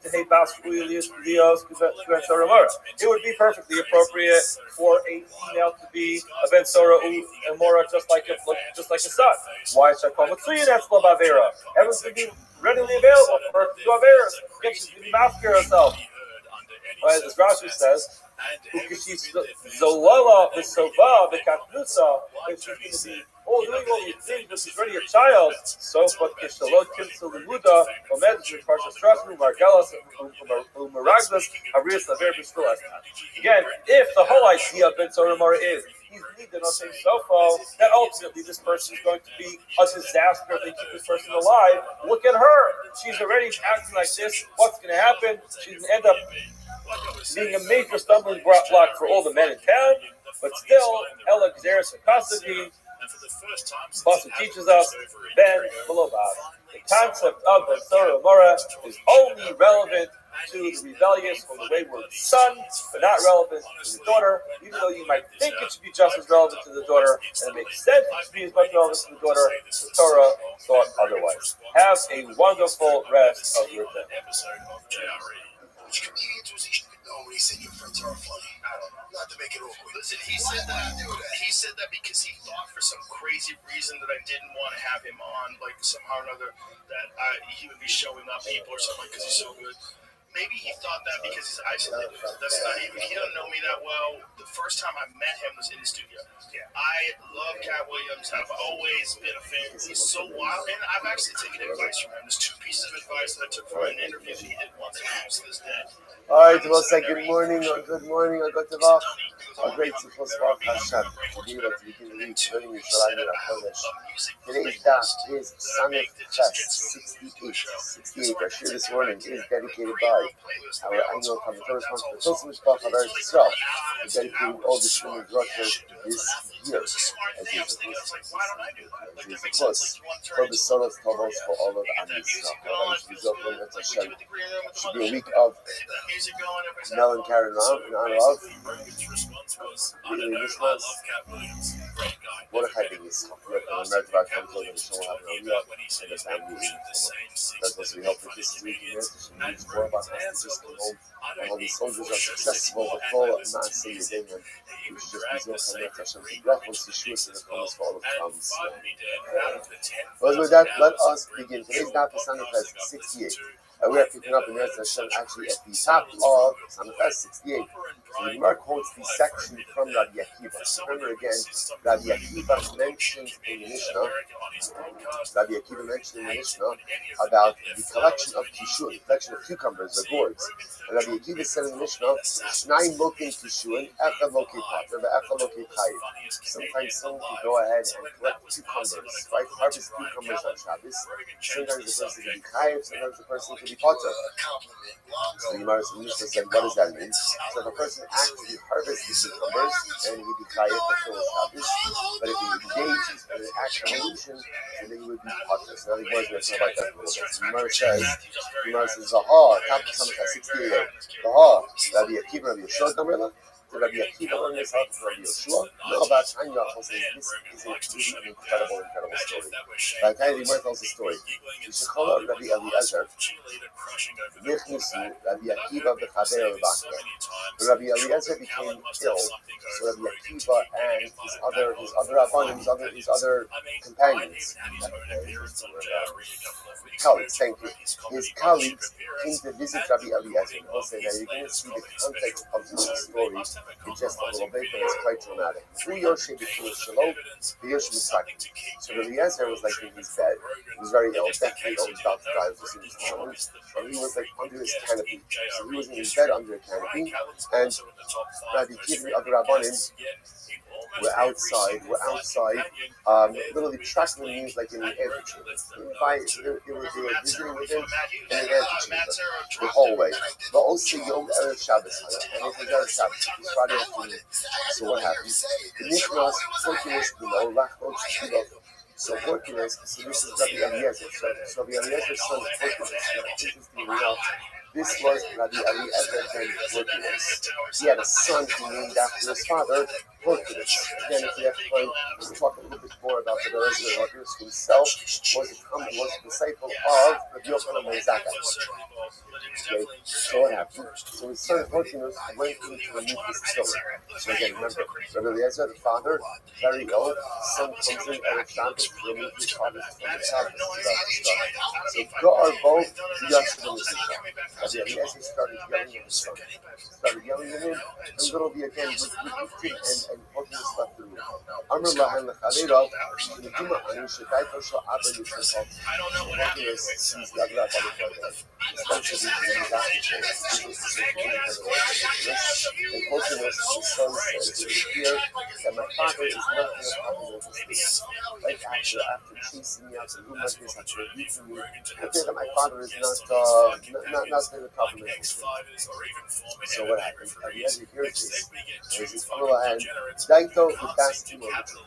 So Eliezer says, I'm fine, I'm not the problem, but rather again it's my son Fortunus and his mother, my wife, who are the ones who are mentally not clear, lacking of clarity.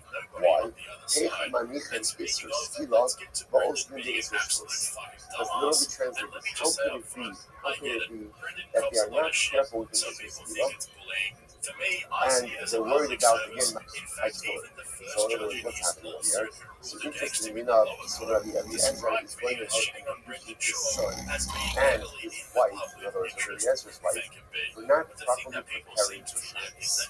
He felt that they were not properly prepared for Shabbos, and because they're not properly prepared for Shabbos, there's a real concern that Chas v'Shalom they come to the Chal Shabbos. So they're not worried about preparing for Shabbos, and instead they're focused on taking that time.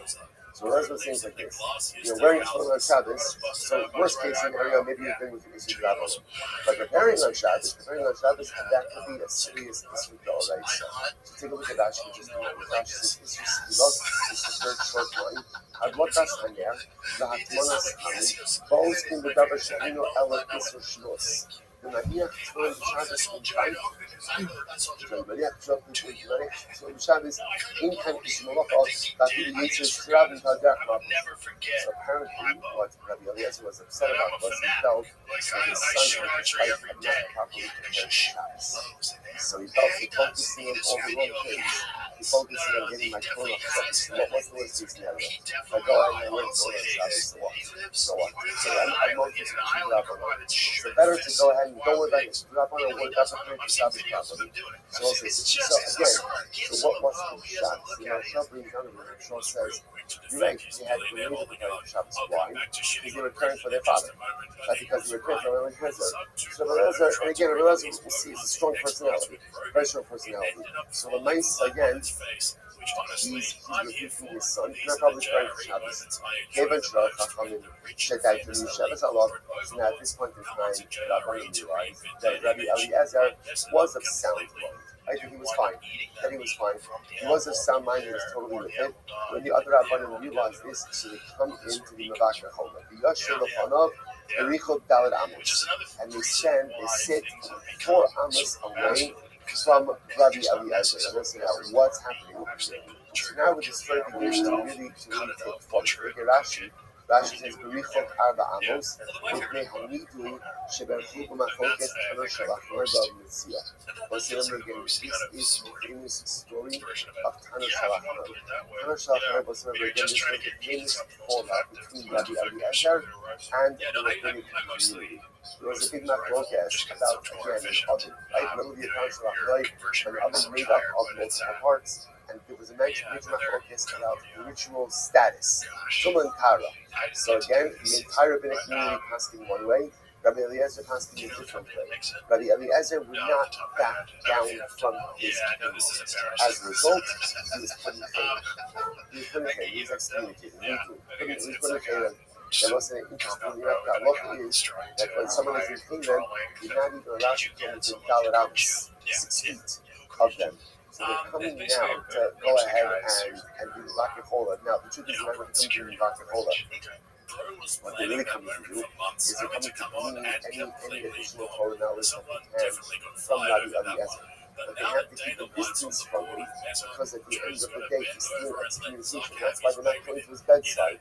They're keeping a distance of Daled Amos. So Rabbi Eliezer, again, even on his deathbed, was not retracting his halachic position. And therefore, again, they come a distance. Amar Lam, Rabbi Eliezer says, there's so much just about this entire story and about Rabbi Eliezer himself. Sometimes in life, it's good to stand your ground, and it's good to keep your cheapness and your opinions. But if the whole world is against you, right, again, chances are you have to do a self-check, and you may be wrong. Now, that's not always true. For example, the world is against us, obviously, like the world is against us, and yet again, we know that we do not back down to doing what we are. But within Klal Yisrael itself, if you're on the island, and everyone else says one thing, right, and you're holding something else, chances are, you're wrong. And chances are you have to have enough humility and enough common sense to be able to understand that maybe it's correct to revisit my shittas, my shkafas, my halachas, my life stances. But Rabbi Eliezer would not back down. He would not back down. So what ends up happening? So he goes, I'm about Manabasa. So Rabbi Eliezer says Rabbi Akiva and Rabbi Akiva said, and why did you guys come? Amarlo, Lilmod Torah Ban. Rabbi, we came for a Torah. What do you have to say something? We mentioned this many times. Once upon a time, Tarsha Balpat was Balpat. Like the old tradition was Mamash Balpat, which means that when a Rebbe died, what happens? Any Torah he had that he did not share went into a grave. Which is why so often in the Gemara you find that a great sage on his deathbed, his Talmidim are circling the bed because they're trying to just extract whatever last minute Torah they have people to do. So now, Rabbi Eliezer was in favor, but he's about to die. So they're trying to get to the Rebbe, give us Rebbe, we're here for the Torah. Give us whatever you can before you die. This is incredible Gemara. Amalei, yes, so why have you come into that? Right, now let's just, where have you been this entire time? Why are you only coming here? Amalei, they said to him, We didn't have enough time. In that time, we got busy. I'm not supposed to listen to this. I'm allowed to. So let's back to them. To Mia and me, Eliamusu Misas Matzah. I wonder about you guys, if you will die a natural death. The Eliezer saw prophetically that these individuals, unfortunately, would meet a very bitter end. Again, again, and all these other Rabbanim were unfortunately killed by the Romans. So Rabbi Eliezer says prophetically, I see that unfortunately you're going to meet a very difficult end. Amar Rabbi Akiva, Shalimahu. Rabbi Akiva specifically asks Rabbi Eliezer, Rabbi, what do you see about my future? Amar Shalcha, Kashmi Shalach. Your end is even more difficult. That sounds like something It's out even of more a Drive difficult Fast than or anything. Gas video. And So why just is Papa promoting his car brand there's when the last time a he lot of posted was over emotion 4 months involved in ago? this Gemara as well. What are we doing Rabbi here, Eliezer kid? been working In this all feeling honesty, that I'm he so was, ready for you know, Brendan's Austin, ostracized from the Texas community, arc. which If he you thought was, Tony which introduced the he foods by was. cringe, But wait till again, you see Bubba when because he of his own settles into his new decisions, digs up because the of road from his Papa own Grogan. unwillingness He's to going to back become down. a gun So I'll expert, say that this buy a change Cybertruck, and is try so to pierce it with a incredible bow and because arrow. like Rabbi When Eliezer Chick will asking start Rabbi, posting barbecue videos. why Oh haven't man, you it's come going to to be a me and peach's told me? delight. And Just they don't said, ask oh, Bubba to we point didn't out have where time. Texas is And on Rabbi the Eliezer map. says, And I the sort first of man tell to you, make argument. if you live a life Well, also, he where started you making a don't name for have himself. time, He's in he Australia. says, to me, Home ani country. Yamusu Misas Atzi. That's where he's from, right? Then I would be shocked if the only death you experience in this world, the way you can read that phrase is, Tamiani, I would be shocked in Yamusu Misas Atzi. If you only die a regular death. What is it? Where people go through life, and we have plenty of opportunities. But how do we justify not taking our opportunities, not taking those opportunities? Not enough time. Every single time you lose out on an opportunity because you don't have enough time, that's a quasi-death. What is death? Death represents a certain finality. When a person dies, that's it. You fail to take advantage of your life opportunities. Also, you know how this works. Often we don't take advantage of our life opportunities. Why? Because we convince ourselves that what? I'll get to it later. But we know that's not how life works. Often when you don't take advantage of a life opportunity, that opportunity happens. So there may be other opportunities down the road. But the ones we miss are the ones we miss, and more often than not, cannot be done. So the Eliezer perhaps is saying to the other Rabbanim, you tell me you don't have time, but people who live a life where their common refrain is, I don't have time, just understand, every time you don't have time, and you pass up on a life opportunity, you're killing that opportunity. And not like, this was like, I'm killing it. Like, you're killing it, right? Not like that one, right? But like, you've lost out on that. And that ultimately, again, that is a door that shuts. And once it shuts, you cannot be open. This is, in fact, one of the most important and profound lessons. So many of us who go through life, and there's opportunities, whether it's opportunities for Tefillah B'Tzibur, it's opportunities for learning, it's opportunities for Chavrusa, it's opportunities for Chesed, it's opportunities to build our Shalom Bayis. And what ends up happening? I'm too busy, I'm too tired, I'm too this, I'm too that. Just understand, every single time you pass up on a life opportunity because I don't have time, that opportunity has just died right in front of you. And there's no tears on these for life opportunities. But maybe other ones, but once the opportunity dies, it's dead and gone to you forever. Overwhelming you out. So what happens? So we all say now Rabbi Eliezer is about to die. Rabbi Eliezer himself is about to die. What does he do? Not all stays well also. So this is a profound Gemara. Rabbi Eliezer takes his two arms and literally almost like he crosses it against his chest. Amar, Oy lachem shtei zra'osai, shem kishtei sifrei Torah shenigmari. Said, woe to these arms that are like two sifrei Torah that are rolled up. So this the imagery is very profound. He looked at his arms like the two columns of a Sefer Torah. He's crossing it over his chest. And he's saying, woe to these Sefer Torah that are rolled. Now, Rashi points out when a Sefer Torah is rolled, closed, you can't see the letters. What Rabbi Eliezer is lamenting, what he's really lamenting, is this idea of unactualized potential. I had all of this, right? I had the Sefer Torah. I had all of this in me. and yet my Sefer Torah remained closed. I will say, it's such an overwhelming idea that when a person leaves this world, sometimes the thing that gives them the greatest amount, I will say, I want to say something, you know this. When a person's on their deathbed, no one ever says, what about all the places I went to? Like, Cancun was waiting for me, and Paris was waiting for me. No one ever on the deathbed laments the vacations they did. No, at least I don't think so. At least not thinking people don't do that. What do people lament on their deathbed? They lament the opportunity they had to actualize their potential and failed to do so. Because that potential goes with me to the grave. And that's what Rabbi is lamenting. These arms, this Sefer Torah, was rolled up. What good is a rolled Sefer Torah? What good is a rolled Sefer Torah? What good is a rolled Sefer Torah? You can kiss it, you can hold it, you can't look at it because you can't see it. So Rabbi is referring to himself as that rolled Sefer Torah. So much unactualized potential. Harbe Torah, Lamarati, Harbe Torah, Limarati. I learned so much, and I taught so much. And I'll say, right? It's interesting, by the way. So how does that stem? He just said that he's like a rolled Sefer Torah, which means you can't see the print. But then he says, I learned so much and I taught so much. Otherwise, we're saying something that's profound. Yes, I did a lot in life. I learned a lot of Torah and I taught a lot of Torah. But I could have done so much more. I could have been so much more. And that is the greatest existential thing that a person can face when they are at the end of the journey of life. I could have done more. I could have been more. I could have learned more. I could have taught more. I could have accomplished so much more. He goes on and he says, I learned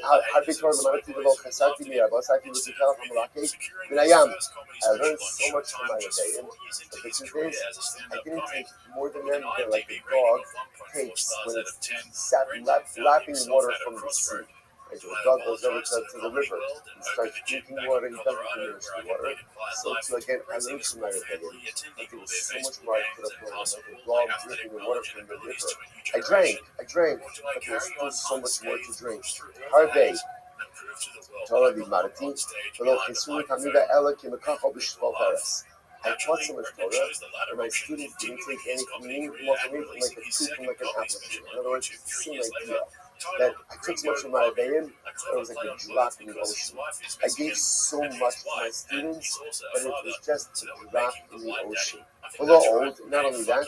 Ella, so again, this is the thing over here. What's unfolding over here? Remember this mindfulness? Lamenting an unfulfilled life, unless we think we didn't accomplish. It's like I learned a lot, I taught a lot, but I could have done so much more. My personalistic Sefer Torah is rolled up.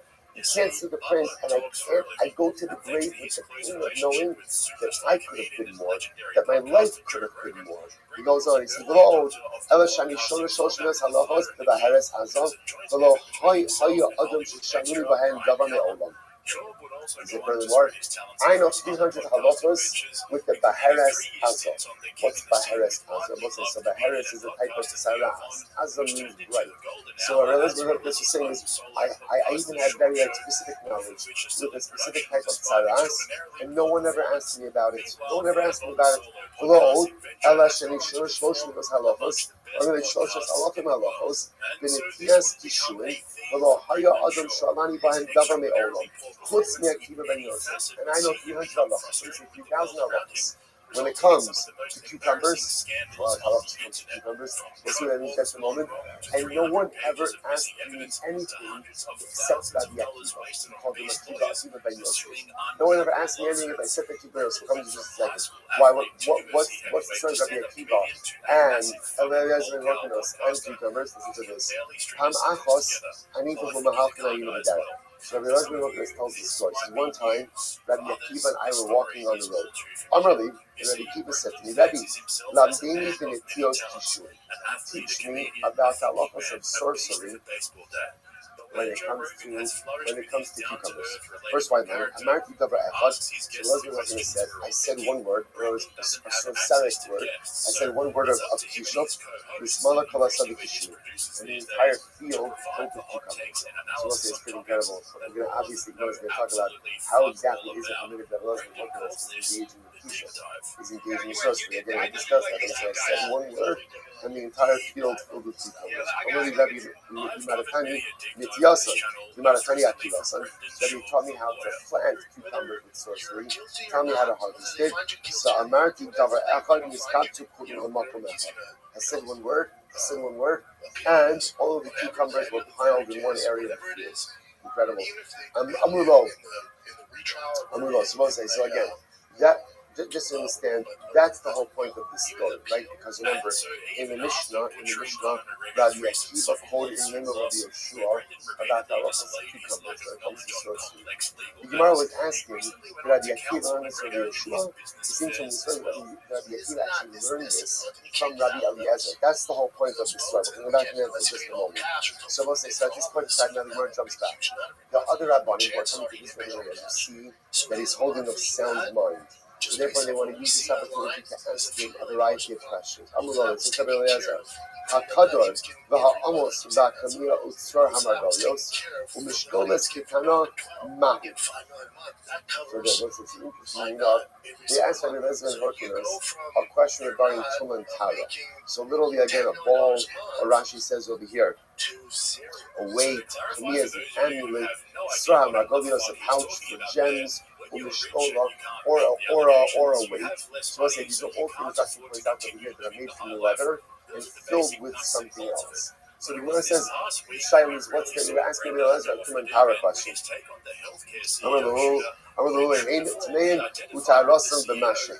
Again, Rabbi Elazar gives them the halachos of Tuman Tara. Fine. Minal Sha'al Gabia Imus Mahu. So then they ask, what is the halachos concerning the shoe that is still on its form? In other words, let's say you have a shoe, and the shoe is being fashioned, it's still on its form, it's not complete. What's its halacha regarding Tuman Tara? Amar Lahan, Tutar, ultimately again it's Tar. Why? Because it's not a completed piece. That's what Elazar said. And the Gemara says, V'yatsa nishmasal b'tara. The last word that Rabbi Elazar said, the last word he said was Tar. Was pure. Those were the last words out of his mouth. Amar Rabbi Yeshua Aragla v'Amar Putra Haneder Putra Haneder. Yeshua stood up and he said that ultimately again he released Rabbi Eliezer from the excommunication. So they lifted the Rabbanim assembled, lifted the excommunication from Rabbi Eliezer and Horkinos after he passed away. Incredible. That's what it was. Putra Haneder Putra Haneder. So the Gemara says as follows. The Motzi Shabbos, now again, Shabbos been working his time. And you know, incredibly enough, the last thing that he said when he died was Tar. That was his last word. So the Motzi Shabbos, Hagabar Rabbi Akiva, Minki, sorry, I'm sorry, the Rabbi Akiva. So now, this remember when this story happened. This story happened on Friday.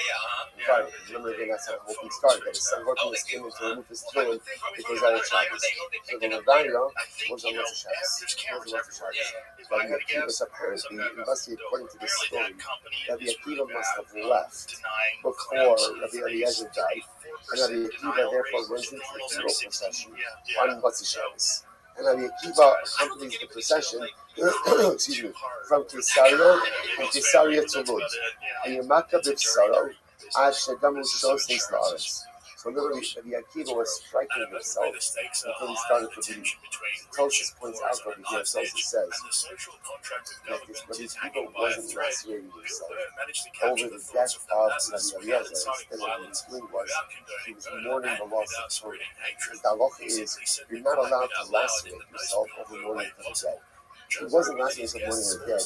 Rather, again, he was just, he could not take the pain of all the Torah that was lost with the death of Rabbi Eliezer himself. But Omar, Avi Recha B'Yisrael Parasha. So ultimately, again, he said the pasuk that actually Elisha said about Eliyahu and Eliyahu Hanavi died. Recha, right? He said to him, he said, Avi, my father, Recha B'Yisrael Parasha. Ultimately, again, chariot of Israel and its riders. Harbe Ma'os again. he referred to Rabbi Eliezer as his father, and as a chariot, right? Just like the chariot gets the rider from location A to location B. Rabbi Eliezer was someone who was moving problem solve forward in every junction. But Rabbi Akiva says, Harvey Malls Yeshni, the English Sulchan Lahartsos. Ultimately, again, I have so much money, like I have all these coins, but I have no money changes. I have no money changes to show me how to properly utilize them. We'll say this is an incredible so. Listen, sometimes. Well, first of all, The those Mishnah are the biggest screws I've ever seen in my life. What's I going say on? L'charav. What is that? All of us in I don't life, think that's a right? real We picture. need a rabbi. All of us. And by the way, a rabbi doesn't even have to be like a rabbi. A rabbi just means in life we need someone, we all need someone who can help us with perspective. Because a lot of times, I have all the stuff I need. I just don't know exactly how to arrange it in a way so as to maximize my personalistic success.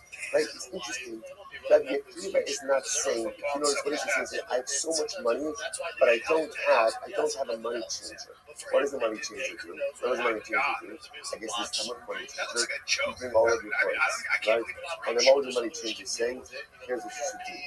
Change this for this. Put this over here. Do this with this. The money changer will show you how to take everything that you have and maximize what you have for ultimate profit and ultimate results. Now, the people say like this, I need Rabbi Eliezer, not because I need his knowledge. I have the knowledge. And he helps me take all of the knowledge and figure out how to best maximize it. Sometimes in life, our greatest challenge is not knowing how to utilize the brachos that you have. I have so much, but I need to figure out how do I optimize it. Right? Isn't it interesting? Especially like I find this a lot. We live in an age where it used to be you needed a Rabbi for information. I need Rabbi for information. I must say, the truth is, today, do you need Rabbi for information? Not really, right? You can get the 8-minute daf, the 8-second daf, 45-second daf, right? Half a daf, part of a daf, the whole daf, right? You can, right? You can get any medium you want. You actually do not need a Rabbi for information. You don't. You get information however you information. What a Rabbi does for us, for all of us, is not one of us who doesn't need someone like this. And it doesn't be one person, multiple people. Is because I get my information. How do I use it? How do I use it? How do I organize it? How do I set myself up in a right framework so I can be successful? And honestly, and I feel that sometimes like this is one of the biggest challenges of our job, right? Because it's kind of like there's like all the yonis, right? This is cute. This is staff, right? Just your kids are in Mishnah, and what happens? And you're doing that, and you're doing Mishnah, and you're doing your kids, and you're doing everything simultaneously. The gas and 5 minutes later, you know, what do you have? Right? But I'm going through my whole list of stuff. I got everything. Because a lot of times, the mistakes we make in life is we're absorbing all the information. Where do I put it? What do I do with it? Sometimes more is less, sometimes less is more. Sometimes I should be focusing on certain things and not doing everything. Sometimes I should be doing everything and focusing. Right, base measures, home, chavusa, all these things. And it's everything. Tzedakah, shalom, dayis. I have all the coins. I have everything. But how do I arrange it? And that's incredible. That's what Rabbi Akiva was lamenting. I don't need Rabbi Eliezer to help me get information. I have the information. But what I do with it, how do I organize it? How do I set myself up for success in life? That's what I need, not that before.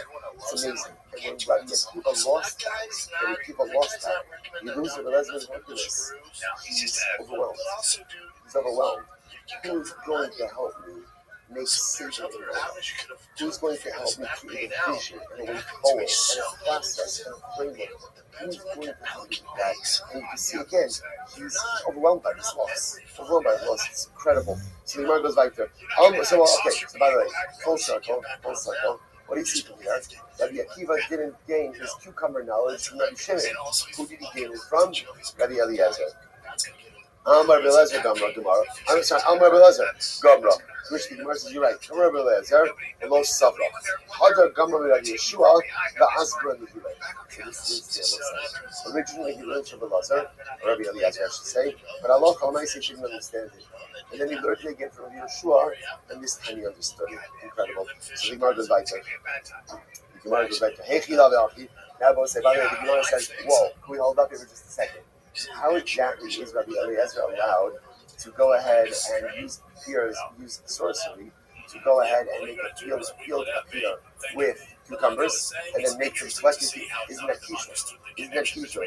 To which the Gemara says, Banan Sinan, ha'osa ma'aseh chayiv le'islamit.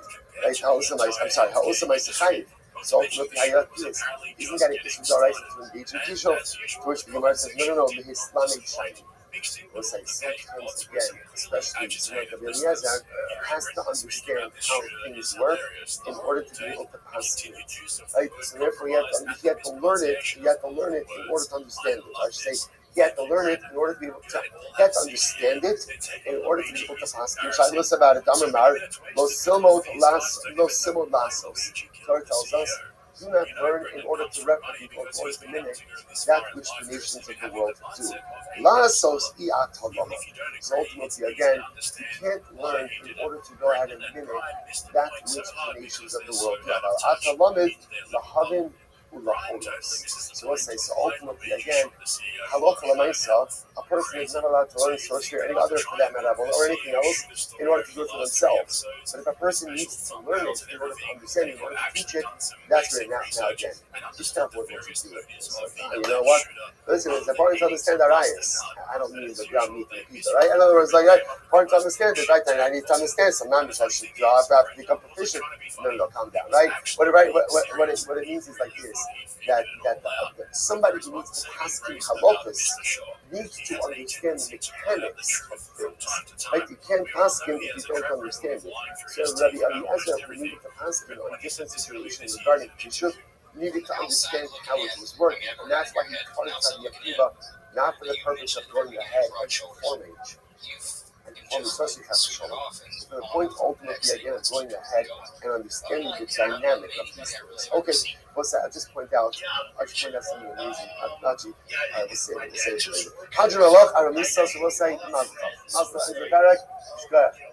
Like it happens first Barak and Shas. Mazda. Incredible. And well, Meretz Hashem, the first of many. The first of many. Let's nowadays. All right, so Michael, it's a short-lived celebration. Let's go. All right, it says anywhere. That's how we do it. That's how we do it. Doing right? Good. Shkoyach. Now move on. Let's say Samech Chesed is what's by the way. That's the greatest metaphor for life, right? Metaphor for life. You know, in the belt, when you go ahead and you accomplish something, you see this, right? Like you win a Super Bowl. Like, oh, what are you going to do now? Right? And there's understanding. They're like, okay, now you have a break. Now you do this.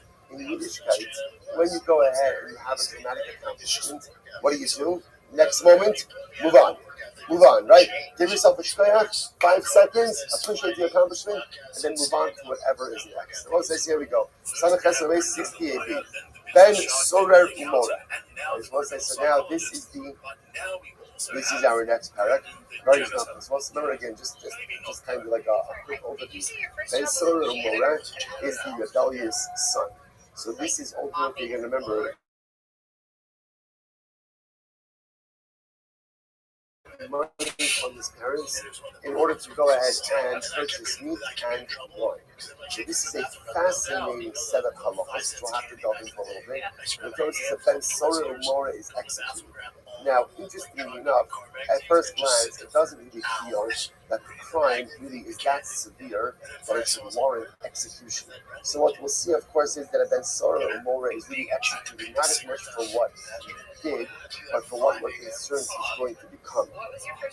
He represents a profound threat to the community, and therefore Allah wants to be executed before he can become an active threat. Now again, which is hashkafically problematic, doesn't seem to make all that much sense. We're going to delve into all of this. Often like happens with halacha, let's begin first with some of the mechanistic details. So Ben Sorer Umora, when should a child become Ben Sorer Umora, right? From what age? the Achiyukim Sucker. So literally again, from the time that he brings 2 hairs, which is the sign of physical maturation, Achiyukim Hazaka. Now that literally sounds like until his beard fills out.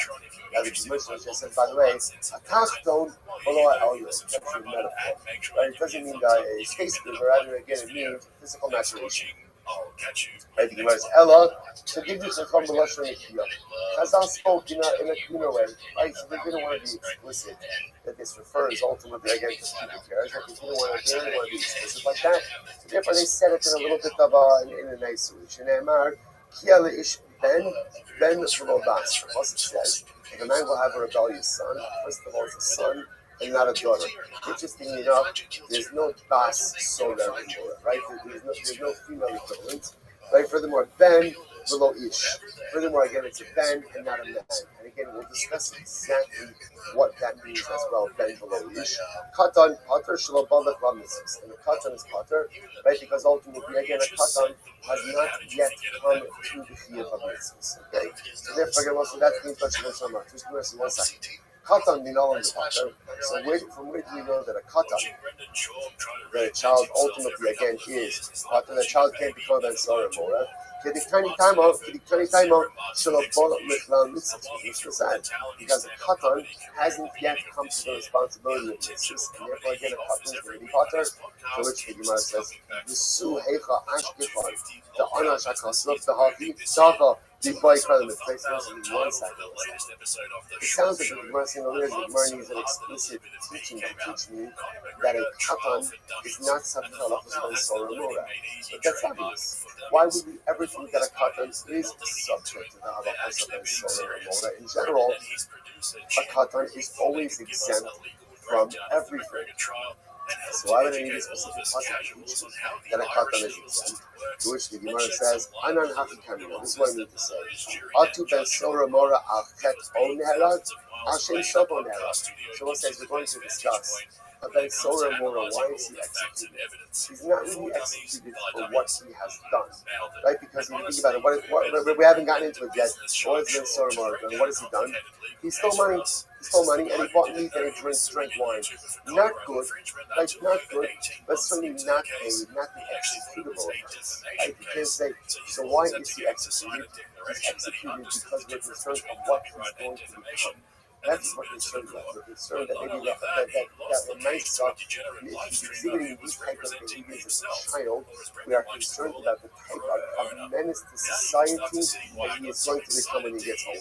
So we get up to the Kivan, Sha'al Sofonera, Afilu Katanani, and out of us, since we kill him for what he's going to become, maybe this halacha should apply, even if he's a katan. Right?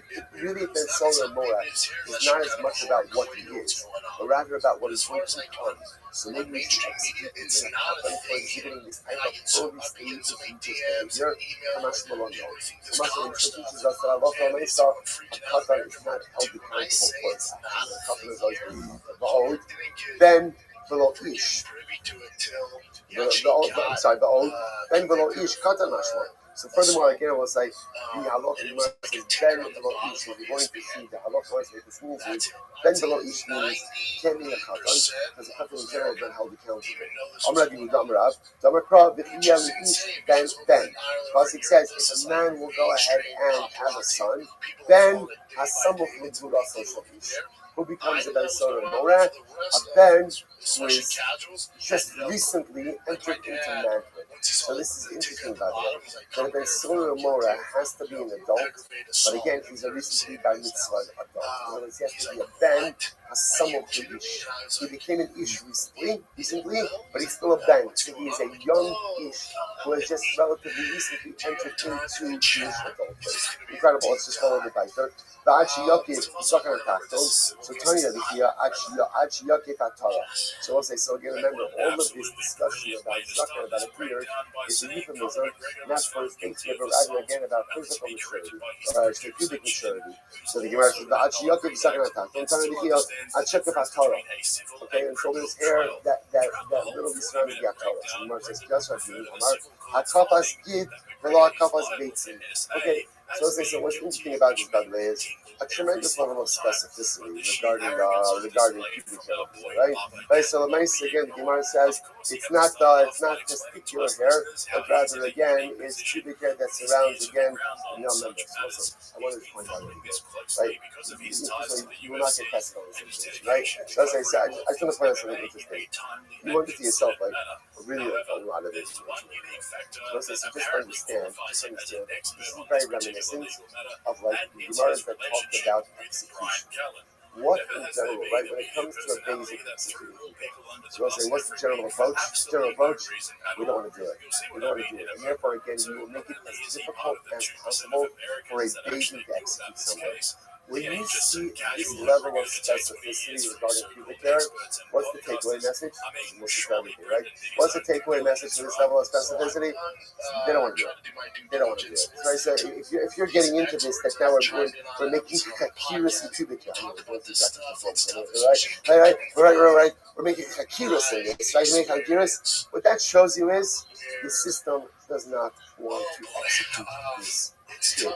And therefore, again, we will essentially make it as procedurally difficult as possible before execution. That's the takeaway over here. So the Gemara says, "Amar Chisda, Katan Shaolit Ein Beno Nasa Ben Sora Mora." By the way, if a Katan fathers a child, that offspring cannot become a Ben Sora Mora. How do you know this? Shneimar Kia Leish Ben Velo LeBen Ben. So let's say it's interesting enough because the passage says Kia Leish. Ish means what? An adult. If an adult fathers a child, that child can become a Sora Mora. But at the end of the day, if a child fathers a child, a minor fathers a child, ultimately again, that child cannot become a Ben Sora Mora. Which the Gemara says, "Hi, we finally forgot to do it up." One second, we need that phrase. What the name of Rabbi? What the name of Rabbi said to us? In Team Lima Shal, he had Ben Leish. Pasuk could have just said, if a man will have a child, or if a man, right, the Ben will be Leish. My Kia Leish Ben. Why does it phrase as if a man will have a child? Kia Leish Ben as opposed to Ben Ish. Shmamino the Chibrat Chisda. Ultimately, I teach Salah Chabrav Chisda. If a minor, if a child, like quote unquote, the child fathers the child, then offspring can become Ben Sora Mora. I ve'ima kulei lahachi uda also. I but maybe the entire pasuk comes to teach us this halacha. Imke neimakra Ben Ish. To set it in the short form of Ben Ish. My Leish Ben. Ultimately, again, what does it come to teach us? Ish Ben.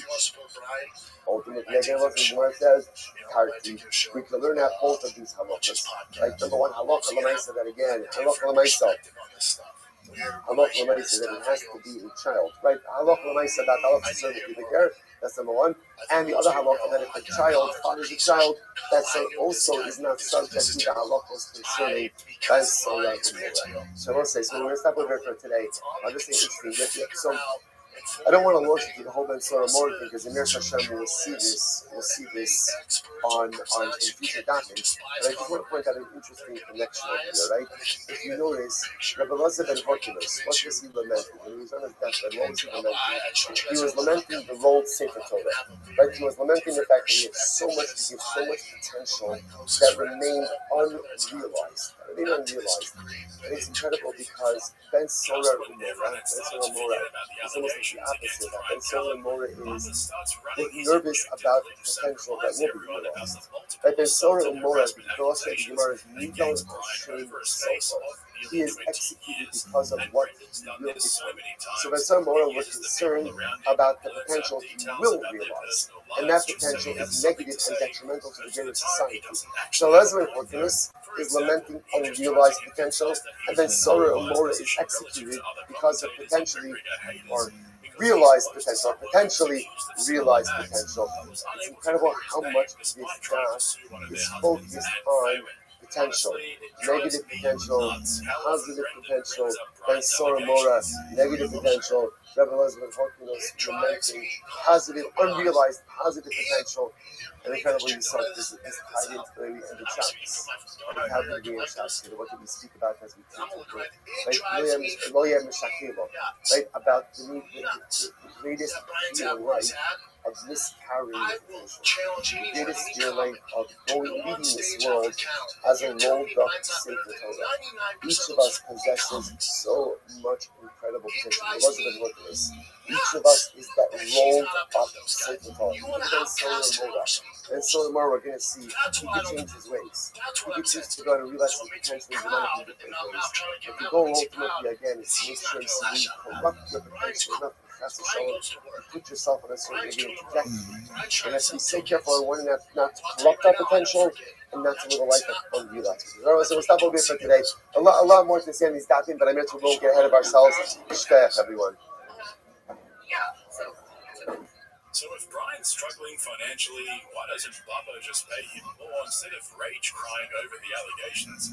If Brian can't really struggle All right, to we'll pay say his good fee, morning it or has to good morning or actually good work for a tavach. living A like the great rest of success, us. Baruch Hashem, Living to off be able to daddy's begin the money week like learning Bubba. Yerushalayim Yer What's wrong with HaKodesh. that?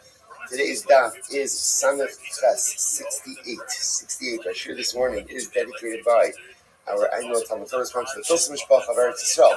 We're dedicating all the Shir Midrashos this year. As Yizuchos, for Besoros Tovos for all of Am Yisrael. That should be Zochim Yer Hashem. It should be a week of Melon carrying on in honor of Leili Nishmas Mordechai Ben Yisrael. We hope that the merit of our Talmud Torah Ben Yisrael will have an aliyah in the family in Yisrael. Because we hope that this is a week in Meretz Hashem and wish more of our hostages come home. Our holy soldiers are successful. B'chol Maaseh Yedeihem. We should just be Zochim Meretz Hashem to brachos, Yeshuas, and the Chumas for all of Klal Yisrael. But with that, let us begin. Today's daf is Samech Ches 68. We are picking up in Meretz Hashem actually at the top of Samech Ches 68. And the Gemara quotes the section from Rabbi Akiva. So remember again, Rabbi Akiva mentioned in the Mishnah, about the collection of kishun, collection of cucumbers or gourds. And Rabbi Akiva said in the Mishnah, Shnai lokin kishun, echa loki pater, ve'echa loki chayiv. Sometimes someone could go ahead and collect cucumbers, right? Harvest cucumbers on Shabbos. Sometimes the person could be chayiv, sometimes the person could be pater. So the Gemara in the Mishnah said, what does that mean? So if a person actually harvests the cucumbers, then he would be chayiv on Shabbos. But if he engages in an act of pollution, so then he would be pater. So the Gemara is going to talk about that a little bit. So the Gemara says, Vaha, top of Samach 68. Vaha, Rabbi Akiva, Rabbi Yeshua, Tamela. Did Rabbi Akiva learn this out from Rabbi Yeshua? No, about Tanya, this is really an incredible story. About Tanya, the Gemara tells the story. Shechala Rabbi Eliezer, Nichnesu Rabbi Akiva v'chaver lebakra. When Rabbi Eliezer became ill, so Rabbi Akiva and his other companions,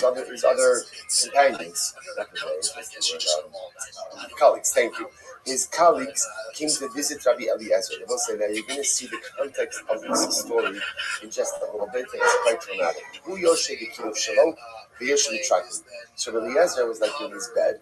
He was very ill, deathly ill, about to die, and he was like under his canopy. He was in his bed under a canopy, and Rabbi Akiva and the other Rabbanim were outside. Literally, trackling means like in an antechamber. So they were visiting with him in an antechamber, the hallway. But also Yom Erev Shabbos, and it was Erev Shabbos. It was Friday afternoon. So what happened? Nichnas Horkinus below Lachotz Tfilof. So Horkinus. So this is Rabbi Eliezer. So Rabbi Eliezer's son Horkinus. Interestingly enough, this was Rabbi Eliezer ben Horkinus. He had a son who named after his father, Horkinus. Again, if we have time, we'll talk a little bit more about Rabbi Eliezer ben Horkinus himself. Was a disciple of Rabbi Yochanan ben Zakkai. Okay, so what happened? So his son Horkinus went in to remove his tefillin. So again, remember, Rabbi Eliezer, the father, very ill. Son comes in Erev Shabbos to remove his father's tefillin. Shabbos is about to start. So Ga'ar Bo B'Yatza Ben Azifa. Rabbi Eliezer started yelling at his son. Started yelling at him, and Little again rebuked him, and Horkinus left the room. Amr Lahem Lechaveirav Kimeduma Ani Shadaita Sha'aba Nitrafov. So Horkinus sees the other Rabbanim there, ostensibly to be Mevachim for to visit Rabbi Eliezer. And Horkinus, the son, says, it would appear that my father is not in a proper mental state. Right after chasing me out of the room like this, after rebuking me, it would appear that my father is not in a proper mental state. So what happens? Eliezer hears this, and he says, Daito v'das imon l'tshufah. So Rabbi Eliezer says, I'm fine, I'm not the problem, but rather again it's my son Horkinos and his mother, my wife, who are the ones who are mentally not clear, lacking mental clarity. Why? Because literally translated, how could it be that they are not careful with an Isra Skila and they're worried about, again, my Torah? So in other words, what's happening over there? So interestingly enough, so Rabbi Eliezer is going ahead and rebuking his son and his wife, in other words, Rabbi Eliezer's wife, for not properly preparing for Shabbos. That he felt that they were not properly prepared for Shabbos, and because they're not properly prepared for Shabbos, there's a real concern that Chas V'Shalom they come to the Mechal Shabbos, so they're not worried about time for Shabbos, and instead they're focused on taking my Torah. So those were things like this. You're wearing Torah on Shabbos, so worst case scenario, maybe you're doing with an Isur Rabbanon. But preparing on Shabbos, that should be a serious Isur D'Oraisa. So take a look at Rashi for just a moment. Rashi says, Isur Skila is the third short line. Hadlakas Haner, V'hatmanas Chamin, Ba'oskin V'davar She'ino Ela Isur Shvos. The Maniach Tefillin B'Shabbos in Kan, in kan Ishmalacha, Tachidu Yetzer Shtrab M'Tadach Mabush. So apparently, what Rabbi Eliezer was upset about was he felt that his son and his wife had not properly prepared for Shabbos. So he felt you're focusing on all the wrong things. You're focusing on getting my phone off. Okay, so what's the worst case scenario? If I go ahead and I wear phone on Shabbos, so what? Okay, at most it's a job on it. So better to go ahead and don't worry about this Rabbanon, worry about preparing for Shabbos properly. So also, so again, so what's the pshat? So the Marshal says, you're right, they had delayed to prepare for Shabbos. Why? Because they were caring for their father. Not because they were caring for their father. So Eliezer, and again, Eliezer, we'll see, is a strong personality. Very strong personality. So the mice, again, he's rebuking his son for not probably preparing for Shabbos. Kevan Shral Chachamim Shedai Tumim Shabbos Alav. So now at this point in time, Rabbi realized that Rabbi Eliezer was of sound mind, right? That he was fine. He was of sound mind. He was totally with it. When the other Rabbanim realized this, so they come into the Mavak Chola. The Yashur Lefanot Berichot Dalet Amos, and they sit 4 Amos away from Rabbi Eliezer. And listen about what's happening over here. So now the story begins to really take form. If you look at Rashi says Berichot Arba Amos Mipnei Hanidui. So say again, this is the famous story of Tanur Shalach. Tanur Shalach, again, this was the famous fallout between Rabbi Eliezer and the rabbinic community. There was a big machlokes about, again, an oven, right? Literally a Tanur Shalach, an oven made up of multiple parts, and there was a major machlokes about the ritual status. Tuman Tara. So again, the entire rabbinic community passed in one way. Rabbi Eliezer passed in a different way. Rabbi Eliezer would not back down from his opinion. As a result, he was put in Chayrim. He was excommunicated. He was put in Chayrim. There was an interesting enough that halacha is that when someone is in Chayrim, you're not even allowed to come within Dalet Amos, 6 feet of them. So they're coming now to go ahead and be Mivakeh Chola. Now, the truth is not going to come to be Mivakeh Chola. What they're really coming to do is they're coming to glean any additional Torah knowledge that they can from Rabbi Eliezer. But they have to keep a distance from him because at the end of the day, he's still excommunication. That's why they're not coming to his bedside. They're keeping a distance of Dalet Amos. But Eliezer, again, even on his deathbed, was not retracting his halachic position. And therefore, again, they come a distance. Amar Lab, Rabbi Eliezer says that there's so much just about this entire story and about Rabbi Eliezer himself. Sometimes in life, it's good to stand your ground, and it's good to keep your shittas and your opinions. But if the whole world is against you, right? Again, if chances are you have to do a self-check, and you may be wrong. Now that's not always true.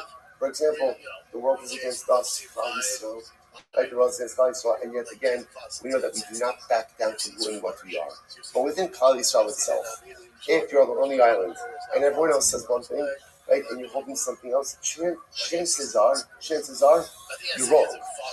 And chances are you have to have enough humility and enough inner sense to be able to understand that maybe it's k'dai to revisit my shitas, my hashkafas, my halachas, my life standards.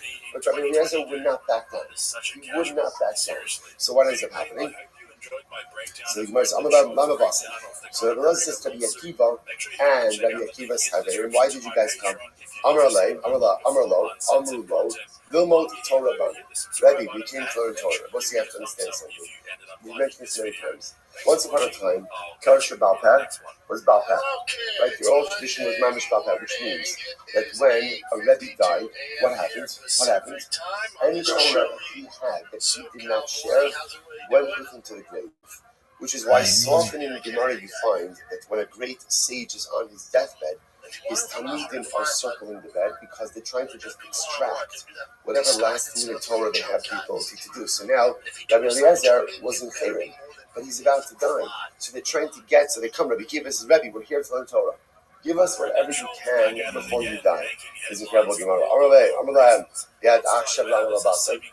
So why haven't you come until now? As the Lord says, no, where have you been this entire time? Why are you only coming now? Amrullah, they said to him, wow, we didn't have enough time. We got busy. I'm not supposed to listen to this. Amrullah, so the Lord says back to them, Tamia ani in Yamusu Misas Atzma. I wonder about you guys if you will die a natural death. In other words, Rabbi Eliezer saw prophetically that these individuals, unfortunately, would meet a very bitter end. Again, Rabbi Akiva, we know again, and all these other Rabbanim were unfortunately killed by the Romans. So Rabbi Eliezer says prophetically, I see that unfortunately you're going to meet a very difficult end. Amar Rabbi Akiva, Shalimahu. Rabbi Akiva specifically asks Rabbi Eliezer, Rabbi, what do you see about my future? Amar Lo Shalcha Kashim Shalahim. Your end is even more difficult. Than anyone else. Almost like there's a lot of emotion involved in this Gemara as well. Rabbi Eliezer been working as feeling that he was, ostracized from the community, which he was. But again, because of his own decisions. Because of his own decision and his own unwillingness to back down. So I was saying that this exchange is so incredibly profound, right? Because Rabbi Eliezer asking Rabbanim, Chevra, why haven't you come to me until now? And they said, we didn't have time. And Rabbi Eliezer says, I'm trying to tell you, if you live a life where you don't have time, he says, Tamia ani in Yamusu Misas Atzma. Then I would be shocked if the only death you experience in this world, and the way you can read that phrase is, Tamiyani, I would be shocked in Yamusu Misas Atzman. If you only die a regular death. What does anyone say? People go through life, and we have plenty of opportunities. But how do we justify not taking our opportunities, not taking advantage of our opportunities? Not enough time. Every single time you lose out on an opportunity because you quote-unquote don't have enough time, that's a quasi-death. What is death? Death represents a certain finality. When a person dies, that's it. When you fail to take advantage of your life opportunities, listen, you know how this works. Often we don't take advantage of our life opportunities because we convince ourselves that what? I'll get to it later. But we know that's not how life works. Often when you don't take advantage of a life opportunity, that opportunity is happening. So there may be other opportunities down the road. But the ones you miss are the ones you miss, and more often than not, you cannot regain them. So Rabbi Eliezer perhaps is saying to the other Rabbanim, you tell me you don't have time. For people who live a life where their common refrain is, I don't have time, just understand every time you don't have time and you pass up on a life opportunity, you're killing that opportunity. And not like, you touch like, I'm killing it. You're like, you're killing it, right? Not like that one, right? But like, you've lost out on that. And that's ultimately, again, that is a door that shuts, and once it shuts, you cannot reopen it. It's almost like, this is perhaps one of the most important and profound lessons. So many of us, we go through life, and there's opportunities, whether it's opportunities for tefillah b'tzibur, it's opportunities for learning, it's opportunities for chavrusa, it's opportunities for chesed, it's opportunities to build our shalom bayis. And what ends up happening? I'm too busy, or I'm too tired, or I'm too this, or I'm too that. Just understand, every single time you pass up on a life opportunity because I quote unquote don't have time. That opportunity has just died right in front of you. And there's no tchias hanesim for life opportunities. So maybe other ones, but once the opportunity dies, it's dead and gone to you forever. Overwhelming Gemara. So what happens? So they will say, now Rabbi Eliezer is about to die. Rabbi Eliezer himself is about to die. What does he do? Not all shteis ra'osav, v'niach al libav. So Rabbi say, this is a profound Gemara. Rabbi Eliezer takes his two arms and literally almost like he tosses it against his chest.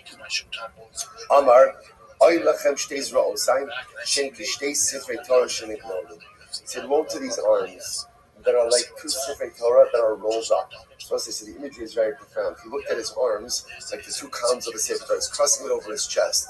And he's saying, woe to these Sifrei Torah that are rolled. Now, Rashi points out when a Sifrei Torah is rolled, closed, you can't see the letters. What Rabbi Eliezer is lamenting, what he's truly lamenting, is this idea of unactualized potential. I had all of this, right? I had this Sefer Torah. I had all of this in me, and yet my Sefer Torah remained closed. You know, we'll say, this is such an overwhelming idea that when a person leaves this world, sometimes the thing that gives them the greatest amount of people will say, you know what, I want to tell you something. You know this. You know, when a person's on their deathbed, no one ever says, oh, you know what? What about all the places I wanted to vacation in, and I never got to? Like, oh, Cancun was waiting for me, and Paris was waiting for me. And this, no one ever on their deathbed laments the vacations they didn't take. No, at least I don't think so. At least not thinking people don't do that. What do people lament on their deathbed?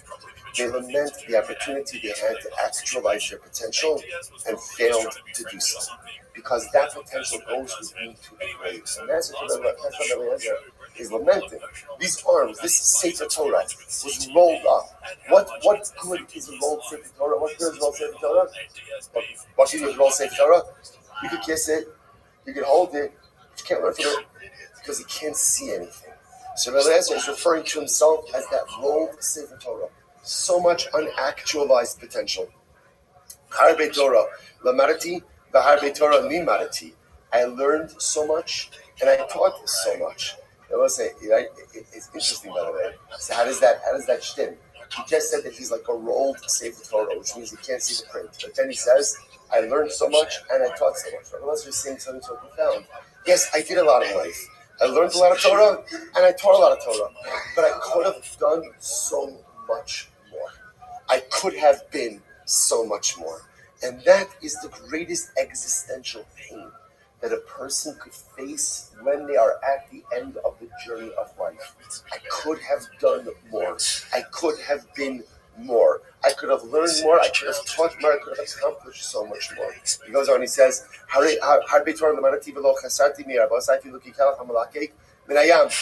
learned so much from my Rabbi, but the truth is, I didn't take more than them than like a dog takes when it's lapping water from the sea.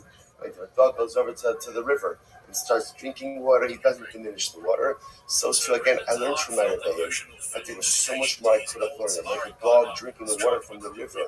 I drank, but there was still so much more to drink. Harbe, Torah Limarati, I taught so much Torah that my students didn't take anything more from me from like a tube from like an applicator. In other words, it's the same idea that I took so much from my Rabbi, it was like a drop in the ocean. I gave so much to my students, but it was just a drop in the ocean. Not only that, so again, just to understand over here, what's unfolding over here?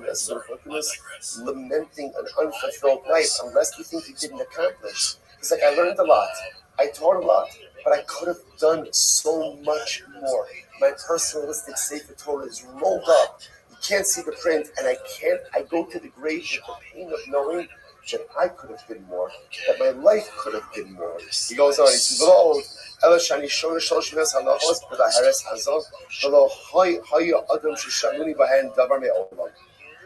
he said furthermore, I know 300 halachos with the Baheres Azah. What's Baheres Azah? So Baheres is a type of saras. Azah means bright. So I realized what I was saying was, I even have very specific knowledge with a specific type of saras, and no one ever asked me about it. No one ever asked me about it. V'lo ela sheni shlosh milos halachos, or really shloshas alafim halachos, v'netias kishuin, v'lo haya adam shalani b'hem davar me'olam, chutz me'akiva ben Yosef. And I know 300 halachos, some say 3,000 halachos. When it comes to cucumbers, there's a lot of halachos when it comes to cucumbers. We'll see that in just a moment. And no one ever asked me anything except Rabbi Akiva. He called him Akiva ben Yosef. No one ever asked me anything except Akiva ben Yosef. I'll come to just a second. Why? What's the story of Rabbi Akiva and Eliezer ben Horkinos and cucumbers? Listen to this. Ham achos ani v'hu mahalchin ayinu b'derech. So Rabbi Eliezer ben Horkinos tells the story. He says, one time, Rabbi Akiva and I were walking on the road. Amrali, and Rabbi Akiva said to me, Rabbi, lamdeni b'netios tishu. Teach me about the halachos of sorcery when it comes to cucumbers. First white line, Amarti Davar Echad. So Rabbi Eliezer ben said, I said one word, when it was a sorceric word, I said one word of kishuf, Nismala Kalasa the Kishu, and the entire field filled with cucumbers. So we'll say it's pretty incredible. We're going to obviously going to talk about how exactly is it permitted that Rabbi Eliezer is engaging in kishuf, is engaging in sorcery. Again, we'll discuss that. I said one word, and the entire field filled with cucumbers. Amrali Rabbi Limaratani Nityasan, Limaratani Akivasan. Rabbi taught me how to plant cucumbers in sorcery. Tell me how to harvest it. So Amarti Davar Echad Niskatu Kulu Lamakom Echad. I said one word, and all of the cucumbers were piled in one area of the field. Incredible. Amrulo.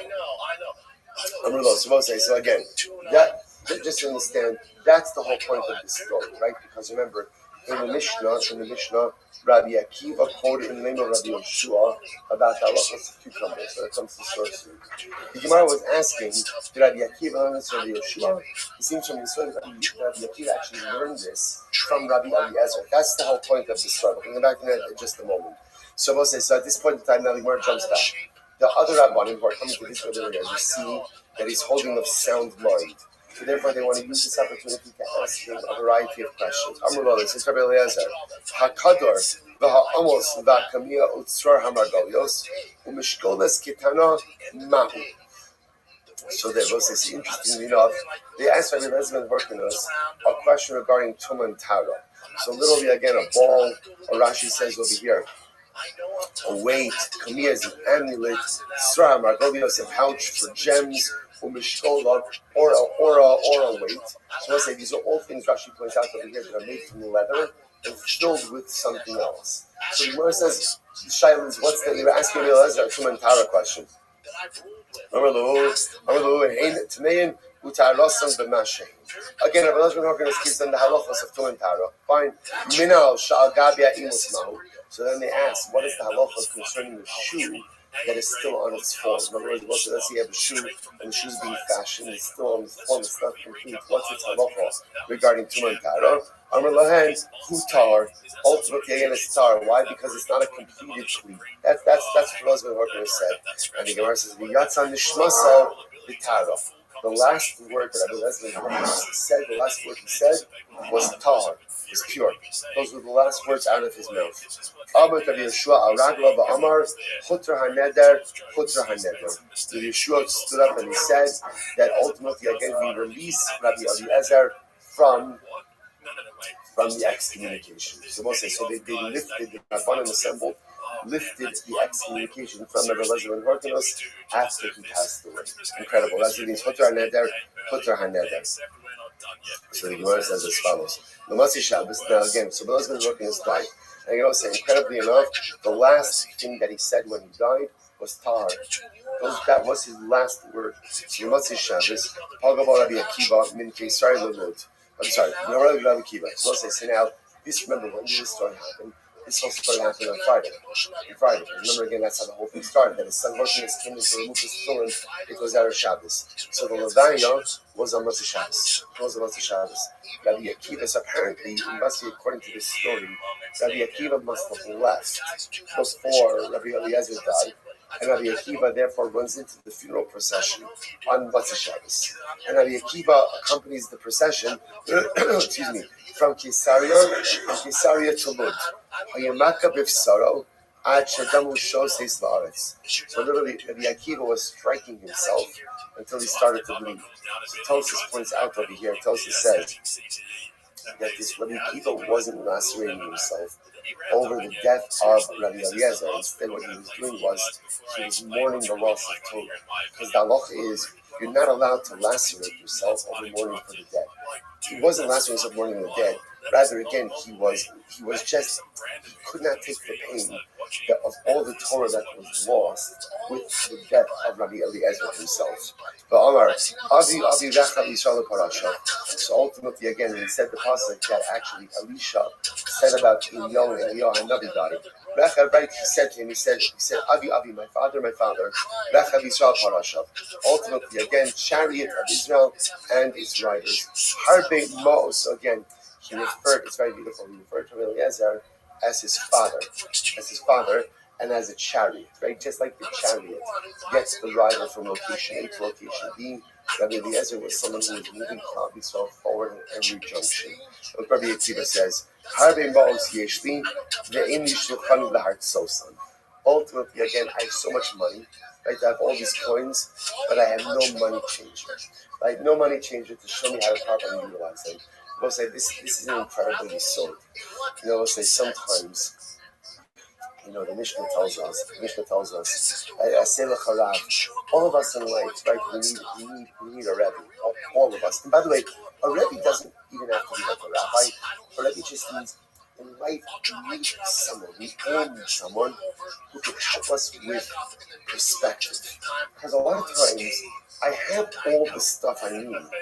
I just don't know exactly how to arrange it in a way so as to maximize my personalistic success. Right? It's interesting that Akiva is not saying, if you notice, what does he say? He says, I have so much money, but I don't have a money changer. What does a money changer do? What does a money changer do? I guess if I'm a money changer, you bring all of your coins, right? And then what would the money changer saying? Here's what you should do. Exchange this for this. Put this over here. Do this with this. The money changer would show you how to take everything that you have and maximize what you have for ultimate profit and ultimate results. Now, you keep saying like this. I need Rabbi Eliezer, not because I need his knowledge. I have the knowledge. But he helps me take all of the knowledge and figure out how to best maximize it. Sometimes in life, our greatest challenge is not knowing how to utilize the brachos that we have. I have so much, but I need to figure out how do I optimize it. Right? Isn't it interesting? Especially I find this a lot that we live in an age where it used to be you needed a Rebbe for information. I need Rebbe for information. I will say the truth is, today, do you need a Rebbe for information? Not really. Right? You could get the 8-minute daf, the 8-second daf, the 25-second daf, right? Half a daf, part of a daf, a whole daf, right? You could, right? You get any medium you want. You do not need a Rebbe for information.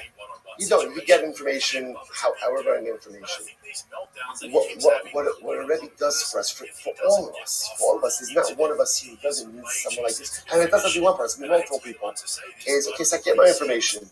How do I use it? How do I organize it? How do I set myself up in a right framework so I could be successful? I feel that sometimes, this is one of the biggest challenges of our dog, right? Because, it's used to cover, there's, all the yomis, right? It's cute. You see people like this stuff, right? The kids are Mishnah, the first day, and what happened? And they're doing that, and they're doing the Mishnah, and they're doing the kids, and they're doing everything simultaneously. You ask them 5 minutes later, what do you remember? The answer is 0, right? But I'm going through my whole list of stuff. I got everything. Because a lot of times, the mistakes we make in life is, we're absorbing all the information. Where do I put it? What do I do with it? Sometimes more is less. Sometimes less is more. Sometimes I should be focusing on certain things and not doing everything. Sometimes I should be doing everything and focusing. Right, base measures, home, chavrusa, all these things. And it's everything. Tzedakah, shalom, dayis. I have all the coins. I have everything. but how do I arrange it? And it's incredible. That's what Rabbi Akiva was lamenting. I don't need Rabbi Eliezer to give me certain information. I have the information, but what I do with it, how do I organize it? How do I set myself up for success in life? That's what I need my Rebbe for. It's amazing. And when Rabbi Akiva lost that, he loses the Eliezer and Ruckiness. He's overwhelmed. Who's going to help me make Seder in my life? Who's going to help me create a vision and a way forward and a process and a framework? Who's going to help me with that? And you can see again, he's overwhelmed by this loss. It's incredible. So the Gemara goes back there. So by the way, full circle. What do you see from here? Rabbi Akiva didn't gain his cucumber knowledge from Rabbi Shimon. Who did he gain it from? Rabbi Eliezer. Amar Belezer Gamra Gemara. I'm sorry, Amar Belezer Gamra. To which the Gemara says, you're right. Amar Belezer, below Safra. Hadar Gamra Rabbi Yeshua, the Asbra Nigilei. So this is the other side. Originally, he learned from Elazar, or Rabbi Eliezer, I should say, but Allah Almighty didn't understand it. And then he learned it again from Rabbi Yeshua, and this time he understood it. Incredible. So the Gemara goes weiter. The Gemara says, whoa, can we hold up here for just a second? How exactly is Rabbi Eliezer allowed to go ahead and use sorcery to go ahead and make a field appear with cucumbers and then make them collected? Isn't that kisho? To which the Gemara says, "Banan tinan ha'osam ma'asechayiv le'islamim." Right? I'm sorry, ha'osam ma'asechayiv. So ultimately, isn't that it is d'oraisa to engage in kisho? To which the Gemara says, no, the Islamic shiny.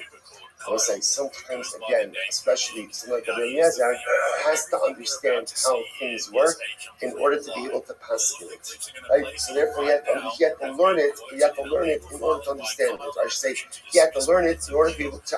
You have to understand it in order to be able to pass it. Shailos about it. Amar Mar, los simod lasos. Torah tells us, do not learn in order to replicate or in order to mimic that which the nations of the world do. Lasos i'atalamot. So ultimately, again, you can't learn in order to go ahead and mimic that which the nations of the world do.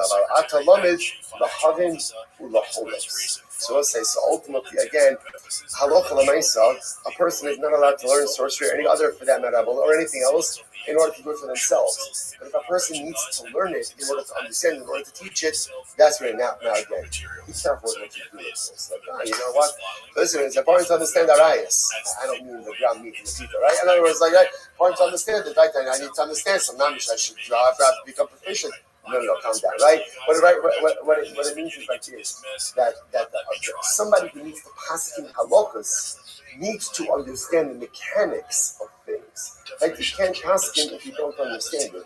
So Rabbi Eliezer, who needed to pass him on different situations regarding Kishuv, needed to understand how it was working. And that's why he taught it to Rabbi Akiva, not for the purpose of going ahead and performing sorcery cast of shalom, but for the point ultimately again of going ahead and understanding the dynamic of these things. Okay, what's that? I'll just point out something amazing. Actually, all right, we'll save it for later. Hadron Allah, Aramisa, so we'll say Mazel Tov. Mazel Tov ends the parak. Shkaya. Michael Kaplan's first parak Rishas.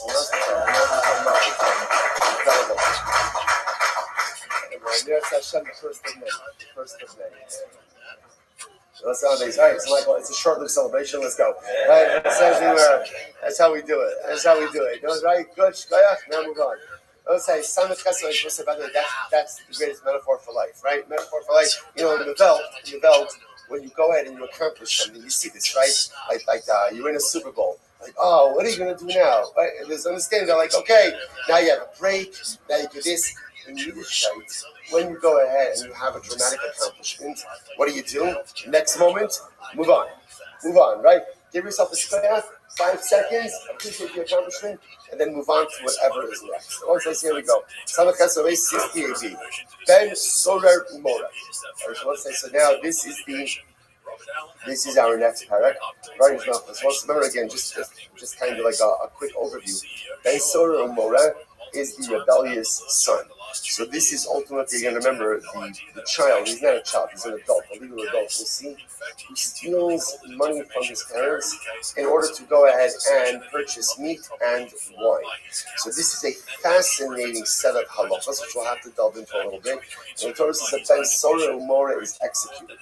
Now, interestingly enough, at first glance, it doesn't really feel that the crime really is that severe that it should warrant execution. So what we'll see, of course, is that a Ben Sora Umora is really executed not as much for what he did, but for what we're concerned he's going to become.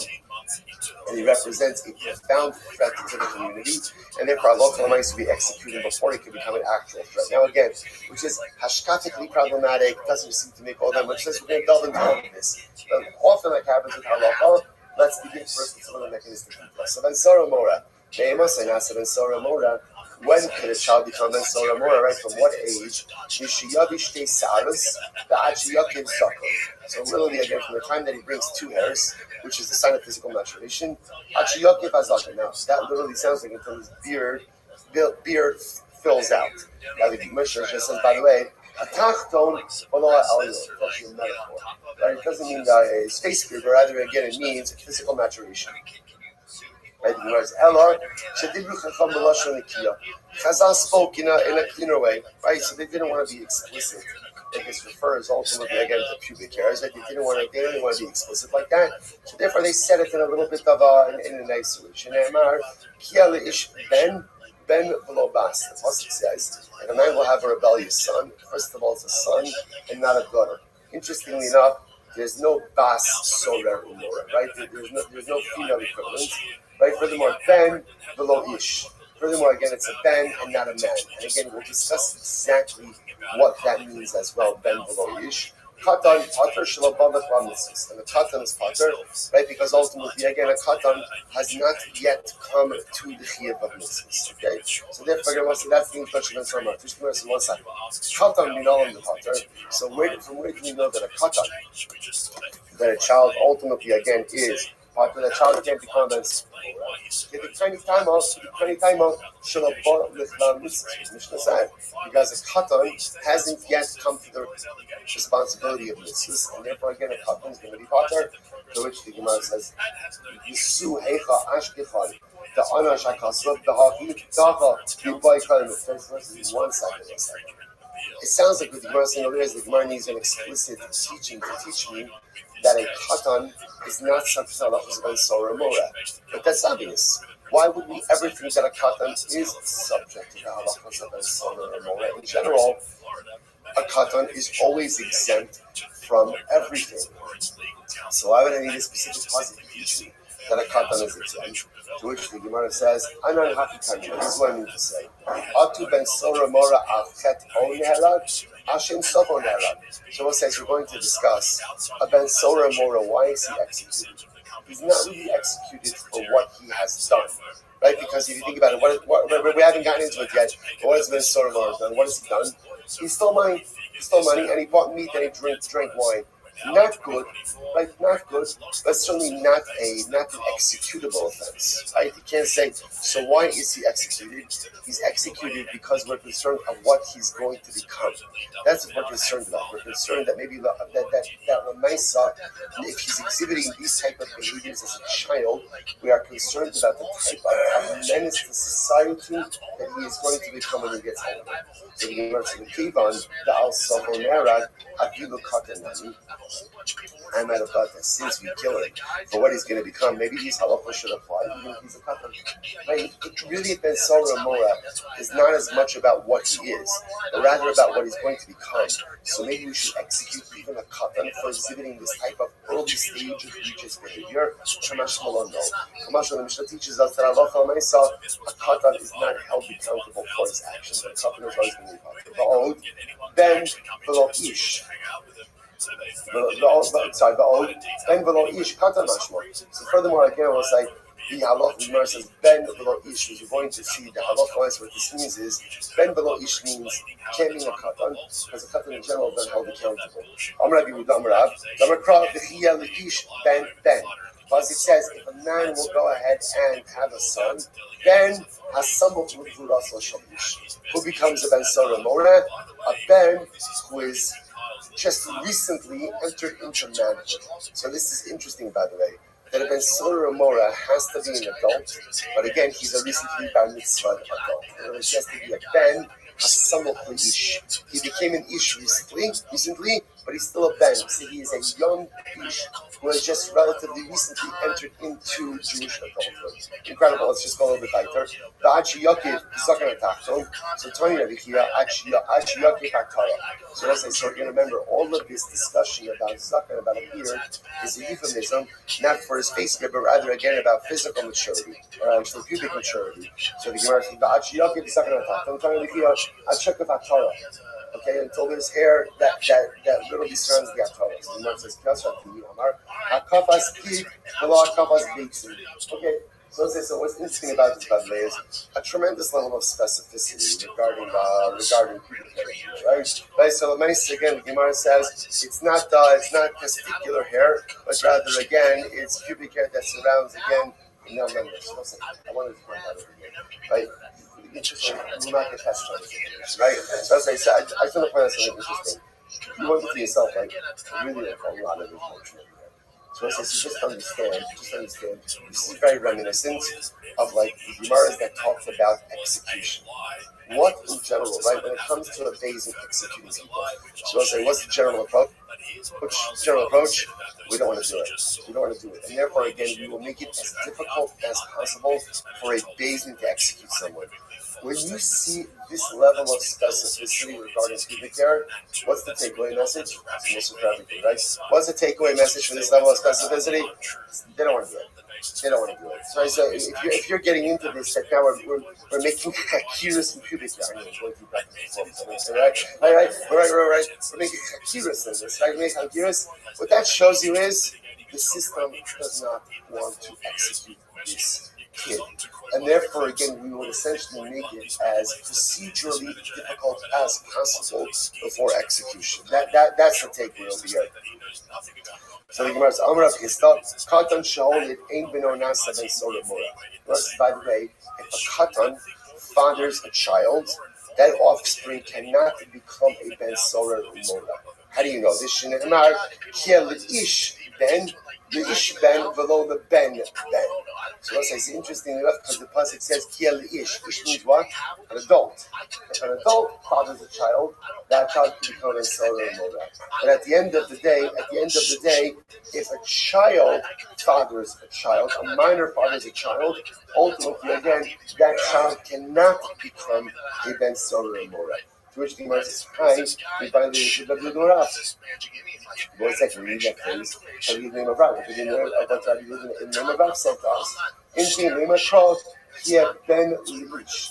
Pasuk could have just said, if a man will have a child, or if a man, right, if a Ben will be 3 ish. My kia ish Ben. Why does this phrase says if a man will have a child, kia ish Ben as opposed to Ben ish? Shmami no, the Chidrat Chisda. Ultimately, I teach Salah of Rav Chisda that if a minor, if a child, right, quote unquote, the child's father is a child, then offspring can become Ben Solar Mora. I, the Ema Kulei, Lahahi was also. I, the Sidi, the entire pasuk comes to teach this halacha. In the name of Ben Ish. He'll set it in the short form of Ben Ish. My Ish Ben. Ultimately, again, what does it come to teach us? Ish Ben. Ultimately, again, what the Gemara says, Tarti. We can learn out both of these halachas. Like number one, halacha l'maisa, that again, halacha l'maisa,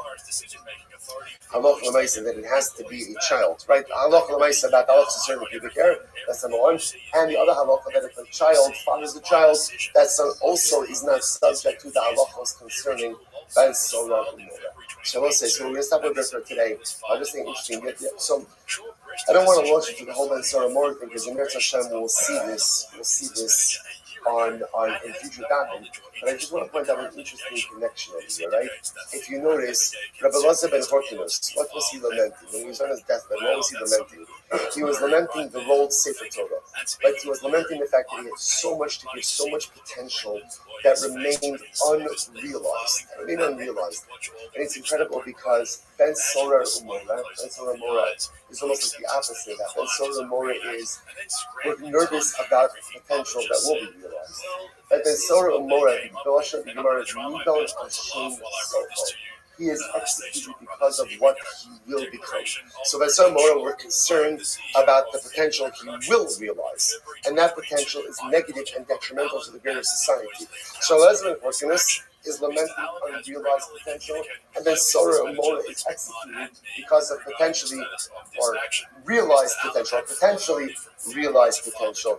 It's incredible how much this dam is focused on potential, negative potential, positive potential, then Sora Mora, negative potential, lamenting positive, unrealized positive potential, and incredible you saw this tied into the very end of Shabbos. Like how did we in Shabbos? What did we speak about as we took the right? Loya Mishakeva. Right, about the greatest fear in life of miscarrying the potential. The greatest fear in life of leaving this world as a rolled up Sefer Torah. Each of us possesses so much incredible potential. Each of us is that rolled up Sefer Torah. Even Ben Sora and Moda. Ben Sora Mora, we're going to see he could change his ways. He could choose to go and realize the potential in dramatically different ways. And to go ultimately again is to make sure you see when you corrupt your potential enough to show them you put yourself on a certain negative trajectory. And you have to be so careful on one not to corrupt our potential and not to live a life of unrealized. So we'll stop over here for today. A lot more to say in this document, but I meant to go get ahead of ourselves. Thanks, everyone. Which is right. That's potentially a criminal act. But here's the best part.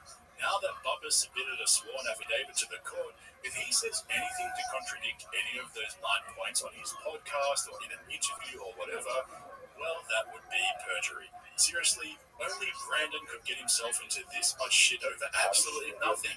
And don't forget, this whole thing is over $13,000. That's right, 13K grand. Take a look at this from Carl's filing. Clearly Shaw is misusing the term pro bono as an attorney at a top LA law firm, not to which his case to pro bono. Thick speculation that this lawsuit may only be a legal cash grab by his attorney reinforces that the term was used in error. But nonetheless, this case has dragged on for over 28 months, and Thick Boy is claiming that it did not pay for the appeal, and its voluminous brief filed by its elite legal team. The Thick Boy legal team sought approximately $13,000 in damages in the lower court, so a contingency or no cure no pay agreement does not make financial sense. This raises more questions about who is controlling this litigation and whether improprieties are afoot. Regardless, all evidence points to the conclusion that Thick Boy Productions is not a willing and active participant in this lawsuit.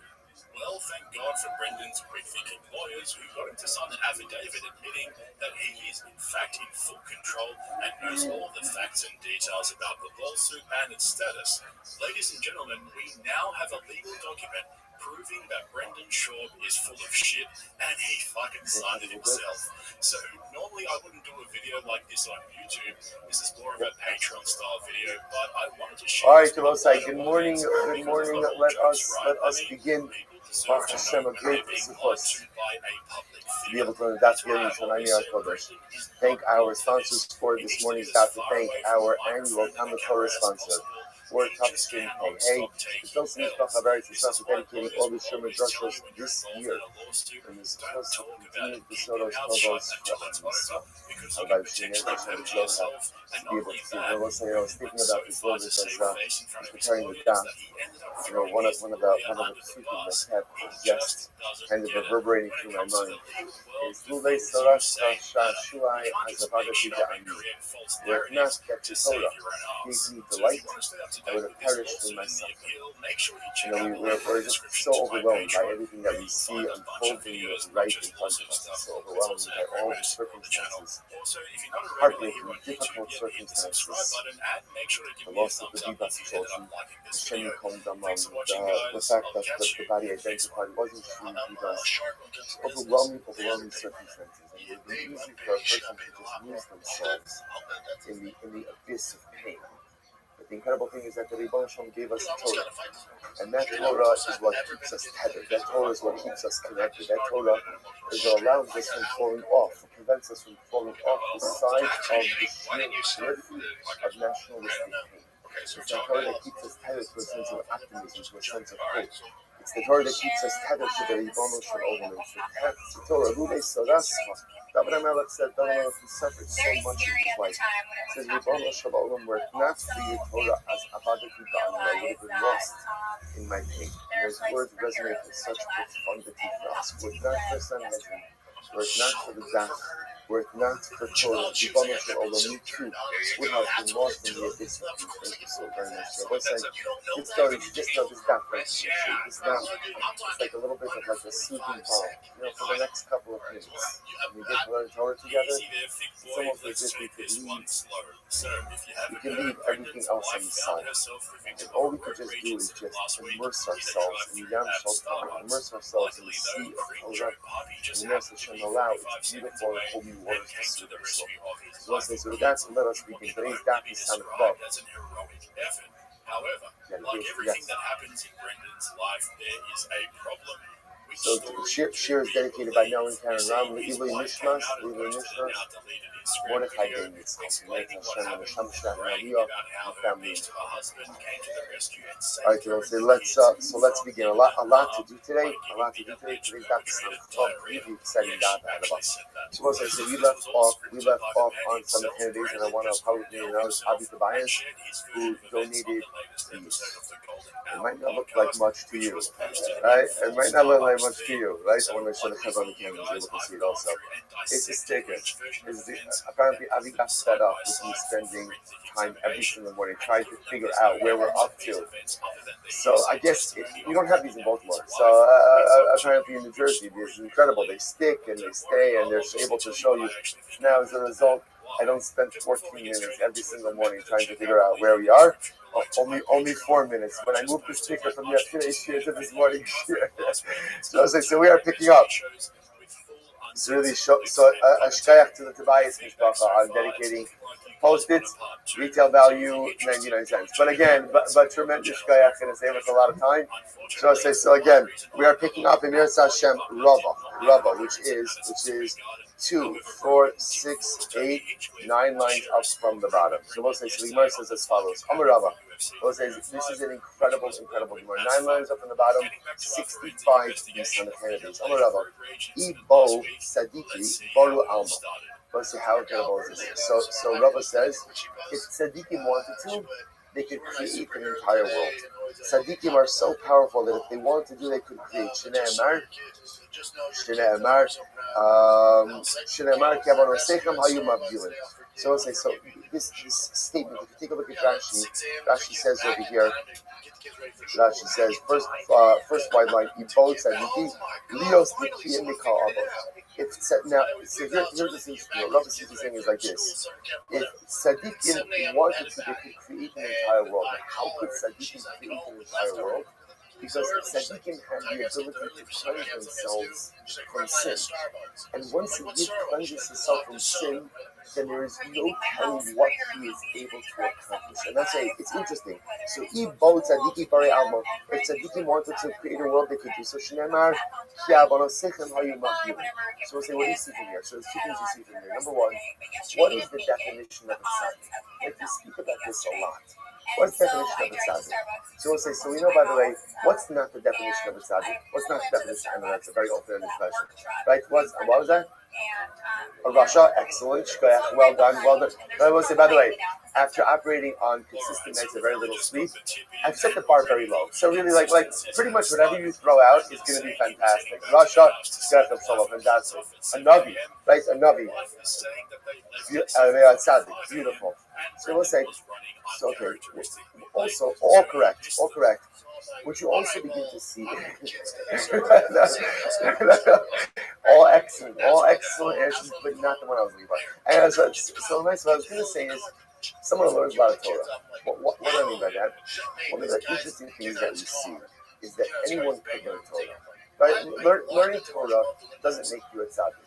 What learning Torah does is opens up your neshama to all kinds of possibilities. You know what the definition of a tzaddik was? Like Menachem said, like Shalom said before, not a Rasha. True, that's kind of like our baseline. Like Menachem said before, tzaddik is someone who helps others, doesn't just think about himself. And we all are tzaddik. And I think what we also begin to see is a tzaddik is someone who realizes that he has the ability to change. But as we spoke about in yesterday's daf, reality or cognition is never enough. action. A tzaddik is someone who understands that he has the ability to be a Baal Tshuva. Let's say that's it. Because being a Baal Tshuva means that I recognize I don't have to be the same person. I don't have to remain the same. So let's say, one of the most incredible things about Yaakov, the most incredible things about Eretz is you need to realize you don't have to remain the same. Change. Whatever change you want to affect in yourself, whatever change you want to affect in your life, do it. So that's what Rabbi is saying. Rabbi is saying tzaddikim have the ability to become Baalei Tshuva. And because they have the ability to be Baalei Tshuva, therefore what? Ibo tzadiki bare alma. I will say, once you realize that you have the ability to change, what does that show you? That you have the ability to create worlds. Change is the greatest gift, because change says I can create and recreate as many times as necessary. I don't have to live in the same world. I don't have to be the same person. My life doesn't just have to continue consistently on and going forward in the same trajectory. If I want, tzaddikim, definition of a tzaddik is about tshuva, and Rabbi says tzaddikim realize that they have the ability to create worlds. They will say each of us, if we choose to tap into the power of tshuva, we become tzaddikim, and if we become tzaddikim, we have the ability to create and recreate worlds. Is that not the most incredible thing you've ever heard? I know you might be feeling to yourself, I'm too tired to lift my hands, right? Let alone create a world. Deep breath. Whatever you have to do, tap into this, because this is good. Rabbi says tzaddikim means, like Rashi says, Baalei Tshuva have the ability to create and recreate worlds. That's the core of tzaddikim. Consistently create and recreate. Gemara goes like this. Rabbi, this is great. Rabbi Baragavra. Rabbi actually created someone. Rabbi created a person. These are by the way, I want to point out the stories of the golem that we see. Those stories don't start with the Nahal. You have stories in the Gemara of people, right? So Rabbi literally Baragavra. He created a person. Look at Rashi. Rashi says over here, right? Baragavra. Sefer Yitzira, Shalom Du Tziruf Osio Shoshem. So literally again what there's a Sefer Yitzira, which is a book that contains a sefer that contains all the secrets of creation. And Rava literally went ahead and he created a person. What happened? Shadri Lekanei Rabbi Zera. He sent the guys, he created the guy Rabbi Zera, Havakamishtay Ba'adei. So Rabbi Zera started talking with this person. But ultimately again, apparently the person that Rabbi created wasn't responding. He wasn't engaging in the conversation. Amrlei min chavrei at hadul afra. So Bizarre apparently wasn't happy with him. He said, Rashi says, min chavriya. Right, you are someone. Right, you are someone who's been created by someone else. Right, get out of here. Right, no, hadul afra. Go back to your dust. Go back to your dust. So we'll say, what's the pshat in this? Why did Rabbi Zera go ahead and send this guy back to the dust? Because remember again, this creation was unable to interact with Rabbi Zera. Let's say, if you can't interact with other people, if you don't know how to say a shalom aleichem, if you don't know how to give avas chinam, if you don't know how to give a word of chizuk, go back to the dust. The world doesn't need you. Klal Yisrael doesn't need you if you don't know how to interact and how to be there with the other. Incredible. Listen to this. Rabbi Chanina of Rav Oshia, Haviyasi Kamali Shabsa was an Erev Shabbos Gemara. An Erev Shabbos Gemara. How ridiculous is this? 7.5 year cycle. 7.5 year cycle. Granted, it's yesterday's stuff, but don't get caught up in the details. Right? Listen to this. So these two Rabbanim, Rabbi Chanina and Rav Oshia, were sitting on Erev Shabbos. La'aski b'Sefer Yitzira. And they were learning Sefer Yitzira. This is what we're doing during Talmud. I just want to point out to you, right? So we get to a little bit later on, right? All of Erev Shabbos, they were learning Sefer Yitzira. And what did they do? They created for themselves a beautiful Igla Tilsa. Doesn't mean a third born calf, or doesn't mean a calf that has reached 1/3 of its maturity. Either way, it's supposed to represent the best meat. The best meat, like the most tender meat. So they created an iglatilsa from Sefer Yetzirah, and they ate it. So what's the point of this, Gemara? What's the point of this? The point is, again, to show the creative power of tzaddik. So he can have the ability to create. But again, I've also said, come full circle. What's the definition of a tzaddik? Tzaddik is someone who recognizes that he has the ability to recreate himself. If you realize that you have the ability to be about tshuva, to create yourself, to recreate yourself, then there is no telling what you could accomplish in this world. Because the most incredible yesod in life is that you could create and recreate yourself as many times as necessary. And that is the hallmark of a tzaddik. Tzaddik recognizes the creative power he possesses and utilizes that to create and recreate himself so many times as necessary. Let's go weiter. So the Gemara says, "Tanrabanon." The Gemara says, "Ma'onei." So back to sorcery. So what's a ma'onei? Rabbi Shimon Omer, "Zehamavir shiva mine zafar ala ayin." That's interesting.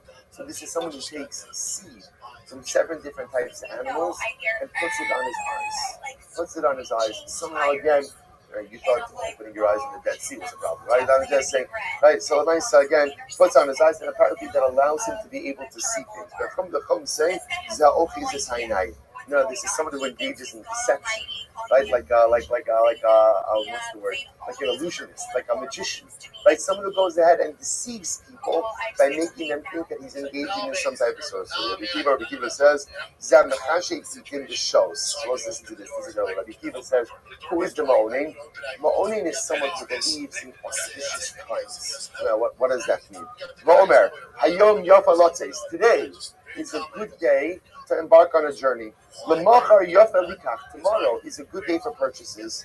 Limude arde shvius chitin yafos. Or someone who says, "Oh, erev Shemitah, that's when the wheat is best." Ekure kitnios miyos raos. So again, what's the pshat? What does Rabbi Kiva say? A ma'onin is someone who feels that certain times are auspicious for different things. So I don't know, why does that sound so bad? People say, what if they have all their life?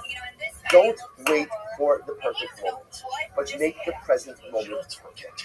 See, the ma'onin is someone who believes you gotta wait for the right time in order to be able to go ahead and accomplish it. Listen, there are people like this. There are people who have the most incredible dreams, goals, and aspirations. What are they waiting for? They're waiting just for the right moment. And when's the right moment? I don't know when, but it's certainly not now. Right? It may be tomorrow, but tomorrow's cloudy, so probably not tomorrow. Right? Sunday sounds good, but Sunday have that thing. I'm pretty sure the right moment is going to come sometime in the next decade. And when that right moment comes, that's when I'm going to pounce on it. Right? When that right moment comes, that's when I'm going to make the magic happen. Rabbi Akiva says, we call that? We call that a ma'onin. That's an issur d'oraisa. It's an issur d'oraisa, right, to wait for the right moment. People who wait for the right moment in life to make things happen, you know what they become excellent in? They become proficient in? You know what? In waiting. They become professional waiters. Which understand, right? Right? They become professional waiters. That's what they do. Spend an entire life waiting to make things happen. Rabbi Akiva says that's called sorcery. That's called ma'onin. Don't wait for the perfect moment. Make the present moment perfect. Gemara goes like this. Gemara says, Menachish, what's Menachish? So we'll say, Menachish is a person who believes like in omens. Omer pito nafla miyado, mipid. Right, the person says, my bread fell out of my mouth. That's a bad omen. Maklo nafla miyado. My staff fell out of my hand. Kori lo me'achorot. My son poked me from behind. These are things that people think like are bad omens. Oriv korilo. The raven calls out to me. Svi hefsiko baderech. A deer ran right in front of me. Nachash miyamino b'shuol mismolo. There's a snake on my right and a fox on my left. Now that one may be legitimate, right? In other words, if you have that right? But again, these are all things that people omenize. Yes, you heard. Right? They omenize. Right? An iguana. Yeah, Yosef and I had a chuppah together. My first chuppah, life is totally first. I'm about to start a chuppah, and an iguana falls out of a tree right by the chuppah. I'm like, this can't be good. Right? Okay, anyway, right? But it was a new thing. The whole time, I've never had to watch my back for iguanas, but no, this should happen. Okay, the Gemara goes like that. You can speak to Yosef the rest of the story. But all right. So Gemara says as follows, right? Show me a swallow. Top of something of 66a. Al taskil b. Or I will say a person when they're collecting taxes, a person says to the tax collector, don't start from me.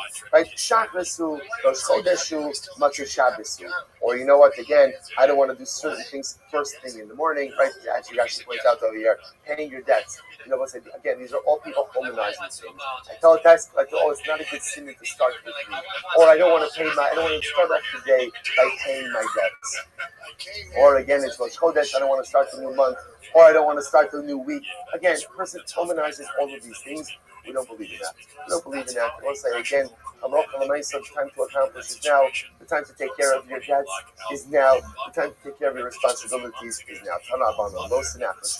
And if you go Eva Menachashim, the Hulda, the Opos, the Duggan. It's referred to people who engage in all types of sorcery and divinations, ultimately again with weasels, with birds, and with fish. Okay, they hominize all these different things. Good. So we'll say Mishnah. Hamachelas HaShabbos, B'davar Shechayavin Al Zadono Karis Al Shigagas Chatas. So we'll say in general, when a person violates Shabbos, so again, Halacha L'Maisa, if a person goes ahead and violates Shabbos, so if something that they went ahead, so again, if you would be chayiv kares, if you were to do so without hasra, then halacha l'maisa you'd be chayiv skiba if there was proper meaning for this as well. And again, accidental commission of an avera ultimately will be chayiv achatos. Which in the cloud, the ikam meaning the full Shabbos will be being chayiv in the law, shigados achatos, laws don't kares. So is that to say that there is some type of full Shabbos that if you were to go ahead and do it unintentionally, that you would not be chayiv for achatos, or you wouldn't be chayiv kares? What would that be? The Gemara says, "Tumin ba'alibut Rabbi Akiva, ba'ahavara ba'alibut Rabbi Yossi." Okay, so we'll say Rabbi Akiva holds that tumin are drabanon, and Rabbi Yossi holds that havara, the actual kindling, is lalav yatzasa. Ultimately, it's a single God that you be chayiv on alav and not chayiv on kares. Okay, Mishnah. Hamekalo of the imo in the chayiv actually kali l'shem. So we've seen this reference earlier on. If a person curses his parents, he's only chayiv if he curses them with the actual name of HaKadosh Baruch Hu. Kilalam b'kinui, if a person goes ahead and curses his parents with some type of nickname, right, or descriptive name of HaKadosh Baruch Hu, so what's the halacha? Rabbi Meir says he's chayiv. The Chachamim poetry, but the Chachamim say ultimately again that you are potter. Says the Gemara. Let's analyze man Chachamim. Who are the Chachamim? Rabbi Nachman, Rabbi Yossi. Rabbi Yossi, Isanya, Rabbi Nachman, Rabbi Yossi, Omer. The Nikvo Shem Dumas. The Torah says when you articulate the name of Hashem, like ultimately one will be put to death. Ma Tamalom, right? So what is this coming to us? So the Gemara says, Ma Tamalom, shame. We made Amakalal other the emo She'enu Chayiv actually Kalaleim B'Shem. Remember, he just that if one curses his parents, one is not chayav for cursing their parents unless one goes ahead and does so, utilizing the actual name of HaKadosh Baruch Hu. So turn Rabbanan Ish Matamalomer Ish. What is right? Matamalomer. Sorry. Matamalomer Ish Rabos Bas Tumtum Ba'adrogenus. So interesting enough, it comes to include that even if one's parent is a tumtum and an androgynous, one might have thought that Allah under those circumstances, you're not chayiv for cursing the parent. Kamash Malon, again, whoever the parent is, one is chayiv for cursing it. Asher Yikala Les Abid Be'ezimo, who will curse his father or his mother. Amy Ella Abid Z'imo. So I only know from the pasuk, or it wasn't from the pasuk, I might have thought one is only chayiv for cursing mother and father together. Aviv Shalom Imo Shalo Aviv. I don't know that I'm chayiv even for cursing one of my parents. Tamalomar Aviv V'Imo Kilo Damav Bo. Aviv Kilo Imo Kilo Divra B'Yoshua. B'Yoshua says again, even though it's said as mother and father, we understand it as Aviv Kilo Imo Kilo. Cursing one of the parents ultimately makes you chayiv as Rabbi Yoshua. Rabbi Yonasan says, Mashma Shnei Ke'achad U'Mashma Echad B'Fnei Atzmo. So the pasuk really gives two inferences. On one hand, the pasuk gives the inference of cursing them both at the same time. The pasuk also goes ahead and seems to indicate that you're chayiv for cursing them individually. And Allah in a circumstance like that, you will always be chayiv unless the cursing individually, unless the pasuk says explicitly that you only chayiv for cursing them together. Most you must. Torah says you'll be put to death for cursing your parents. B'stila, stoning. Ator b'stila in the ela ba'achos b'kom yisus hamuras b'torah. So you say stoning. Maybe it's not stoning. Maybe it's one of the other types of death penalties mentioned in Torah. Ne'amar kon dama bo, ne'amar la'alon z'mehem bam. It says over here, dama bo, and it says later on, by all the Yidoni, the Nehebo, actually what we learned before, the Nehem Bum. What do I learn from this? Mala Halon, just like I open Yidoni, the Skila, Afkan the Skila, so too by cursing one's parents, ultimately Skila as well. Says the Yimara Onesh, Shamanu Ashara Minayim. So now I know the punishment of Skila. Where do I see the warning? Because let's remember again, the way it works biblically is that every death penalty has to have an ashara, a warning, and also the onus. Now I see the onus. Where do I see the warning? Halomar Elohim or Elohim Mosekalo. So it's literally again we'll say, so we'll see exactly what that pasuk means. In Haya, so watch this, we'll say first wide line. In Haya Aviv Dayan, one's father was a Dayan. The Gemara says, Harehu b'chlal Elohim lo sekalo. So we'll say, so the way we're understanding right now of Elohim is Elohim refers to a judge. Do not curse a judge. So now, the Gemara says, this is very interesting. Let's say again, right, Reuven has a father Yaakov, and Yaakov is a Dayan. So if Reuven curses his father, then not only is Reuven chayiv for cursing his father, but he's also chayiv for cursing the judge. Then Haya Aviv Nasi, and if your father was, right, Reuven's father was a Nasi, or Harehu b'chlal the Nasi ba'amcha lo sar. So we'll say, so interestingly enough, there's a prohibition to curse a dayan. There's a prohibition to curse a leader. So if Reuven's father Yaakov was a dayan, he'd be chayiv for Elohim lo sekalo. If he was the Nasi, he'd be chayiv for Nasi lo sar. What happens? Ain't no dayan below Nasi minayin. But how do I know that if Reuven cursed his father, and his father is not a dayan, and his father is not the Nasi, that Reuven is still going to be chayiv? So the Gemara says, Amrit, we'll say third wide line, Amrit, so Minay, Amrit, Harei Atan Dan Binyan Av, Mishnehen. So it's like, it's interesting enough I could create a paradigm. Binyan Av is like a paradigm. What's the paradigm? Here we go. Lori Nasi Kiri Dayan. So a Nasi is not like a Dayan, but Lori Dayan Kiri Nasi, and a Dayan is not like a Nasi. How so? Listen to this. Lori Dayan Nasi. Why? Shahari Dayan Atan Mitsuva Al Hara Aso. So what's like the halakha is like this. If a dayan, right, let's say a dayan on a judge on a Sanhedrin issues a ruling, you're obligated to go ahead and adhere to it. And failure to adhere to it can actually result in a death penalty. Interestingly enough, that same halakha doesn't apply to a nasi. It's interesting, right? If you violate the halakhic readings of a nasi, that doesn't necessarily carry with it a death penalty. I'm sorry? Right. This is Parsha. Oh, Dr. Olman, incredible. Parsha's Mishpati. Right, Mamish Parsha Mishpati. Thank you. Lo Nasi, Kiroi Dayan. And on the other hand, again, a Nasi is not like a Dayan. How so? Shanasi Atam Mitzvah Hamra also, Kiroi Dayan Shiatam Mitzvah Haros. That's interesting. See, a Nasi and a Dayan are two forms of leadership. A dayan is halachic leadership, and therefore, if halacha l'maisa, the dayan issues a halachic ruling, and you violate that can result in a death penalty. A nasi is not halachic leadership, and therefore, if a nasi issues a halachic ruling, you violate it. You're not chayiv death penalty. On the other hand, if a nasi kind of gives like a directive, thank you, like a directive, right? So then again, he's the leader, you got to follow it. If you violate it, you can be chayiv nisa. On the other hand, if a dayan gives a directive, you're not chayiv nisa. It's two different forms of leadership. Yet, what's the halacha? The Gemara says, Hatzara Shabbos Shabahin. What's the common denominator between them? She'im ba'amcha, that they are both members of Klal Yisrael. Va'asam musra al kilalas. What is the common denominator between a nasi and a dayan? They are both members of Klal Yisrael, and you are not allowed to curse each of them. That's the common denominator Av ani avi avicha sheba'amcha v'yata musar kilulaso. So mostly you should create a paradigm. What's the paradigm? That any person who is a member of Klal Yisrael, you can't curse. So therefore, again, that includes father, who even if the father is not a Dayan, or the father is not a Nasi, you still can't curse him. So the Gemara says, and again, let's remember, this is the Azhara. This is where we're looking for the warning. So the Gemara says, Mala Shala Shabbat Shebaim, Shekin Gidulasan Garmalahem. Why don't you say, on the other hand, maybe the common denominator between Nasi and Dayan is what? They both occupy exalted positions of leadership. Right? In other words, they both have Gedula, they both have greatness. Talmud Lomar, Vosikalo Cheres. Now listen, the Torah also says, don't curse the person who is deaf-mute. So what do you see here?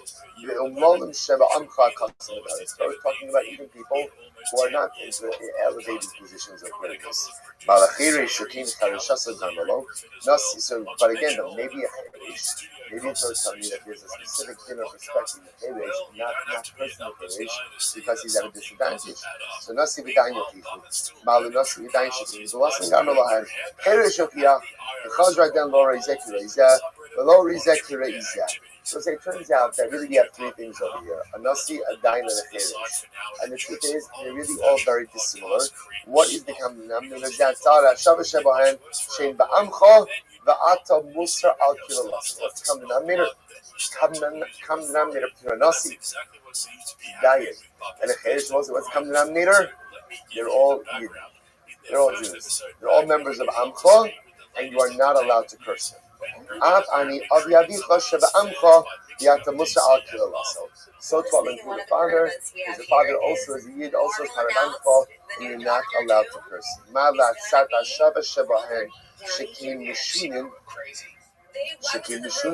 So we'll say, well, maybe this out of Shabbat Shabbat is that again, Nasi, Dayan, and Cheresh all have some unique difference. Imki nichtov kra o Elohim b'chirish o Nasi b'chirish Elohim lamali. So we'll say if that's the case, why do I need the Elohim? Ultimately, I can also say if you don't need it for its own interpretation, then use it for fathers. Therefore, we'll say it turns out that we have a big paradigm that is being created between Nasi, Dayan, and Cheresh. The common denominator between all those three is that what? And Allah against someone who is Amcha, someone who is part of your people, ultimately, you're not allowed to curse. They will say, what a beautiful and profound episode. What is the criteria for the or at least what is the criteria for not mistreating someone? If they're Amcha, if they're a member of Klal Yisrael, you have to love them. They don't say, striking, so beautiful.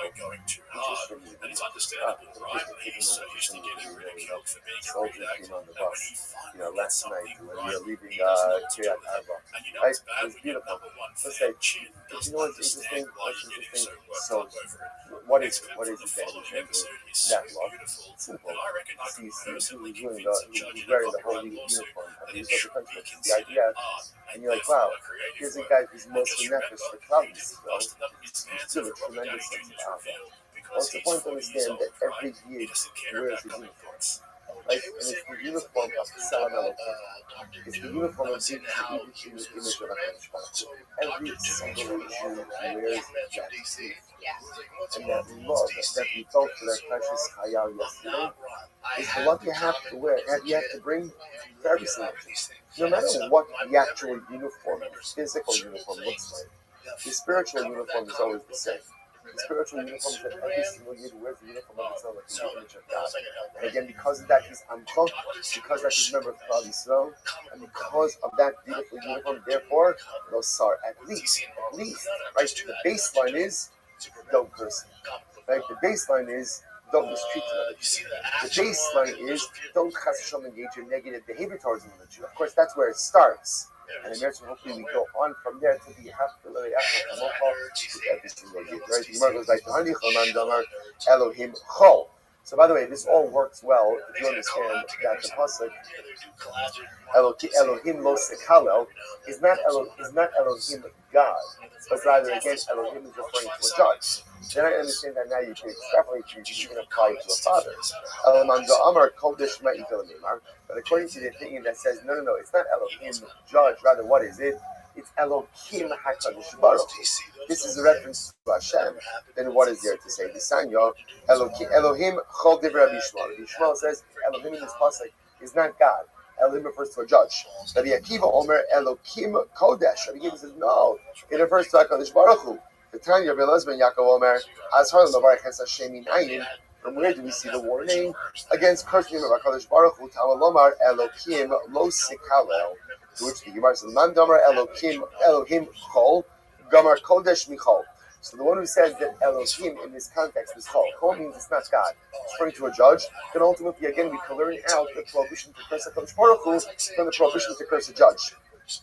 Leman Da'amar Elokim Kodesh Gaminon Chol Mikodesh. But the one who says Elohim in this context refers to HaKadosh Baruch Hu is we derive ultimately again the prohibition to curse the judge from the prohibition to curse HaKadosh Baruch Hu. So Bishon Leman Da'amar Elohim Chol Gamar Kodesh Michol. So according to the opinion that says Elohim means a judge, I understand. If you're not allowed to curse a judge, then what? Allah has kama v'kama kol shekin. You're not allowed to curse HaKadosh Baruch Hu. Eleman Da'amar Elohim Kodesh Gamar Chol Kodesh. But according to the one who says Elohim is God, so can you derive that you can't curse a judge from the fact that you can't curse God? To which the Gemara says, Dilma, HaKodesh Asar, HaKol Lo Isar. Maybe HaKadosh Baruch Hu is only warning us against cursing HaKadosh Baruch Hu. It's not warning us against cursing the judge. Im Kain Lichto Kra Lo Saka. If that's the case, the Torah could have just written it in the short form of Lo Saka, don't curse my Lo Sikalel. Why does it say don't curse about say in elongated form? Shmamina Tarti. It comes to teach us two things. What are the two things? Number one, don't curse a judge, and number two, don't curse HaKadosh Baruch Hu. Beautiful, beautiful. Let's go later. Says the Gemara, Haba Nara Murasa. We'll say the person has relations with the Nara. Remember, it's a Nara Murasa. Remember again, Nara is a very specific age. What age? 12 to 12 and a half. So Nara Murasa is a girl who's betrothed, innocent, right, but not Nisim. So she's married. Therefore, if a man has relations with another man, has relations with her, that's adultery. What's unique about Nara Murasa is that she is singled out for a unique, or she, when I say she, if she was implicit, it's she, and the man who had relations with her are singled out for skila. For skila as opposed to chenek. So Nara Murasa, Eino Chayiv Achetein. So I in order to be Chayiv, ultimately again for Nara Murasa skila. Remember, it's a unique punishment. Normally, adultery is punished by chenek, strangulation. So here, this is singled out for skila. But in order to fit the criteria of Nara Murasa, the following criteria. Number one, Eino Chayiv Achetein Nara. It must be Nara. Number two, B'Siva. Number three, Lu Rasa, innocent. And number four, the heat, the base, Avila. And ultimately, again, she's still living in her father's home. So those are the four criteria that you need in order to get the unique punishment of Skila for Nara Murasa. If two men have relations with her, let's say that gets second, right? Then what? Harishon B'Skila, Vasheni B'Chana. Then the first one is with Skila. Remember again, the first one has relations with her. His relations with the Basila. The second one has relations with her. She's no longer Basila. And therefore he's punished in a regular case of adultery by Chenek. Okay. So the Gemara goes like that. The Gemara goes like that. Good. So it says, it happens to be over here. Rashi points out that the Chiddush over here is the following. That even if the men had relations with her, Zia Shalot Yidarta. So the Zia Shalot Yidarta, technically speaking, is physiologically, she's still a Basula. So you might have thought that physiologically, since she's still a Basula, therefore again, halacha l'maisa, maybe even the second guy should get Basula. Much more we know, the Torah recognizes two forms of Bia. Is Bia Yidarta and Bia Shalot Yidarta, and they're both are legitimate forms of Bia. Therefore, again, after the first guy has relations with her, even though physiologically her basulim are intact, she's considered to be a b'ula, and therefore the second guy gets chenek, and ultimately again not skill. It's very interesting, and not Shabbos interesting, but interesting nevertheless. All right, so the word goes weiter. Tanra Nara. So, right, this is one of these. Somebody asked us today. Just refer to the Muslim hospital from the beginning of the class. So Nara below Bulgaris. Mostly Torah says Nara. So again, now we're going to go to the specific. Nara means the Nara, Nara Bulgaris. What's the Bulgaris? What's Bulgaris? Bulgaris? 12 and a half years old and above, right? Below Bulgaris, Besula. So Dafka Besula. Below Bula. Again, I will say, to the point that remember, even if a woman doesn't fulfill these criteria, you're still chayav for adultery. We're talking about the specific prohibition of Nara Murasa, which carries with it a penalty of skila as opposed to chenek. So in order to be chayav for this again, Besula, below Bula, Me'urasa, that's the Erison, below Besula, the base Aviha, in her father's home, this comes to exclude the case ultimately again, where the father had already given her over to the shluchim of the husband, or where she was being given over, right, to be taken to her husband's home. The Gemara says, "Good, so good. I'm ready to go. I'm Rav. She did Rabbi Meir. These are all the words of Rabbi Meir. The Chum disagreed. And the Chum say that Nara Murasa also could be even what? Nara Murasa could even be a Ketana. Amalei Rav Achim B'Kli Ravino. Minay Demastis Rabbi Meir he will Ute Ketana and Tani. How do you know that our Mishnah is Rabbi Meir and comes to exclude a Ketana? And according to our Mishnah, a Nara Murasa is Dafka and Nara and not a Ketana. Maybe it's according to the Rabbanon, and maybe the point of the Mishnah is to exclude a Bulgaris for Nara Murasa. Amarle, Hi Eno Chayiv Achet Nara Besula Ma'orasa. Eno Chayiv Ella Al Nara Besula Ma'orasa. So the Gemara says, it should have said, that's what it just said, Nara Besula Ma'orasa. Besula means, because the Gemara says nothing more to talk about this. We just solidified the fact that, again, the specific and unique punishment for Nara Ma'orasa is dafka for a Nara, not a Ketana and not a Bulgaris.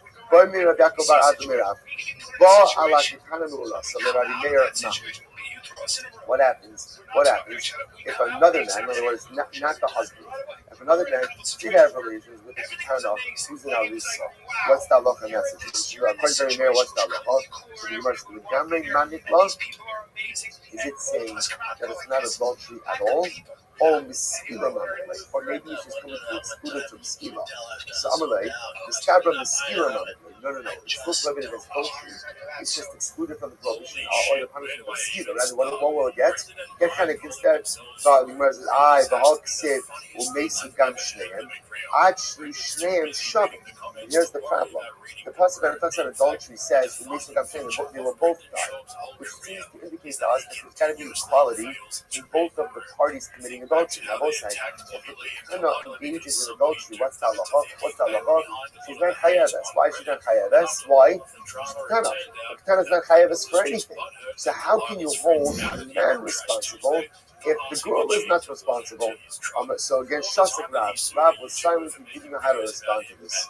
Amar Shmuel, my time is Shasik Rav. I understand Rav, why being silent? The name of Lay, Umei Sa'ish Asher Shachabi Malabado. Again, about there's another pasuk, and the other pasuk indicates to us that the man will be executed because he committed adultery. So what do you see from here? There's a case, ultimately, again, where a man is singled out for execution, even though the woman is not. What's the case where the man is singled out for execution, even though the woman is not? It could be a case of a man who commits adultery with a Ketana Hamurasa. So again, she's going to be Ketura. Why? She's Ketana. But he's going to be chayav for that. To which the Gemara says, Kitanoi. The reality is, we'll say this point is in fact a machlokes tanoi. Umesu gam shneim. The pasuk has both them will be with the death. Rabbi Yoshia says, in order to execute the couple for adultery, both of them have to have the same level of liability. And therefore, again, if it's adultery with the Ketana, since she's not put to death, he's not put to death either. Rabbi Yonasan says, Rabbi Yonasan says, not true. There are sometimes where the man will be executed, even if the woman is not. What will be that case? So she's not going to be executed because she's a Ketana, right? But he will be because he's an adult. What does Rabbi Yoshia do with that? What does he do? Sorry. What does Rabbi Yonasan do with the pasuk that says which seems to indicate that again there's got to be inequality and liability between the parties. That comes to exclude, let's say again, an act of intimacy that's not intercourse. So again, it's my security. Any other form of intimacy that's not intercourse, that's not adultery. Again, not good, right? But again, not liable for death penalty if one does that. The other part was, of course not. You don't need a positive to exclude my security. Other acts of intimacy. That's not intercourse. That's nothing. Halachically, that's not recognized as anything. I don't need a positive to exclude that. The Gemara says, the Ida. Hi levado my darshan. What does the other thing do with the levado? So the Sanya, Boala, Sarabani, Adam, Vadain, do the Surah. Those are interesting things over here. Let's say again, 10 men have relations with an Ara Murasa, but she's still a Basula. So how does that happen? Again, via Shaloki Darka. So 10 men have relations with her, but Lamaisa, again, she's still a Basula. So again, physiologically, her Basulim are intact. Now, what is the liability for those men? So the Gemara says, Kulam Beskila. So the first opinion says, they're all liable to skila. Now, I'll say, why are they all liable to skila? Because the halacha treats it as if all of them had relations with a Na'ara HaMe'urasa. Because since she is still physiologically a Basula, there's all chayiv for skila. Rabbi says, no. Harisha Beskila, the Kulam Mechanik, not true. The first guy is chayiv skila, right? Because he had relations with the Na'ara HaMe'urasa. But again, even though it was B'Yishal Kedarka, Torah recognizes B'Yishal Kedarka as a valid form of Biyah. Therefore, after that first act, she's no longer Basula. So the rest of the guys are chayiv. What are they chayiv for? Adultery. But the chayiv for regular adultery, just regular adultery, right? So the chayiv for regular adultery, which is not punishable again by skila, only punishable by chenek. Incredible. Tanrabanan, ubas ish koin kisecha. Listen, what's the Torah talking about now? Again, we spent a significant amount of time speaking about again the bas koin. So the Torah says, ubas ish koin kisecha liznos esavi mechalalas ba ish kisecha. Remember again, what's the seen this? A unique punishment for a bas koin, punishment for a bas koin. Ultimately, again, was executed with sreifa. So the Gemara says, "Bas ish koin kisecha liznos." Rabbi says, "Tchilasa." So Rabbi Omer tchilasa. Take a look at Rashi in just a moment. Rashi says over here, right? So Rabbi Omer kisecha lashon tchila ulukamim lefarisha. So Rabbi says tchila, that her liability is with tchila. So the Gemara says, what does that mean? Cheu Omer. My comment, what does Rabbi say? Rabbi can be small. Rabbi also can be small. What does Rabbi Shmuel say? The Amar Arusa Yotza L'Sreifa below the Suah. Shmuel said it is only in Arusa Bas Kohen. We had this conversation before. It is only in Arusa Bas Kohen. Ultimately, again, it was subject to Sreifa, not on the Suah. Not in the Suah. The Hachikam, this is what it means to say. In Tchilas via business b'sreifa ve'idach bechenek. So we'll say if a bas kohen who's in Arusa has relations with someone, the first man with whom she has relations with, that should be a sreifa. Any subsequent acts of relations, ultimately again will be bechenek. So again, what's that case? That's going to be the case of the B'Yishal Kedarka. So the first man who has relations with the bas kohen, the Arusa bas kohen, he's going to be punished by sreifa. The rest of them, even though she's still physiologically a basula, will be treated like regular pieces of adultery, and therefore again chenek. So the Gemara says, "My b'chein." Well, what's the b'chein? The Gemara says, "Kiyasam mahasam b'tchilas biyah kamishtaikra." Just like Torah is talking about over there, initial act of biyah. Hachanami b'tchilas biyah mishnamishkra. So to over here, Torah is talking about an initial act of biyah. Amalei Rabbi bar Abaye, Mar lo hafilawas. So Rabbi said Abaye, but Abaye, my Rabbi didn't say this. Manu, who's Rabbi's referring to? Rabbi Meir, right? So Manu, Rabbi Yosef. Who did he say? It was Rabbi Yosef. So Rabbi can be Meir Surely. Rabbi holds like Rabbi. The Amar Nises le'echa min ha'psulim. Nisasa b'chenek. So ultimately, again, because Rabbi holds as follows. So Rabbi says, halacha l'maisa. And so after only how can you ultimately, again, how can you have, so Rashi points out, take a look at Rashi. Rashi says over here, Rabbi Meres, relate the Amar, Bas Kohen, Yisua L'Kasher B'Sreifa, Av Amisis Le'acham Min HaPsul, and it's supposed to listen to this. Rabbi holds the following. You see about say Rashi is 2 lines at the bottom of the page. If a Bas Kohen, right, when is there Sreifa by a Bas Kohen Arisa? Only if she is married to a person who is kosher. However, again, let's say a Bas Kohen is married to a apostle, to a psul. She's married to a mamzer. So she married to someone who's an apostle. Therefore, what? Look at Rashi. Shuv Eina Ella Bechenek by Tchila Dekama Rabbi Achikomer. Shabbos said Rabbi holds it very there. What does Rabbi Meir say? The Meir says like this. The Meir says, when is there a unique punishment for Arusa Bas Kohen? Only when she's married or has erusin to someone who is kosher. But if she didn't need erusin to someone who's apostle, let's say again she married a mamzer, in which case what? She's already quote unquote what? Been profaned. So therefore again the unique punishment of Sreifa to a Bas Kohen doesn't apply. So the Gemara says and therefore again it's still adultery, but it's regular adultery, only the chenek. But here what it means to say in tchilas achalasa biznus b'sreifa. If halacha l'maisa the first time she was profaned was through the act of adultery, then there's a chiyuv of sreifa. But if technically speaking she was already profaned, how? Through an illegal marriage, then a man who commits adultery with her will only be chayiv chenek, not sreifa. V'idach. So I'll say v'idach, and the other, right? V'idach b'chenek. And again, we'll say ultimately, again, the other case, right? The other person b'chenek. So I'll say ultimately, again, what's the case of, what's the b'chenek? Look at Rashi. Hacha lo kapit ela atchilas chilo, v'lo atchilas bia, v'hasim atchilas bia inami kapit. So we'll say, so again, halach, right? So what is the b'chenek? What is that coming to teach? We have on Samach Zayin, Kavazai Zayin, Simna ba'alma. Ultimately, again, the b'chenek by the other case will be Simna. What is it? Look at Rashi. Ubetchilas shum davar akasim davar, betchilas chilul miha haba.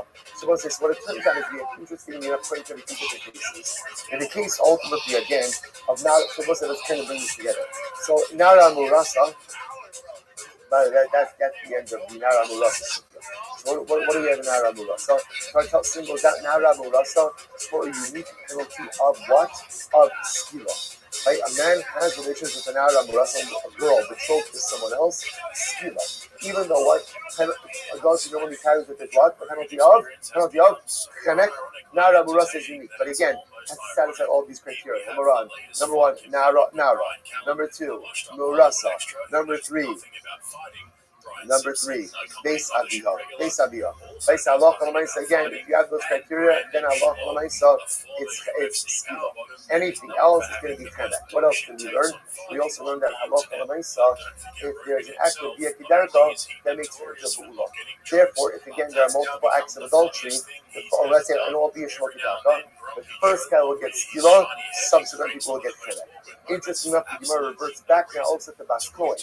When is a Bas Kohen chayiv for her adultery? Adultery with her chayiv, but only once again, only if it's erusin, only with erusin, and again, only the first person to have relations with her. It's the same thing. If there's biyashalo gidarka with a Bas Kohen, so the first guy will be chayiv sreifa, subsequent people will be chayiv what? Subsequent people will be chayiv chenek. But interestingly enough, another detail by Bas Kohen is terribly important. When is there a din of sreifa? Only when what? When that first act is what profaned her. But if she was already profaned, how is she already profaned? Illegal marriage. So she's married to a mamzer. So now local the din of sreifa doesn't apply. Rather, it will be treated just like a regular act of adultery and be punishable by chenek. Right? The most say, go ahead. What enough? So we'll say, let's breakfast, 9:30. Let's do 9:55, 9:25 minutes of breakfast, 9:55 back here in the Beis Medrash. Sure, casually ingesting 40 milligrams of nicotine, but lighting a cigar and talking about nootropics is crazy. Yeah, this guy is on so much shit, it's getting scary. I mean, the amount of coke this guy is dealing with on a day-to-day basis. Good morning. Let us begin. to be able to learn the daf together in Yerushalayim HaKodesh. Thank our sponsors for this morning's daf. To thank our annual Talmud Torah sponsor for ROTHSCHILD. Hey, the Tilson Mishpacha Baris is dedicating all the Sherman Drushos this year. And is close to continuing Pesoros Tovos for Amis. Rabbi Shemir to be able to see. I was thinking about this a little bit as I was preparing the daf.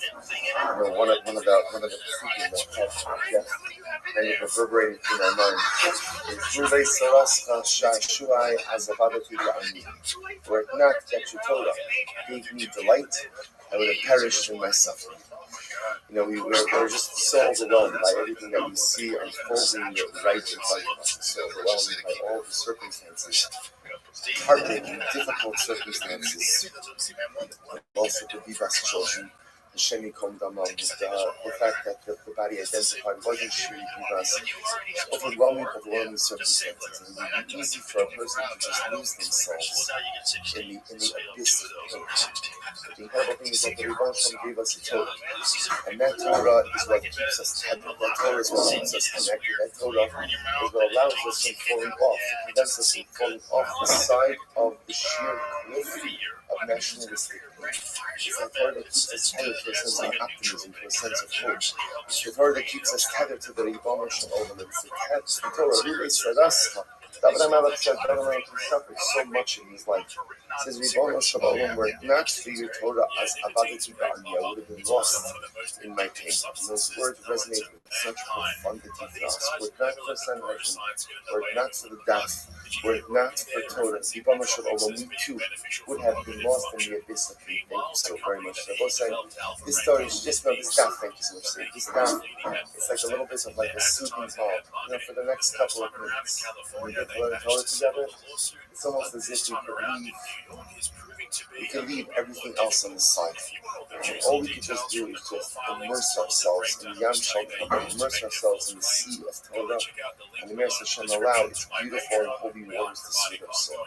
So God says, with that, let us begin. Today's daf is Samach Vav. Dedication, yes. So the shir is dedicated by Mel and Karen Ram, the Ilui Nishmas, Mordechai Ben Yitzchak, Meretz Hashem, and the Sham Shad and Aliyah, and the family in the home. All right, so let's begin. A lot to do today. Today's daf is Samach Vav. Really exciting daf ahead of us. So let's say, we left off on Samach days, and I want to public acknowledge Avi Tobias, who donated these. It might not look like much to you, right? It might not look like much to you, right? I want to make sure to check on the camera and be able to see it also. It's a sticker. Apparently, Avi got fed up with me spending time every single morning trying to figure out where we're up to. So I guess we don't have these in Baltimore. So apparently in New Jersey, it's incredible. They stick and they stay and they're able to show you. So now, as a result, I don't spend 14 minutes every single morning trying to figure out where we are. Only 4 minutes. When I moved the sticker from yesterday's shir to this morning's shir. So we are picking up. It's really shook. So Shkayach to the Tobias Mishpacha. I'm dedicating post-its, retail value 99 cents. But again, but tremendous Shkayach going to save us a lot of time. So again, we are picking up in Meretz Hashem Rabbi, which is 2, 4, 6, 8, 9 lines up from the bottom. So we'll say, so the Gemara says as follows. Amar Rabba. We'll say this is an incredible Gemara. 9 lines up from the bottom, 65 Nisan of Hanabi's. Amar Rabba. Ibo Tzadiki Baru Alma. We'll see how incredible is this. So Rabba says, if Tzadikim wanted to, they could create an entire world. Tzadikim are so powerful that if they want to do, they could create. Shnei Amar, Kavanosechem Hayu Mabdilim. So this statement, if you take a look at Rashi, Rashi says over here, Rashi says, first white line, Ibod Tzadiki, Lios Nikim Mikal Avon. So here's the interesting one. Rabbi says the thing is like this. If Tzadikim wanted to, they could create an entire world. Now, how could Tzadikim create an entire world? Because Tzadikim have the ability to cleanse themselves from sin. And once a Yid cleanses himself from sin, then there is no telling what he is able to accomplish. And that's why it's interesting. So if if tzaddikim wanted to create a world, they could do so. Shneimar, Kiav, on a second, how you might. So we'll say, what do you see from here? So there's two things you see from here. Number one, what is the definition of a tzaddik? Like, you speak about this a lot. What's the definition of a tzaddik? So we'll say, so we know, by the way, what's not the definition of a tzaddik? What's not the definition of a tzaddik? It's a very ultimate pleasure. Right? What was that? A Russia, excellent, well done.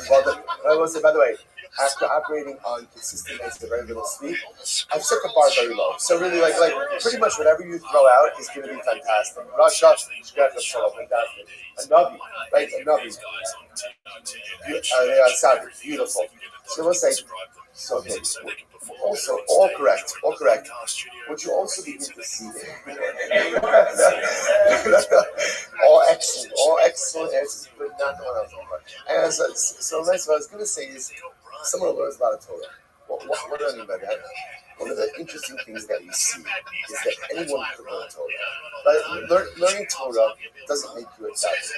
What learning Torah does is opens up your neshama to all kinds of possibilities. You know what the definition of a tzaddik was, like Menachem said? Which shows before, not a Russia. That's kind of like our baseline. Like Menachem said before, tzaddik is someone who helps others, doesn't just think about himself and yell at tzaddik. But I think what we also begin to see is a tzaddik is someone who realizes and has the ability to change. But as we spoke about in yesterday's daf, reality or cognition is never enough. Action. A tzaddik is someone who understands that he has the ability to be about tshuva. Let's say that's it. Because being about tshuva means that I recognize I don't have to be the same person. I don't have to remain a person. Let's say, one of the most incredible things that you have to carry, the most incredible thing about ROTHSCHILD is you begin to realize you don't have to remain the same. You can change. Whatever change you want to affect from yourself, whatever change you want to affect from your life, you do it. So that's what Rabbi is saying. Rabbi is saying tzaddikim have the ability to become Bali Tshuva. And because they have the ability to be Bali Tshuva, therefore what? Ibon tzaddikim bare alma. It will say, once you realize that you have the ability to change, what does that show you? That you have the ability to create worlds. Change is the greatest gift, because change says I can create and recreate as many times as necessary. I don't have to live in the same world. I don't have to be the same person. My life doesn't just have to continue consistently on and going forward in the same trajectory. If I want tzaddikim, definition of a tzaddik is about tshuva, and Rabbi says tzaddikim realize that they have the ability to create worlds. I will say each of us, if we choose to tap into the power of tshuva, we become tzaddikim, and if we become tzaddikim, we have the ability to create and recreate worlds. Is that not the most incredible thing you've ever heard? I know you might be saying to yourself, I'm too tired to lift my hand, right? Let alone create a world. Understand? Deep breath. Drink 17 cups of coffee, whatever you have to do. Tap into this. Rabbi says tzaddikim means, like Rashi says, Bali Tshuva, have the ability to create and recreate worlds. That's the core of the youth, to consistently create and recreate. Gemara goes right there. Rabbi, this is great. Rabbi Baragavra. Rabbi actually created someone. Rabbi created a person. These are by the way, I want to point out, the stories of the Golem that we select, those stories don't start with the Ma'arav. You have stories with the Ma'arav people, right? So Rabbi literally Baragavra. He created a person. Look at Rashi. Rashi says over here, right? Baragavra, Ayidei Sefer Yitzira, Shalom Yitzira, also Shal Shem. So little the other one said is a Sefer Yitzira, which is a book that contains a sefer that contains all the secrets of creation. And Rabbi literally went ahead and he created a person. What happened? Shajule Kanei Rabbi Zera. He sent the guy to Rabbi Zera. So Rabbi Zera started talking with this person. But ultimately, again, apparently, the person that Rabbi created wasn't responding. He wasn't engaging in the conversation. Amarlei min chavrei at Amarlei min chavrei at hadal afraf. So Zera apparently wasn't happy with him. He said, you've been, Rashi says, min chavriya. Right? You are someone, right? You are someone who's been created by someone else. Right? Get out of here. Right? No, go back to your dust. Go back to your dust. So we'll say, I found Gemara, so what's the pshat in this? Why did Rabbi Zera go ahead and send this guy back to the dust? Because remember again, this creation was unable to interact with Rabbi Zera. I say, if you can't interact with other humans, if you don't know how to say a shalom aleichem, if you don't know how to give avas chinam, if you don't know how to give a word of vision, go back to the dust. The world doesn't do you, Klal Yisrael doesn't do you if you don't know how to interact with, how to be there with the other. Incredible. Listen to this. Rabbi Chanina of Rav Oshia, Rabbi Yossi called Mali Shabsa, was an Erev Shabbos Gemara. An Erev Shabbos Gemara. How ridiculous is this? 7.5 year cycle. 7.5 year cycle. Granted, it's yesterday's stuff, but don't get caught up in the details. Right? Listen to this. So these two rabbis, Rabbi Chanina and Rav Oshia, were sitting on Erev Shabbos. The Aski the Sefer Yitzira, and they were learning Sefer Yitzira. Listen, this is what we're doing right now. It's going to point out to me, right? It's going to get good a little later on, right? All of Erev Shabbos, they were learning Sefer Yitzira. And what did they do? They created for themselves. People say Igla Tilsa. There's not always like Igla Tilsa doesn't mean a third born calf, or doesn't mean a calf that has reached 1/3 of its maturity. Either way, it's supposed to represent like the best meat, like the most tender meat. So they created an Igla Tilsa from Sefer Yitzira. And they eat it. What's the point of this tomorrow? What's the point of this? The point of this, again, is to show the creative power of tzaddikim. Tzaddikim have the ability to create. Now, again, I will say, come full circle. What's the definition of the tzaddik? The tzaddik is someone who recognizes that he has the ability to create himself. If you realize that you have the ability to be about tshuva, to create yourself, to recreate yourself, then there is no telling what you can accomplish in this world. Because the most incredible episode in life is that you could create and recreate yourself as many times as necessary. And that is the hallmark of a tzaddik. Tzaddik recognizes the creative power he possesses and utilizes that to create and recreate himself so many times as necessary. Let's go back to him. So the Gemara says, so back to sorcery. So what's a ma'onei? Rabbi Shimon Omer, Seha Mavir Shiva Mine Zafar Ala Ayin.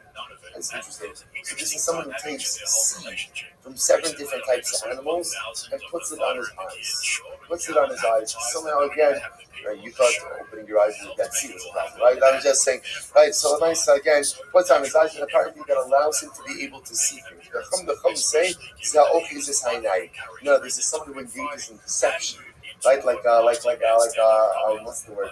Like an illusionist, like a magician, right? Someone who goes ahead and deceives people by making them think that he's engaging in some type of sorcery. Rabbi Kiva says, so let's listen to this. Rabbi Kiva says, who is the Ma'onin? Ma'onin is someone who believes in auspicious times. Now, what does that mean? Va'omer, Hayom Yafa Lotzes, today is a good day to embark on a journey. Tomorrow is a good day for purchases. For someone who says, Erev, Shemitah, that's when the wheat is best. So again, what's the pshat? What does Rabbi Kiva say?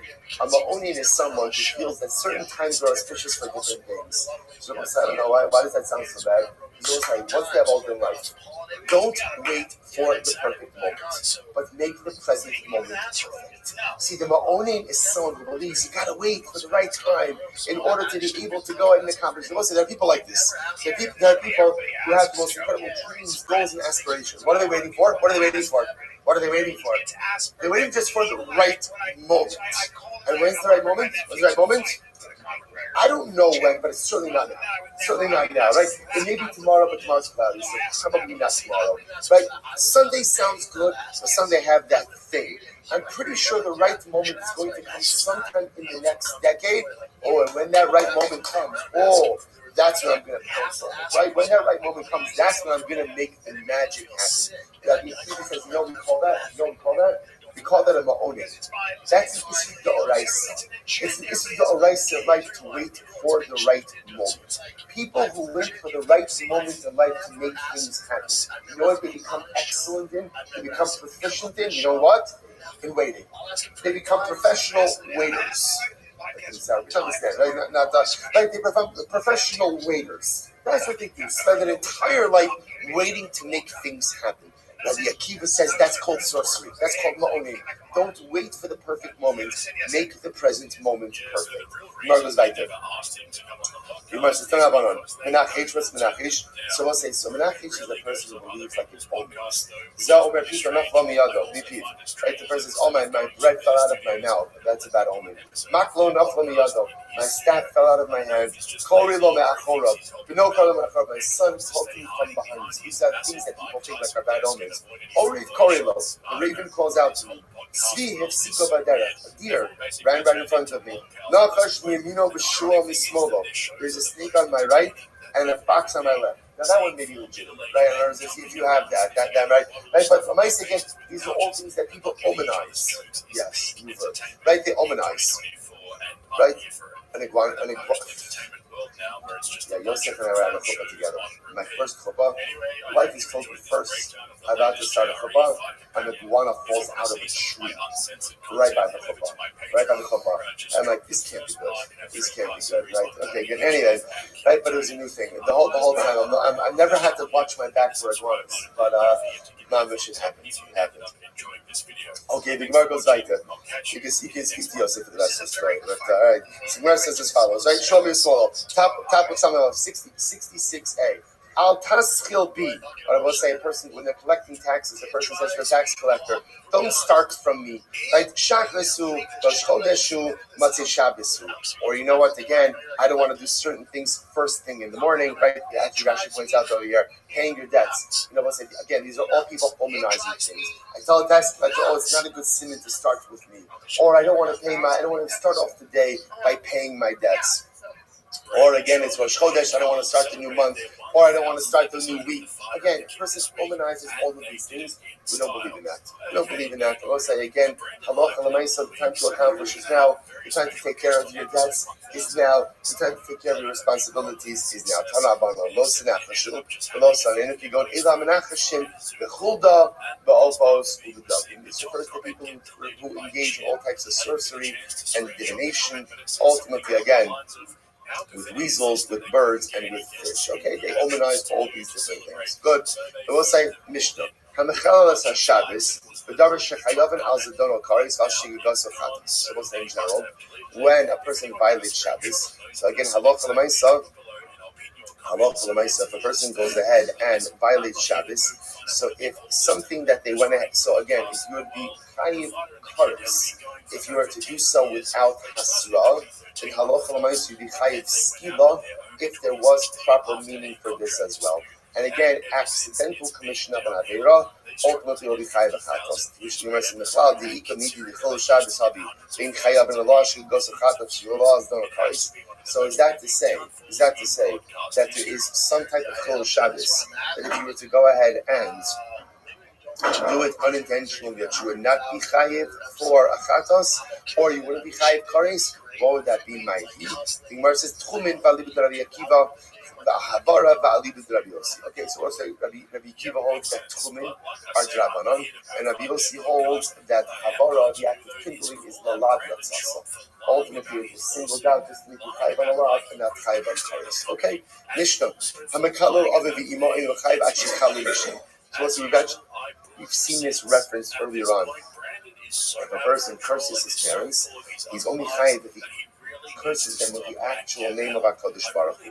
Kilam b'kinui, if a person goes ahead and curses his parents with some type of nickname, right, or descriptive name of HaKadosh Baruch Hu. So what's the halacha? Rabbi Meir says you chayiv. The Chachamim poach, but the Chachamim say ultimately again that you are pater.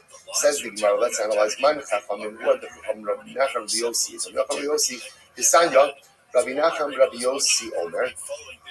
B'nikvo shem yumas. The Torah says when you articulate the name of Hashem, right, ultimately one will be put to death. Ma tamud lomar. So what is this coming to refer to? So the Gemara says, Ma tamud lomar, shame. We made a matalel of the imo she'eno chayiv ad she'kalalein b'shem. It's coming to teach us that if one curses his parents, one is not chayav for cursing their parents unless one goes ahead and does so, utilizing the actual name of HaKadosh Baruch Hu. So Tan Rabbanon Ish Mat Hamalomer Ish. What is right? Mat Hamalomer. Sorry. Mat Hamalomer Ish the Rabbos Bat Tumtim Ba'adlojimas. So interesting enough, it comes to include that even if one's parent is a tumtum and an or an androgynous, one might have thought that Allah Almighty, under those circumstances, you're not chayiv for cursing the parent. Kamash Malon, again, whoever the parent is, one is chayiv to go. One is chayiv for cursing him. Asher yichalal es aviv ve'esimo, who will curse his father or his mother. Aim the ela aviv v'imo. So I only know from the pasuk, or it wasn't from the pasuk. I might have thought one is only chayiv for cursing mother and father together. Aviv shelo imo shelo aviv minayim. I don't know that I'm chayiv even for cursing one of my parents. Tamalomar aviv v'imo kilo damav bo. Aviv kilo, imo kilo, div Rabbi Yoshia. So Rabbi Yoshia says again, even though it's said as mother and father, we understand it as Aviv kilo, imo kilo, cursing one of the parents ultimately makes you chayiv as Rabbi Yoshia. Rabbi Yonasan says, mashma shnei ke'achad, umashma echa b'fnei atzmo, at sheyifol b'cha kosev yachtav. So the pasuk really gives two inferences. On one hand, the pasuk gives the inference of cursing them both at the same time. The pasuk also goes ahead and seems to indicate that you're chayiv for cursing them individually, and Allah Almighty, in a circumstance like that, you will always be chayiv unless the for cursing individually, unless the pasuk says explicitly that you only chayiv for cursing them together. You must, Torah says, will be put to death for cursing your parents. Stoning.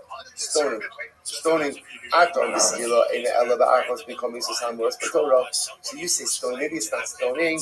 Maybe it's one of the other types of death penalties mentioned in Torah.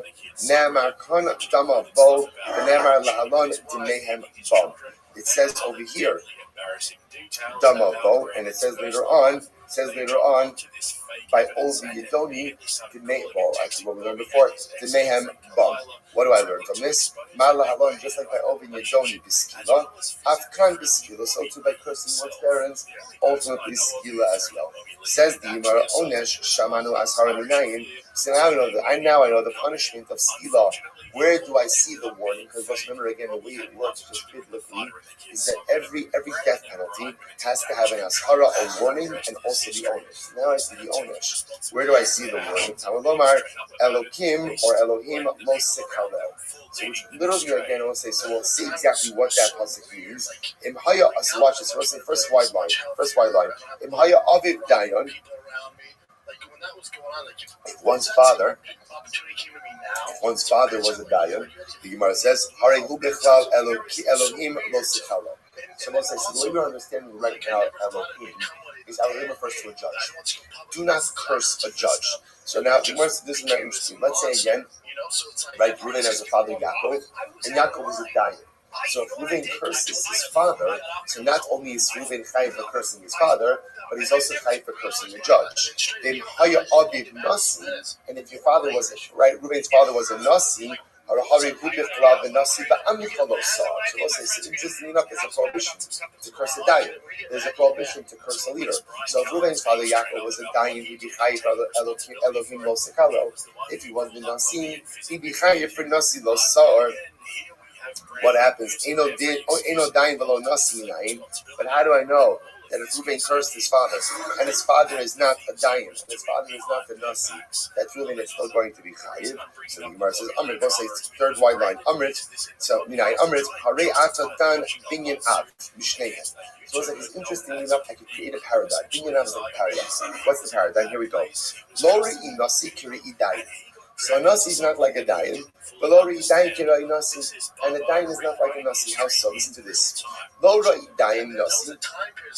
Why? Shahari dayan atam miksuva al hara asa. Kiri nasi she'i atam miksuva al hara asa. So let's say the halacha is like this: a dayan with a dayan, right? Let's say a dayan or a judge on a issues a ruling. You're obligated to go ahead and adhere to it. And failure to adhere to it can actually result in a death penalty. Interestingly enough, that same halacha doesn't apply to a nasi. Just interesting, right? If you violate the halachic rulings of a nasi, that doesn't necessarily carry with it a death penalty. I'm sorry? Right. This is Parsha. Oh, that film is incredible. Parsha's Mishpatim. Right, Mamish Parsha Mishpatim. Thank you. Lo Nasi Kiroi Dayan. And on the other hand, again, a Nasi is not like a Dayan household. Shanasi Atam Mitzvah Hamra also Kiroi Dayan Shiatam Mitzvah Hara. So what's the that's interesting?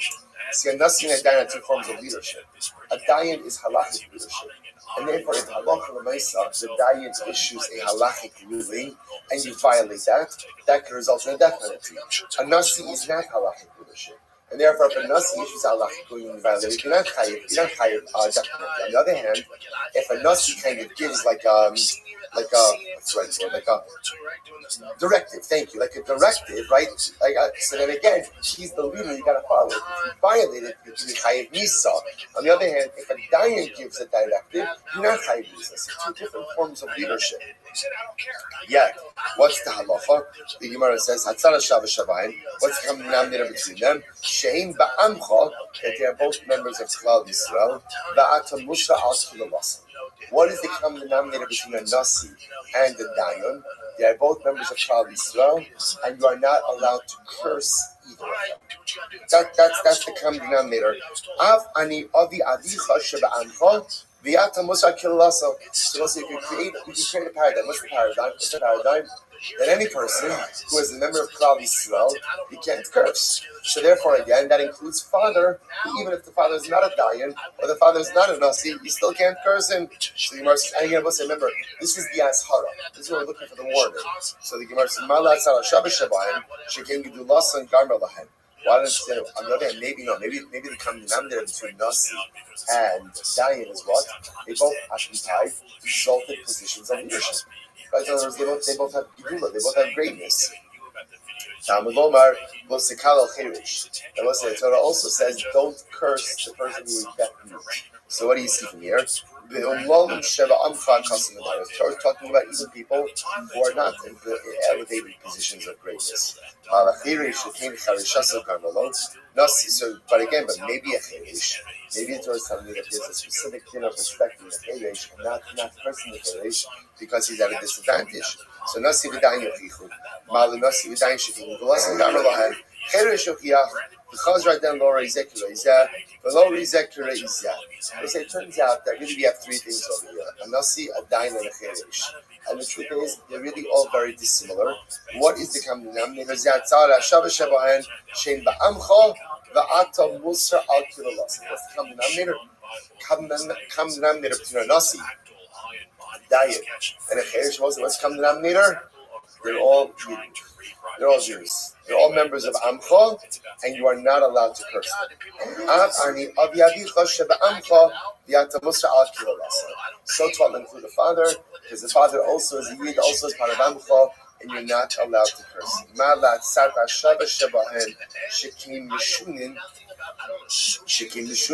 So we'll say, well, maybe the Sarah Shabbat Shabbat is that again, Nasi, Dayan, and Cherish all have some unique difference. Imki Nichtov Kra, O Elohim v'chirish, O Nasi v'chirish, Elohim lamali. So we'll say that's the case. Why do I need the Elohim? In Eno Inyo L'Gufo Tnei In L'Aviv.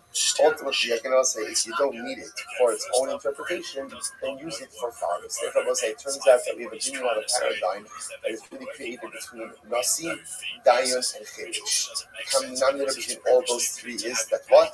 That Allah Chalamaysa against someone who is Amcha, someone who is part of your people. Ultimately,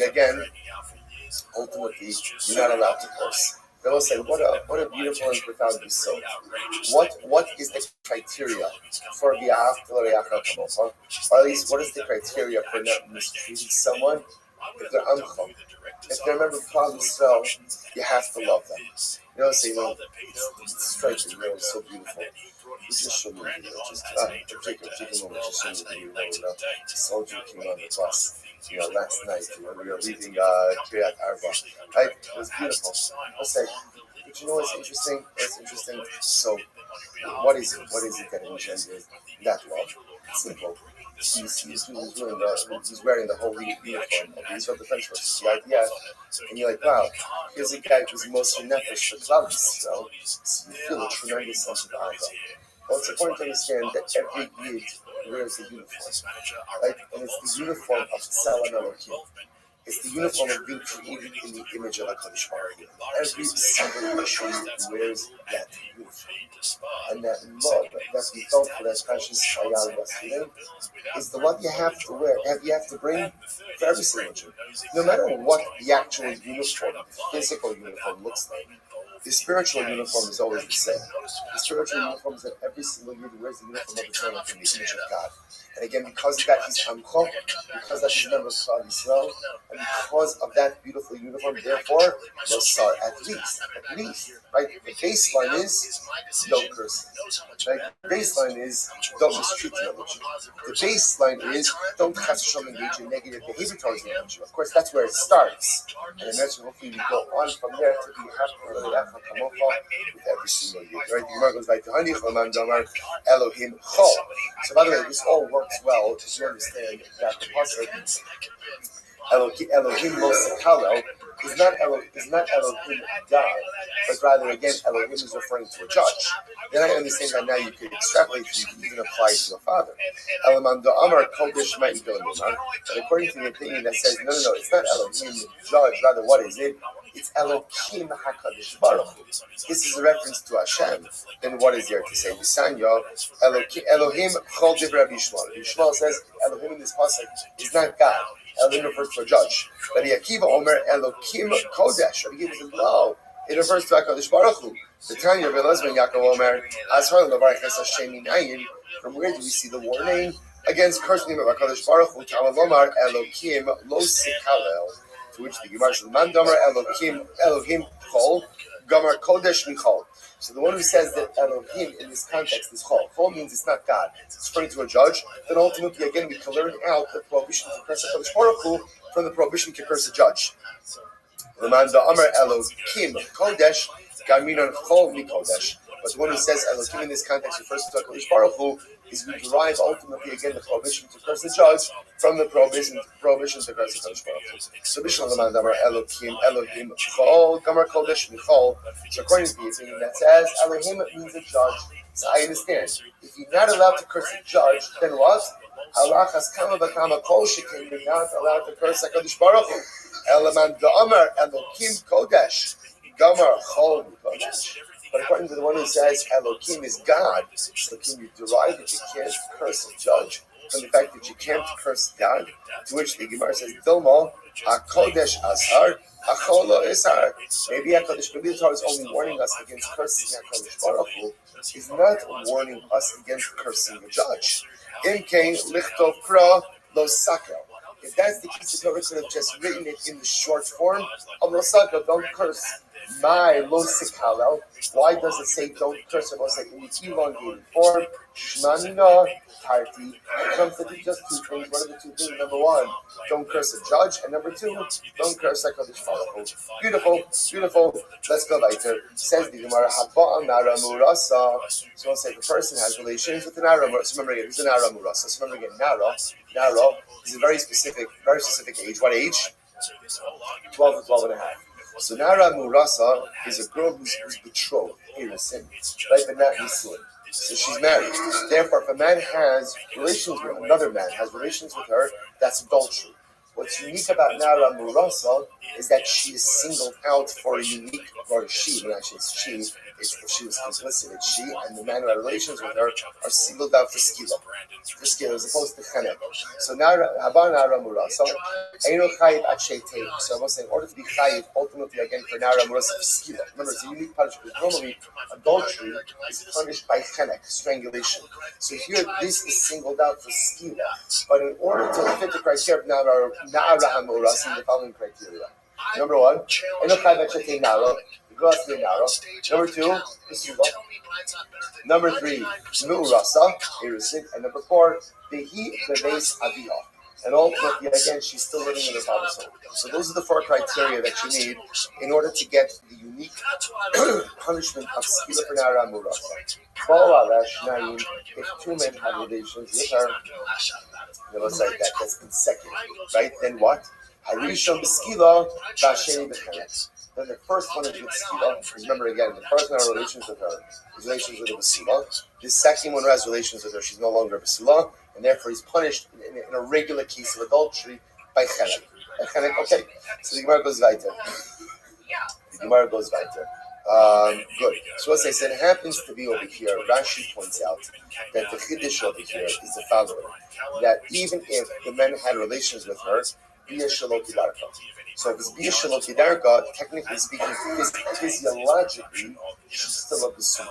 So you might have thought that physiologically, since she's still a Basula, therefore again, halacha l'maisa, maybe even the second guy should get Skila. Kamash you know, the Torah recognizes two forms of Bia. There's Bia Kedarka and Bia Shalot Kedarka, and they both are legitimate forms of Bia. Therefore, again, after the first guy has relations with her, even though physiologically her basulim are intact, she is considered to be a b'ula, and therefore the second guy gets chenek, and ultimately again that's it's very interesting, and not Shabbos table interesting, but again, but interesting nevertheless. All right, so the Gemara goes weiter. Tana Rabbanan. Nara. So, right, this is one of these. Somebody asked us what's it today. Just refer to the Mr. Haskell from the beginning of that. So Nara below Bulgaris. Also, the Torah says Nara. So again, now we're going to go through the Psi. Nara means the Nara, not a Bulgaris. What's Bulgaris? 12 and a half years old and above, right? Below Bulgaris, this is Sula. So that's from Sula. Below Bula. Again, I just want to point out, remember, even if a woman doesn't fulfill these criteria, you're still chayav for adultery. We're talking about the specific prohibition of Nara Murasa, which carries with it a penalty of skila as opposed to chenek. So in order to be chayav for this again, the Sula, Ula Murasa, that's the Erusin, along the Sula, the base Aviha, in her father's home. Shak l'shemasar ha'av l'shluchi habal. This comes to exclude the case ultimately again, where the father had already given her over to the shluchim of the husband, or where she was being given over, right, to be taken to her husband's home. The Gemara says, "Good." I'm going to do Rabbi Meir. These are all the words of Rabbi Meir. The Chum disagree, and the Chacham say that Nara Murasa was like to be even what? Nara Murasa could even be a Tana. I'm going to have Ravina.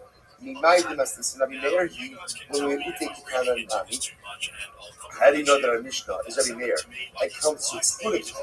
According to our Mishnah, Nara Murasa is Dafka and Nara and Nara Kitana. Maybe it's according to the Rabbanon, and maybe the point of the Mishnah is to exclude a Bulgaris for Nara Murasa. Amarle, Hai Eno Chayit Achet Nara Bisula Ma'orasa. Eno Chayit Ela Al Nara Bisula Ma'orasa. So the Gemara says, it should have said, that's what it just said, Nara Bisula Ma'orasa. Bisula maybe, but the Gemara says nothing more to talk about this. We've just solidified the fact that again, the specific and unique punishment for Nara Murasa is Dafka for Nara, not a Kitana and not a Bulgaris. What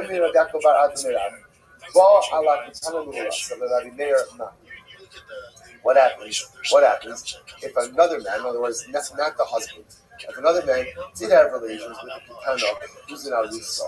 What's the halacha in that situation? According to Rabbi Meir, what's the halacha? So the Gemara says, is it saying that it's not adultery at all? Or miskila mamitlay? Or maybe it's just coming to exclude it from skila. So Amalei, mistabra miskila mamitlay. No. It's still prohibited as adultery. It's just excluded from the prohibition or the punishment of skila. What will get? Get kind of instead. God, the whole said, umesi dam shem. Ad they will both die. It seems to indicate to us that there's got to be equality in both of the parties committing adultery. Now, both sides, if the Kitana engages in adultery, what's the halacha? She's not chayaves. Why is she not chayaves? Why? She's Kitana. Kitana is not chayaves for anything. So how can you hold the man responsible if the girl is not responsible? So again, Shasik Rav was silent and didn't know how to respond to this. Amar Shmuel might have a Shasik Rav. I don't know Rav why he started. The name of Umei Sa'ish Asher Shachav Malabado. There's another pasuk, and the other pasuk indicates to us that the man will be executed because he committed adultery. So what do you see here? There's a case, ultimately again, where a man is singled out for execution, even though the woman is not. What's the case where a man is singled out for execution, even though the woman is not? It could be a case of a man who commits adultery with a ketana amurasa. So again, she's going to be ketura. Why? She's ketana, but he's going to be chayiv for that. To which the Gemara says, kitanoi. The reality is, you will say this point is in fact a machlokes against tanoi. The pasuk is both of them will be put to death. Actually, Rabbi Yoshia says in order to execute a couple for adultery, both of them have to have the same level of liability. And therefore, again, if it's adultery with the ketana, since she's not put to death, he's not put to death either. Rabbi Yonasan says, Rabbi Yonasan says, not true. There are sometimes where the man will be executed, even if the woman is not. What will be that case? Kitana Murasa, so she's not going to be executed because she's a Kitana, right? But the man says he will be because he's an adult. What does Rabbi Yoshia do with that? What is his V'ida? What does Rabbi Yonasan do with the pasuk that says which seems to indicate that again there's got to be an equality in liability between the parties. That comes to exclude, let's say again, an act of intimacy that's not intercourse. So again, it's nice any other form of intimacy that's not intercourse. So Allah that's not adultery. Again, not good, right? But the mice again not liable for death penalty if one does that. The other part of of course not. You don't need a pasuk to exclude other acts of intimacy. That's not intercourse. That's nothing. Halachically, that's not recognized as anything. I don't need a pasuk to exclude that. The Gemara says, the Ida, High Levado, my dash. What does the other thing do with the Levado? So, Kisanya, Boala, Sarabene Adam, Badain, Hibisula. So, that's an interesting case over here. Let's say again, 10 men have relations with the Nara Murasa, but she's still with the Sula. So, how does that happen? Again, Via Shalokidarka. So, 10 men have relations with her, but Lamaisa, again, she's still with the Sula. So, again, physiologically, her Basulim are intact. Now, what is the liability for those men? So the Gemara says, so the first thing it says, they're all liable to skila. Now we'll say, why are they all liable to skila? Because the halacha treats it as if all of them had relations with a na'ara ha'me'urasa. Because since she is still physiologically with the sula, there's all chayyim for skila. Rabbi says, no. Harishon the skila, not true. The first guy is chayiv skila, right? Because he had relations with an Arab Murasa. But again, even though it was Bishmul Kidarka, Torah recognizes Bishmul Kidarka as a valid form of Biyah. Therefore, after that first act, she's no longer Basula. So the rest of the guys are chayiv. What are they chayiv for? Adultery. But they're chayiv for regular adultery. Right? So you have regular adultery, which is not punishable again by skila, only punishable by incredible. Ubas ish koin kiseka listeners. Was the first time we spent a significant amount of time speaking about again the Bas Kohen. So the Torah says, Ubas ish koin kiseka listeners as Rabbi Nechalas by ish kiseka. Remember again, we've seen this. A unique punishment for a Bas Kohen, punishment for a Bas Kohen. Ultimately, again, he was executed with shofar. So the verse is Ubas ish koin kiseka listeners. Rabbi says, Chilasa. So Rabbi Omer Chilasa. Take a look at Rashi for just a moment. Rashi says over here. Right. So Rabbi Omer So Rabbi says Rabbi says Tchila, that her liability is with Tchila. So the Gemara says, what does that mean? Omer what does Rabbi say? Rabbi to be Shmuel. Rabbi holds like Rabbi Shmuel. What does Rabbi Shmuel say? The Amar Arusa Yatsa L'Sreifa V'lo Nesua. So we'll say it is only in Arusa Bas Kohen. We had this before. It is only in Arusa Bas Kohen. Ultimately, again, it was subject to Sreifa, not a Nesua. Not a Nesua. The Hakikam, this is what it means to say. In Tchilas, Bia Biznus B'Sreifa Ve'idach Bechenek. So we'll say if a Bas Kohen who's in Arusa has relations with someone, the first man with whom she has relations with, that's the key of Sreifa. Any subsequent acts of relations, ultimately again will be the Chena. So again, what's that case? That's going to be the case of the Bishop of Kedarko. So the first man who has relations with the Bas Kohen, the Erusa Bas Kohen, he's going to be punished by Sreifa. The rest of them, even though she's still physiologically a Basula, will be treated like regular cases of adultery, and therefore again Chenek. So the Gemara says, "My v'chein." What's the v'chein? So the Gemara says, "Kiyasam mahasam b'tchilas biyah kamishtaikra." Just like we're talking about over their initial act of biyah, hachanami b'tchilas biyah mishnamishkra. So to over here, Torah is talking about an initial act of biyah. Amarle Rabbi bar Abaye. Mar lo hachilar. So Rabbi said to Abaye, but Abaye, my Rabbi didn't say this. Whose Rabbi is referring to? Rabbi Meir, right? So Rabbi Yosef. Who did he say? It's Rabbi Yosef. So Rabbi Meir. Rabbi holds like Rabbi. The Amar Nises le'acham min apsulim. Nisasa b'chanek.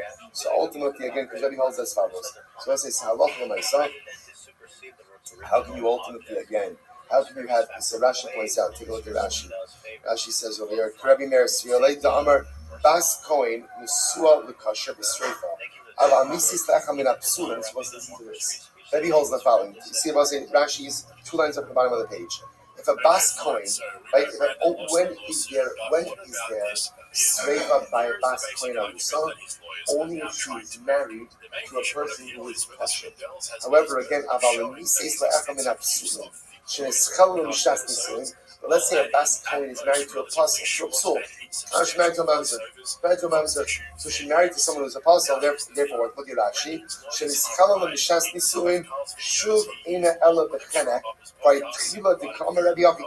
So they'll say, Rabbi holds the Rabbi Meir. What does Rabbi Meir say? Rabbi Meir says like this. Rabbi Meir says, when is there a unique punishment for Arusa Bas Kohen? Only when she's married or has erusin to someone who is kosher. But if she didn't need erusin to someone who's apostle, let's say again she married a mamzer, in which case what? She's already quote unquote what? Been profaned. So therefore again the unique punishment of Sreifa to a Bas Kohen doesn't apply. So the Gemara says, and therefore again it's still adultery, but it's regular adultery, only the chenek. Bachar needs to say, in tchilas achalasa biznus b'sreifa. If halacha l'maisa the first time she was profaned was through the act of adultery, then there's a chi of sreifa. But if technically speaking she was already profaned, how? Through an illegal marriage, then a man who commits adultery with her will only be chayiv chenek, not sreifa. So we'll say the idach and the other, right? The idach, the chenek. And again, we'll say ultimately, again, the other case, right? The other person will be chenek.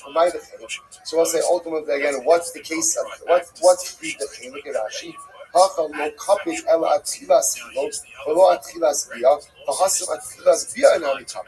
we'll say, so again, what is the Bechin? What is that coming to teach? We have Samach Zayin, Tawazah Zayin, Simna Ba'alma.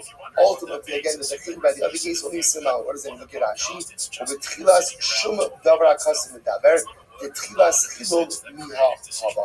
So what it turns out is the interesting, we have quite a few different cases. In the case, ultimately, again, of Nara, so let's kind of bring this together.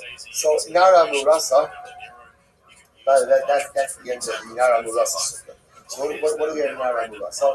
Torah singles out Nara Murasa for a unique penalty of what? Of skila. Right? A man has relations with an Nara Murasa, a girl betrothed to someone else, skila. Even though what? Adultery normally carries with it what? The penalty of? Chenek. Nara Murasa is unique. But again, to satisfy all these criteria. Number one, Nara. Number two, Murasa. Number three, Beis Aviyah. Beis Aviyah. Again, if you have those criteria, then Allah it's Siva. Anything else is going to be Chenek. What else did we learn? We also learned that if there's an act of Bia Kidarko, that makes her into a Bu'ula. Therefore, if again there are multiple acts of adultery, let's say an all Bia Shlo Kidarko, the first guy will get Skila, subsequent people will get Chenek. Interesting enough, the Gemara reverts back now also to Bas Kohen. When is a Bas Kohen chayiv sreifa or adultery with her chayiv sreifa? Only if once again Nara, only if it's Erusin, only with Erusin, and again, only the first person to have relations with her. It's the same thing. If there's Bishalo Kedarka with a Bas Kohen, so the first guy will be Chayiv Srifa, subsequent people will be Chayiv what? Subsequent people will be Chayiv Chenek. But interestingly enough, another detail by Bas Kohen that's incredibly important. When is there a din of Srifa? Only when what? When that first act is what profaned her. But if she was already profaned, how is she already profaned? Illegal marriage. So she's married to a mamzer. To our local the din of Srifa doesn't apply. Rather, it will be treated just like a regular act of adultery and be punishable by Chenek. Right, the most say, Shkoyach. What a daf. So I'll say, let's breakfast. 9:30. Let's do 9:55. 25 minutes of breakfast. 9:55 back here in the base measures till 11 o'clock morning stage. Shkoyach, we'll say. If you enjoyed this video, thanks for watching. I'll catch you in the next one.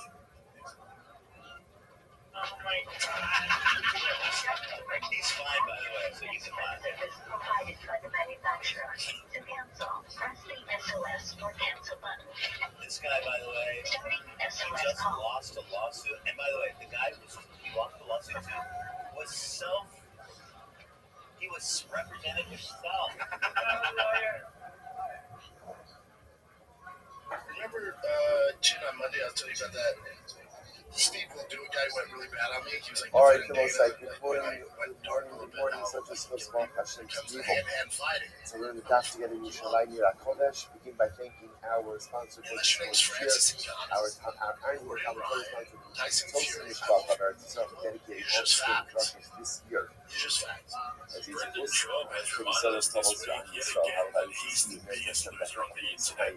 Whether it's getting trolled on Twitter and not so what's with realizing that it, or fellas, going we on a raised that CTE rant on his 65 live stream years that picking nobody up on watches, and then sound of clickbaiting his down dying on audience on the the father and the for kid. But it's not and just he that, he left filed off an appeal this week in I'm ready court to that go. doesn't make sense, so I'm ready to go, more which on is that about towards the end, because no about matter 20 what lines this up guy from the does, bottom. he finds a way to extract maximum damage, Go under and that. he himself Right like across the absolute closest troll to in the the process. whole levels. He really has So you see taken I closest losing on to the a right, whole new just level move and your finger almost towards turned the it left, into you an see art exactly form. where you are. It I'm ready all to go. started with In the UFC high 300 actually, and now I both have Barbara Rosenberg on the evening of the event. He thought that the stakes weren't high enough. It was all for show, which isn't necessarily wrong or a bad take, but in the end, it was a pretty wild show. Most people I know enjoyed it. And so in true Dana White fashion, he had a little edit made up to call out all the critics of the event, which included Brendan Schaub. So this is yeah, but the this was all just important. interesting. So Dana White does a thing on What's your Dana White does this thing on UFC 300. Struggling He with basically made like kids you're in a version of high this piece, you're in a high piece, so survives like this. There would be a fire on two sides and a pathway made of bricks. And the idea was that if critiquing as UFC the 300. they will remember that on yesterday, that people over your child to This was on Saturday, and the April home 24th. record piece that you have all these are would keep the child the pathway between the fires. So a brick path, fire on both sides, that would be able to start. Rabbi on the other says, no, she must start out the Puria. Rabbi says, no. All that looks like blue again is when people jump on Purim. What does that mean? You take a look at that, she actually says, Rabbi Ahmed can start with the Puria about 5 lines up in the first gets wide. Eno Ma'avir Baraklov, and a Kofish Baraklov, Kizar Shatinakos, Kofish Minneapolis, Sha'isa Fatila Baris, Ra'ish, However, the Kofish is Safa and Safa. So interesting enough, It's awesome that he actually replied. all that was I saw that, and then what all that was jumping over old shit. there was a You know, big fire, and you jump over but the Fair fence. Play UFC 300 was amazing. And then Dana responded, that's So awesome. love it, Hashtag with respect. something that happens Do on you think this Premier one, Bobby will ever realize that Dana White thinks he's a joke? I mean, clearly the whole thing was a publicity stunt. Dana grew the UFC off the back of being the underdog that everyone wanted to ban. They were always second to boxing. Nobody took them seriously. So he's always going to use whatever negativity and hatred he gets to promote the UFC and prove everyone wrong. It's so formulaic, you can literally write an equation out for it. So then, why is it that Brendan has to take everything so literally? And then you always have people like אינו חייב עד שיביאנו דרך עבורה. So דרך עבורה. So price is supposed to level, and I look at the price again. You're not tied until you go ahead and you pass over the way that people normally pass over. All right. Have you got the right potter? Interestingly enough, if you go ahead and let's say carries the child. So let's say again, the one parent carries the child to the Molech, ultimately again potter. So again, I will say that's because it's so important. The only way to go ahead and violate Molech is in a very specific way, giving it over to the priest of Molech, and then ultimately again, the priest giving the child or cause the child to go on to the parent. Oh, jeez, I think I just vomited in my Remove mouth that, a little then bit. Of ultimately course, again, Brendan one tries is to turn potter. this into a Meaning flex, that that's not but the wait, form it of gets Havot worse. Zara. So we all know who the Nell boys are. If you don't, God bless you. You can turn this video That off right it's now not and go back Mola to living your if life you with carry your absolutely child. zero In other words, regrets. it's only But Havot for the rest Zara. of us, Dana The either child aligned walks himself on with their Carl own. and his So buddies, no there's doubt to tremendous capitalize lessons on to be their learned audience and from maintain Havot relevance Zara as amongst the well. younger Which is crowd. the nice side. So The after only Brendan transgress Schaub called if out the Dana child for walks on UFC his own. 300, Steve You're going to Wilder carry got onto your Twitter child and trolled through him life. so badly You're that not it was going to be actually funny as successful. hell. In other words, Dana when White you is a call top Havot tier Zara, human. Brandon Schaub, kid you're a goofball. walks I on thought you were a their former own. UFC fighter. Whatever's You true failed for at Havot comedy Zara and you is can't true even for the talk rest of UFC the right. parents. Brandon Schaub is You a naturally loser. want to Then be he took it personal. down a You notch and naturally made want fun to of be his spiritual. name, You saying naturally want Brandon to be a Schaub, spiritual. or like And Brandon that's Slob, beautiful. hashtag But at a loser, certain point in followed time, by it's imagine incredibly being a important former that UFC we teach fighter our and get children introduced to by walk Dana on their White own. as a That our children are podcaster. able to move forward Lol, from it. Brandon Because Schaub, if loser. we're always So supporting clearly them Steve had and a we're few too always many hard holding seltzers them, and decided then to at the end troll of the the day, cringe joke part of me, sometimes we're which honestly enabling seems entirely their appropriate. I non-growth. mean, I agree with A child almost always everything he has to said. learn He that was the speaking parent straight is there. facts. But But a for our child boy also Bubba, he has felt to that he had learn no choice to but to walk address on Steve on their his live own stream and earlier be this week. successful on their own. Steve will So do the it. mother's like, they know Chayiv, He came Ella at me on Ayetzi Twitter. Yerichov. I said, And what? ultimately again, one is only Chayiv, one is Like, he's enough. closer to Mola Dana. is only done And I think he's young. I don't know how old he is, but I think he's young. So maybe that's his way of like giving his boys back, which I respect. I get that. So if a This parent isn't, goes ahead and brings his son or his you don't daughter know to what Mola, you're then doing. You're not educated on the dynamics of everything. but ultimately again, if you bring your Yeah, parents, that you stuff bring your doesn't bother me. siblings to Mola, then you're I'll potter. do much Have your worse. small Defend his potter. boy, which I get Similarly that. again, I do the if you same. take I'm not yourself trying to guys. Mola, you're Like, also do a little potter. research. So again, I'm we'll say not, this obviously isn't it. it's not good. But what it's saying This is, isn't in it. order to If try I and have address a the background, Zara there's of stuff you Mola, can go after. there is Yeah, I was a specific and a No, scripted I'm not way Kevin Hart or Joe Rogan. in which one You know? transgress. So you The can Lord poke stuff at me. It's like, oh, Rabbi Elazar Shimon the Chai. Shimon be a says, no, comedian. if you walk yourself through Mola, ultimately again you are Chayiv as Comedy, well. that doesn't So work. the Gemara says, Echel the Mola, the Echel Outside Shara perspective, Zara, I'm not a Kevin Chayiv. Hart, So ultimately again, this is not also interesting enough. Sebastian's level. Whether you go ahead and I mean, I feel pass your flat. own child through Mola or any other Avodah Zarah, you're Chayiv. So let's do the Shimon older. The Mola Chayiv, Shimon the Mola Potter. Those are just so Okay, this was absolutely wild. Brendan dedicated almost 1 hour of the short show, or whatever it's called, to discussing the Dana White Steve Wilder drama. That's how much he doesn't care about any of this, and it doesn't bother him. Almost an hour of an hour and 25-minute live stream. Yeah, this doesn't bother him one bit, and you can tell the comedy thing really got to him. For those of you who don't know, the cringe joke Parmy had to scale back on his stand-up comedy commitments because he was struggling to sell tickets and was building a reputation for cancelling shows. So he pretended that he was spending more time with his family earlier this year as a cover for effectively retiring from stand-up comedy. And just quietly, on what planet are Joe Rogan and Kevin Hart in the same league of comedy? I should also correct him. He was exaggerating when he said there's only 5 successful comedians on the planet. There's actually 1,000 of them. Or was it 500? No, it's 250, wasn't it? Anyway, I do have to agree with Brendan on one thing. He definitely isn't a failed comedian. That would imply he was a comedian to start with.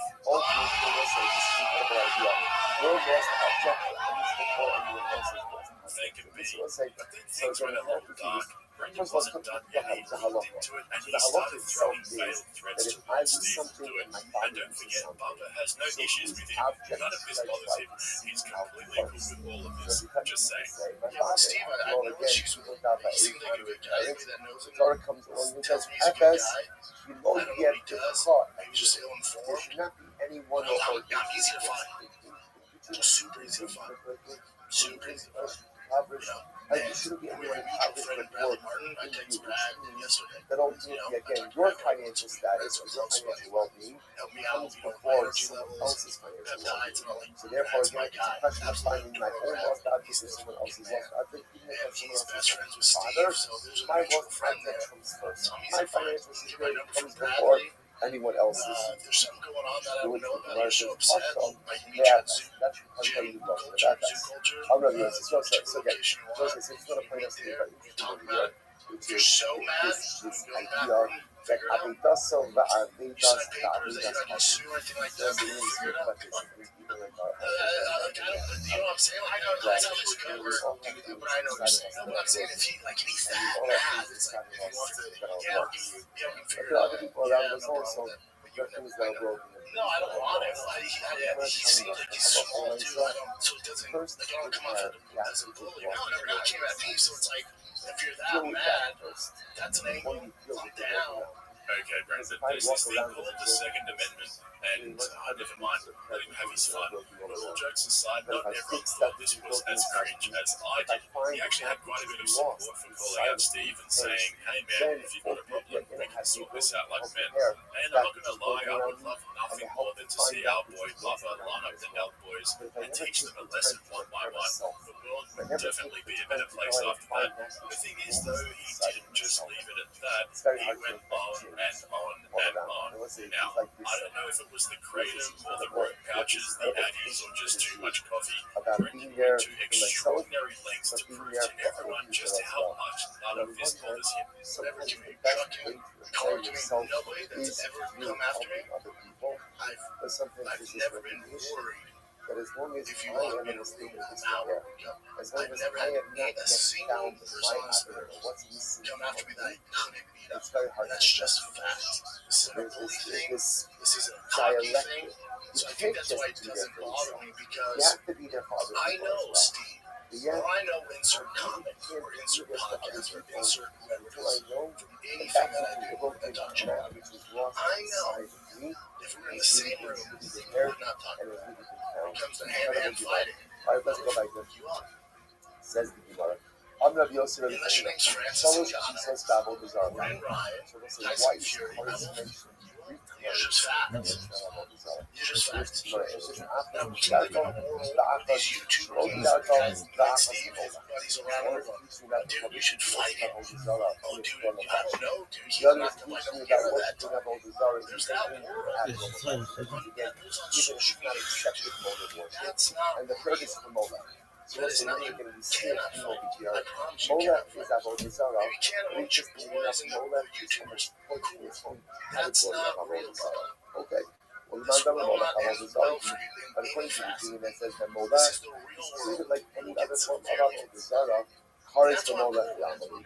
Why do I He need is that word 100% courage for cool Mola? with this. The But man you've got to here admit, below Buffer's Shemot right. It's all fun and games on the ultimately again to internet, teach but me once the cameras and mics are that I turned love off, for it's myself. just you and If I offer Brendan up my done. child, Shemot Yeah, he's going to have means his way with you. to another apple Obviously, Bizarre, talking about fighting. even The besides other thing Mola. is, to play Porque devil's desculpa advocate, people no one's when you calling mandam you the out gadget to about fight. Bizarre, None of us are saying, courage in the Buffer, you're a gadget, tool, let's and fight, I'll one who smash said you. that. So The does gadget, it really last make sense to call person somebody is out to come and fight you when all they were doing is the was form of pointing out Bizarre. that you're a So loser? why do I need It's courage like by if the a kid gadget? says to Porque another ele kid sanyo that they're stupid courage and read too courage. slow, and so Courage the for other all kid of us. says, yeah, but my Courage dad's to all stronger of than your us. dad. Yeah, Hakvar but to you're still a slow reader. So he Either thinks way, it's Brendan's again a first first apparently worked. He's already Also, courage he in this thought, world. to me, Already Steve courage was in the sort of next trolling world. him and So what else talking do you need absolute courage for? shit. Hello. I want to take You back need anything I to said say about Brandon he Shaw. courage the The Olam guy's a Haba. very nice He person, courage and I the shouldn't good have courage attacked to him, Lashon but I Haba. think he is a So nasty nothing person. one courage My is in bad, this Brandon world. Shaw. One You're a courage good is guy, I feel. Looked into you more. It's no more nasty people in 2024, and I don't believe you're nasty. He also said, I listened to him talk about you on his podcast, and I'm like, this guy seems like an awesome guy. So I want to take back what I said. And so Brandon took the bait and replied with, all good, my brother. I'm so glad they managed to clear all this up, and Butler still has no idea that this whole thing was a massive joke at his expense. But wait, it gets worse. Oh man, this was cringe as hell. Let me explain. So, like I said earlier, not everyone shared my feelings about this whole situation.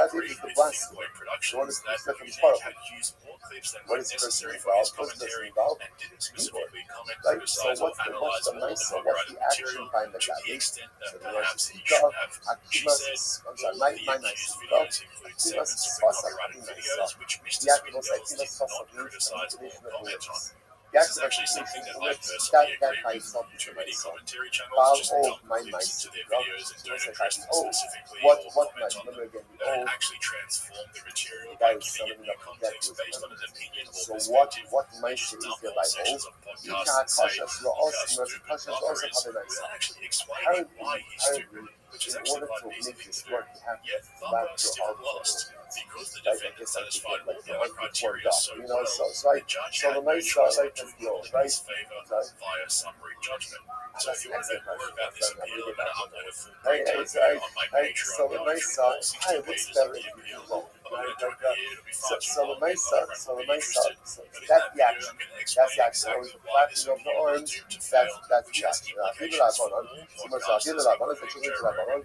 But it comes down to one specific thing that all of the circle jerk, never been funny comedy podcasters just can't seem to get their head around. So check out the link in the description to my Patreon, become a member, so you don't miss out on that video next week. But that's it for now. Let me know what you guys think in the comments below. If you're not a regular of this channel yet, hit the subscribe button and don't forget to give me a thumbs up if you ended up enjoying this video.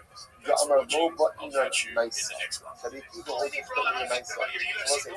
will comment at my companion like around my now for a trial reason. You could try because just to get the nice sound out. Come right to your house. Prostration.